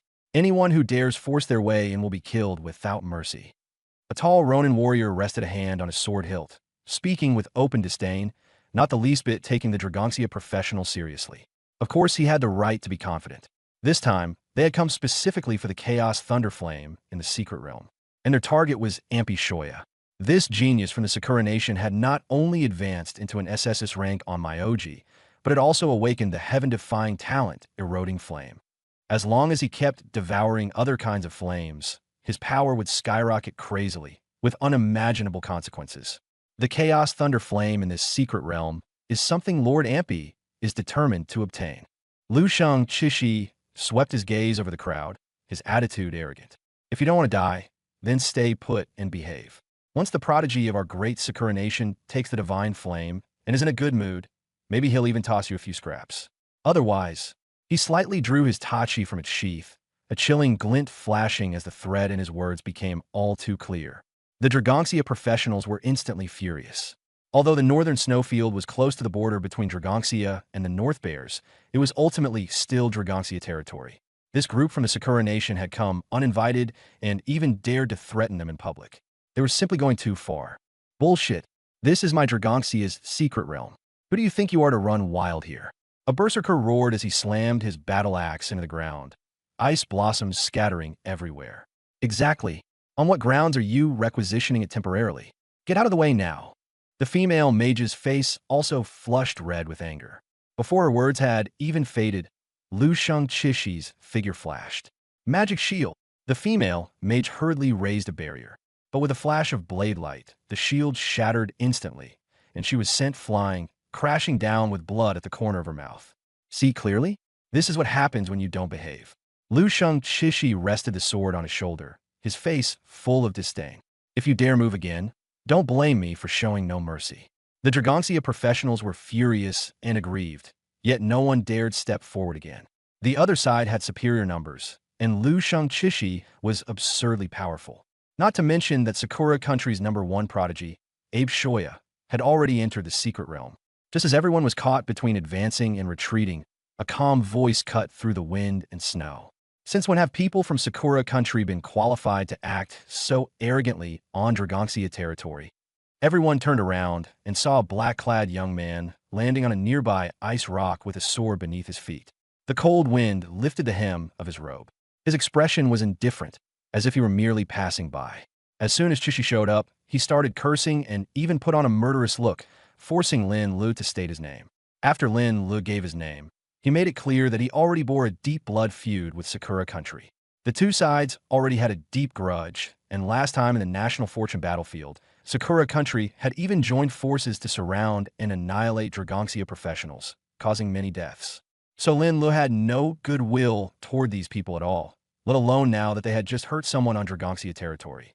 When Chishi heard that Lin Lu was nothing special, he immediately became even more arrogant, even ordering Lin Lu to kneel and apologize or die. Lin Lu was too lazy to waste words and directly released his flying swords, demanding that they all come at once. Chishi was enraged, drew his blade, and charged in. He was incredibly fast, intent on taking Lin Li's life with a single strike. Everyone shouted for Lin Lu to dodge quickly, because the blade in Chishi's hand was no ordinary weapon. But Lin Lu stood motionless, as if frozen in fear. Akashi rushed up to him and was just about to swing his blade when he suddenly froze. He lowered his head and saw that a transparent hole had already appeared in his chest. The next second, he coughed up blood and fell to the ground, dying on the spot. Everyone was stunned. None of them had even seen how Lin Lu had made his move. The people from the Sakura Country first stiffened and shouted threats, claiming they would take revenge. But after actually witnessing Lin Li's strength, they no longer dared to come forward. Someone secretly ran into the secret realm to deliver the news. With a cold expression, Lin Lu went straight for the kill, unwilling to leave any future trouble behind. The flying sword flashed as it plunged into the crowd from Sakura Country. Cries of agony erupted immediately. Some were beheaded, some had their chests pierced, and some had their arms and legs severed. In just a few seconds, dozens of Sakura Country professionals had almost all fallen. Only the sound of the wind and everyone's sharp intake of breath remained by the icy lake. The Dragongxia professionals were all dumbfounded. Looking at Lin Lu, who stood amid the corpses strewn all over the ground, they felt both fear and reverence. Lin Lu raised his hand and sheathed his sword. His movements were effortless, and the sword looked as clean as if it had never been drawn. He looked at his dazed fellow countrymen and said in a slightly calmer tone, "What are you standing there for? Aren't you going into the secret realm?" Only then did everyone come back to their senses and realize he was on their side, finally letting out a breath of relief. After that, the crowd immediately burst into cheers, praising him for killing so decisively. Some, however, were not swept up by the excitement and hurriedly reminded him that the people from Sakura country would likely retaliate, saying that someone had already gone in to tip them off. Lin Lu nodded to show he understood, but he still intended to enter the secret realm. Just after he finished speaking, he sensed movement near the entrance to the secret realm and sneered. Perfect timing. Let's clear out a few obstacles first. The moment his words fell, the whirlpool in the center of the icy lake twisted violently, and several figures burst out. Leading them was Ampi Shiya, the publicly acknowledged #1 prodigy of Sakura country, yet he was suffused with a cold, deathly aura. The instant he saw the corpses littering the ground, especially the body of Ryusho Akashi, he flew into a rage and immediately pointed at Lin Lu while spewing curses. Several elite professionals behind him stepped forward as well, their aura oppressive. Only then did everyone realize that the ones able to enter alongside Ampi Shiya were the true experts. But the moment Ampi Shiya released his aura, it turned out to be at half-step divine level. The Dragongsia professionals on the icy lake instantly went pale, feeling that even joining forces would give them no chance of victory. Ampi Shiya's killing intent surged, and behind him appeared the massive phantom of a Shikigami, holding a soul banner and radiating eerie, sinister energy. Someone recognized it as his signature Shikigami, the Yellow Springs banner, which specifically injured souls and devoured vitality. With a proud wave of his hand, the soul banner moved violently, and a soul attack instantly spread outward. The Dragongsia crowd cried out on the spot, their heads splitting with pain, as if their souls were about to be dragged out. Even Sakura country's own elite took fright and retreated, not daring to get close. Ampi Shiya looked at Lin Lu with a cold smile, waiting for him to show pain and fear. But Lin Lu didn't react at all. What he saw was a pair of eyes terrifyingly calm, even tinged with mockery. So this is your trump card? Using the souls of the dead for sorcery. Sure enough, that does suit the way you Sakura country people do things. The Ziwei Xingsu sword suddenly burst with blinding sword light, and Lin Lu shouted coldly, "Forbidden! Summon Shikigami!" A unique skill of the divine sword, golden words. With just one sentence, it could seal off one of the opponent's skills. The ferocious, wildly dancing Yamatsu Hirasaka flag seemed to have its throat seized in an instant, its movements stiffening dead still. The energy and resentment power roiled and struggled frantically, yet no matter what, they could not break through this oppression. The next second, its enormous body exploded directly amid ear-piercing screams, turning into a mass of black gas that scattered away. Onbei Shokuyo collapsed on the spot. With his Shikigami destroyed, he himself suffered a backlash and spat out a mouthful of black blood. Even more unbearable to him was that his strongest trump card had been nullified by Lin Lu with a single sentence. The fury and humiliation completely burned away his reason. "Damn Dragongsia native, you force me." Onbei Shokuyo frantically formed hand seals, his aura surging as he forcibly activated a secret art. "So what if you seal my Shikigami? I still have even stronger power. Chaos Thunderflame, come out." A mass of chaotic-colored flame rose from his palm, lightning and fire intertwined, and a wave of heat instantly swept in all directions. The ice lake began to melt rapidly, white mist billowing wildly. The scene was horrifying. Everyone was stunned. Half-step god level, plus the legendary divine fire. How was this supposed to be fought? Lin Lu, however, frowned, feeling that this fire was not quite right. It looked very strong, but compared to the real Chaos Thunderflame, it always seemed to be missing something. Yet Onbei Shokuyo had already fallen into ecstatic delight, believing victory was firmly in his grasp. To die under divine fire is your honor. He shoved both hands forward, and the flames transformed into a destructive storm, blasting straight at Lin Lu. But Lin Lu was not in the least flustered. He had fire tribute resistance boosting him, so this strike posed limited threat. Go! The Ice Soul Sword and the Ziwei Sword struck at the same time. Two sword lights, one blue and one purple, directly split the fire wave open and instantly severed Onbei Shokuyo's arms. Before Onbei Shokuyo could even scream, the sword light had already pierced through his body. His body exploded into a blood mist, then was rapidly burned away in the intense heat. Onbei Shokuyo was dead. The battle situation had turned too quickly, so quickly that both the Dragongsia and Sakura countryside were momentarily unable to react. The Aurora Empire pointed at Lin Lu in terror, their voice trembling. You actually killed in Peijun. He still wanted to threaten him, but before he could finish, Lin Lu swung his sword. The man clutched his neck and collapsed to the ground, lifeless. The others were so frightened that they turned and ran, shouting that they would go back and bring powerful experts to avenge him. Lin Li's eyes were cold, and sword light flashed repeatedly. In just a few breaths, all the Aurora Empire were lying in a pool of blood, none of them escaping. Dragon Xia and Aurora had long held a grudge, and these people had tried to kill first. Naturally, Lin Lu would show no mercy. But this bloody scene also terrified the surrounding dragon, Xia. They looked at the black-clothed youth standing on top of the corpses and felt as if they were staring at a death god who had walked out of hell. Seeing this, Lin Lu could only briefly explain that these people had gotten what they deserved and that he was not a bloodthirsty person. He also reminded everyone that sparing an enemy was the same as putting one's own people at risk. After hearing this, the dragons slowly came back to their senses and quickly changed their stance to support him. Lin Lu said no more and turned to look at wherein Pei Shui had exploded.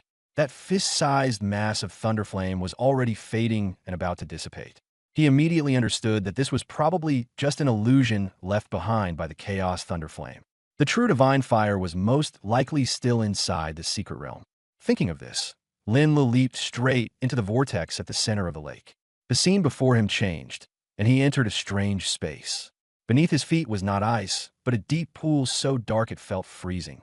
The surface of the water was covered with profound ice that had not melted for 10,000 years, sending out a bone-chilling cold. Lin Lu hurriedly rode his sword into the air and immediately sensed a very deeply hidden aura. Following that aura, he quickly saw a huge, profound ice island. Above the island, a chaotic-colored firelight floated quietly, with thunder and flames intertwined, its aura so violent it was terrifying. Lin Lu recognized it at a glance. That was the Chaos Thunder Flame. But just as he was about to strike, a huge black tentacle lashed up from below. The pressure of the wind burst apart, nearly making it impossible to keep one's eyes open. Lin Lu gave a low shout, and the purple star, sword light, slashed out instantly, cleaving the tentacle in two. Ink-black liquid sprayed everywhere. The next second, furious roars echoed throughout the entire space. Only then did Lin Lu realize that the ice island below had actually come alive. The year-old ice cracked open, revealing the black, hard, rough skin beneath, covered in bizarre patterns. This was not an island at all, but the back of a giant beast. What had just been cut off was only one of its small tentacles. Rumble. The giant beast awoke and slowly surfaced. Only then did Lin Lu see clearly that it was actually a huge octopus, completely black from head to toe. It was terrifyingly massive. Even the part above the water was as tall as a dozen stories. Countless tentacles churned the sea below, making one's scalp tingle. It had no eyes, only a giant mouth several meters wide on its head. Inside, layer upon layer of pallid fangs glistened, disgusting enough to make one sick. This is the quasi-divine world boss senior he mentioned? Lin Lu did not dare let his guard down. The purple gold sword seal in his eyes spun rapidly. Black profound demon octopus, world boss, level 89. Description: an ancient remnant species hidden in an extremely cold pool. Its recovery power and hallucinatory power are both extremely strong. It is currently absorbing the power of thunder and flame, hoping to evolve. Oh, the black profound demon octopus suddenly opened its mouth and let out a shrill screech. A mental shock surged straight toward Lin Lu. He only blanked out for an instant, and several thick tentacles took the opportunity to coil around him. Slash! As the sword music rang out, Lin Lu immediately came to his senses. The Ice Soul Divine sword slashed at the tentacles, while the purple micro-constellation sword turned into a streak of light and directly pierced through its head. Minus 3,500 billion. A terrifying damage number floated up. The black profound demon octopus screamed in agony, its tentacles slapping wildly at the sea surface, stirring up monstrous waves. But this level of injury was not enough to kill a quasi-divine boss. Flesh buds grew frantically from the wound, and it began healing in an instant. It can regenerate? Lin Li's gaze turned cold, and more flying swords shot out instantly. The two control skills of the Ice Soul Divine General also erupted at the same time. The black profound demon octopus was nearly frozen in place, completely turned into a living target. Dense damage numbers flew up crazily, and no matter how strong its recovery power was, it could not withstand it. Its HP rapidly fell. Just as it was about to drop to 30% and trigger the execute effect, the black profound demon octopus also sensed death. The bizarre runes on its back suddenly lit up, and its giant mouth opened and closed repeatedly, emitting a deep, strange humming tune. That sound was like a whisper from the abyss, directly drilling into the depths of the soul. The next moment, the world before Lin looked completely twisted.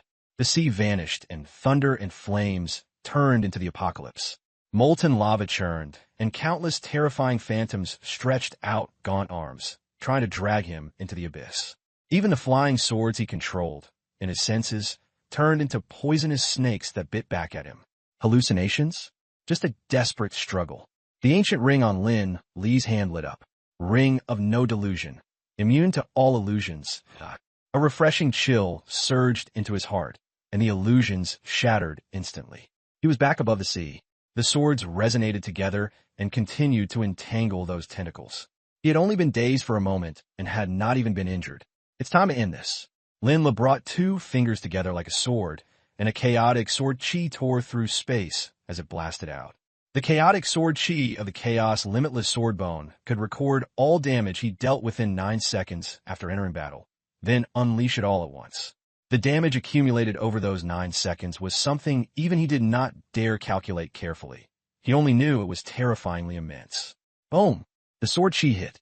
1534.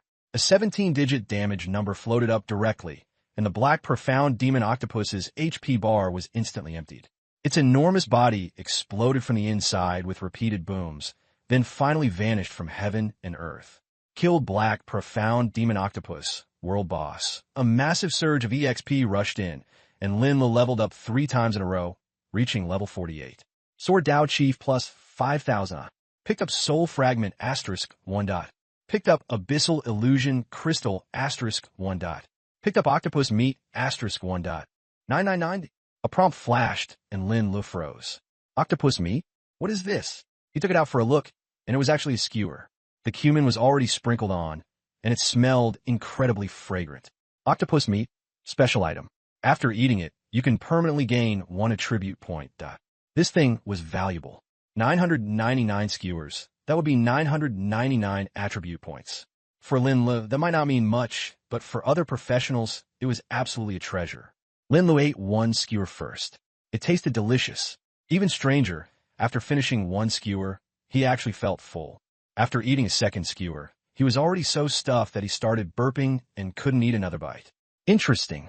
Lin put away the remaining skewers and planned to eat them later. He then looked at the other 2 items. Soul Fragment, special item. Gather 10 pieces to synthesize a soul crystal. After use, you can instantly level up 10 levels. Usable only below level 90. Abyss Illusion Crystal, divine grade material, containing very powerful illusion power. Both items were good, but they weren't the priority right now. Lin shifted his attention to the ball of fire above. Chaos Thunderflame. He was finally about to get it. But just as he was about to make a move, a black crack suddenly split open in the space ahead. A hand shot out, fingers hooked like claws, wrapped in black energy, and went straight for the divine flame. You dare! Lin le roared in fury. He hadn't expected someone to come rob him at the critical moment. 2 streams of light instantly slashed out, blue and purple interweaving as they directly struck that hand. With a sickening sound, the arm was severed, and black blood sprayed everywhere. Lin shot forward in 1 step and immediately put the Chaos Thunderflame and the severed arm into his storage space. Launde, it's you again. A furious roar came from the crack. This time, this king will take your life. Before the words faded, the crack suddenly widened. A withered figure walked out. Shadow Demon King. Li's expression changed. He hadn't expected to run into this old enemy again. The Shadow Demon King was also furious to the extreme. Last time, Zhao Xiao had sacrificed his soul, only for Lin Lu to ruin his plans. This time, after finally finding the Chaos Thunderflame, he had intended to use it to recover from his injuries and go even further, only to run into Lin Lu again. Old and new grudges surged together, and this time he was determined to kill Lin Lu.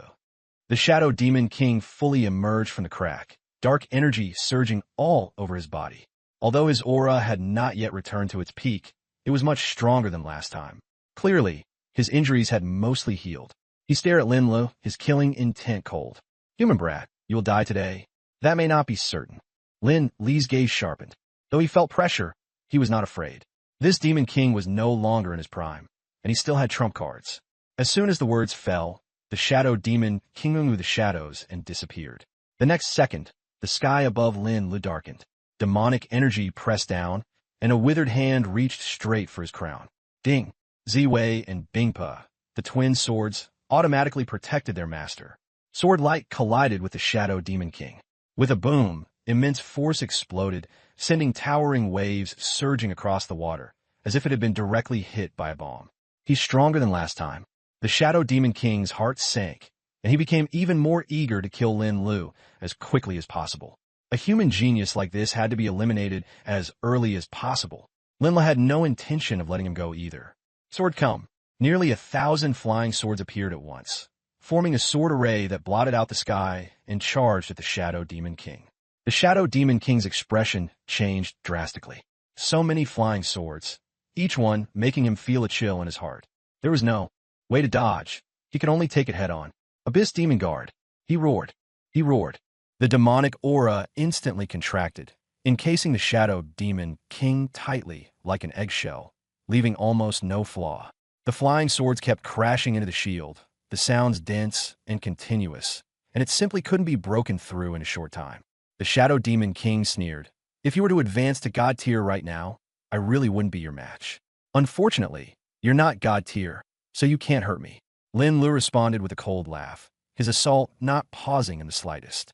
He had no consumption and no cooldown. His attacks were almost endless. After a full minute of relentless bombardment, Chaotic Sword Chi had accumulated to 6 strands. On the black demonic aura shield, a crack finally opened. Now, Lin Li's eyes lit up as he immediately unleashed all 6 strands of Chaotic Sword Chi at once. One strand of Chaotic Sword Chi was enough to instantly kill a half-god world boss like the Black Xian Demon Octopus. 6 strands stacked together were even more terrifying. The void trembled, the air twisted, and wherever it passed, space shattered inch by inch. After the sword Chi struck, there was no explosion. Instead, the surroundings instantly fell into a dead stillness. The next second, a terrifying force crazily surged in through the crack. A crackling sound rang out in a continuous stream, like death's countdown. In the Shadow Demon King's terrified gaze, the shield of Abyss Guardian rapidly spread with cracks, and in the blink of an eye, they covered the entire shield. Impossible. He desperately urged demonic energy to repair it, but the destructive power of Chaotic Sword Chi directly annihilated the demonic aura, making the shield impossible to mend. In less than half a second, the shield could no longer hold. With a thunderous boom, it shattered completely. Black demonic aura scattered everywhere, and the explosion even tore open streaks of cracks in the surrounding space. Having lost his strongest defense, the Shadow Demon King was fully exposed beneath a rain of swords and Chaotic Sword Chi. Lin Li's eyes were icy as he sharply pressed down his sword fingers. All the flying swords surged out at once, like sharks smelling blood, frantically pouncing toward the Shadow Demon King. The Shadow Demon King panicked completely. Lin Li's strength had already far exceeded his understanding, and his god-tier power had not yet recovered at all, so he simply could not withstand the next attack. Run! He made a decisive move, turning around and trying to tear open space to escape. Lin Lu, it's either you or me. Once I recover from my injuries, it'll be your death day. You won't get the chance. Lin Lu had long been guarding against his escape. He immediately took out Yu Zhangxing's soul-gathering jade and crushed it directly. A blinding blade light descended from the sky, as if it were about to split heaven and earth apart. No. Before the Shadow Demon King could escape, the blade light had already crashed down. He let out a miserable scream, his body dissolving inch by inch beneath the blade light, completely vanishing. Looking at the soul-gathering jade in his hand, now devoid of light, Lin Lu finally let out a breath of relief. The next second, the kill notification appeared, and a massive amount of experience arrived. He leveled up 5 times in a row, reaching level 53. At the same time, he also obtained Sword Dao Champion, Demon King's Heart, Shadow Cloak, and Demon King's Token. The Dragon Pattern badge also lit up, bringing him 10 million military merit. His rank was promoted directly from 7-star captain to 7-star major general, just one step away from becoming a dragon general. He was very likely to become the youngest dragon general in the history of Longxia. Lin Lu then checked the dropped items. Demon King's heart could simulate the aura of a demon at the Demon King level. Shadow Cloak was a legendary grade equipment with no level requirement, and its effect was that it could merge into shadows at any time. Lin Lu put away the 3 items and didn't look further. Right now, the most important thing was to return to Skyfire City first. He had obtained the 5-color Divine Jade, and his level had also reached 50, so both conditions for the main quest had already been completed. As long as he asked He Qinshui to forge that mythic sword weapon, his strength would be able to soar greatly. Let's go. Lin Lu did not linger. He immediately left the secret realm and rode his flying sword straight for Skyfire City. A few hours later, Tianhui City appeared before them. He landed in the He family square, and He Qinshui had already sensed his aura and came out personally to welcome him. You're back so soon? Did you find Chaos Thunderflame? He Qinshui asked in surprise. Lin Lu nodded and opened his palm. A wisp of chaotic-colored thunderflame slowly rose, quietly burning in his palm. At the sight of it, He Qinshui was instantly stunned. You actually really did it? His voice was trembling. For refiners, divine fire was a priceless treasure they dreamed of obtaining. He had searched his whole life without ever seeing one. Now that he was seeing it with his own eyes, how could he not be excited? Good. He Qinshui nodded repeatedly. I really didn't misjudge you. Since time is of the essence, I'll prepare to open the furnace right away. Lin Lu asked how the divine fire should be used in coordination. He Qinshui took out a glazed bottle and said the divine fire could be temporarily stored inside, to be retrieved after the refinement was finished. Lin Lu did as told and put Chaos Thunderflame into the bottle. Then he said that the divine fire was of little use to him, and if He Qinshui liked it, there was no need to return it. At those words, He Qinshui froze completely. The value of Chaos Thunderflame was no less than that of a mythic grade sword weapon. Yet Lin Lu was simply giving it to him. He Qinshui confirmed it several times before believing it was real. He let out a heavy breath, solemnly thanked him, and promised that he would do everything in his power to forge the most suitable sword weapon for Lin Lu. Then He Qinshui said that forging a mythic sword weapon would probably take about 7 days. During these days, Lin Lu could stay in Tianhui City and wander around as he pleased. After saying that, he called over his granddaughter, He Luiying, and asked her to accompany Lin Lu around the city. He Luiying was a tall young woman in red, quick in her movements, with a touch of heroic spirit in her expression. She looked at Lin Lu with eyes full of curiosity. Her grandfather was always strict and rarely showed such regard for outsiders. He Qinshui rarely introduced someone personally and even addressed him as little friend Lin, which showed how much he valued him. He Luiying immediately put away her casual attitude and said earnestly, Grandfather, don't worry. I won't neglect your honored guest. She turned to Lin Lu, introduced herself with a smile, and said that if he needed anything these next few days, he could come to her. Although Tianhui City was not as prosperous as Dragon Capital, it still had the foundation of an ancient city of 1,000 years, as well as sites like the Earth Fire Furnace, and would surely not disappoint him. He Qinshui nodded in satisfaction. At this moment, his mind was already full of Chaos Thunderflame and the upcoming forging, leaving him with no room to worry about anything else. He left the two of them with a line telling them to do as they pleased, then hurried toward the forging grounds deep within the He family. Very soon, the sound of the furnace opening came from deep inside the He family. Immediately after, a pillar of fire mixed with thunder shot into the sky, blazing red across half the heavens, an extremely shocking scene. The entire He family was enveloped by that scorching aura. He Luiying watched in shock, never expecting that her grandfather would actually make use of the power of the Earth's heart flame vein this time, which meant the thing Lin Lu had brought was absolutely no ordinary item. Lin Lu instead felt somewhat embarrassed, saying that he had troubled Senior He this time, and even asked her to just call him by his name instead of Young Master. But He Luiying smiled and agreed, yet still called him Young Master Lin when she turned around. Over the next few days, He Luiying took Lin Lu all around Tianhui City. Her personality was straightforward, and she was well-informed, so the two got along very well. Lin Lu also learned that she was herself a very skilled refiner, already capable of independently forging platinum-grade equipment, and was the most outstanding person among the younger generation of the He family. On the morning of the 6th day, He Luiying took Lin Lu once again to the most famous Earth Fire Furnace in Tianhui City. It was a huge sunken area in the center of the city, Several earth-fire spiritual veins converged there, forming a natural furnace. Magma churned in the deep ravine, and waves of heat pressed down fiercely. Around the surrounding cliff walls were many platforms and caves, specially built for artifact refiners to forge with the earth fire. Even from far away, one could still feel that primal, intense heat. He Luiying pointed downward and said, "This is the foundation of Tianhua City."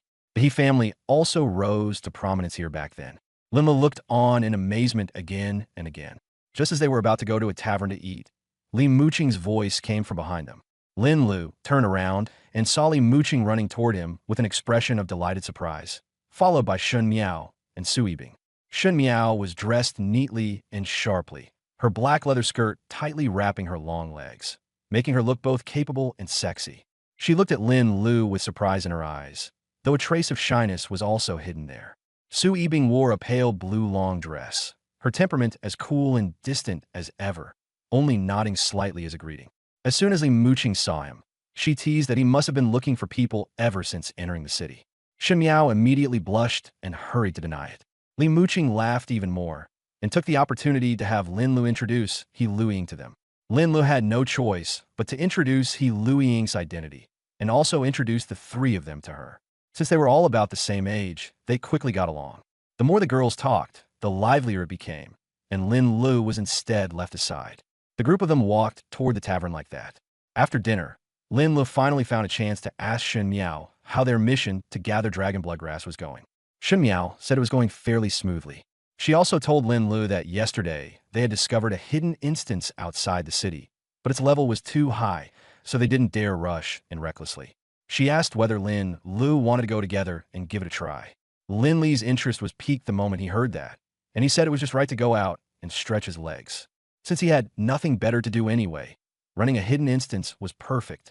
As for whether the instance was difficult, he didn't take it to heart at all. Shun Miao also pulled in He Luiying, just enough to make a 5-person team. He Luiying agreed readily as well. She had long wanted to go outside the city to explore instances, but her grandfather had never allowed her to go out alone. Li Muqing was the most impatient and immediately got to her feet. Su Yibing had no objections either. The five of them quickly left the restaurant and went out of Tianhua City, following Shun Miao as they headed toward the western outskirts. Half an hour later, they arrived at a secluded valley. The entrance was blocked by vines and shrubs, and could not have been found without a careful search. Shun Miao pushed aside the brush, revealing a pitch-black cave mouth. Moss grew along the edge of the opening, and magical patterns covered the stones, faintly emitting spatial fluctuations. Lin Lu took one look with his sword heart spirit eyes and confirmed that this was indeed a hidden instance. It was called Dragon-Blooded Burial Ground, and the prompt indicated that the difficulty was very high, recommending a 5-person team with an average level of 55 or above. Lin Lu thought the name was somewhat interesting. Shun Miao also said that when she had scouted it earlier, she had sensed a strong dragon's might and undead aura, which was why she hadn't dared enter. She told Lin Lu to look after everyone more once they went in. Lin Lu nodded and first formed the team. As soon as the party information was displayed, everyone saw that Lin Lu was already level 53. Shun Miao, Li Muqing, and Su Yibing were all stunned on the spot. They never would have imagined that Lin Lu, who had only been level 42 a few days ago, had suddenly surged to level 53. Li Muqing was especially shocked, saying outright that this leveling speed was absurd. Even Su Yibing, who had always been cool and detached, showed obvious surprise. Lin Lu had no choice but to give a vague explanation, saying that he had been lucky and had consecutively killed several high-level bosses, so he leveled up quickly. After hearing that, Shun Miao rolled her eyes hard and said this wasn't luck, it was just that his strength was ridiculously tall. She urged everyone to stop talking nonsense and quickly enter the instance. Lin Lu was the first to step into the cave entrance. As the spatial fluctuation flashed, the scene before his eyes immediately changed. They arrived at a wasteland. The ground was charred black, as if scorched by a great fire. The sky was dark red, and the low-hanging clouds made it hard to breathe. In the distance were not mountains, but a range of twisted, enormous dragon bones linked together like a mountain chain, the deathly aura so dense it was chilling. He Luiying clenched the forging hammer. She had just opened her mouth to say it felt oppressive, but before she could finish, a sense of danger already rushed straight at her. The contrast in their builds was obvious. This was He Luiying's first time entering a wild dungeon, and it was such a dangerous hidden dungeon at that. There was no way she wouldn't be nervous. She subconsciously looked at the others, wanting to see how they would fight. Something's coming. As Su Yubing's voice fell, a ball of blue ice lay in her hand, and her whole body instantly tensed. The other girls also immediately gripped their weapons tightly and entered combat mode. More than 10 meters ahead, the charred ground began to churn. Monsters crawled out of the mud one after another. They wore broken dragon scales, and their bodies looked as if dragon bones and rotten flesh had been pieced together, horrifying enough to make one's scalp tingle. Blue, ghostly flames danced in their eye sockets, and they opened their mouths to let out shrill screeches. Dragonblood Bone Guard Elite, level 55. More than 10 level 55 elite monsters appeared together, and the deathly aura pressed down until it was hard to breathe. Even worse, white worms were wriggling through the rotten flesh on their bodies, and the girls' faces instantly turned pale. Li Muqing was the timidest of all, and she was scared so badly she nearly retched, then vomited on the spot. Prepare for battle. Su Yubing forcibly suppressed her discomfort and cast magical shields on everyone. Lu Ying, you hold the front. Try to pull aggro as much as possible. Muqing and I will do range damage. Meow meow, find a chance to hit from the side. And as for Lin Lu, she was just about to assign Lin Lu a position when Lin Lu had already stepped to the very front. It's not that troublesome. Leave it to me. Wait. The tactics aren't. Before Su Yubing could finish shouting, the sight before her cut her off. A sword chant suddenly rang out, and several flying swords shot fiercely toward the monster horde. The next second, blinding sword light exploded, and terrifying damage numbers instantly appeared. Minus 3.615 billion. Minus 3.615 billion. Minus 3.615 billion. The elite monster that had looked terrifying just a second ago fell all at once like wheat being cut down. The whole process was ridiculously fast. The girls were all stunned. Although they knew Lin Lu was very strong, seeing damage like that with their own eyes still left them completely shaken. Those exaggerated numbers far exceeded their understanding. They even wondered if they were seeing things. Tu Bian Tai. This wasn't just strong at all, it was basically cheating. What are you still standing there for? Keep going. Only after Lin Lu spoke did they come back to their senses. This time, no one mentioned tactics anymore. The four of them exchanged a glance, and each saw the same emotions in the other's eyes. Shock, numbness, and a little confusion of what exactly are we here for? Just to shout 666. With Lin Lu here, the rest was basically a straight push all the way through. Lin Lu also didn't forget to call Lin Feng out to share experience. Lin Feng's level was low, so it leveled up very quickly, reaching level 20 in no time. After leveling up, its appearance changed too. That bare, ugly, cute little chick was gone. Now Lin Feng had grown a size bigger, the yellow fluff all gone, replaced by a layer of fine, glossy crimson feathers like fire. There was also a small tuft of vivid feathers on its head, and its bearing instantly seemed much more impressive, starting to look a bit like a divine beast. Chirp chirp, it affectionately rubbed against Lin Li's arm, while not forgetting to flap its wings, as if to say, "See? I'm not a chick." Wow, Lin Feng really has gotten prettier. Li Muqing's eyes lit up, and she practically wanted to snatch it over for a cuddle. Unfortunately, Lin Feng only grew close to Lin Lu and wouldn't let anyone else touch it at all. As soon as Li Muqing reached out, it haughtily turned its head away, completely ignoring her. Everyone else was amused. That growth speed is way too fast, Shun Miao said with a sigh from the side. He Luing also kept staring at Lin Feng. She was a blacksmith and was very sensitive to energy auras. She could clearly feel that within this beautiful little bird was hidden a very pure, very powerful fire element force. Chirp! Lin Feng seemed to be enjoying being watched, proudly lifting its little head. All right, little guy, keep farming experience, Lin Lu said with a smile as he patted it. The group continued deeper into the Dragonkin burial ground. After that scene just now, the four women's mindset had completely changed. When they first came in, they had been extremely nervous. But now there was only one thought left. Follow Lin Lu and just push through. This dungeon run is way too easy. It's like taking a walk. Li Muqing shouta exaggeratively. He Luing followed up, saying, "Yeah, I was nervous for so long just now." Along the way, the monsters and even a few small bosses couldn't withstand even a single move from Lin Lu. After seeing it too many times, the girls had long since become a bit numb to it. Soon, the group arrived before a massive cavern. A terrifying dragon might pressed out from within, making one's heart turn cold. This should be the boss area, Lin Lu said, stopping in his tracks. Su Yibing couldn't help asking.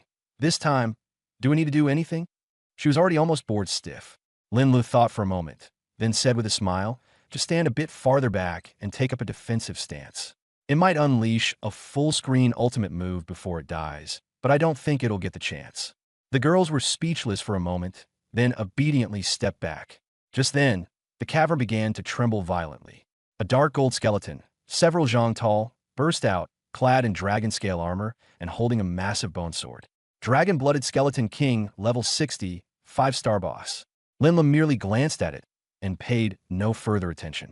A level 60 boss, no matter how strong, couldn't withstand his damage. To be safe, he directly summoned the Ice Soul Divine Sword.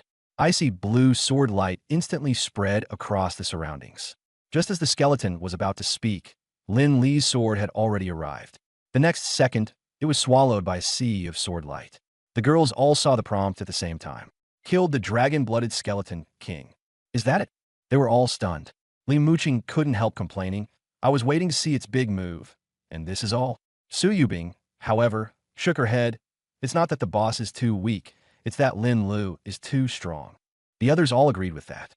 Spending too much time with Lin Lu really did make it easy to start doubting yourself. Shen Miao even nodded. Now you know why I always say he's such a monstrous pervert, right? Lin Lu rolled his eyes and was just about to check the drops. But at that moment, a sudden change occurred. The entire dungeon space began shaking violently, like an earthquake. The ground beneath their feet cracked, and a mountain range formed from dragon bones also started collapsing. Is the dungeon collapsing? Li Muqing realistedia herself. Su Yubing's expression changed. No, it's energy. There's a very powerful energy descending. The next second, an angry dragon roar came from high above. Everyone looked up. Within the blood-red clouds, a massive shadow slowly emerged. It was not a physical body, but a dragon's soul condensed from pure energy. It was red and black intertwined, its wings spread wide, almost covering the entire sky. Its dragon head was lowered, its eye sockets burning with fury as it stared fixedly at Lin Lu and the others. Terrifying dragon might press down like a tsunami. Shen Miao, Su Yubing, Li Muqing, and He Luing all turned pale instantly. Their breathing grew strained, and even their legs started to go weak. Ancient Dragon Soul, Sasahalka, Mythic Tier Lord. Prompt. Because the resting place was desecrated, it has fully awakened, bringing with it boundless fury and destructive power. That voice slammed directly into everyone's soul like a giant bell. The girls' minds churned violently, and they nearly passed out on the spot. Mythic Tier Lord, Shen Miao exclaimed in shock. This colossal creature was also in dire straits. It could only grit its teeth and hold on, its face deathly pale and cold sweat streaming down. Lin Lu, what do we do now? Shen Miao hurriedly looked at Lin Lu. Lin Li's brows were tightly furrowed as well. He had long felt that something was off. A hidden dungeon had started out absurdly easy. He hadn't expected the real trouble to be hidden at the back. Mythic Tier was already close to a true Divine Tier class holder. Such an existence was far stronger than the Shadow Demon King. Ordinary class holders simply couldn't hurt it. What a pity Elder Wu's soul-gathering jade has already been used, otherwise there would still be a chance. Lin Lu said in a grave voice. You all think of a way to leave the dungeon first. I'll hold it off. That won't do. If we leave together. Shen Miao said anxiously. Li Muqing also cried. Yeah, little brother, we can't leave you behind. Su Yubing said nothing, but ice crystals had already formed in her hand. He Luing even gritted her teeth and raised the forging hammer, wanting to fight to the death together. Lin Lu felt warmth in his heart, but there could be no hesitation now. The ancient dragon Soul Sisahalka had fully awakened. Its killing intent was surging frantically. Cut the nonsense. If you stay, you'll only drag me down. L'enchuted sharply. I've got life-saving measures. Hurry and go. As long as he could buy them time to get back to the entrance, there was still a chance. But at that moment, the ancient dragon's soul let out a thunderous roar. All blasphemers shall become ashes. It suddenly opened its mouth, and black energy converged madly. A vortex that devoured all light instantly took shape. Dragon Soul Annihilation Wave. The next second, a black beam of light blasted out. Wherever it passed, even space itself was cracking apart. Not good. Lin Li's heart tightened, and he immediately urged his flying sword to block it. Because if this attack landed, he might survive, but the others would surely die. Just then, chirp! A clear phoenix cry rang out. Lin Feng suddenly broke free from Lin Li's arms and spread its wings to fly up. Its body rapidly expanded, transforming into a huge fire phoenix. Lin Feng, come back! L'un chutait urgentement. But Lin Feng seemed not to hear him. A powerful divine beast, aura, suddenly erupted from its body. Crimson divine fire blazed upon its wings. A massive phantom of a fire phoenix instantly enveloped its whole body. Boom! The black beam of light crashed hard into the fire phoenix phantom. The terrifying impact swept in all directions, and even the heavens and earth dimmed. Not long after, the black beam of light was the first to dissipate. The fire phoenix phantom then shattered as well. Lin Feng let out a miserable cry and fell from the sky. Lin Feng, Lin Lu rushed forward and caught it. Seeing that it was still breathing, he finally let out a sigh of relief. Then, a system prompt rang out. The divine beast fire phoenix had suffered a fatal attack, triggering the SSS talent Nirvana Rebirth. In the next instant, Lin Feng's body suddenly grew hot. An astonishing surge of vitality erupted violently. Crimson gold divine flames shot into the sky, enveloping its entire body. Soon, the fire cocoon shattered. A brand new fire phoenix emerged from its shell. At this moment, Lin Feng was completely different. Its wings spread wide, reaching 7 or 8 meters across. Its feathers burned like flames, radiating dazzling divine light. Shun Miao and the others stared in shock. It got stronger again. So this is a divine beast pet. Lin Feng chirped happily and landed beside Lin Lu. It seemed to be showing off its new power. Name: Lin Feng race. Fire Phoenix clan level. 20 strength. 100000 agility. 100000 spirit. 100000 vitality. 100000 rare attribute. Critical hit 100%. Critical damage 15%. Skills: Nirvana Flame. Immune to fire damage. It can convert fire damage into its own HP. Phoenix Melody of 9 Heavens. With a Phoenix Cry, suppress enemies within 500 meters and clear negative status effects from itself and allies. Crimson Flame Storm. Flap its wings to whip up a storm of flames, heavily damaging a large area of enemies ahead. True Phoenix Flame.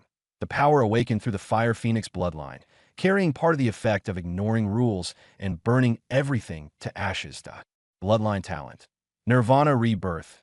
SSS, when suffering a fatal injury, there is a very high probability of Nirvana Rebirth. After revival, all attributes are permanently increased. This stat panel was absurdly powerful. Lin Li's eyes went wide as he looked at it. Lin Feng was only level 20, yet its total attributes had already reached 400,000.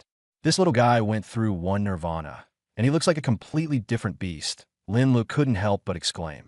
He also noticed that after Lin Feng revived, it had gained a new skill, True Phoenix Flame, and it even has a partial rule-ignoring effect.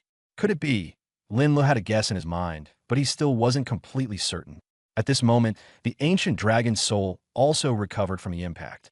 It stared fiercely at Lin Lu and Lin Feng, roaring as it condensed another black energy sphere. A destructive aura pressed down, so hard it was difficult to breathe. Landefronet. Things were troublesome now. Divine-level beings had rule immunity, and his attacks would have difficulty truly harming the other side. If he only defended, trouble would eventually come. Chirp, chirp. Lin Feng seemed to understand his thoughts and immediately flapped its wings to signal him. The next second, it spat out a wisp of golden flame, which directly wrapped around the flying sword behind Lin Lu.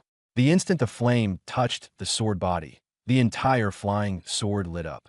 Outside the silver-white blade, a layer of nearly transparent golden flame emerged, and even the air was scorched into distortion. That aura was so powerful it made one's heart tighten. True Phoenix Flame? L'un immediately understood. Lin Feng was trying to add this flame directly onto his weapon. The ancient Dragon Soul's attack was also complete. A larger black energy sphere tore through the air and smashed fiercely toward Lin Lu. This time, Lin Lu didn't dodge. With the True Phoenix Flame empowering him, he wasn't afraid of a direct clash at all. Go! Hundreds of flying swords shot out together. After flying into the air, flames spread from one to another, and in the end, all the flying swords were wrapped in golden flame. They were like a golden meteor shower, forming a flaming sword array as they collided head-on with the black energy sphere. But the expected explosion didn't happen. The instant the flying swords touched the energy sphere, the black mass melted away rapidly like snow. Then, Without losing momentum, the flying swords directly turned into a storm of sword chi and swallowed the ancient dragon soul. Roar! The ancient dragon soul let out a scream of terror and agony. The power of the rules surrounding its body seemed to fail at that moment. Its HP began to plummet wildly. Indeed, it works. Landuis Aizliup. He immediately controlled the flying sword to continue the fierce assault. In just a few seconds, the ancient dragon soul's health was pushed below the 30% execute threshold. The ancient dragon soul finally panicked.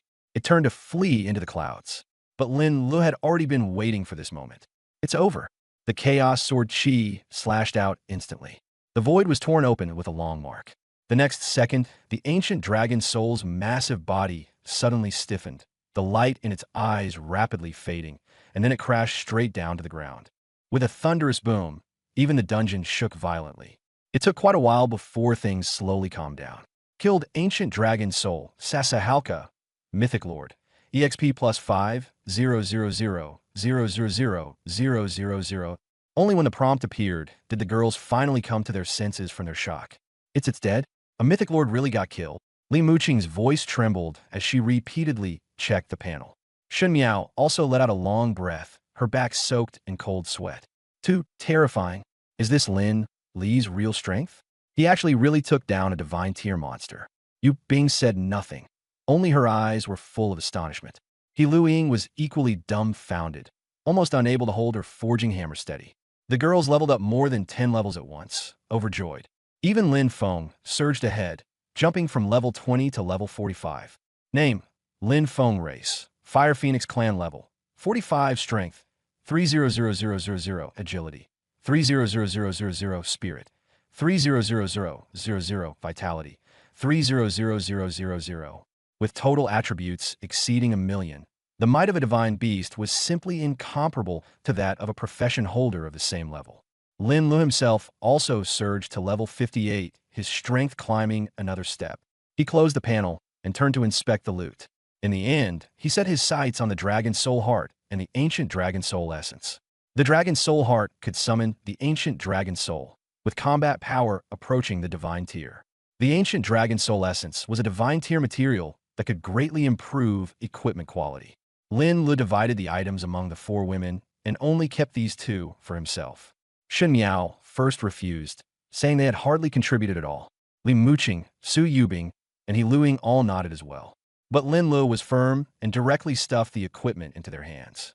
In the end, the 4 could only accept it, 1 item each. After dividing the spoils, everyone left the dungeon and returned to Tianhua City. It was already late, and the entire city was dyed orange by the setting sun.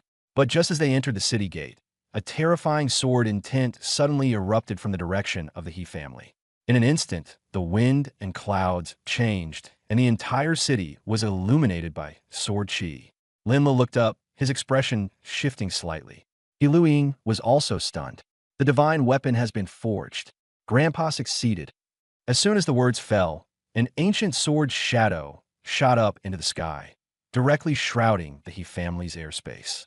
Thunder and fire intertwined, black and red currents surged, and terrifying sword might swept across the whole city, making even the sky seem as if it were about to be torn apart. The whole city was shaken. A mythic weapon has been born. It's the He family. They really forged a mythic grade sword. Tianhua City is about to produce a master craftsman. In the He family workshop, He Qinshue laughed excitedly. With the Meteor Tribulation Thunder Core as the foundation and Chaos Thunderflame as the guide, it's finally done. Young friend Lin Lu, the divine sword is complete. Lin Lu was shaken and immediately rushed to the He family.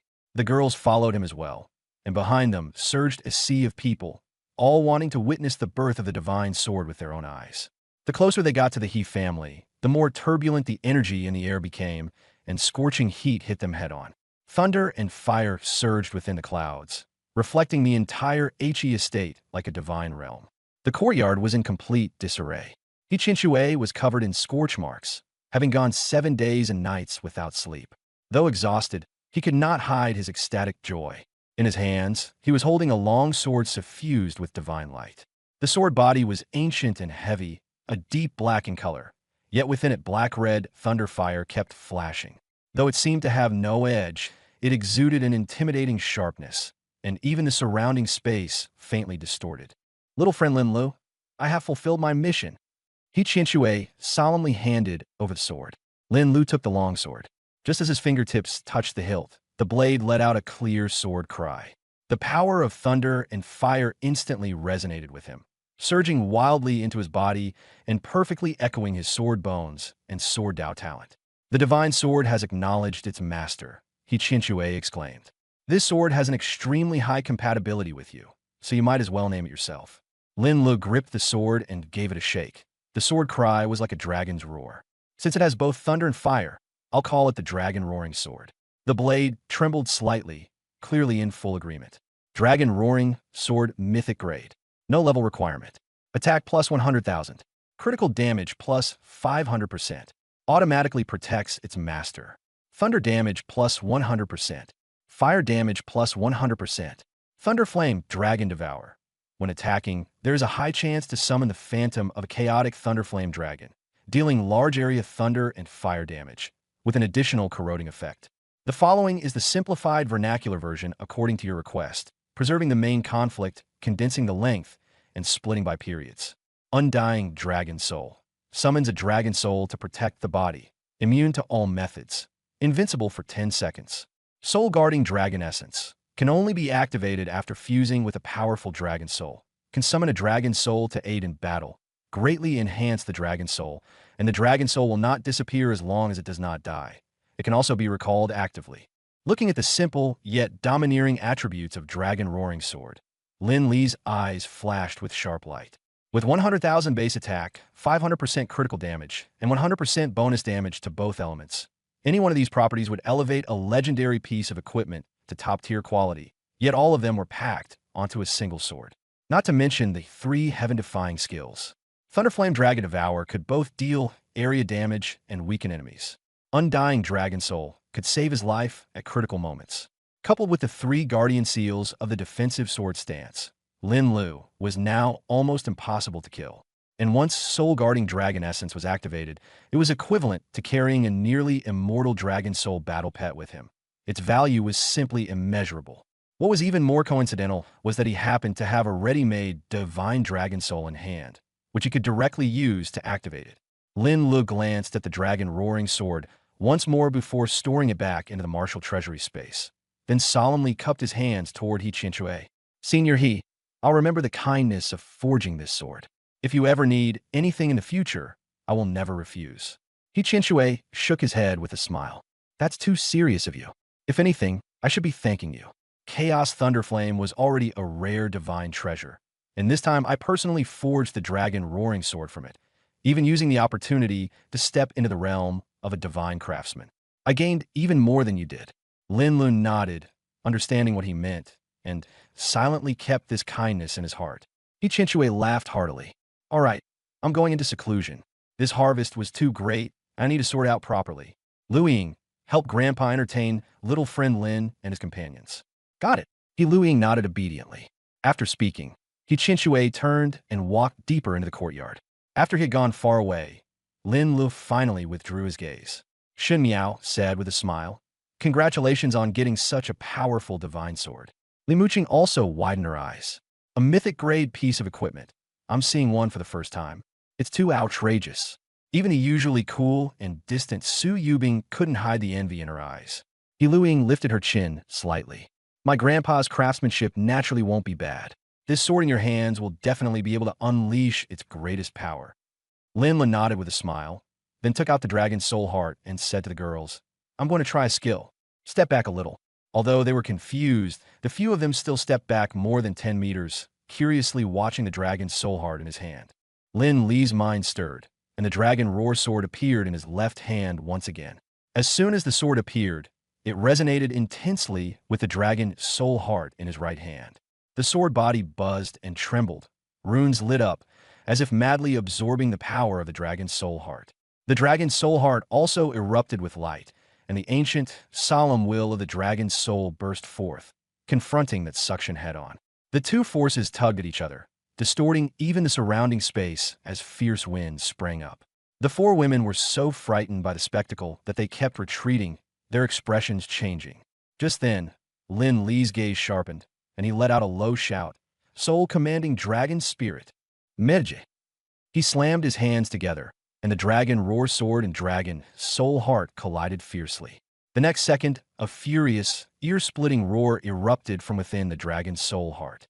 Immediately after, a dragon soul phantom tens of zhang tall condensed into form, and the might of the dragon instantly pressed down, sending sand and stones flying.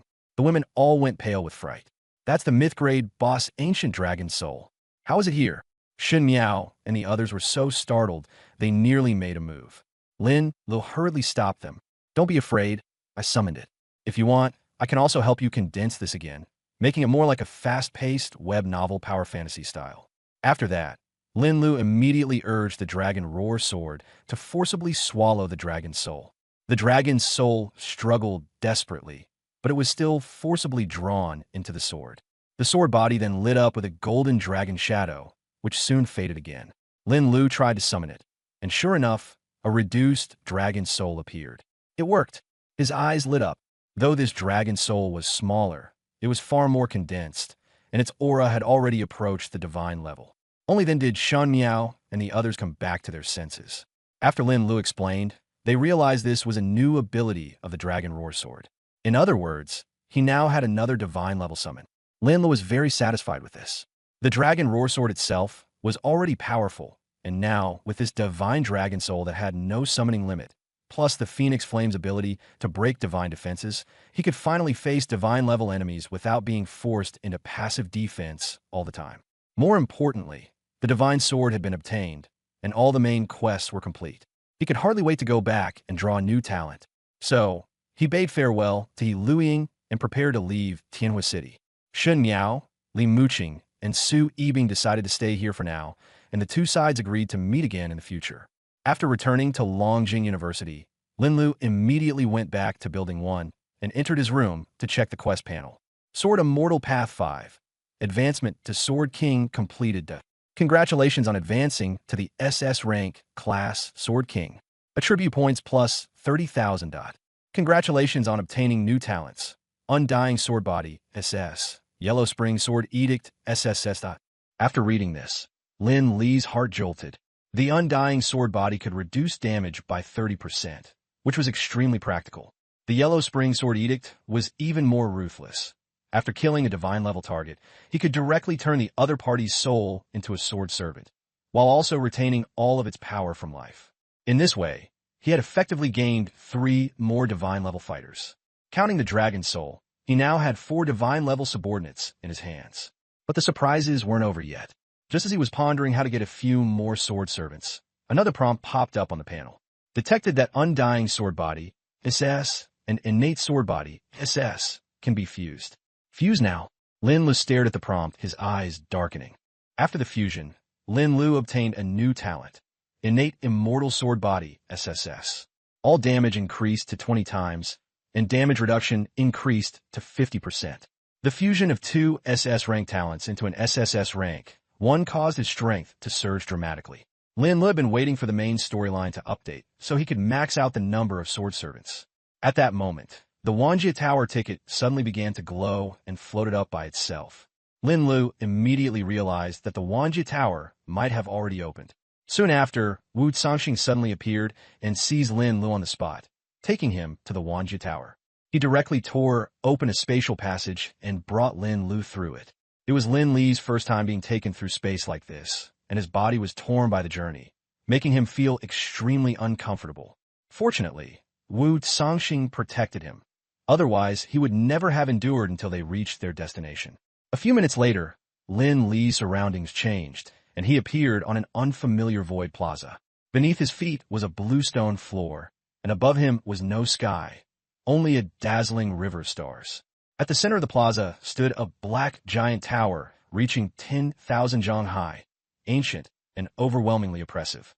Around the tower's body, the sun, moon, and stars kept appearing and disappearing, as if it were a separate universe. Wu Sangxing told Lin Lu that this was the space where the Wanjie Tower existed. Without a ticket, even he could not find this place. Only then did Lin Lu understand that the growing crowd around them were all geniuses here to challenge the tower. Wu Zongxing also said that every time the Wanjie Tower opened, there were only 300 tickets. Longxia was the strongest, so it received 50 of them.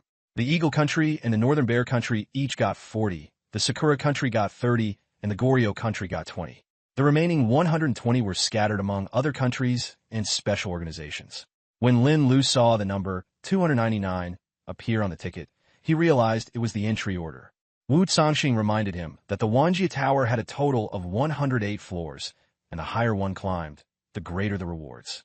Moreover, each professional could enter only once in their lifetime, so the opportunity had to be seized. It was best at least reach the 100th floor, as that would make the future push toward godhood much smoother. Lin Lu curiously asked Wu Zongxing how many floors he had reached back then. Wu Zongxing said that he had stopped at the 106th floor, ranking third in history. That achievement was already astonishing enough. Finally, Wu Zongxing reminded Lin Lu that strength was important, but underestimating the enemy was absolutely forbidden. The deeper one went into the Wanjie Tower, the more terrifying the difficulty would become. Every 10 floors, the difficulty would jump sharply, especially at the 100th floor, which was considered a major watershed. After getting past it, the rewards inside the tower would greatly help with the future push toward godhood. As for the floors after 105, they were a completely different matter. Once you truly reached there, you would naturally understand. Don't worry, senior. I'll do my best. Lin Lu nodded, then asked, who were the first and second place? How many floors did they reach? Wu Zongxing said that both first and second place reached the 107th floor, but their completion times were different. The first place was a half-god from Longxia, who took over 3 hours. The second place was a half-god from the Eagle Country, who took over 5 hours. Lin Lu asked again, what about the 108th floor? Has no one ever made it through? Wu Zongxing shook his head and said that the Wanjie Tower had existed for over 1,000 years, yet no one had truly set foot on the 108th floor. No one knew what was there. Just then, the Wanjie Tower suddenly blazed with divine light, instantly enveloping the entire area. At the base of the tower, an ancient stargate slowly opened, its interior as dark as an abyss. The next second, a grand voice rang directly in everyone's minds. All trial takers have arrived. The Wanjie Tower is now open to enter in ticket order. Only after the previous challenger clears the first floor or fails may the next enter. No floor may be occupied for more than half an hour. Exceeding the time limit counts as failure. Death also counts as failure. Failures will be expelled from the Wanjie Tower.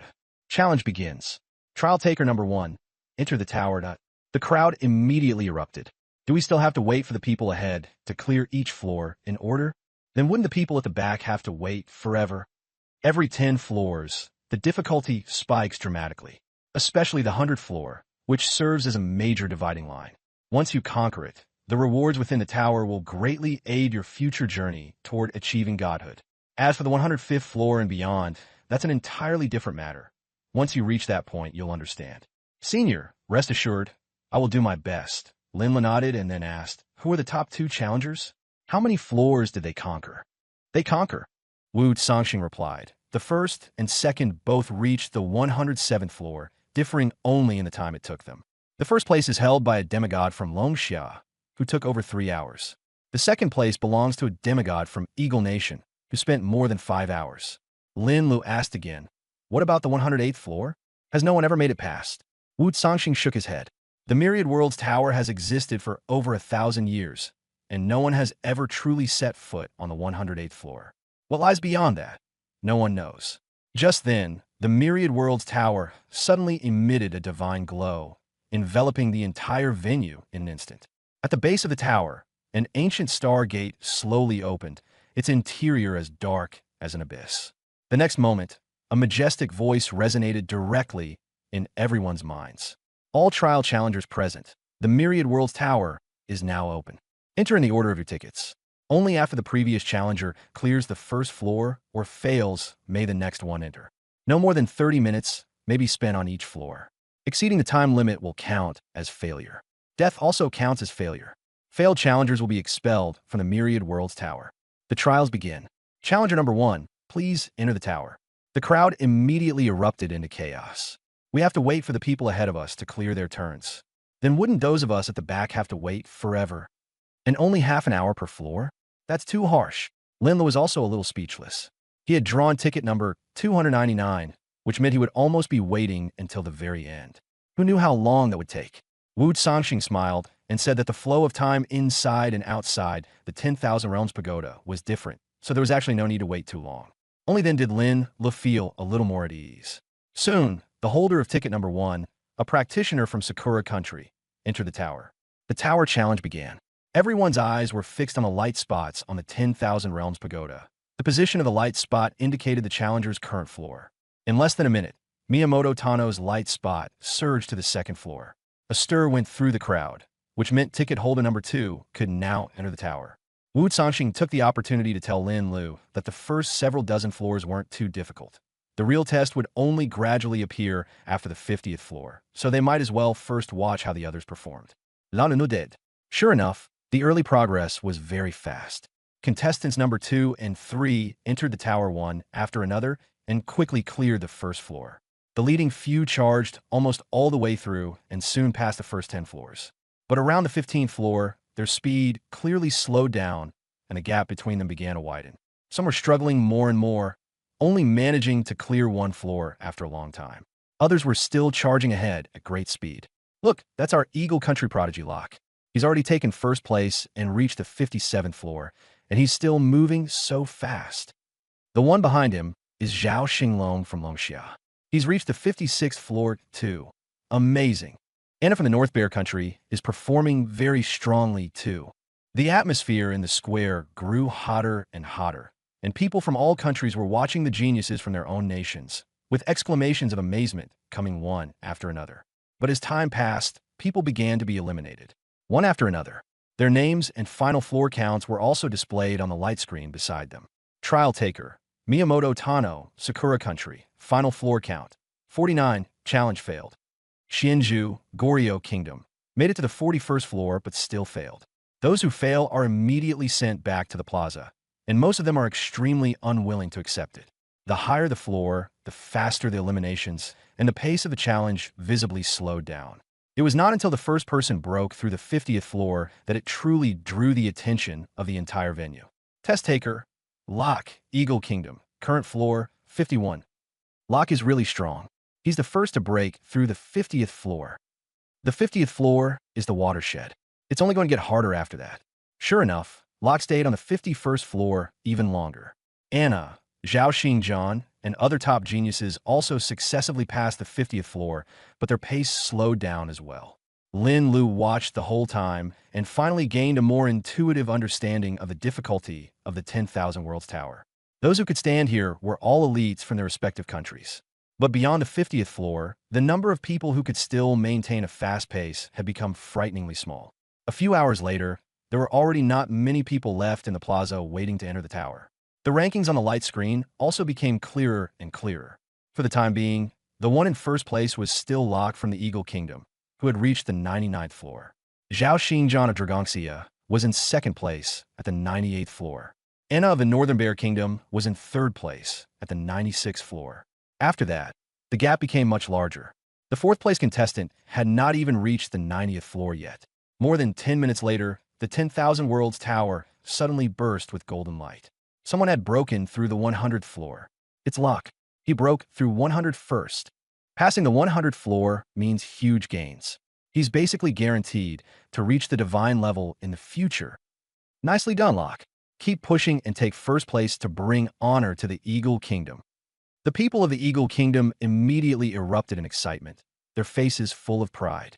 There was no additional reward for taking first place in the Tower Challenge. But in a setting like this, surpassing geniuses from other countries was, in itself, the greatest honor. It represented the strength of a nation's younger generation. However, their cheers did not last long. Almost at the same time Locke broke through 100, Zhao Xingjian's floor count also suddenly jumped to 100. Immediately after, Anna also successfully broke through 100. The three great geniuses almost simultaneously stepped into the floors above 100. Zhao Xingjian passed too. Anna passed too. The Dragongxia and Northern Bear Kingdom camps also erupted in cheers. The atmosphere in the plaza instantly became more tense and more heated. Everyone's eyes were fixed on the three names at the very top. Being able to break through the 100th floor meant they had already obtained the crucial qualification to aim for the divine level. From here on, every floor was not only a test of their limits, but also a race for first place. But after the 100th floor, the difficulty really did change, just as Wu Zongxing had said. Locke took nearly 20 full minutes to barely pass the 101st floor.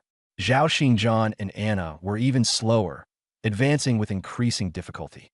102nd floor, 103rd floor, 104th floor. When Locke finally and arduously stepped into the 105th floor, Zhao Xinjian was still stuck on the 104th floor, and Anna had stopped at the 103rd. The gap had begun to widen. Haha, see that? This is our Eagle Kingdom's top genius. 105th floor. The historical record is 107. Locke still has a chance. Zhao Xinjian and Anna are probably nearing their limits. While everyone was watching the top three, almost no one noticed that contestant number 298 had just passed the first floor. La Luis Eisdachkind. Senior Wu, I'm going in. Go ahead. Aside from a few people who recognized Wu Zongxing, no one paid Lin Lu any attention. So this is the 10,000 Worlds Tower. Lin Li's vision turned as he entered a dim space. The floor beneath his feet was cold and hard, and all around him was empty. Nothing at all.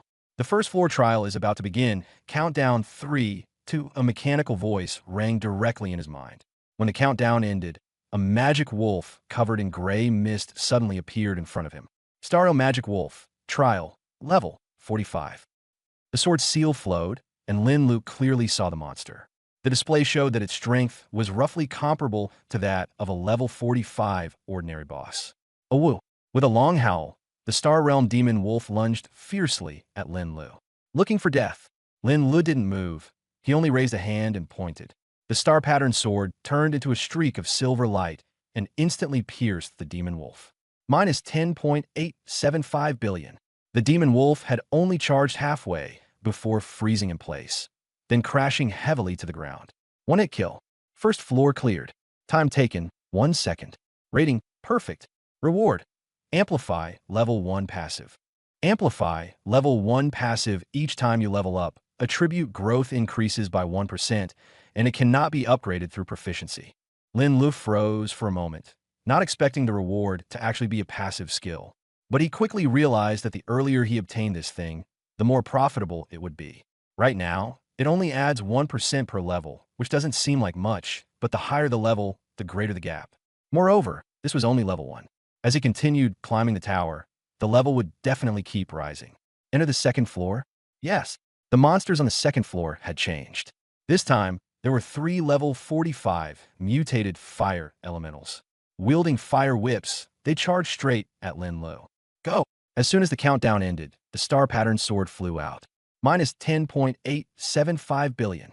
Minus 1.087 billion. Minus 1.087 billion. With one sword strike, all 3 fire elementals were wiped out. Second floor cleared.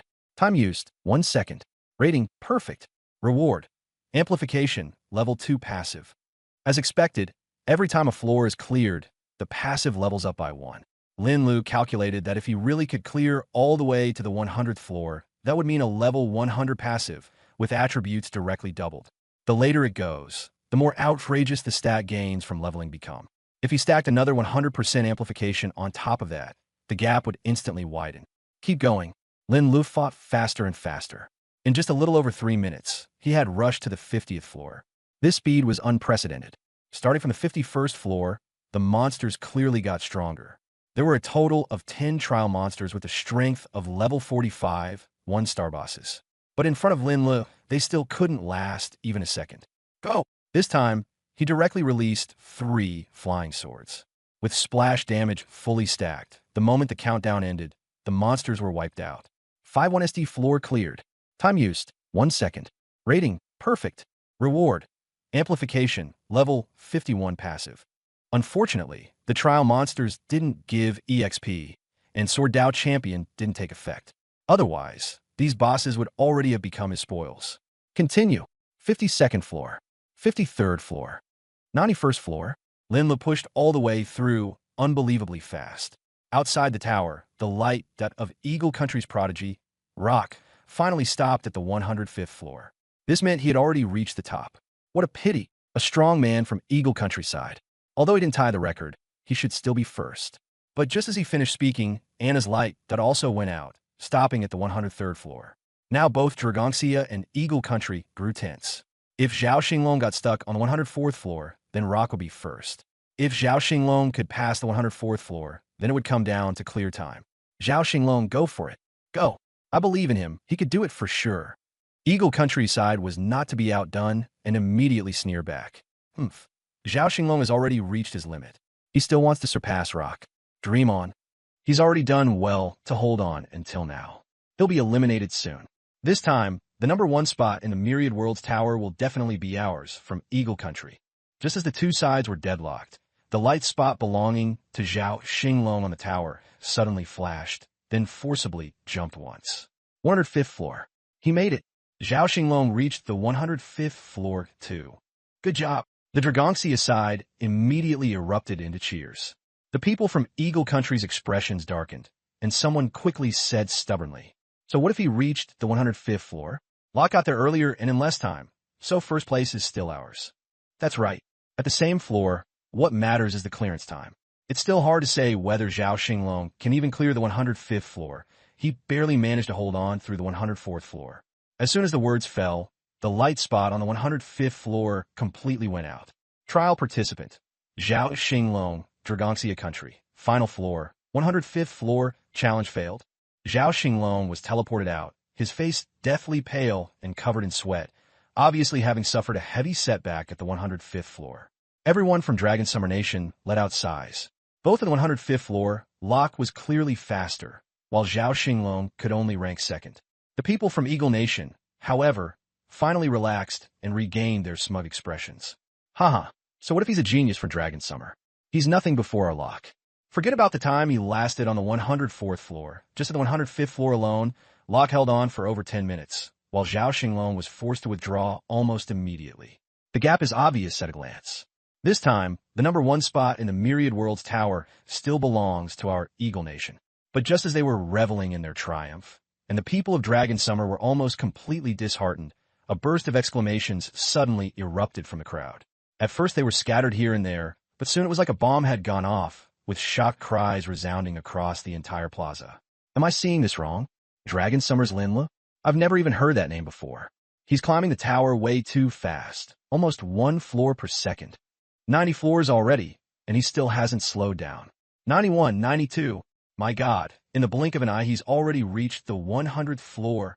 By now, there are only a few light points left on the Myriad Worlds Tower, and Lin Li's point stood out especially glaringly, because he was charging upward too fast, so fast that people couldn't believe it.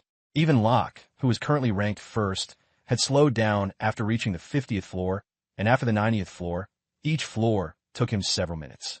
But this Lin Lo was like a monster suddenly sprang up out of nowhere, breaking through 100 floors at an absurdly outrageous speed.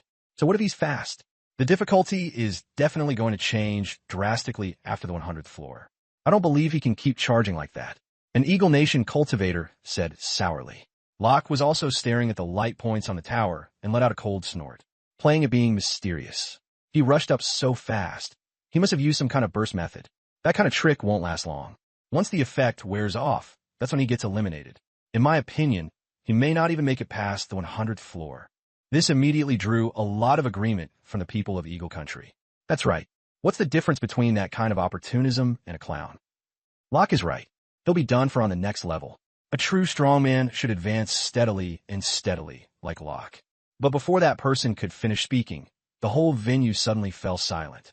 They saw Lin Li's light pause on the 100th floor for only an instant, then suddenly leap upward, directly appearing on the 101st floor. After a moment of dead silence, the surrounding area instantly exploded into an uproar. A sharp intake of breath echoed across the venue. Everyone was stunned, hardly believing it. Another second clear, and this was the 100th floor. It had taken Locke, the genius everyone admired, nearly 20 minutes to clear the 100th floor. But Lin Lu had done it in just 1 second. The gap was absurd. How is that possible? I don't believe it. The professional from the Eagle Country's face stiffened, and he shouted outright, "What the hell is going on with this guy?" Locke also took a step back, his face dark. Just moments ago, they had been mocking Lin Lu for not being able to pass the 100th floor, and now they had been Fan Heng slapped in the face. That humiliating feeling was something no one could stand. Even more outrageous was that this speed of clearing floors was already so fast it defied explanation. Clearing the 100th floor in 1 second. Such a thing had never happened before. That's too exaggerated. Lin Lu from Dragoncia is probably the biggest dark horse this time. How many floors can he reach in the end? Can he surpass Locke and take first place? Let's keep watching. The crowd buzzed with discussion. On the Eagle Country's side, faces tightened. The confidence they had just had vanished in an instant. On the Dragoncia's side, everything was the opposite. The atmosphere instantly came alive. Everyone began to look forward to it. Yu Tsangxing at the back also narrowed his eyes slightly, watching the changes in the tower closely. On the other side, Lin Lu looked at the fallen Tower Guardian monster and muttered softly. The 100th floor doesn't seem like much. The monster on the 100th floor was an 89-level half-step divine tier being. But compared to the ancient flame phoenix from before, it was still much weaker. On top of that, Lin Lu had already obtained the Dragon Roar Sword and successfully advanced, making his strength even greater. So this floor was very easy for him. He used only 100 flying swords to end the battle in an instant. Past the 100th floor, time, 1 second, evaluation, perfect, reward, amplification, level 100 passive, fire seed, level 1 up. As expected, among the rewards for the 100th floor was a level 100 amplification. Amplification, level 100 passive each time you level up. Attribute growth is increased by 100%. This skill cannot be upgraded through proficiency. Current level is max. Attribute growth doubled directly. The later the stage, the more terrifying this gap became. Every time he leveled up, he would gain far more attributes than others. Even among divine tier professionals, this was absolutely a top-tier advantage. This harvest was huge. Lin Lu then looked at the other reward. It was a tiny flame, gently flickering on his fingertip. The heat was weak, yet it made him feel very comfortable. Fire Seed, level 1 a seed containing the power of rules. The prompt was very brief. The power of rules. Lin Lu frowned. Senior Wu said that the rewards after the 100th floor would help with breaking into the divine tier. Could this be it? He looked at it for a long time, but couldn't figure out, so he decided to put away first. But as soon as he thought about it, the flame didn't enter his storage space. Instead, it suddenly shot toward the center of his brow. It was too fast. He didn't have time to dodge at all. The flame drilled straight inside. Lin Lu was startled and quickly reached up to touch it. But there was nothing on his brow, and his body felt no different either. Instead, a wave of warmth rose from the depths of his soul. It was as if that flame had already fused with his soul. The next second, a sudden flash of understanding flooded his mind. He quietly felt it for a long time before opening his eyes again. So that's how it is, Lin Lu said softly. No wonder the 100th floor and beyond are the key to breaking into the divine tier. Just now, he had already understood the true function of the fire seed. The biggest difference between a divine tier professional and an ordinary professional is rules. Every divine tier powerhouse more or less masters the power of rules. This power goes beyond data, and only the same kind of rules can contend with it. This was because although Lin Li's output had been exaggerated before, it still wasn't enough to truly injure a god-tier being. The reason lay in the power of rules. The two sides weren't even on the same level. Lin Feng's Phoenix Flame also carried a portion of rule power.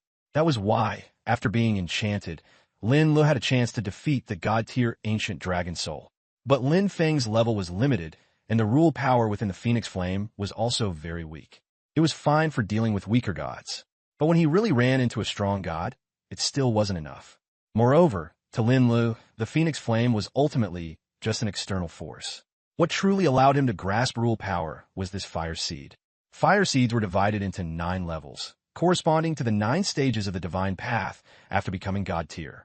Only after lighting the fire seed at the 9th stage and mastering divine fire could one step into demigodhood.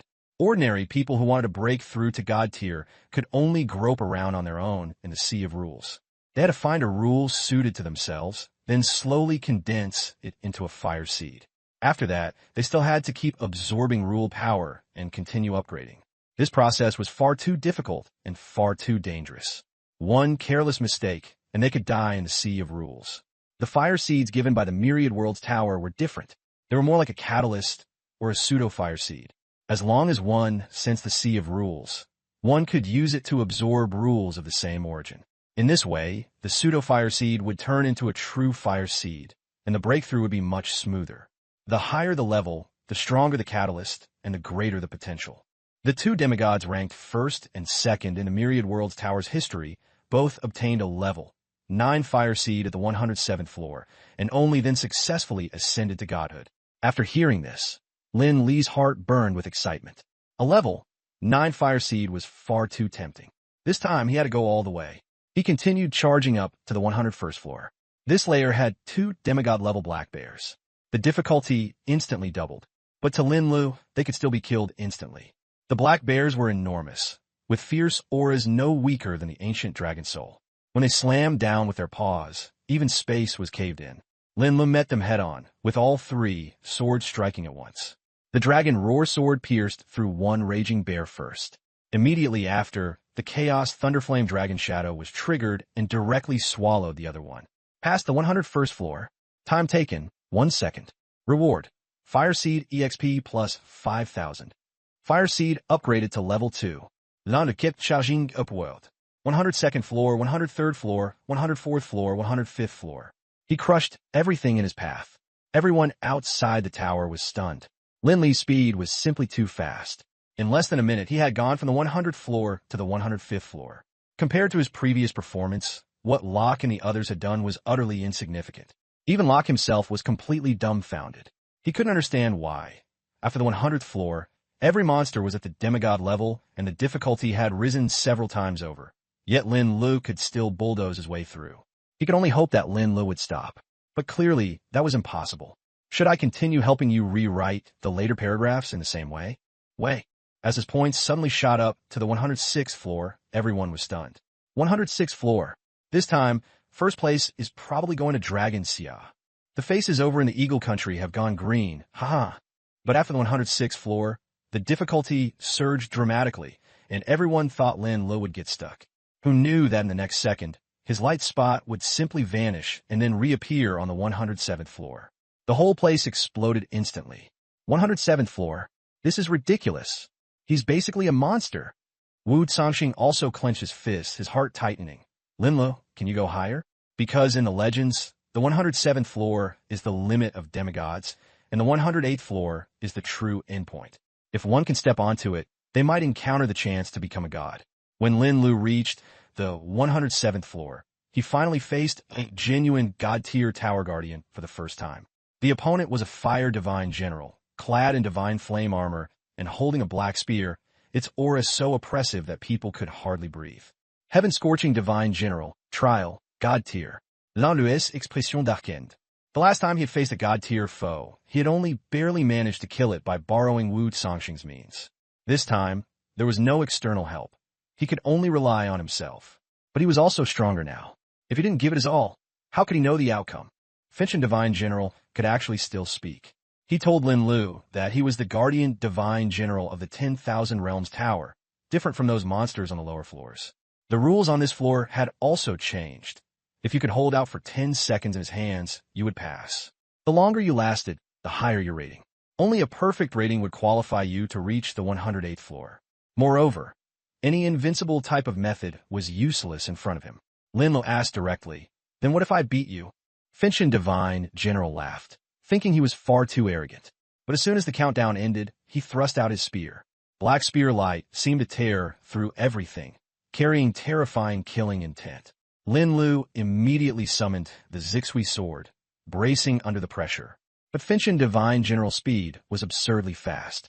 With a single movement, it was almost like teleportation. Before Lin Lu even had time to blink, the other party had already killed to right in front of him. How exactly had he forced himself right up to him? The next second, the spear thrust out. Silence. The black spear light exploded, and the surroundings instantly fell dead quiet. Lin Li's heart tightened, and his scalp went numb. That spear was too fast. He couldn't see it all, let alone dodge it. Time delay domain. Absolute 0. At this life or death moment, Lin Lu immediately summoned the Ice Soul Divine Sword, and a deep blue cold radiance rushed straight toward Finchen Divine General. Frost wrapped around his body and also locked down the spear shaft. Shatter! Finchen Divine General shook himself, and the ice layer cracked apart, but he still struggled free. But that was already enough. Borrowing that 0.01 second delay, Lin Lu finally saw the trajectory of silence. Space behind him ripped open, purple light burst forth, and the Z-Way star constellation sword shot in through the air to kill. At the same time, the Eye-Soul Divine Sword also slashed directly at the spear. A pincer attack from front and back. Yet Finchen Divine General only smiled faintly. Good reflexes, but still not enough. The moment he finished speaking, his arm shook, and the spear force suddenly plunged downward before sweeping halfway around. With one strike, the assault from the Ice Soul and Z-Way were all knocked away. Then, reversing the spear head, he stabbed straight at Lin Lu again. Blood cry. The black light instantly turned into blood-red radiance.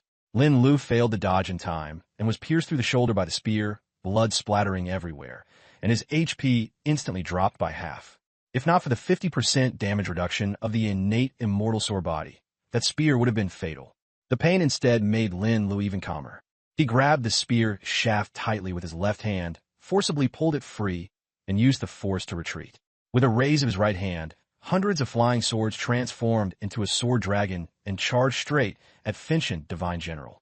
Lin Feng instantly appeared, wings spreading wide as he spat out golden flames. The flames swept onto the flying swords, and the sword dragon turned into a fire dragon. Wherever it passed, even space began to smoke. How did he force himself to get this close? In the next second, the long spear thrust forward.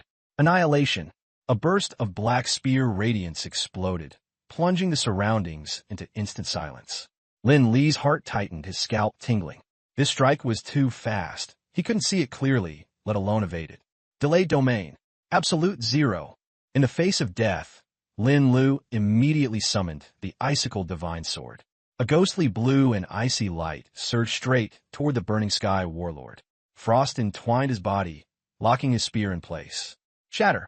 The Burning Sky Warlord shook fiercely, causing the ice layer to fracture as he broke free. However, that momentary pause was all Lin Lu needed. Borrowing that fraction of a second, he finally discerned the trajectory of annihilation. Go! Behind him, the space tore open, unleashing a burst of violet light. The Z-Way Stellar sword shot forth, breaking through the void to strike. Simultaneously, the Icicle Divine Sword slashed directly at the long spear. A pincer attack. The Burning Sky Warlord merely smirked faintly. Your reflexes aren't bad, but it's still not enough. Before his words had fully landed, his arm shook, driving the spear downwards with explosive momentum before sweeping in a half-circle arc. With one strike, the offense from both the Icicle Divine Sword and Z-Way Stellar Sword was shattered. Sword was shattered. Immediately after, he reversed the spear's head and thrust straight at Lin Lu once more. Weeping blood. The black glow blurred into a crimson flash. Lin Lu couldn't dodge in time. His shoulder was impaled by the spear, blood splattering as his health bar instantly dropped by half.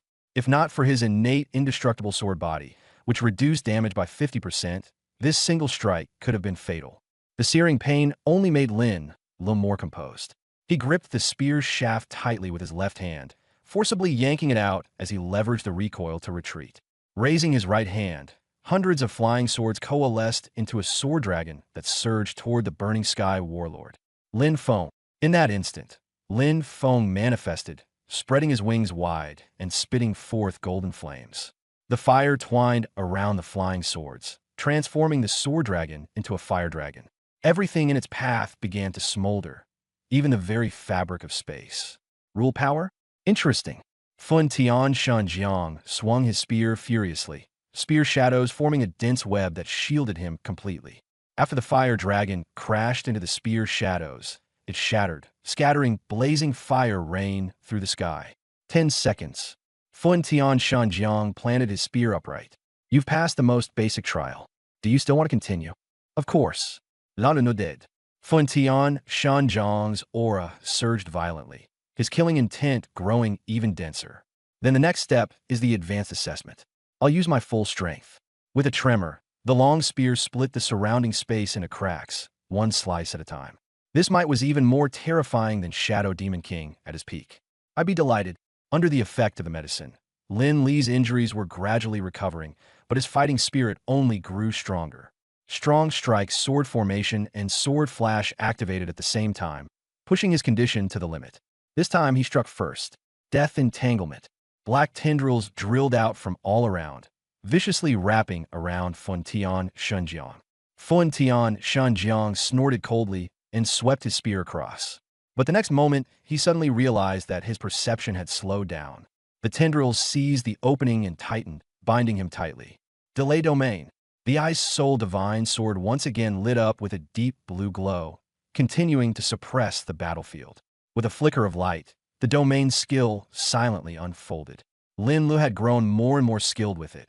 His attacks produced almost no fluctuation, and even Fun Tian Shunjiang was caught off guard and struck. But he also knew clearly that this move wouldn't hold the other side for long.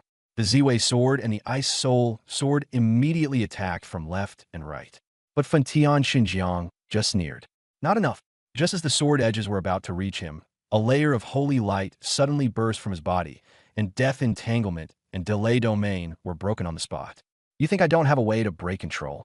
Before he finished speaking, his long spear exploded with tremendous force, instantly knocking both swords away. Lin Lu had already prepared for this. Dragon's Roar. Taking advantage of the moment when the enemy's old strength was exhausted and new strength had yet to arise, the Dragon Roar sword slammed down through the air.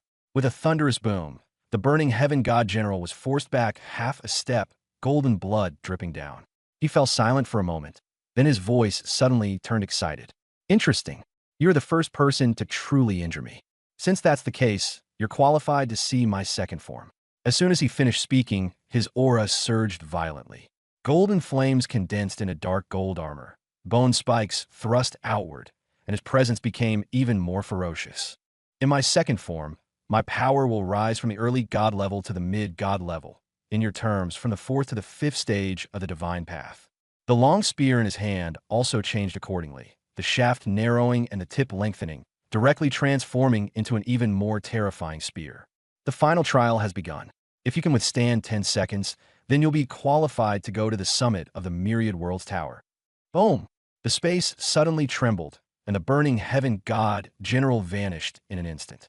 Linla had no time to dodge and could only summon all his flying swords for protection.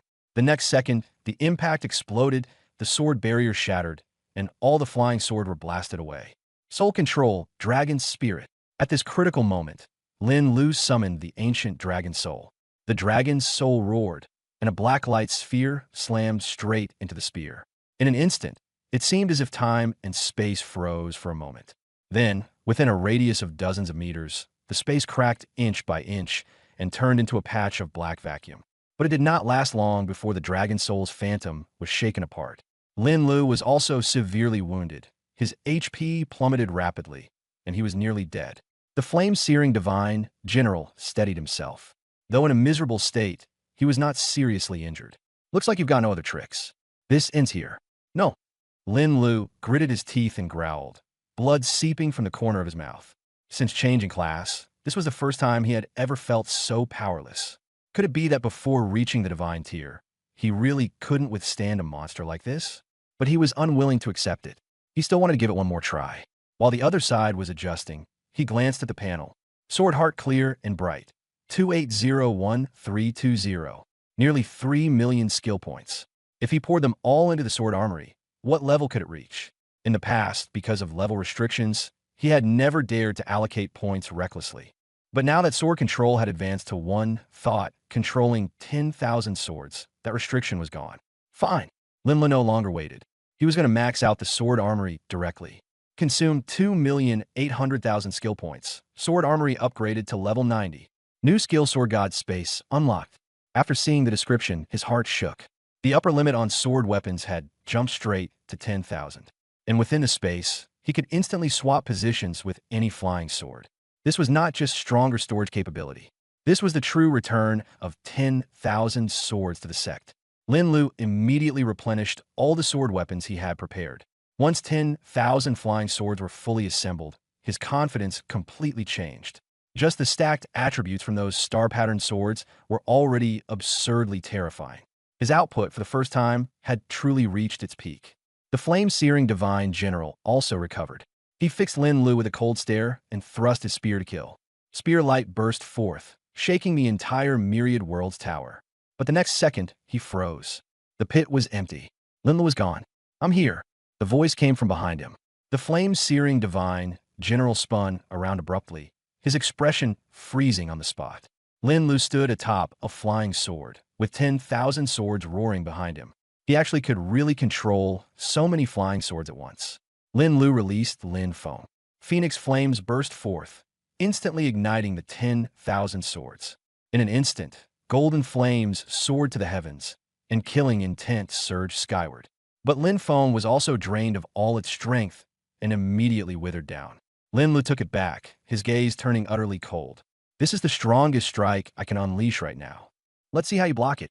As his words fell, the 10,000 swords roared together, and a sea of flames crashed down like a mountain. The flame-searing divine general's expression finally changed. This time, it was his turn to be afraid. Without personally experiencing it, it's impossible to describe how dangerous this was. Even burning heaven divine general felt a genuine, deadly threat at this moment. He even sensed that within the convergence of the countless sword lights, a trace of the power of laws was taking shape. In this critical moment, he suddenly thrust his spear and shouted, "Burning heaven!" This was his strongest strike after silence and crying blood. Golden lights surged wildly, transforming into a golden spear shadow dozens of zhang long, charging straight into the sea of 10,000 swords and flames. Rumbling explosions erupted as the tower floor shook, and terrifying power ravaged everything in all directions like the end of the world. At the very beginning, the spear's shadow blasted through hundreds of flying swords, tearing open a gap. But there were simply too many flying swords. Waves of them crashed into the spear shadow one after another, constantly weakening its power. Very soon, the golden spear shadow shattered layer by layer and disappeared into the sea of flames. Immediately after, the remaining flying swords merged into a fire dragon and instantly pierced through burning heaven divine general's body. A moment later, he reformed his body, his tone full of disappointment, yet carrying a trace of relief. I, as I am now, am not even 1/10,000th of my peak. But this battle, you won. For 1,000 years, you are the first person to defeat me, and you are also qualified to go to the final floor of the Myriad Worlds Tower. Lin Lu also withdrew his fighting spirit. Controlling 10,000 sword for the first time had consumed too much of his mind. Exhaustion was nearly crushing him. But he still clenched his teeth and cupped his hands. I've been spared. Burning heaven divine general waved his hand, and his figure gradually dispersed. The next moment, an ancient bronze door unfolded before Lin Lu, and behind it was a staircase slanting upward. Past the 107th floor. Time used, 17 minutes, 11 seconds. Perfect evaluation. Reward. Fireseed experience plus 50,000. Fireseed upgraded to level 9. A level 9 Fireseed meant that as long as Lin Lu continued to grow steadily, he would sooner or later step into the realm of a demigod. He looked toward the 108th floor that no one had ever set foot on, and couldn't help wondering, what secret was hidden there? So he stepped through the bronze door and walked up the stairs. But when he reached the end, the scene before him suddenly changed.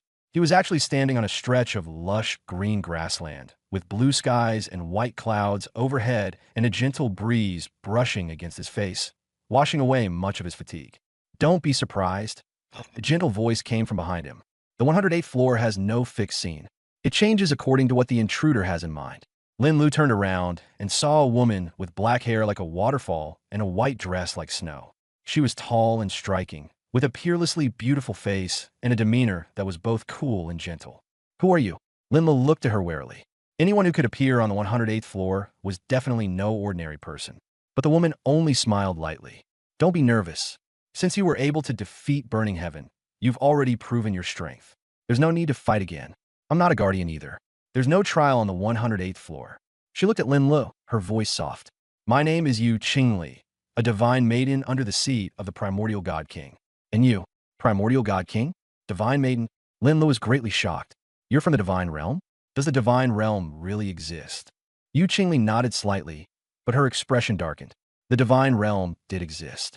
More accurately, once existed. Lin Lu immediately realized that he was coming into contact with a tremendous secret. If you want to hear it, I can tell you everything that led up to it. Lin Lu hurriedly nodded. I'd be honored to hear the details. Yu Qingli smiled and waved a hand. The grassland vanished in an instant. The two of them landed above a great river. The current rushed fiercely, and a lone boat drifted downstream.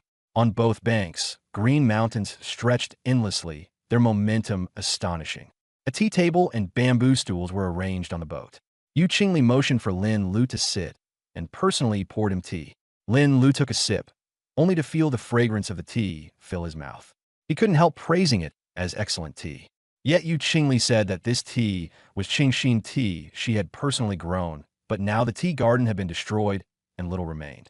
She then went on to say that the divine realm was not the paradise outsiders imagined. There, too, there was scheming and strife.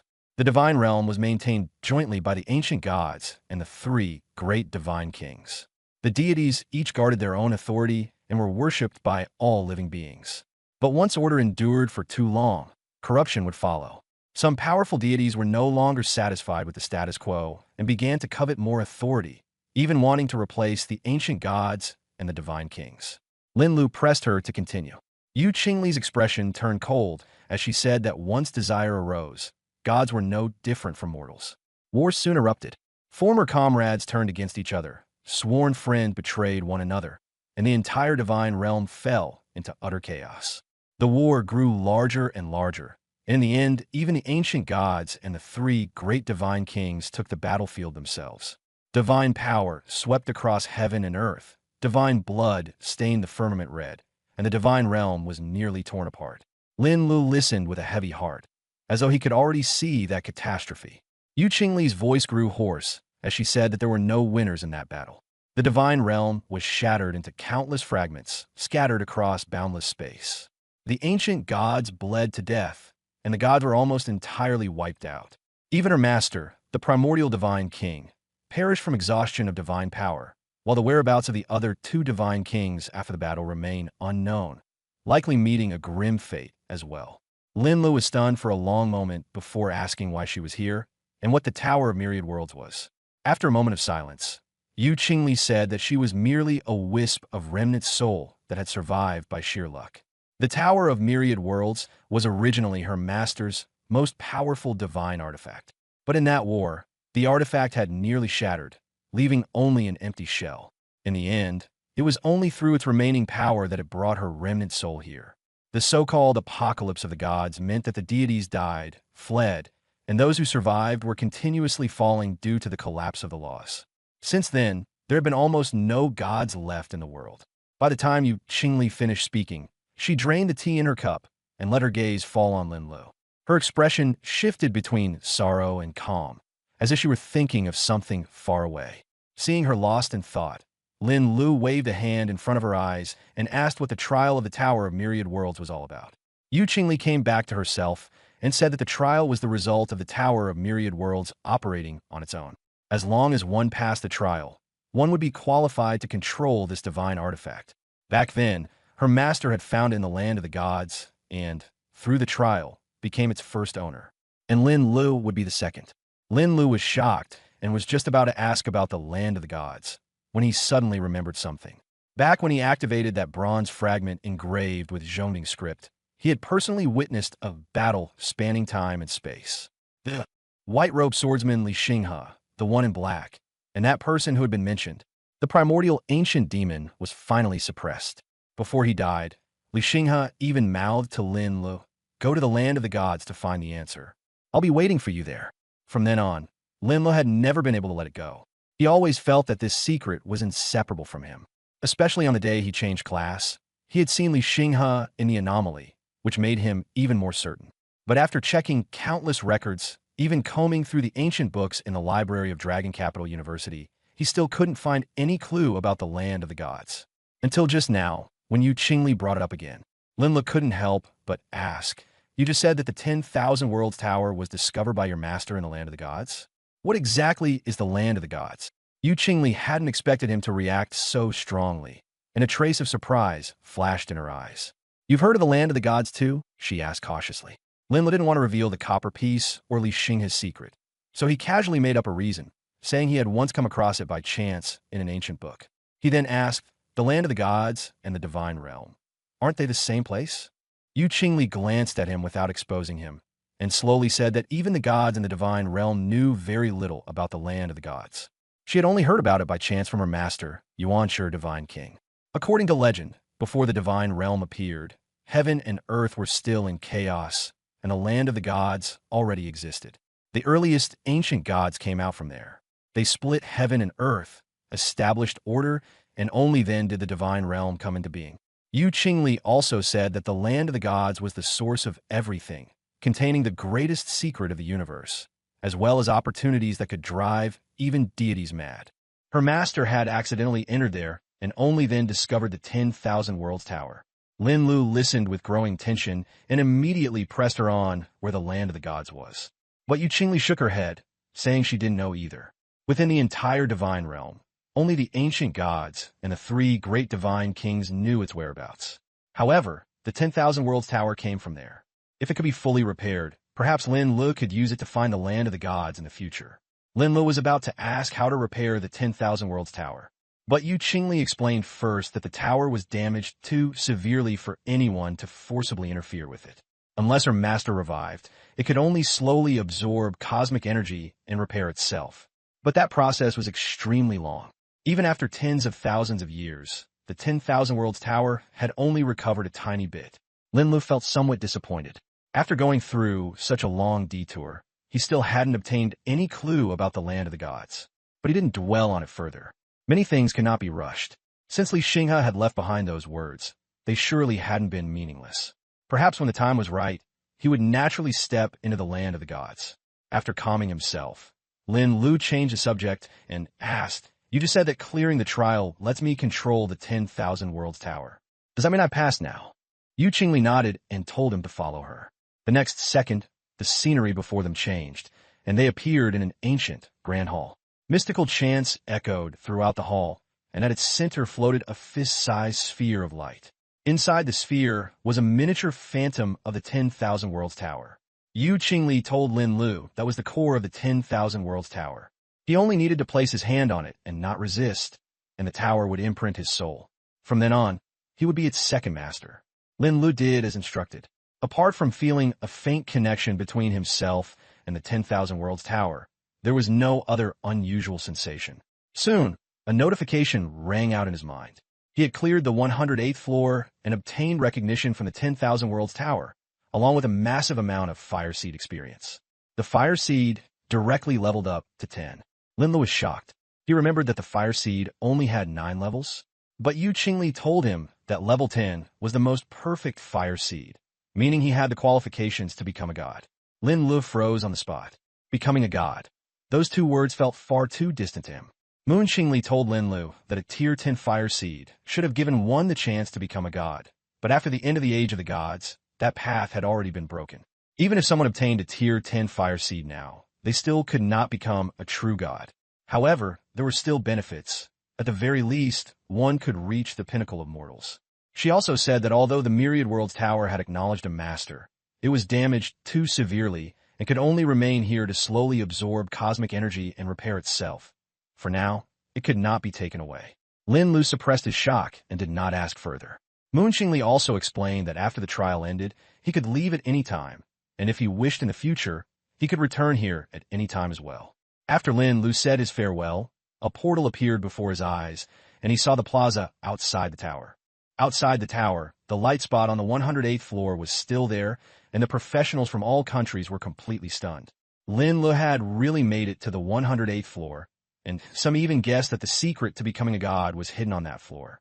But just as everyone was shocked, the plaza suddenly shook violently, the ground seeming as if it were about to flip over, and the Myriad Worlds Tower also seemed on the verge of collapsing. Everyone panicked and hurriedly crushed their teleportation scrolls to flee. Wu Zongxing sensed the anomaly and left immediately as well. After Lin Lu returned to building number 1, he was just about to go rest when Wu Zongxing suddenly appeared and said that Granny, which was looking for him, telling him to go back to the dorm first.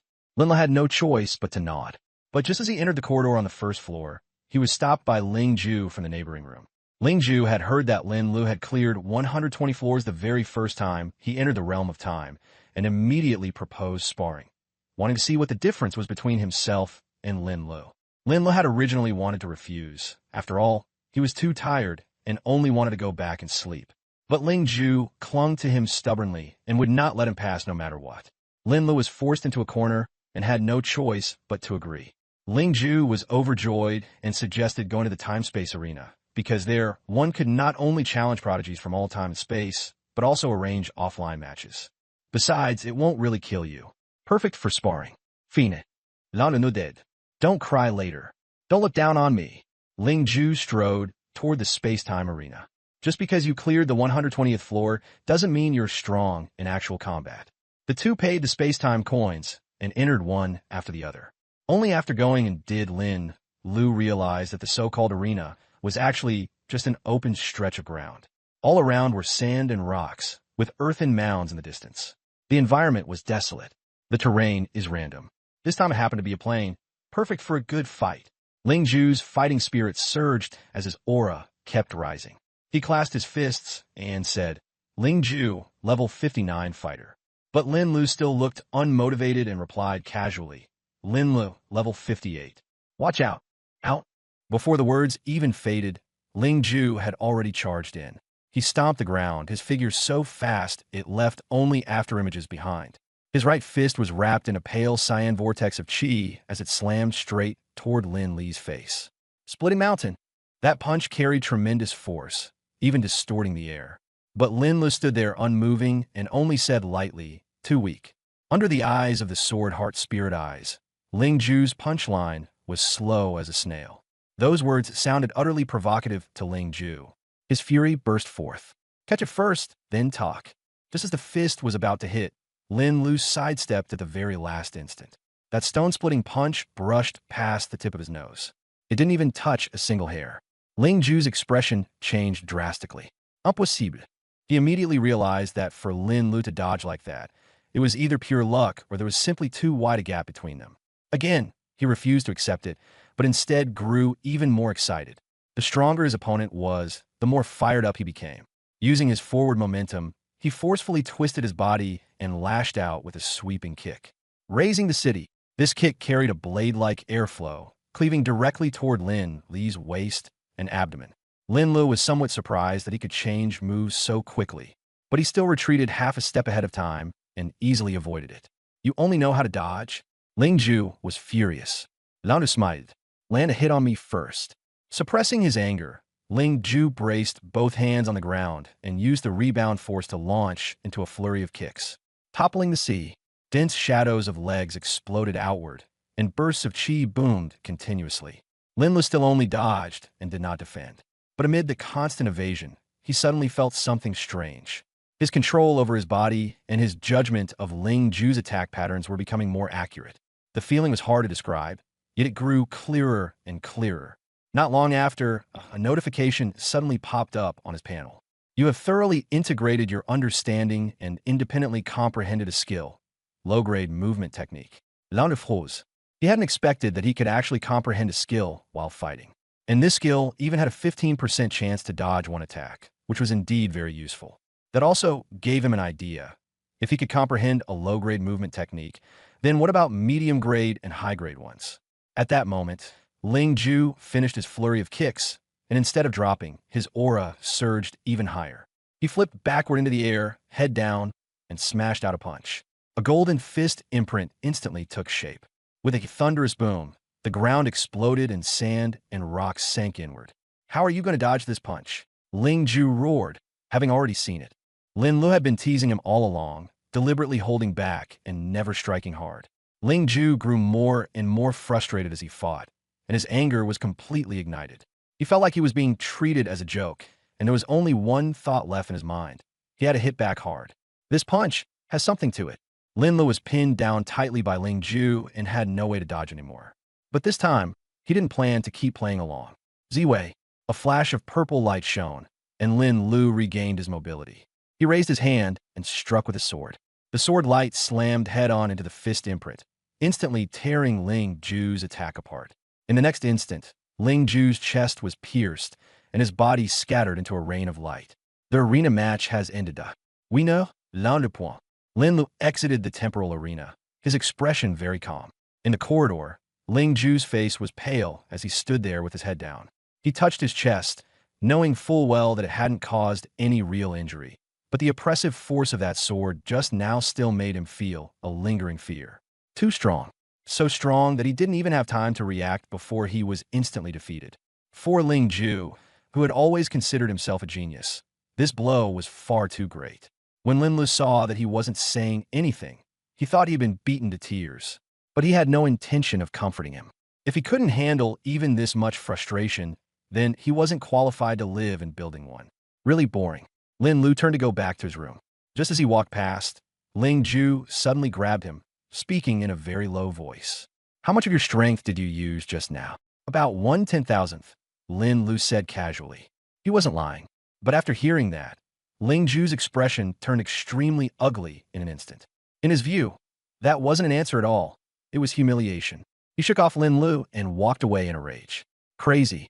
Lin Lu couldn't be bothered to deal with him and went straight back to his room. After taking a shower, he fell straight asleep. When he woke up, it was already dark. At that moment, Wu Cangxing came to find him. After the two sat down, Lin Lu briefly explained the situation of the 108th floor of the 10,000 Realms Tower, as well as Yuan Shi Shenwang and the Land of the Gods. After listening, Wu Cangxing was obviously shocked as well.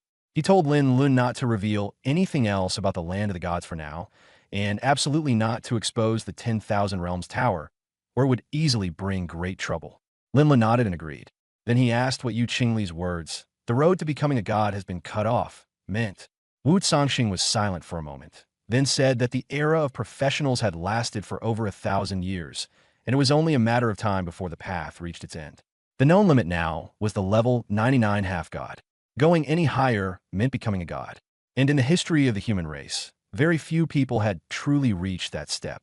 Even the extreme half-gods couldn't cross that threshold. At the end, when they were desperately fighting, either they suddenly died or they vanished without a trace. "Why?" Lin Lu asked. Wu Cangxing shook his head. "I don't know either. But looking at it now, it's probably related to the road to becoming a god being cut off. My master, one of the three extreme half-gods, only left one sentence before he disappeared. There is great terror ahead." Lin Lu frowned, feeling more and more that it was strange. "What exactly it is, you may only understand when you truly reach that step," Wu Cangxing said before leaving. After Wu Cangxing left, Lin Lu also left the dormitory. He had slept for a day, and while his spirits had recovered, he was already starving. Since the cafeteria still hadn't closed, he hurried over for a meal. Having come to Longjing University for nearly a month, the thing that had surprised him the most was the school cafeteria. Cheap, delicious, and better than many restaurants outside. After eating his fill, he didn't rush back to the dormitory. Instead, he took a solitary stroll along the woodland path. Moonlight spilled through the trees, insects chirped in waves, and it was rare to find such quiet. These past few days he had been under constant tension, and at last he had a moment to relax. As he walked, he saw a familiar figure standing by the lake. Jiang Xiaoxiao was wearing a light green ruchuan, tossing pebbles to make them skip across the water. She was spacing out while muttering softly, "Why hasn't this guy contacted me yet?" Lin Lu called out with a smile from behind her, "Who isn't something?" Jiang Xiaoxiao whipped around. Seeing it was him, she immediately pulled a songlai. "I'm going to bite you to death." She bit down hard on Lin Li's shoulder and refused to let go no matter what. Lin Lu winced in pain, but he didn't push her away, only gave a wry smile. "Jiang Xiaoxiao, are you a dog?" Only then did Jiang Xiaoxiao let go. Her eyes were red as she glared at him. "Who told you not to look for me for so long?" Lin Lu quickly explained that he had been too busy lately and had just returned from Tianhua City in the northwest. The two of them walked slowly along the lakeshore, and the atmosphere gradually calmed down. Lin Lu briefly told her about what had happened recently, leaving out some things he couldn't say. After listening quietly, Jiang Xiaoxiao suddenly turned to him and asked, "You'll go to the freshman challenge tomorrow, right?" Lin Lu shook his head. "I didn't sign up, and I don't want to go. I'd rather just farm dungeons." Jiang Xiaoxiao immediately panicked. "You have to go. That's the best chance to make a name for yourself. A high ranking comes with a lot of credits, and the winning team can even enter the 4 great academies." Lin Lu still wasn't interested. Jiang Xiaoxiao was so angry she stamped her foot and directly made the decision for him. "I'll handle the registration. You must show up tomorrow." After saying that, she quickened her pace and walked ahead. "If you dare not come, I really won't talk to you again." Lin Lu looked at her back and could only sigh helplessly. Lin Lu wasn't interested in the freshman challenge. To him, that kind of competition was just a dimensionality reduction strike. But since Jiang Xiaoxiao had asked, he could only go through the motions. After returning to the dormitory, Lin Lu lay on his bed and began thinking about the road ahead. The first thing was still to wait for the mission refresh. Then he would arrange his actions according to the missions. Besides that, he also had to keep looking for divine swords, especially the Big Dipper 7 swords. So far, there hadn't been the slightest clue. There was also the new talent, Yellow Spring's Sword Edict. This talent did not take effect immediately. Lin Lu first had to personally kill 3 god-level targets before he could turn them into sword slaves. But god-level beings were already rare, and he had no idea where to find them. The only thing he could say was, he could only rely on luck for now. The more he thought about it, the less Lin Lu could sleep. In the end, he simply got up, put on his clothes, and went straight to the dungeon hall to level up. When he didn't know what to do, leveling up would never be wrong. What's more, he still had to share experience with Lin Feng, making things even more important. When he reached the dungeon hall, Lin Lu found that the situation was different from what he had imagined. Although it was already very late, the place was still brightly lit and quite crowded. After taking a look around, he discovered that the highest level dungeon was the level 69 large-scale raid, Dark Marsh. This dungeon had no entry-level restriction, nor did it limit the number of participants. It was perfect for him to solo. Moreover, because no one usually came here, he didn't even need to queue. He could go straight in. After confirming, Lin Li's figure immediately disappeared at the entrance. Not far away, someone froze for a moment. Did I see that wrong? It looked like someone just entered Dark Marsh. His companion immediately laughed at him. You've been farming dungeons all night and gone blurry-eyed, haven't you? How can anyone solo that place? That'd be suicide, more or less. The man rubbed his eyes and, in the end, could only assume he had imagined it. After Lin Lu entered the dungeon, the surroundings changed at once. The sky pressed down low, and the ground was covered in mud that felt soft and sticky underfoot. The air was thick with a stench of rot, and strange cries kept echoing from the distance. The system prompt also popped up. He was affected by the miasma, losing 1% of his HP per second, and his movement speed was reduced by 20%. This was the first time Lin Lu had encountered such a force debuff. For an ordinary party, this kind of environment was basically a death trap. But for him, he could still hold out.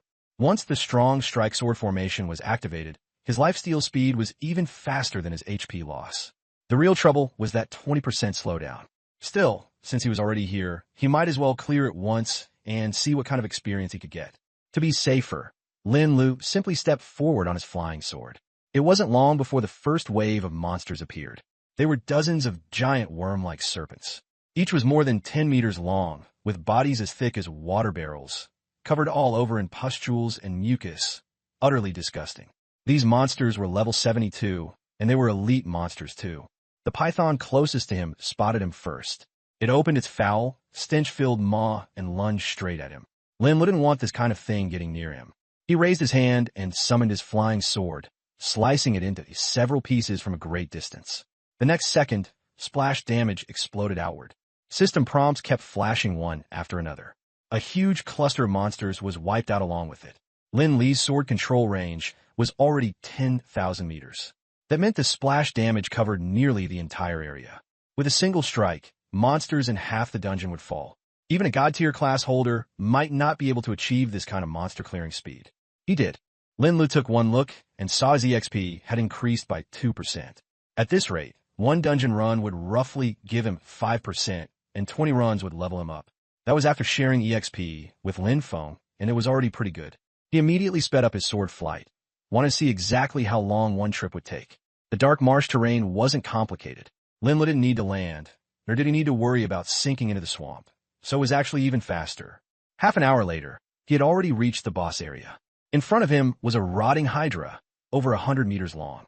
Its 9 heads each carried a different elemental aura as it roared madly at him. Lin Lu only glanced at it and didn't even give it a chance to act. The dragon roar sword flew out directly, and upon hitting, it triggered Thunderflame Dragon Devour. A golden dragon shadow swallowed the boss in one bite, leaving not even slag behind. Instant kill. For Lin Lu now, there were almost no opponents below the divine level, and even above the divine level he could still fight. After opening the treasure chest and obtaining a few legendary materials and a trash piece of equipment, he directly exited the dungeon. Total time, 31 minutes, 47 seconds. This record shattered the dungeon's historical best. But Lin Lu didn't care. If there was no actual benefit, he didn't care at all. As soon as he came out, he immediately queued up again, wanting to run it several more times tonight.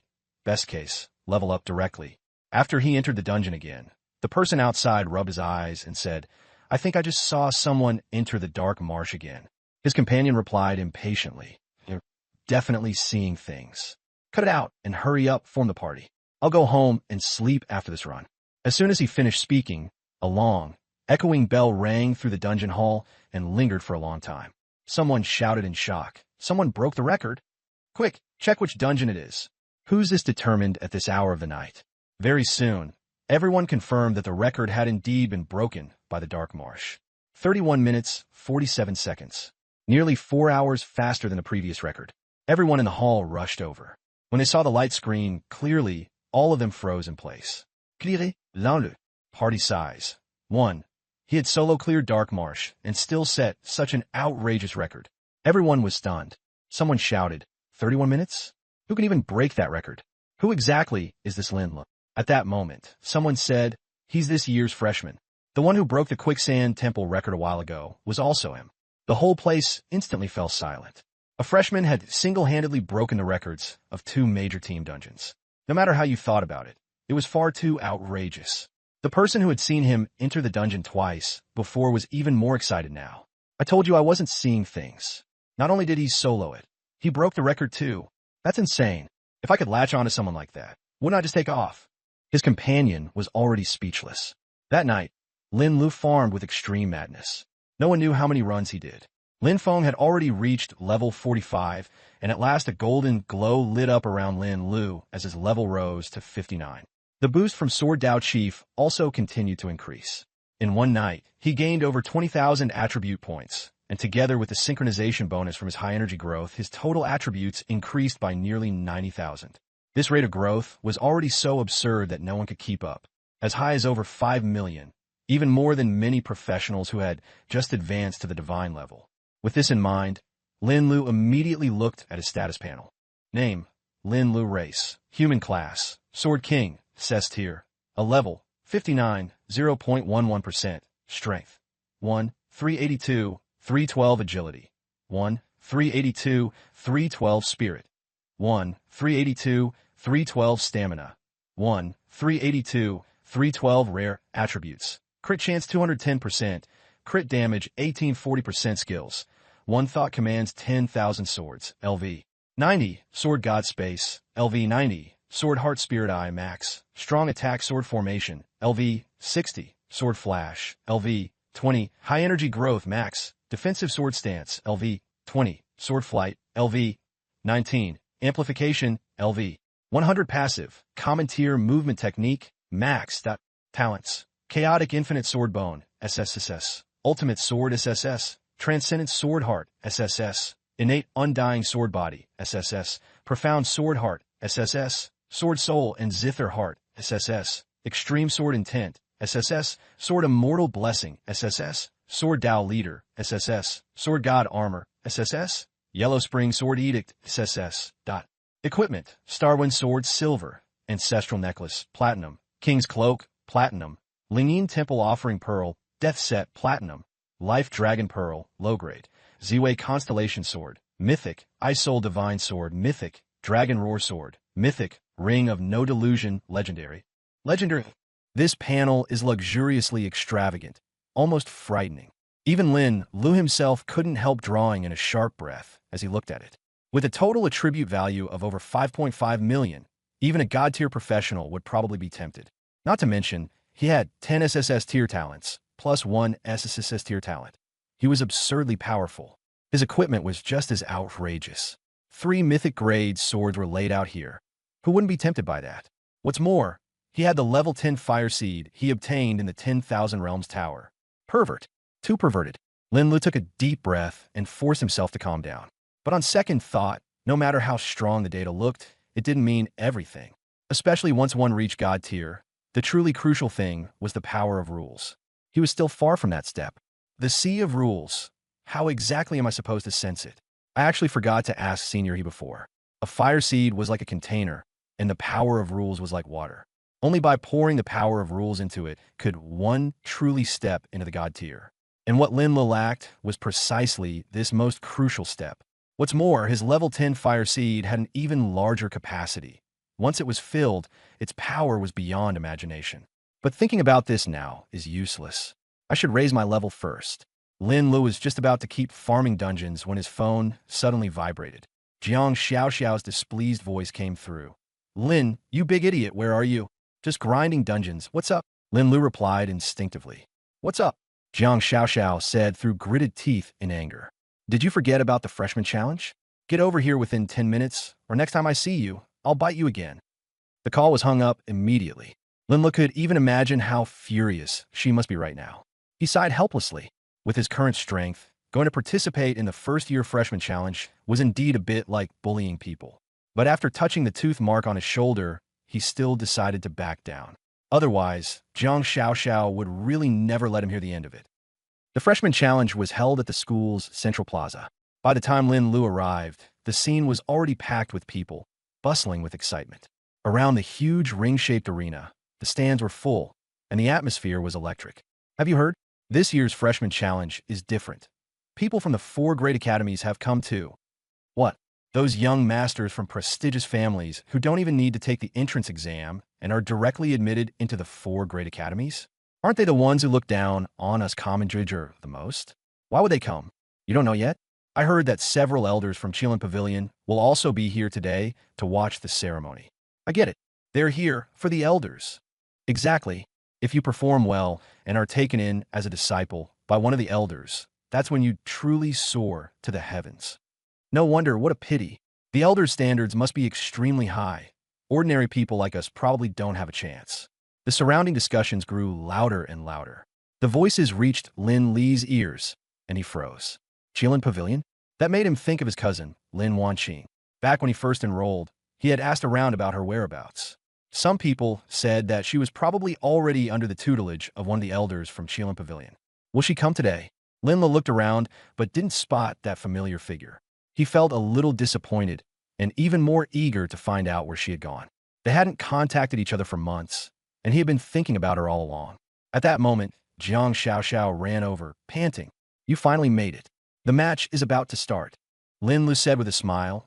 I was grinding dungeons all night and almost forgot. Sorry. As soon as Jiang Xiaoxiao heard that, she bristled. You know, today is the freshman challenge, and you still stayed up all night? Whether you participate or not is up to you, but I'm the one worrying for you. Don't be mad. Didn't I come? Seeing that she was really upset, Lin Lu hurried to coax her. By the way, did you register me? No. Jiang Xiaoxiao turned her head away and deliberately snapped at him. L'un looked at Plisli. My bad. It won't happen again. That's more like it. Jiang Xiaoxiao didn't soften her words, but her expression did relax a little. Still, I already handled the registration for you.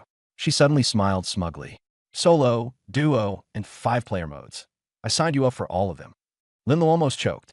Solo's fine, but who am I supposed to team up with for duo and 5-player? Dummy. Jiang Xiaoxiao lifted her chin. Duo with me. I've already found the 5-player team, too. She called out, and several girls walked out from behind her. The moment they appeared, they drew plenty of attention. Jiang Xiaoxiao first pointed at the tall girl in the white dress.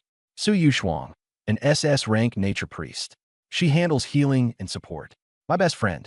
Lin Lu looked at her and somehow found her vaguely familiar. What's your relationship with Su Yubing? She's my sister. You know her? Su Yushuang asked. We've met once, so I guess we know each other. Lin Lu nodded. Jiang Xiaoxiao then introduced the second girl. Zhao Ling'er, an SS rank elemental mage. She even awakened to talent, and her damage is insane. Ao Ling'er smiled brightly. Xiao said you're this year's top scorer in the entrance exam. You got to carry us later. Landu smiled. I'll do my best. Finally, Jiang Xiaoxiao pointed to the quietest girl of all. Sun Xiaoro. Don't let how little she talks fool you. Her class is an SSS rank Holy Light Knight. She can tank, fight, and heal. Lin Lu was a little surprised. Holy Light Knights were already rare, and an SSS rank 1 was even more precious. Strong on both offense and defense, with healing too, she was indeed very powerful. Sun Xiaoro felt a little nervous under his gaze. Why you hello? Please take care of me. Hello. Lin Lu nodded politely and didn't look any further. Only then did Jiang Xiaoxiao introduce Lin Lu. This is Lin Lu, my high school classmate. He may seem unreliable, but his strength is beyond question. This time, the 5 of us will form a team and go for first place. Absolutely. Zhao Ling'er immediately raised her fist. The other 2 followed suit. Only Lin Lu muttered softly How am I unreliable? Jiang Xiaoxiao rolled her eyes at him and didn't respond. Jiang Xiaoxiao first explained the competition rules and laid out the schedule very clearly. The singles and doubles were double elimination, with the final ranking based on total points. The five-person mode was dungeon speedrunning, where the goal was to clear the stage as fast as possible. Her meaning was very clear. They would play the singles and doubles steadily first and conserve their strength. What they would really be fighting for was the five-person match in the afternoon.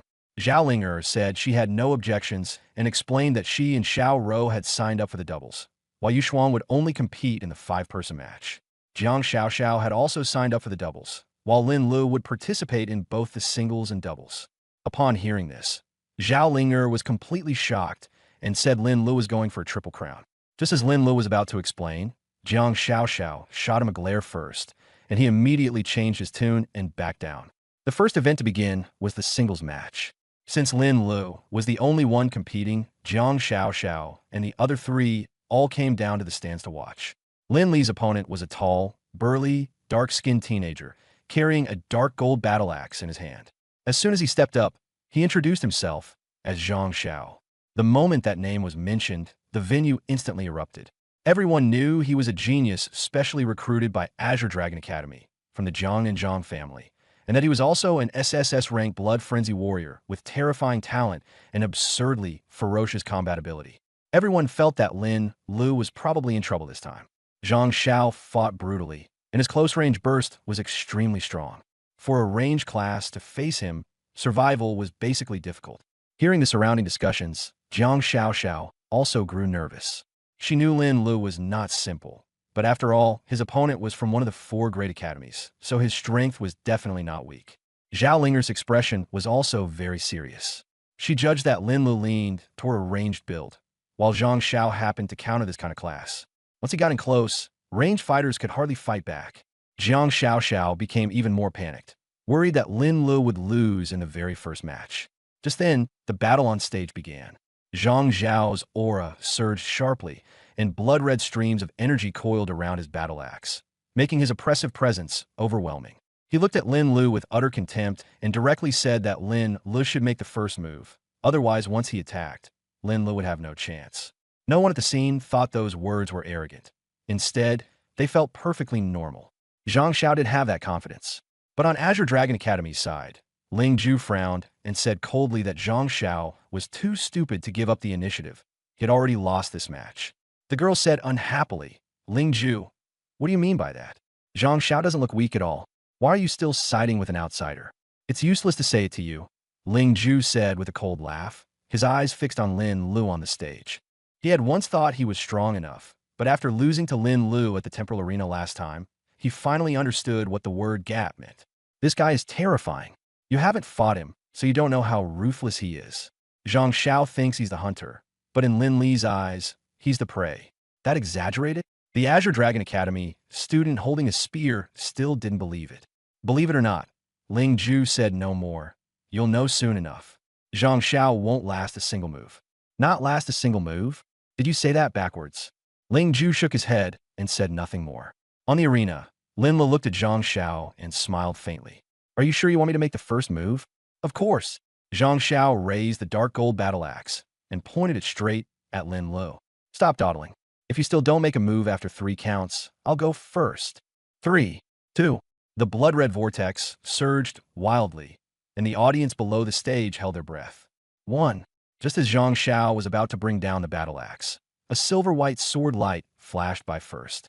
In the next instant, his chest was pierced through, and his body froze in place. He lowered his head and saw a bloody hole in his chest, transparent from front to back, so clear that even the audience behind him could see it.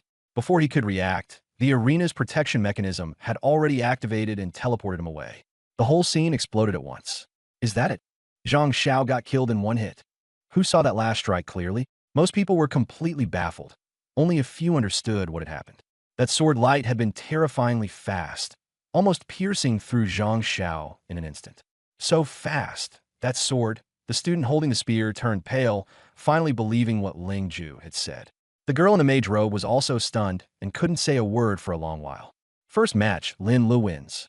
After the result was announced, Lin Lu walked off the stage calmly, his expression faint. To him, This kind of competition was far too boring. Jiang Xiao was the first to rush over, grabbing his arm excitedly. Lin Lu, you're too strong. Zhao Ling'er and the others also gathered around, especially Zhao Ling'er, whose eyes were full of shock. She knew very well how troublesome the Berserk Blood Warrior was, but Lin Lu actually killed him in one move. It was simply too clean. Amazing. No wonder you're the top scorer of the grand exam, she said excitedly. We've got ourselves a leg to cling to. The opponent was too weak. Lin Lu smiled, his tone very calm. On the other side, in the Suzaku Academy camp, Morong Shui looked at the red-haired girl beside her. Nangong, what do you think of this, Lin Lu? Nangong Lai stood with his arms crossed, exuding a powerful presence. Aside from Morong Shui, no one dared to get close. He stared fixedly at Lin Lu, his eyes full of fighting spirit. Very strong, Nangong Lai said in a low voice. He's even stronger than I imagined. Originally, I only considered Dongfang Hong, Qi Tianjun, and Mo Chung as my opponents. But now there's one more, Lin Lu. Morong Shui was stunned, because these people, along with Nangong Lai himself, were all recognized as the strongest geniuses of the younger generation. They had high talent and abundant family resources, and their strength had long since left their peers far behind. They could even hold their own against professional combatants of the older generation. Some people even gave them a nickname, the Four Little Gods. The meaning was very straightforward. They were highly likely to all become god-tier professionals in the future. Nangong Lai himself had advanced classes half a year earlier than ordinary people. Flameblade was already stronger than an ordinary SSS rank class. On top of that, he had awakened dual talents, flame control and star power. The former could greatly increase fire-type damage, while the latter was even more terrifying. By killing monsters, he could stack star power and permanently convert into attack power. Relying on these two talents, Nangong Lai had broken record Delu after class transfer. Later, he also went to the dangerous void battlefield to train. When he returned, his level had already reached 59, just one step away from Second Awakening. But in Morong Shui's eyes, what was truly terrifying was not his level, but Nangong Lai's combat ability. She had personally witnessed Nangong Lai single-handedly slay a demigod world boss. Only then did she truly understand how terrifying the Four Little Gods were. In her mind, they were beings who stood far above their peers. So when Nangong Lai put Lin Lu on the same level as them, she was so shocked. But she still couldn't help asking, Nangong, aren't you overestimating him? Maybe Zhang Xiao just let his guard down. Let his guard down? Nangong Lai sneered. If you really think that way, it only means you're still not seeing far enough. Morong Shui froze, her expression turning somewhat unpleasant. But Nangong Lai didn't stop. He continued, I won't be wrong. Lin Lu is very dangerous. Even if he's not as good as us, he's not far off. When he finished, the fighting spirit in his eyes grew even stronger. I'd really like to see which one of us he'll run into first. The competition was still ongoing. Lin Lu fought several more matches after that, against geniuses from the 4 major academies, as well as civilian class holders. But the result was the same. No one could last even a single round under his sword. Soon, the competition entered the finals. Fewer than 10 people remained undefeated. Aside from Lin Lu, Nangong Lai and the other Four Little Gods had also displayed overwhelming strength. They had swept through the field all the way to this point, standing firmly to this day. Under the arena, the crowd began frantically discussing the final rankings. Some said the top 5 would definitely come from the Four Little Gods and Lin Lu. Others felt Lin Lu had been too fierce this time, already looking like a dark horse. Still others asked who was stronger, Lin Lu or the Four Little Gods. But no matter how they guessed, everyone knew the next match was crucial. As soon as the list came out, the scene exploded. Lin Lu was up against Morong Shui. This is getting interesting. Morong Shui is in the first tier, and she's still undefeated. Whether Lin Lu can even reach the threshold of the Four Little Gods, she's the best test for that. I heard her relationship with Nangong Lai isn't ordinary. If she loses, will Nangong Lai make a move? Don't rush. Morong Shui isn't easy to deal with either. The result really is hard to say. Morong Shui ignored the surrounding discussion, her expression steady. She looked at Nangong Lai and asked directly, who do you think will win, me or Lin Lu? Nangong Lai gave her a faint glance and said, you're no match for him. Morong Shui's expression tightened, and she gritted her teeth in reply. I've trained hard since childhood, and I spent half a year enduring in the void battlefield before I achieved the strength I have today. Even if I can't compare with monsters like you, I'm not someone just anyone can trample on. She raised her head, and fighting spirit burst out at once. If anyone wants to use me as a whetstone, they'd better be prepared to lose a chunk of flesh first. After saying that, she jumped straight onto the arena, her momentum even stronger than before. Lin Lu also went up amid the crowd's cheers. The two faced off, and the arena instantly fell silent. Murong Shui stared at Lin Lu and said coldly, "You may be a dark horse, but if you think you can beat me easily, it won't be that simple." Lin Lu looked at her and said calmly, "Then come on." As soon as the referee gave the order, Murong Shui made the first move. The moment she struck, she went all out. Fire element power exploded instantly, unleashing, burning the heavens, boiling the sea. A sea of fire spread across the arena, and the heat was suffocating. A wave of shocked gasps erupted from the audience. Instant cast skill. She's been hiding her strength this well. Lin Lu is probably going to suffer now. Zhao Linger and Jiang Xiaoxiao also grew nervous. But Lin Lu stood right where he was, as if he hadn't dodged at all. The next second, the sea of fire engulfed him completely. Got him! Murong Shui's eyes lit up. But before she could even finish feeling pleased, Lin Li's lazy voice came from behind her. Really? Murong Shui whipped around, and her expression froze instantly. Lin Lu was already standing not far behind her, looking relaxed, as if he were watching a boring performance. How could this be? She couldn't figure out at all. She had clearly seen him swallowed by the sea of fire just now. Lin Lu gave no explanation. His sword god space allowed him to instantly reposition within the range of his flying swords. As long as he wasn't controlled, even the fastest skills would have a hard time truly hitting him. The next second, Lin Lu raised his hand, and a flying sword shot through the air straight at Murong Shui. Zulfust. If you want, I can also continue polishing the second half in the same style. It was very fast, and many opponents were eliminated before they even had time to react. But only after actually fighting did Murong Shui realize how terrifying Lin Lu was. In front of her, there was almost only a streak of afterimage left. The silver-white sword light was so blinding she could barely keep her eyes open, and before she even had time to use a defensive skill, the sword Shi was already right in front of her. Murong Shui's heart sank. She no longer cared about appearances and immediately rolled sideways, narrowly dodging it. So close, she broke out in a cold sweat. If she had been even a little slower, that sword just now might not have killed her instantly, but it would have been enough to severely injure her and leave her completely unable to fight. Nangong was right. This guy is even more terrifying than I imagined. Murong Shui forced herself to calm down and prepare to counterattack. At that moment, Lin Li's lazy voice came again. To reward your courage, I'll use my second sword. What? Murong Shui froze, and her scalp went numb instantly. Before she could react, another flying sword appeared behind her. With a boom, she hurriedly lunged forward and awkwardly dodged the strike. But before she could steady herself, the two flying swords simultaneously reversed course and directly pierced through her. Lao Lu wins. After the referee announced the result, the entire venue fell silent for a long while. Some had guessed Lin Lu would win, but none expected it to be this complete. From Murong Shui striking first, to being suppressed by Lin Lu in return, to the battle ending after 2 attacks, the whole process took only 2 or 3 seconds. So decisive it was terrifying. The crowd below immediately erupted. So he was hiding a second sword. So that's his real strength. Another total stomp. Lin Lu really might have the ability to go toe-to-toe with the 4 little gods. And he's been fighting up to now almost entirely relying on flying swords. We haven't seen a single other skill. That's insane. On the Zhuke Academy side, Murong Shui walked over to Nangong Lai with her head lowered, her face full of disappointment. Nangong, I lost, and I lost badly. Nangong Lai was silent for a moment before speaking. You didn't lose unjustly. At the very least, you forced out part of his strength. From the looks of it now, he's even stronger than I expected. After hearing that, Murong Shui felt even worse. Part of his strength? You mean he can control more than 2 flying swords? That should be the case. Nangong Lai frowned. Everyone keeps a hidden trump card. My guess is that the number of flying swords he can control is more than that.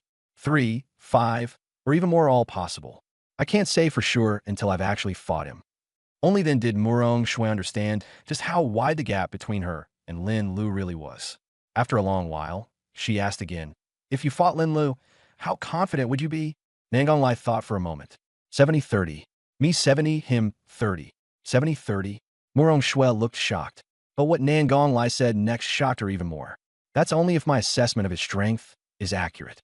If he still has other trump cards, my chances of winning would be even lower. Is he really that strong? Murong Shui subconsciously swallowed and couldn't help looking toward Lin Lu in the crowd. The competition continued, and the battles grew increasingly intense.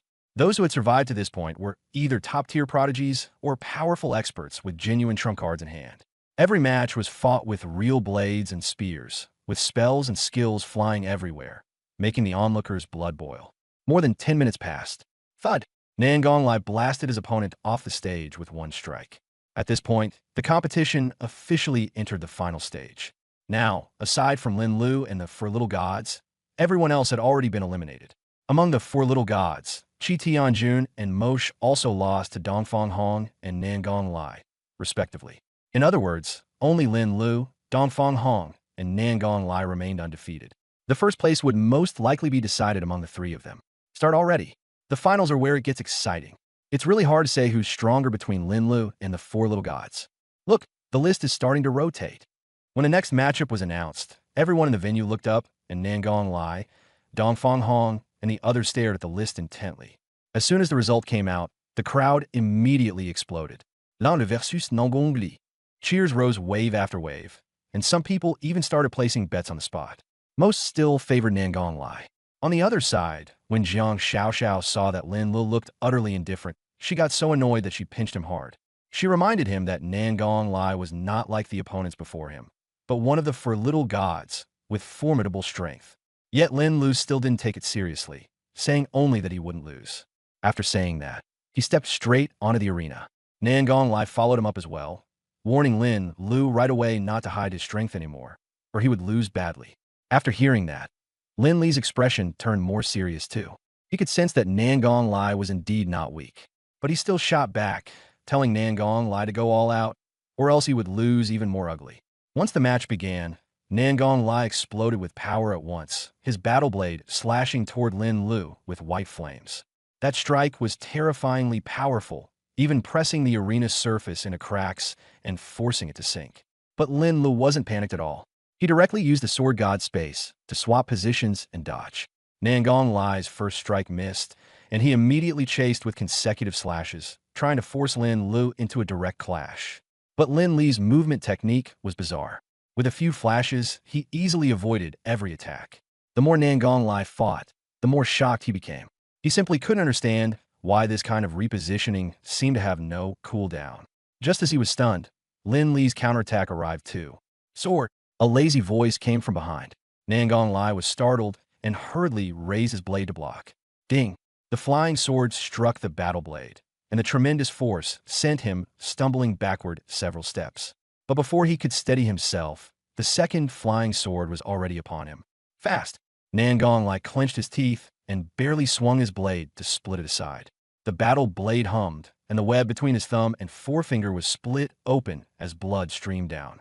Not bad. You actually blocked my two flying swords. Then how about this? Lin Lu raised his hand, and the third flying sword joined the battle. Then came the fourth, the fifth, until the ninth flying sword was unleashed all at once. A full 9 flying swords, controlled by him as smoothly as his own arms, actually forced one of the Four Little Gods, Nangong Lai, into repeated retreat, each step a narrow escape. The audience below instantly erupted. Am I seeing this right? 9 flying swords. One sword got him into the finals. 2 swords even took down Murong Shui. Could these 9 flying swords really beat Nangong Lai? Don't rush. Nangong Lai hasn't gone all out yet. The Four Little Gods aren't that simple. As if to respond to those words, a sudden change occurred on the arena. Enough!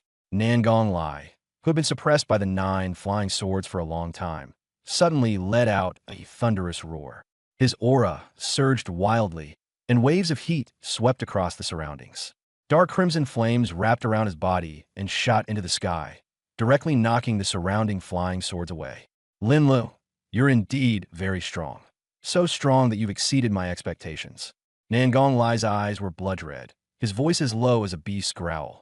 The flames on the battle blade in his hand solidified, its color shifting from blazing white to a deeper dark red, scorching the air until it warped. But if that's all you've got, you're still far from enough. Starlight Flame Domain, activate. Crimson energy exploded outward, and a peculiar force field instantly enveloped Lin Lu. Inside the domain, the temperature soared, and flames kept bursting from the ground, making the pressure intensely overwhelming. A prompt immediately popped up on Lin Li's panel as well. Under the suppression of the Starlight Flame domain, your damage is reduced by 50%, and all attributes are reduced by 50%. More than that, the connection between him and the flying swords also became sluggish, making them much harder to control. Aside from Godtiva, no one can remain unaffected by my domain. Once the reduction takes effect, it can't be dispelled unless the domain ends. Nangong Lai regained his arrogance. I originally didn't want to use this so early, but you forced me to. The game is over. As he finished speaking, he swung his battle blade and charged straight at Lin Lu. Meteor Fire Rain. The fire element instantly turned violent, and together with the power of the domain, it transformed into countless meteors burning with starlight, smashing fiercely toward Lin Lu. Boom, boom, boom. The meteors hit the ground, and the arena shattered on the spot, the scene looking like the end of the world. Lin Lu controlled the flying swords to block them, but under the suppression of the domain, he still couldn't keep up. Several meteors smashed down beside him, and the shockwave sent him flying, his HP plummeting. Lalu. Under the stage, Jiang Xiao and the others all changed expression, their hearts jumping into their throats. Amid the smoke and dust, Lin Lu steadied himself in a sorry state. This was the first time since the challenge match began that he had been struck head-on by a skill. He wiped the blood from the corner of his mouth. Although the stat suppression made him feel awful, the look in his eyes grew even more excited. Now, this is interesting. Tough talk, Nangong Lai sneered. In the face of absolute strength, no matter how hard you hold on, it's useless. Take another move from me. Stellar combo slash. Before he even finished speaking, he had already charged forward with his blade. He stamped down, his figure fast as an illusion, instantly closing in on Lin Lu. Fine, Nangong Lai roared, and several chains of starlight extended from the void, tightly entangling Lin Lu. At the same time, his battle blade slashed down, flames and starlight merging into a terrifying blade glow that went straight for Lin Li's vital spot. It's over. Really? But Lin Lu suddenly smiled, his eyes full of mockery. Playing cat and mouse has gone on long enough. It's time to end this. What? Nangong Lai's heart tightened, his pupils shrinking violently. A humming sound suddenly exploded, and a dense wall of flying swords appeared instantly in front of Lin Lu, directly shredding the incoming blade light. Nangong Lai lost his composure on the spot. He never could have imagined that Lin Lu could simultaneously control nearly 100 flying swords. The crowd below immediately erupted in uproar, everyone staring in shock. 9 swords had already forced Nangong Lai to reveal all his trump cards, and now with nearly 100 swords pressing in, the outcome was practically decided. The self-confidence on Nangong Lai's face completely shattered, and even the suppression of the domain couldn't block that terrifying sword force. Eyes bloodshot, he roared in fury, then burned his talent essence, his aura surging wildly as the flames turned blood red. A mentor cried out in shock on the spot, warning that if he wasn't stopped now, Nangong Lai would be completely ruined. Lin Lu immediately moved, using the Ice Soul Divine Sword together with the Delay Domain and Absolute Zero to forcefully slow him down. But it was still a step too late. Nangong Lai still managed to slash out an attack comparable to a Divine Tear strike, shattering the Sword Dragon and counterattacking Lin Lu. Lin Lu was forced to use the Seal of Guard, nearly taking the heavy hit, and only then did he realize he had been careless. Yet Nangong Lai was still frantically overdrawing himself, so Lin Lu no longer held back and directly used the Purple Star Constellation Sword to seal off his domain. Once the suppression was lifted, Lin Lu once again condensed a Sword Dragon and, in one stroke, pierced through Nangong Lai.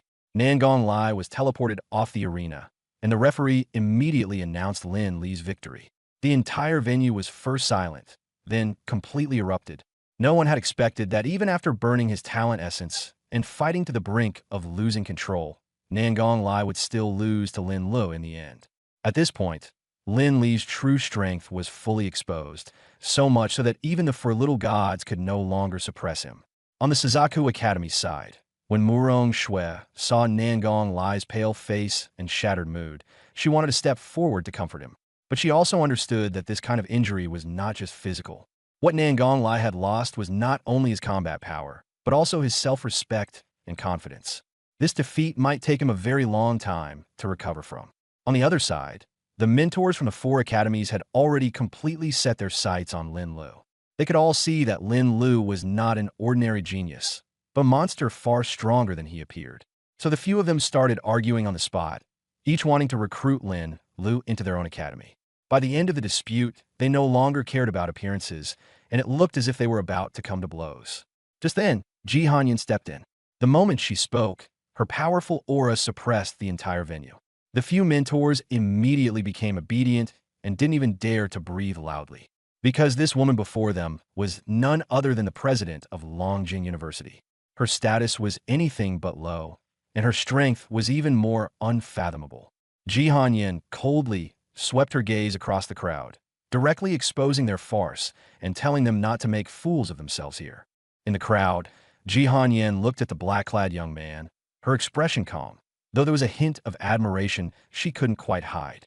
She paused for a moment before speaking. Which academy Lin ultimately wants to join is his own decision. After the freshman challenge is over, you can talk to him then, but you must respect his choice. If anyone dares to act recklessly, don't blame me for being rude. Understood, the few of them quickly agreed. Ji Hanyan waved her hand. All of you disperse. Return to your own positions and stop embarrassing yourselves here. Yes. The few of them immediately stepped back.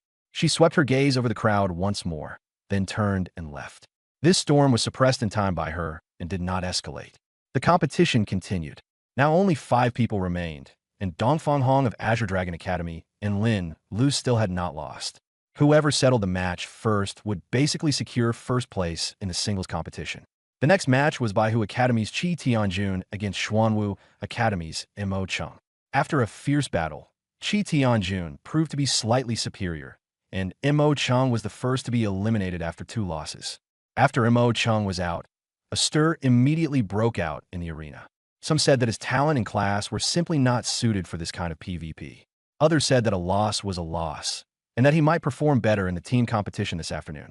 But no matter what was said, after Mo Chung was eliminated, the situation was already very clear. Nangong Lai most likely wouldn't be able to hold on either. From here on, the only ones who could still compete were Dongfang Hong, Qi Tianjun, and Lin Lu. Qi Tianjun, however, was clearly a cut below the other 2. The final focus was still on Dongfang Hong and Lin Lu. Next match, Dongfang Hong versus Qi Tianjun. As soon as the referee announced the names, Qi Tianjun walked up to Dongfang Hong. In a calm tone, he said, "We already fought a match today, and I lost. There's no need for a second one. You recover your condition and go settle the final showdown with Lin Lu." Dongfang Hong nodded. "I'll remember this favor." Qi Tianjun directly conceded defeat. The referee then announced, "Dongfang Hong wins." A burst of applause immediately rang out from below the stage. Many people felt that this retreat was very dignified. Qi Tianjun didn't force a hard fight. Instead, he made the final peak showdown possible. Then, Dongfang Hong stepped onto the arena and stared at Lin Lu, saying, "Don't waste time. Let's do this directly." Lin Lu didn't waste words either and leaped onto the platform. Neither of them said anything else. The referee waved a hand. "Begin." As soon as the words fell, a powerful aura suddenly erupted from Dongfang Hong's body. Blood energy surged out from within him, quickly condensing behind him into a massive dragon soul. The dragon soul roared, its imposing presence terrifying, its wings spread wide, spanning more than 10 zhang. Someone below the stage immediately exclaimed, "This is the awakened state of a dragon blood warrior, dragon soul possession." Dongfang Hong is going all out right from the start. Dongfang Hong's class was the SSS ranked dragon blood warrior. This profession is highly unusual, passed down through bloodline, and only members of the Dongfang family have the chance to awaken it. Moreover, once a dragon blood warrior awakens, they're almost destined to become an extremely powerful divine tier professional. Dongfang Hong was also the most outstanding heir of the Dongfang family of this generation, and had been heavily cultivated since childhood. Like Nangong Lai, he was also a bearer of twin talents. His 2 talents were Dragon Soul Resonance and Extreme Dragon Blade. Among them, Dragon Soul Resonance can greatly stimulate the dragon blood within the body, awaken the dragon ancestor battle soul, and put him into an awakened state. In this state, all of Dongfang Hong's attributes would be greatly enhanced. Once the talent is activated, his combat power surges dramatically, along with the suppression of dragon might.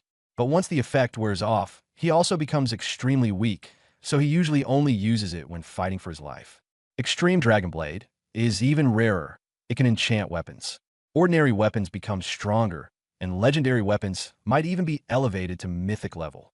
At this moment, the blood-devouring dragon spear in Dongfang Hong's hand was an example. Dark golden spear body wrapped in dragon patterns. And after being empowered by his talent, the dragon patterns seemed alive.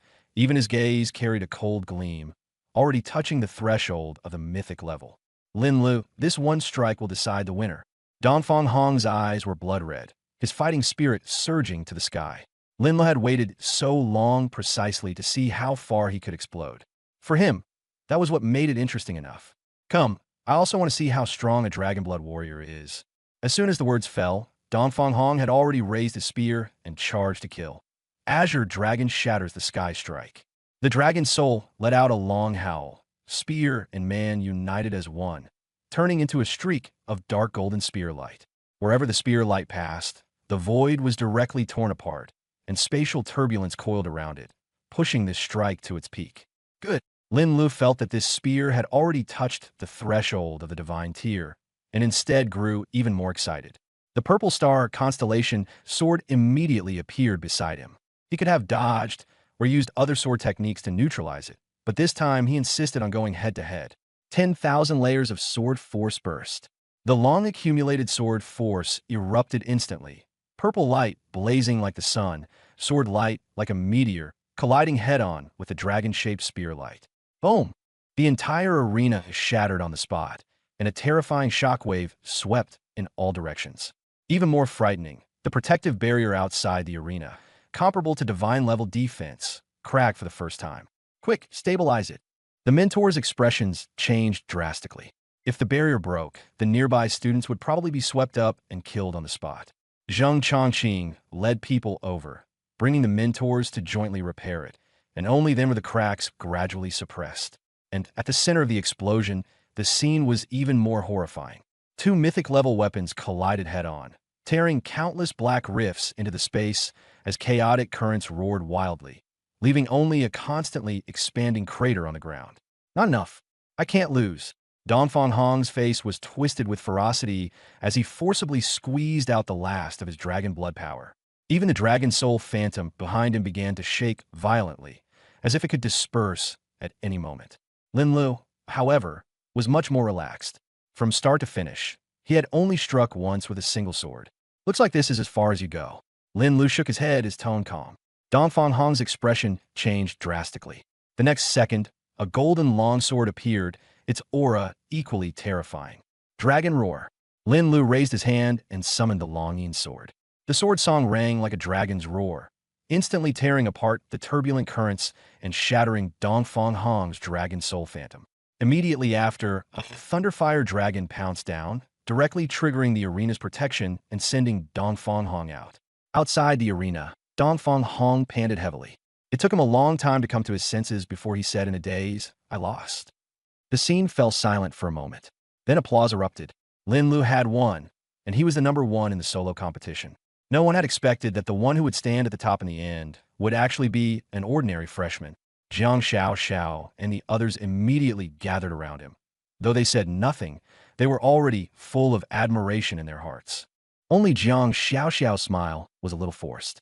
She realized that the gap between herself and Lin Lu was growing wider and wider. He was improving too fast, so fast that she could barely keep up. She was happy for him, yet couldn't help feeling anxious. She feared that if this continued, she might even lose the qualification to stand beside him. Lin Lu noticed something was off with her and asked softly, "What's wrong?" Jiang Xiao hurriedly shook her head, saying she was just too excited.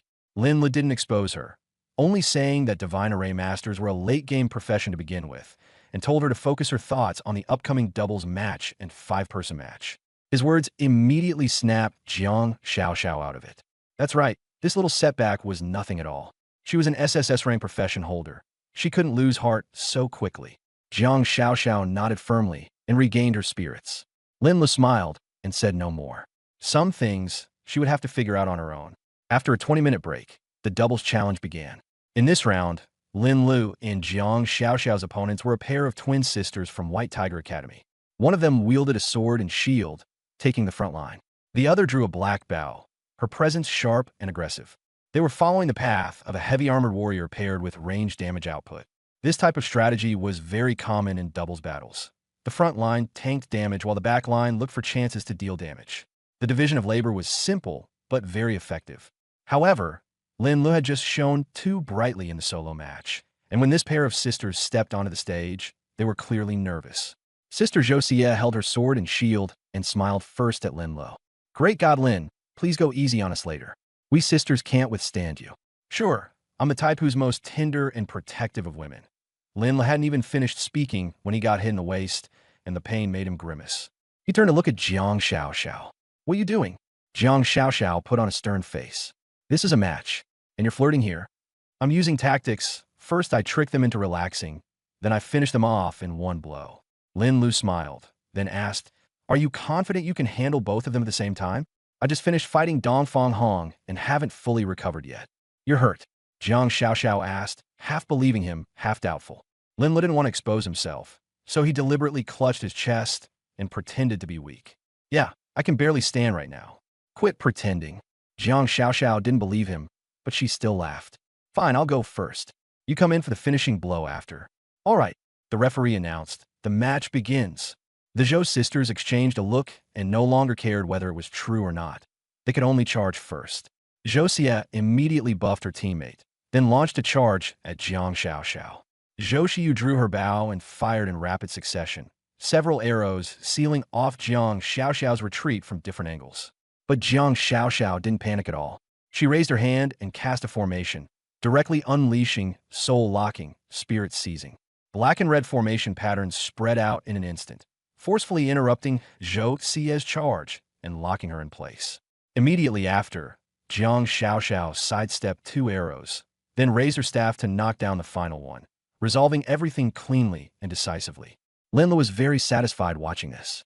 The strongest thing about a Divine Formation Master was the ability to instantly cast formations. Used well, one person could suppress multiple opponents. In the later stages, Divine Formation Masters became even more devastating battlefield weapons, capable of turning the tide alone. A Divine Formation Master. The Zhou sisters' expressions changed, especially Josiah, who was trapped. Her heart grew even more panicked. She realized that she wasn't just being controlled. Her condition was also deteriorating rapidly. If this dragged on any longer, she wouldn't even need Jiang Xiaoxiao to make a move. She'd collapse first. "Xiyu, help me break the control first," she shouted urgently. Zhou Xiyu immediately condensed a purification arrow, but Jiang Xiaoxiao didn't give her the chance. With a tap of her staff, another black prison swamp erupted beneath Zhou Xiyu's feet. Her footing sank, her movements fell apart, and the arrow flew wide. Jiang Xiaoxiao seized the opening and unleashed her strongest offensive formation, Blazing Twin-Headed Serpent. The Starlight Formation opened, and Josiah was instantly trapped. Taking advantage of it, the flaming Twin-Headed Serpent sprayed a dense barrage of fireballs. With her range advantage gone, Zhou Xiyu was quickly blasted out of the arena. Seeing her teammate eliminated, Josiah flew into a rage and instantly revealed her trump card, forcibly activating her sword shield armament, shaking the formation to the point it nearly collapsed. She wanted to rush in and counterattack up close, take down Jiang Xiaoxiao, and turn the match around. But Jiang Xiaoxiao had already prepared for this. She first used a wind formation to open the distance, then activated an earth-killing formation. The arena trembled violently as stone spikes rained down in sheets. Josiah could only raise her shield and take it head-on. Her arms went numb, and blood even stained the shield's face. Jiang Xiaoxiao refused to give her any breathing room, immediately fused the stone spikes into a massive spear, smashed her shield apart with one blow, and blasted her straight out of bounds. The referee announced that Jiang Xiaoxiao and Lin Lu had won. Jiang Xiaoxiao was drenched in sweat from exhaustion, but she was still thrilled beyond words. Lin Lu said he'd essentially coasted to victory, but he still praised her for how beautifully she had fought. Smugly, Jiang Xiaoxiao said that he could handle the rest of the matches. She'd rest for now. Lu Duo also advanced to the finals with ease. Their final opponent was Feng Zhe from Azure Dragon Academy and his partner. Feng Zhe was a rare SS rank magic card master, with high damage, explosive burst, and strong crowd control. But he himself was very fragile. Without team protection, he could barely stand his ground. So his partner was an SS rank giant warrior. This man hardly dealt any damage at all, and all of his skills leaned toward defense and healing. One handled the fierce offense, the other protected the backline. Together, their synergy far exceeded that of ordinary dual SSS teams, and even many strong squads have been suppressed by them. Moreover, they were the only team, aside from Lin Li's, to enter the finals with a perfect record. But to Lin Lu, that level of threat still wasn't enough. After stepping onto the stage, he looked very relaxed. Jiang Xiaoxiao, however, was extremely nervous. She judged that Feng Zhe was the core. As long as they first pinned down the giant warrior and then killed Feng Zhe immediately, their chances of winning would be solid. Lin Lu nodded and agreed to cooperate. As soon as the match began, the opponents attacked simultaneously. The giant warrior first applied buffs and even planted himself directly in front of Feng Zhe like a wall. Feng Zhe then hurled out magic cards, and a fire element burst exploded instantly. Jiang Xiaoxiao immediately pushed back with water element spells. She was highly experienced.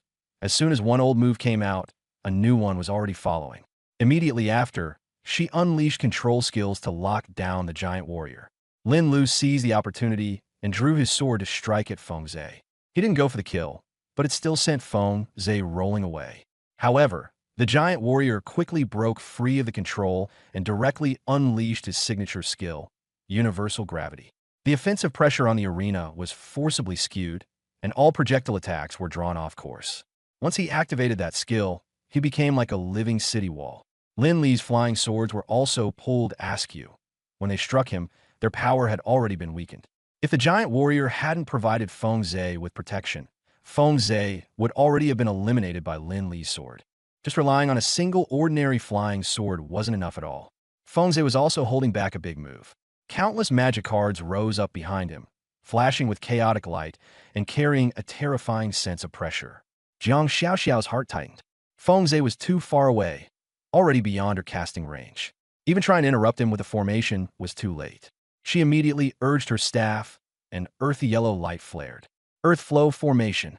The formation spread out, covering the ground beneath the two of them. Earth elements quickly converged, and a stone giant rose from the ground, standing in front of them.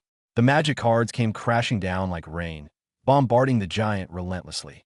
Within seconds, rocks shattered and debris flew everywhere. The stone giant was soon smashed to pieces.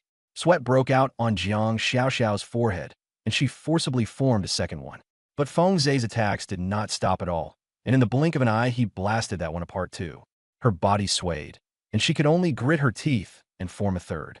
But she also knew that if she kept holding on, she would only be worn to death. Lin Lu, I'm at my limit. I'll leave the rest to you. She had no other choice. She could only place her hope on Lin Lu. Okay. Lin Lu nodded and decided to end the battle directly. Strong Strike Sword Formation, activate. 100 flying swords shot out at once. Don't you like absorbing flying swords? Then I'll let you take them all at once.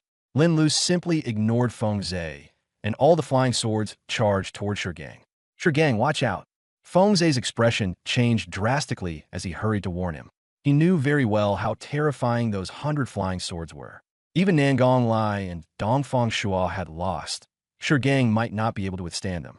Shigang also felt the pressure surge and roared, lifting both arms to raise a massive shield in front of himself. The flying swords smashed into the shield one after another. The collision sounds dense and piercing, but the shield still couldn't hold out and finally exploded into fragments. Yet the flying swords still didn't stop. At the critical moment, Shigang directly activated Giant Bloodline. His physique and recovery power surged instantly, and his HP rapidly filled back up. A flash of light appeared in Feng Zhe's eyes. He thought Lin Li's limit ended here. As long as Shigang could hold on, they still had a chance. But Lin Lu just smiled. 100 isn't enough? Then let's make it 1,000. More flying swords appeared in an instant, filling the arena. In the blink of an eye, more than 1,000 flying swords gathered into a sword dragon and charged straight at Shigang. The clanging of swords was deafening. Shigang didn't even have time to react before he was completely drowned out. No matter how fast his recovery speed was, it couldn't keep up with the damage from the flying swords. In just a brief moment, his HP hit 0. The next second, he had already been teleported out of the arena. Even after activating Giant Bloodline, he was still instantly killed. Shigang stood frozen in place, unable to come back to his senses for a long time. On the arena, Fengze had already lost his confidence. Linlu didn't rush to attack, and only asked calmly, "Still want to keep going?" Fengze was momentarily speechless. Without Sure Gang to protect him, his all-out offense lineup simply couldn't withstand Lin Lu.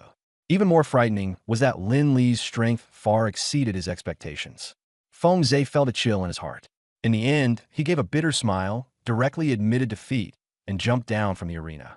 With that, Lin Lu and Jiang Xiaoxiao once again won the doubles championship.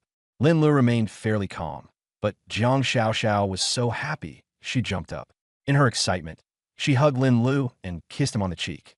Both of them froze on the spot. After coming to her senses, Jiang Xiaoxiao's face instantly turned red. She hurriedly stepped back, lowering her head and stumbling over her words. The more she tried to explain, the more flustered she became, utterly nervous. Lin Lu was also a little embarrassed, so he quickly changed the subject and suggested everyone go to the cafeteria for lunch and, while they were at it, discuss the afternoon's tactics. Jiang Xiaoxiao could tell he was trying to avoid the topic. A trace of disappointment flashed through her eyes, but she still nodded and agreed. After the two of them got down from the stage together, Zhao Ling and the others immediately rushed over, crowding around them to praise and tease them. They also took the opportunity to joke about Jiang Xiaoxiao and Lin Lu. Jiang Xiaoxiao was teased until her face burned red, and she could only turn away angrily. In the end, it was Lin Lu who spoke up, pulled the topic back on track, and led everyone toward the cafeteria together. A few of them listened with great interest. In the end, Zhao Linger said with a smile that they were like sweethearts who had grown up together. Su Yushuang and Sun Xiaoro joined in the teasing as well. Lunch ended in all the chatter and noise, and not a single word about tactics was discussed in the afternoon. In the afternoon, the competition was still held at the school's central plaza, where a temporary portal had been set up in the middle, leading to the 5-player mode dungeon. This mode tested team coordination, strategy, and on-the-spot adaptability the most, and drew even more attention than the morning session. Some thought Lin Li's team had a chance, while others were more optimistic about Azure Dragon Academy and Black Tortoise Academy, especially the Black Tortoise squad, led by Mo Chung, which was receiving a lot of support. After Lin Lu and the others arrived, Jiang Xiaoxiao was startled by the number of people at the scene, but Zhao Linger was extremely excited and even named their team the Sword God Squad. Lin Lu had originally thought the name was far too Chinibyu, but with everyone unanimously agreeing, he had no choice but to accept it. Then the drawing of lots began. Because the dungeon had limited capacity, 70 teams were divided into 10 rounds to enter. Lin Li's group drew number 61, so they could only go in during the final round. The instructor then announced the rules. This was a virtual dungeon, so there would be no real death, but pain would be synchronized, and the terrain and monsters would be exactly the same. There was a 1-hour time limit. Exceeding it would mean immediate elimination.